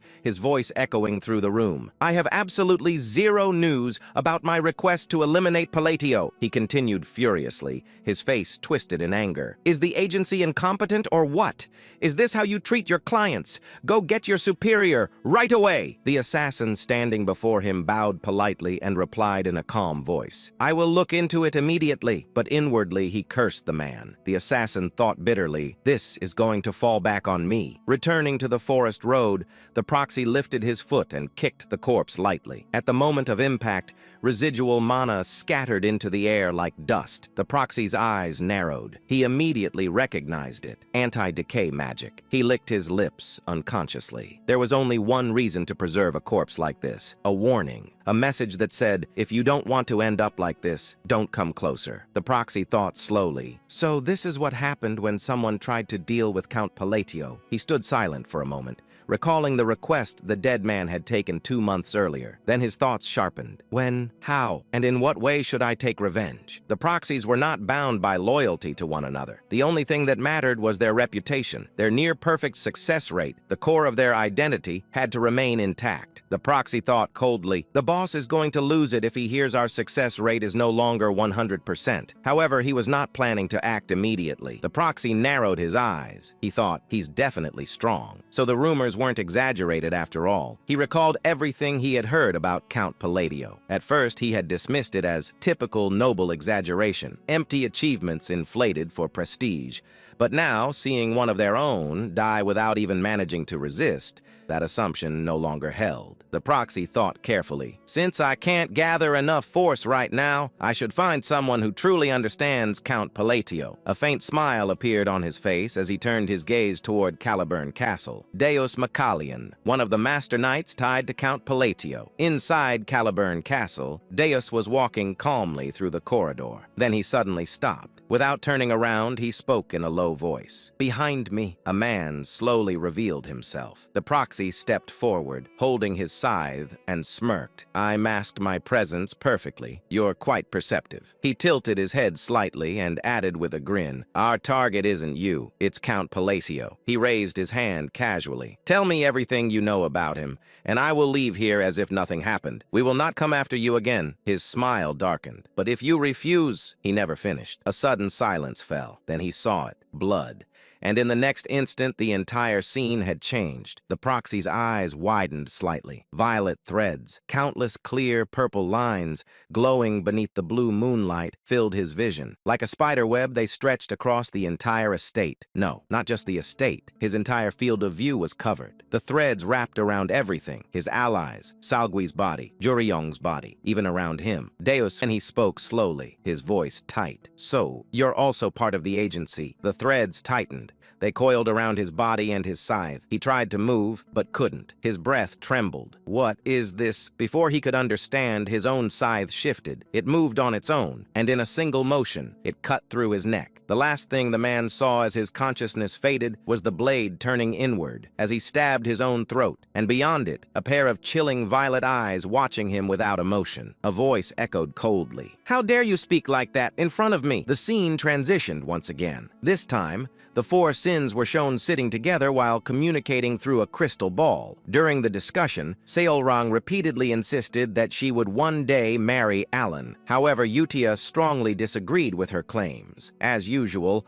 the two quickly fell into another argument. Listening to their constant bickering slowly began to irritate Radan. The discussion between the four sins continued, as Utia firmly reminded everyone that they were merely shadows serving the great moon Alan. Seolrang immediately complained to Reen about Utia's harsh attitude. However, Rhine calmly explained that Utia did not mean any harm and was simply being herself. Rhine then pointed out that Utia had served the Great Moon far longer than the rest of them.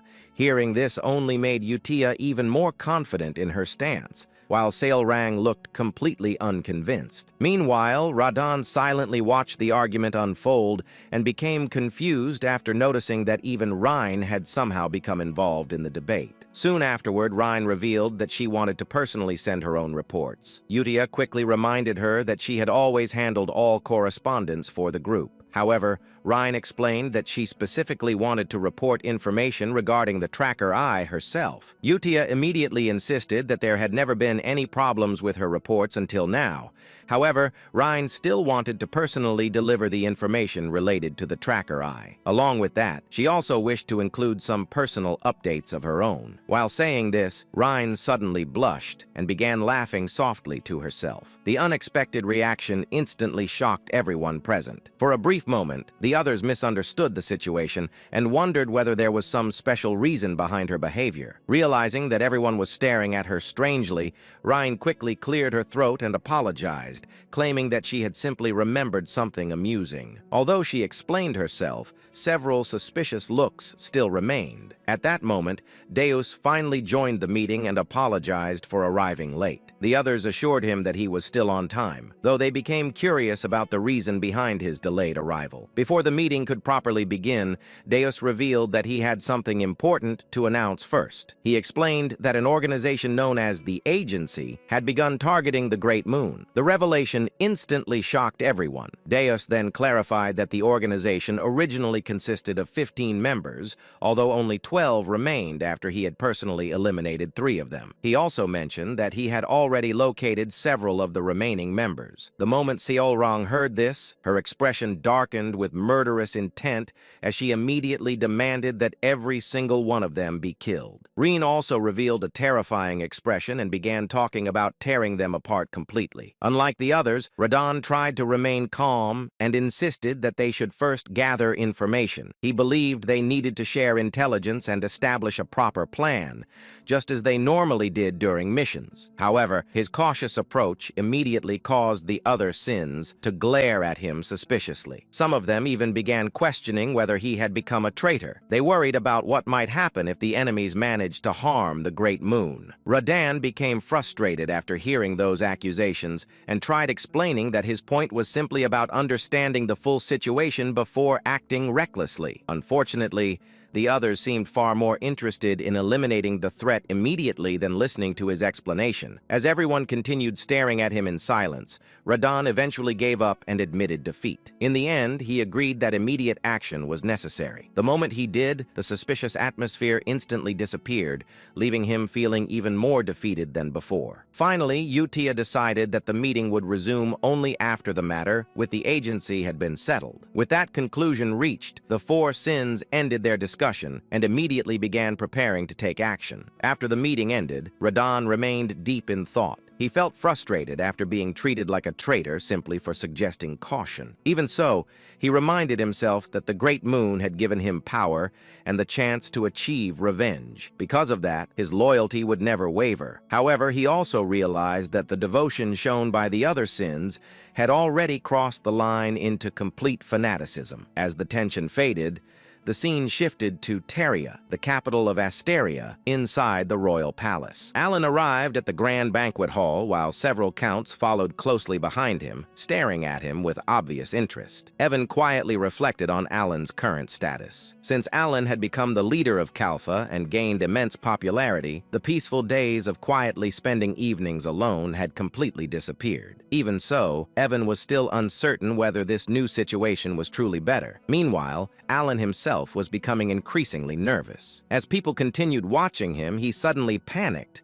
and felt as though everyone believed he had come to challenge the queen directly. In reality, most of the nobles were simply curious about him, but Alan immediately misunderstood their attention and imagined the worst possible scenario. Trying to calm himself down, Alan quickly reconsidered his plan. He decided that showing complete submission to the queen would likely make everything proceed more smoothly. After entering deeper into the banquet hall, Alan carefully observed the surroundings. The palace's overwhelming grandeur immediately impressed him. At the same time, he noticed how openly the royalist and aristocrat factions were carrying out their political schemes. He soon realized that most of them were ignoring Kalfa because they believed the queen was about to completely crush the faction. Even with that pressure, Alan desperately tried to compose himself. He convinced himself that after being scolded by the queen, he would simply pretend to give in and peacefully accept everything. Eventually, Alan and the other counts approached the queen together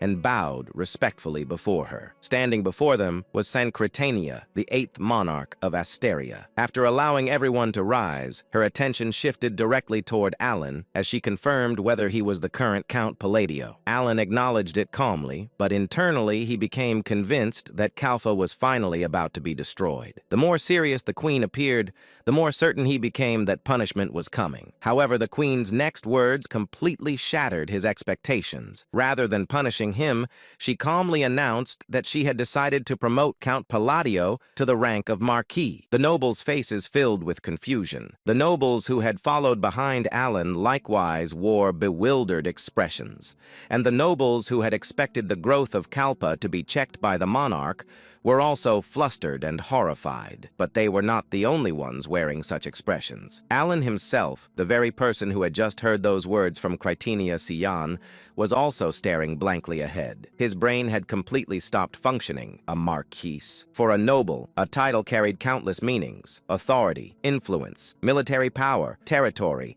and most importantly, work. An absolutely horrifying amount of work. Alan immediately felt a headache coming on. A marquis possessed far more authority than a count. More land, more soldiers, more responsibilities, more nobles wanting favors, more meetings, more paperwork. Alan thought, no, wait, why am I getting promoted?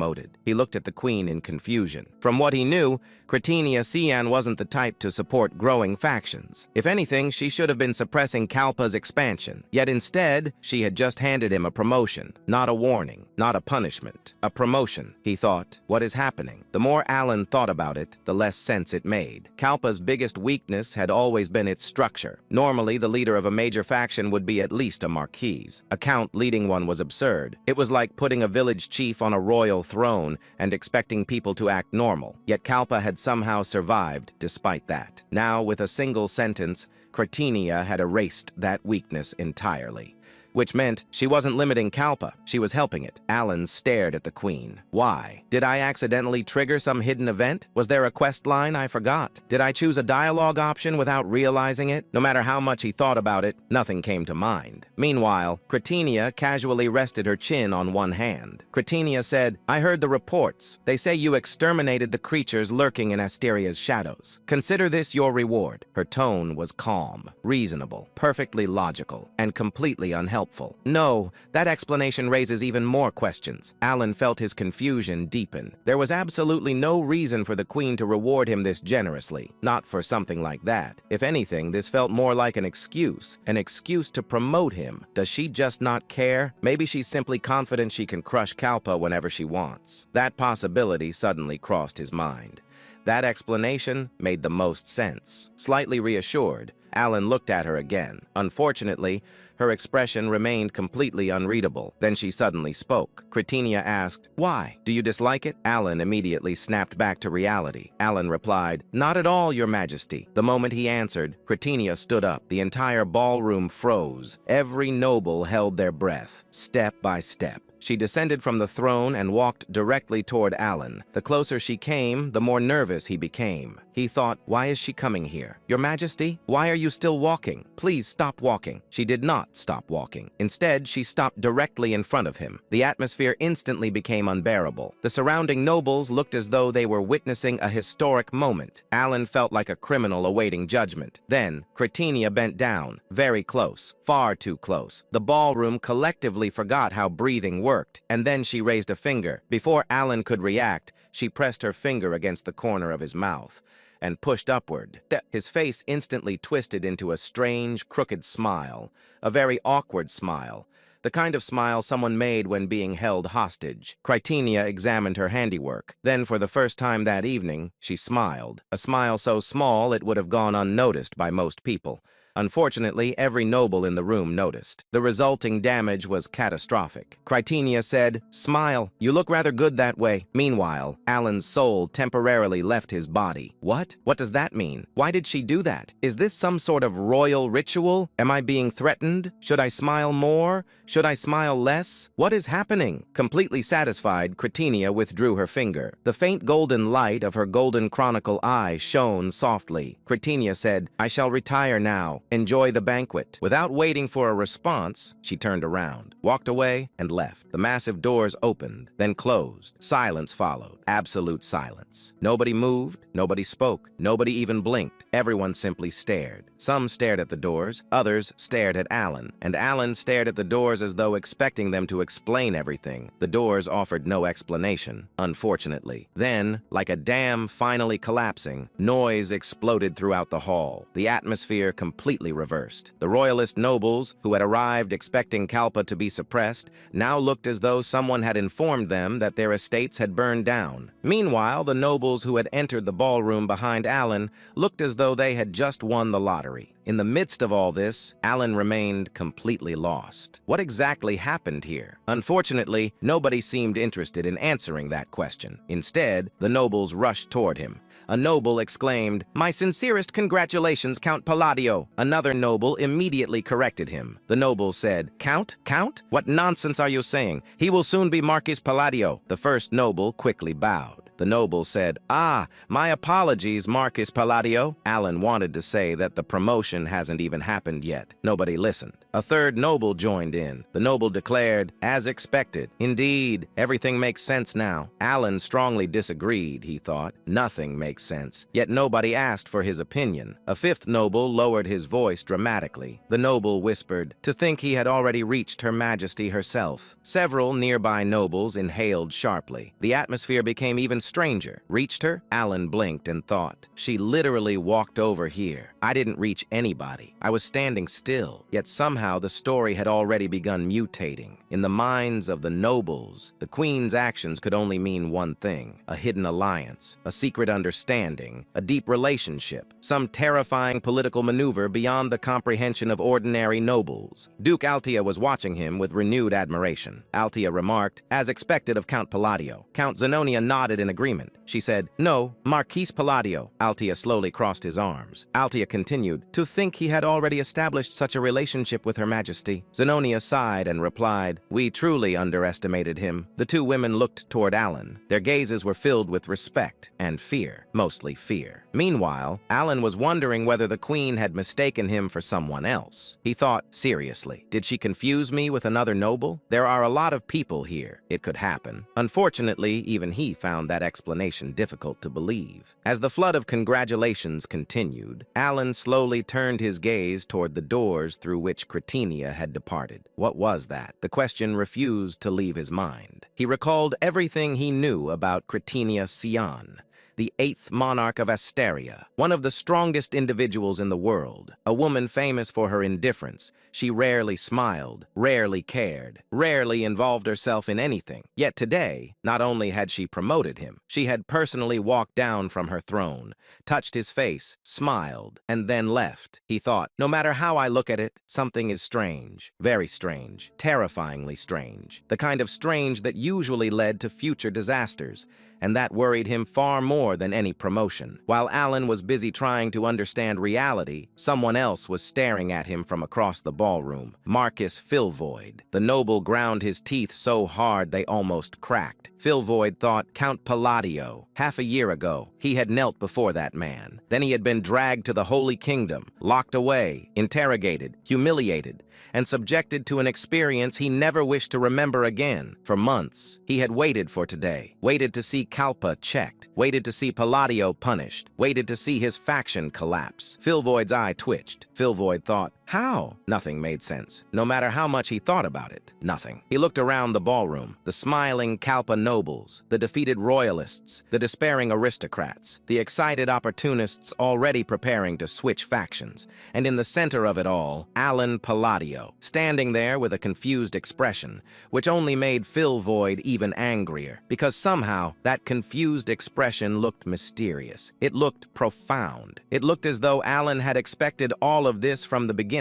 Filvoid clenched his fists and thought, stop looking so calm. Eventually, Filvoid let out a deep breath. At this point, there was nothing he could do here. Not anymore. Not after the queen herself had acted. But that didn't mean he intended to give up. Slowly, a cold expression appeared on his face. Filvoid thought, if matters have reached this point, then I have no choice. There were still people he could contact. People who did not care about noble factions. People who solved problems differently. Dangerous people. Very dangerous people. Filvoid slowly turned away from the crowd. His expression hardened. Filvoid thought, Count Palladio, let's see how long your luck lasts. Then, the furious Marquis moved through the streets while struggling to contain his anger. He eventually arrived in front of a hidden room. He knocked on the door, and someone inside immediately demanded a password. After giving the correct password, he was finally allowed to enter the room. The Marquis was guided deeper into the hideout, where one of the members informed him that the boss was waiting all the way in the back. As he moved further inside, the true identity of the boss was finally revealed. The leader of the organization turned out to be none other than Seorlang. The Marquis was left stunned by the revelation. He had always heard rumors about a bloodthirsty hybrid who desecrated corpses purely for amusement, but he never imagined it would be her. The horrifying truth became even clearer when he saw the room around her. Seolrang had already slaughtered numerous people. Dead bodies were scattered everywhere, and she stood calmly with her foot resting on the severed head of a man. Sensing his presence, Seolrang asked who had entered. Trying to stay composed, the Marquis introduced himself as a member of the agency and declared that he had come to commission Palladio's assassination. He desperately offered to pay whatever price she demanded. Seolrang responded with amusement before casually pointing out the real boss of the establishment. Without warning, she kicked the severed head lying beneath her foot directly toward the Marquis. The horrifying sight instantly shattered his composure, causing him to scream in terror before trying to run away. Still panicking, he realized that the room he had entered truly belonged to the boss. Seolrang casually remarked that the place had become a little messy. Moments later, she activated her thunderstick magic and burned every corpse within the room. The terrified Marquis immediately begged for his life, but Seorlang coldly declared that no one was allowed to lay a hand on her future husband. Right after that, she cleanly severed his head as well. Meanwhile, far away from that massacre, Alita and Zenonia continued staring at Alan while trying to speak with him. Somehow, Alan had managed to survive the entire week by doing nothing except tasting every single cake available at the banquet. To him, the experience had been extremely satisfying. Soon after, Alan Alan finally began returning to his palace. During the journey, his thoughts drifted back toward the queen's strange behavior. No matter how much he thought about it, he still could not understand her attitude. As the carriage continued moving forward, Evan accidentally addressed Alan, using his old Count title before quickly correcting himself after remembering that Alan had now become a Marquis. Alan immediately told him once again to call him whatever he wanted, since the official ceremony had not happened yet. Evan awkwardly agreed before once again calling him Count. Not long after, Evan pointed toward the forest Alan had been searching for. The place stood near the border between the plains and the desert. Alan recognized the location immediately. Since the desert was close to Colony, he decided they should visit the forest first. However, his thoughts soon became increasingly complicated. After defeating Kairos, he now needed to return to the Kahala ruins. He also had to travel to Roxas in order to activate the item Heinkel had left behind. On top of all that, he had suddenly received the title of Marquis for cleaning up the underworld. Alan realized he needed to prepare himself carefully, especially if the Bone Eater within the Empire became involved. His thoughts then shifted towards Psychedelia and Calypsophobia, two games that both took place across the continent of Ampelon. Although both games had been created by the same development team and occurred simultaneously, their worlds were so separated that they shared almost no common elements. Alan remembered that he had dropped Calypso very early, meaning he barely knew anything about its storyline. Still, he quietly hoped that the changes happening in this world would not trigger a butterfly effect within Calypso's story. In the end, he convinced himself that the protagonist within the Western Empire would probably handle everything. Eventually, Evan stepped out of the carriage and informed Alan that the rest of the journey would have to be completed on foot. At that moment, Alan prepared himself mentally, deciding that it was finally time to lure out the nearest agency member. As Alan approached Alchemy's hideout, he carefully recalled the original method for entering the cave. According to his memories, all he needed to do was recite a specific incantation while stepping inside. Even so, seeing a real boss zone with his own eyes sent chills down his spine. Back in the game, people used to call the agency leader the Spine Slicer, while constantly throwing insults at him. Still, Alan convinced himself that everything would work as long as he followed the original plan. After arriving at the entrance, he attempted to call upon Alchemy, the leader of the agency, while reciting the protocol exactly as he remembered it. However, before he could properly finish the incantation and request a favor, Evan immediately pointed out that things clearly were not going to work that easily. At that moment, the story shifted several hours into the past. Earlier that day, Utia had personally arrived before Alkai, the leader of the agency and the strongest elite assassin group in existence. Alchemy initially believed she had come to kill him. He reminded her that he had already followed the Pilgrim's will by withdrawing from the world, making it insulting for someone to underestimate him now. Inside his mind, rage began building rapidly. He could not tolerate being challenged, despite spending nearly 300 years beheading the strongest warriors across the world. However, before his anger could fully erupt, blood suddenly burst from his head as though every thought inside his mind was violently tearing itself apart. The unbearable pain forced him into screams. At the same time, Utia released her long flowing hair and used it to completely restrain Alchemy before driving the strands directly into his head. As she tortured him,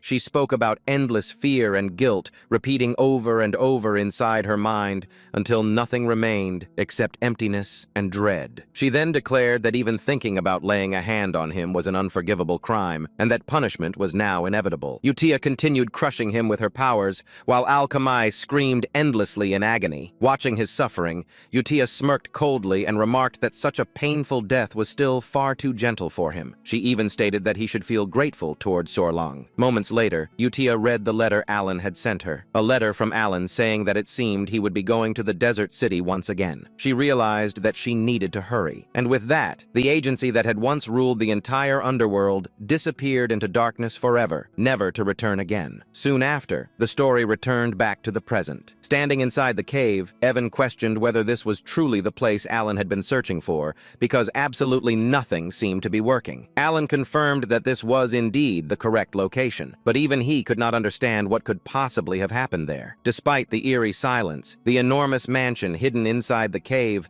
still looked incredibly impressive. Evan then noticed the massive piles of gold stored throughout the mansion and immediately suggested taking everything with them. He desperately hoped Alan would not refuse by claiming they were forbidden from touching anything. At the same time, Alan quietly realized that if Al-Kamai were truly present, nobody would have been allowed to touch even a single treasure. That alone confirmed that something terrible had happened to him. A grin slowly appeared on Alan's face as he finally agreed to take everything, especially the potions and jewelry. Evan could barely believe Alan was being serious. Not long after, both of them began hauling away enormous amounts of treasure. The carriage became so overloaded with gold that some of it could not even fit properly and started falling out. The absurd situation made it feel as though they had stumbled upon endless wealth without doing anything at all. And in that place, money truly ruled everything. Contrary to Alan's earlier worries, they safely reached their next destination while carrying mountains of treasure behind them. After completing his journey,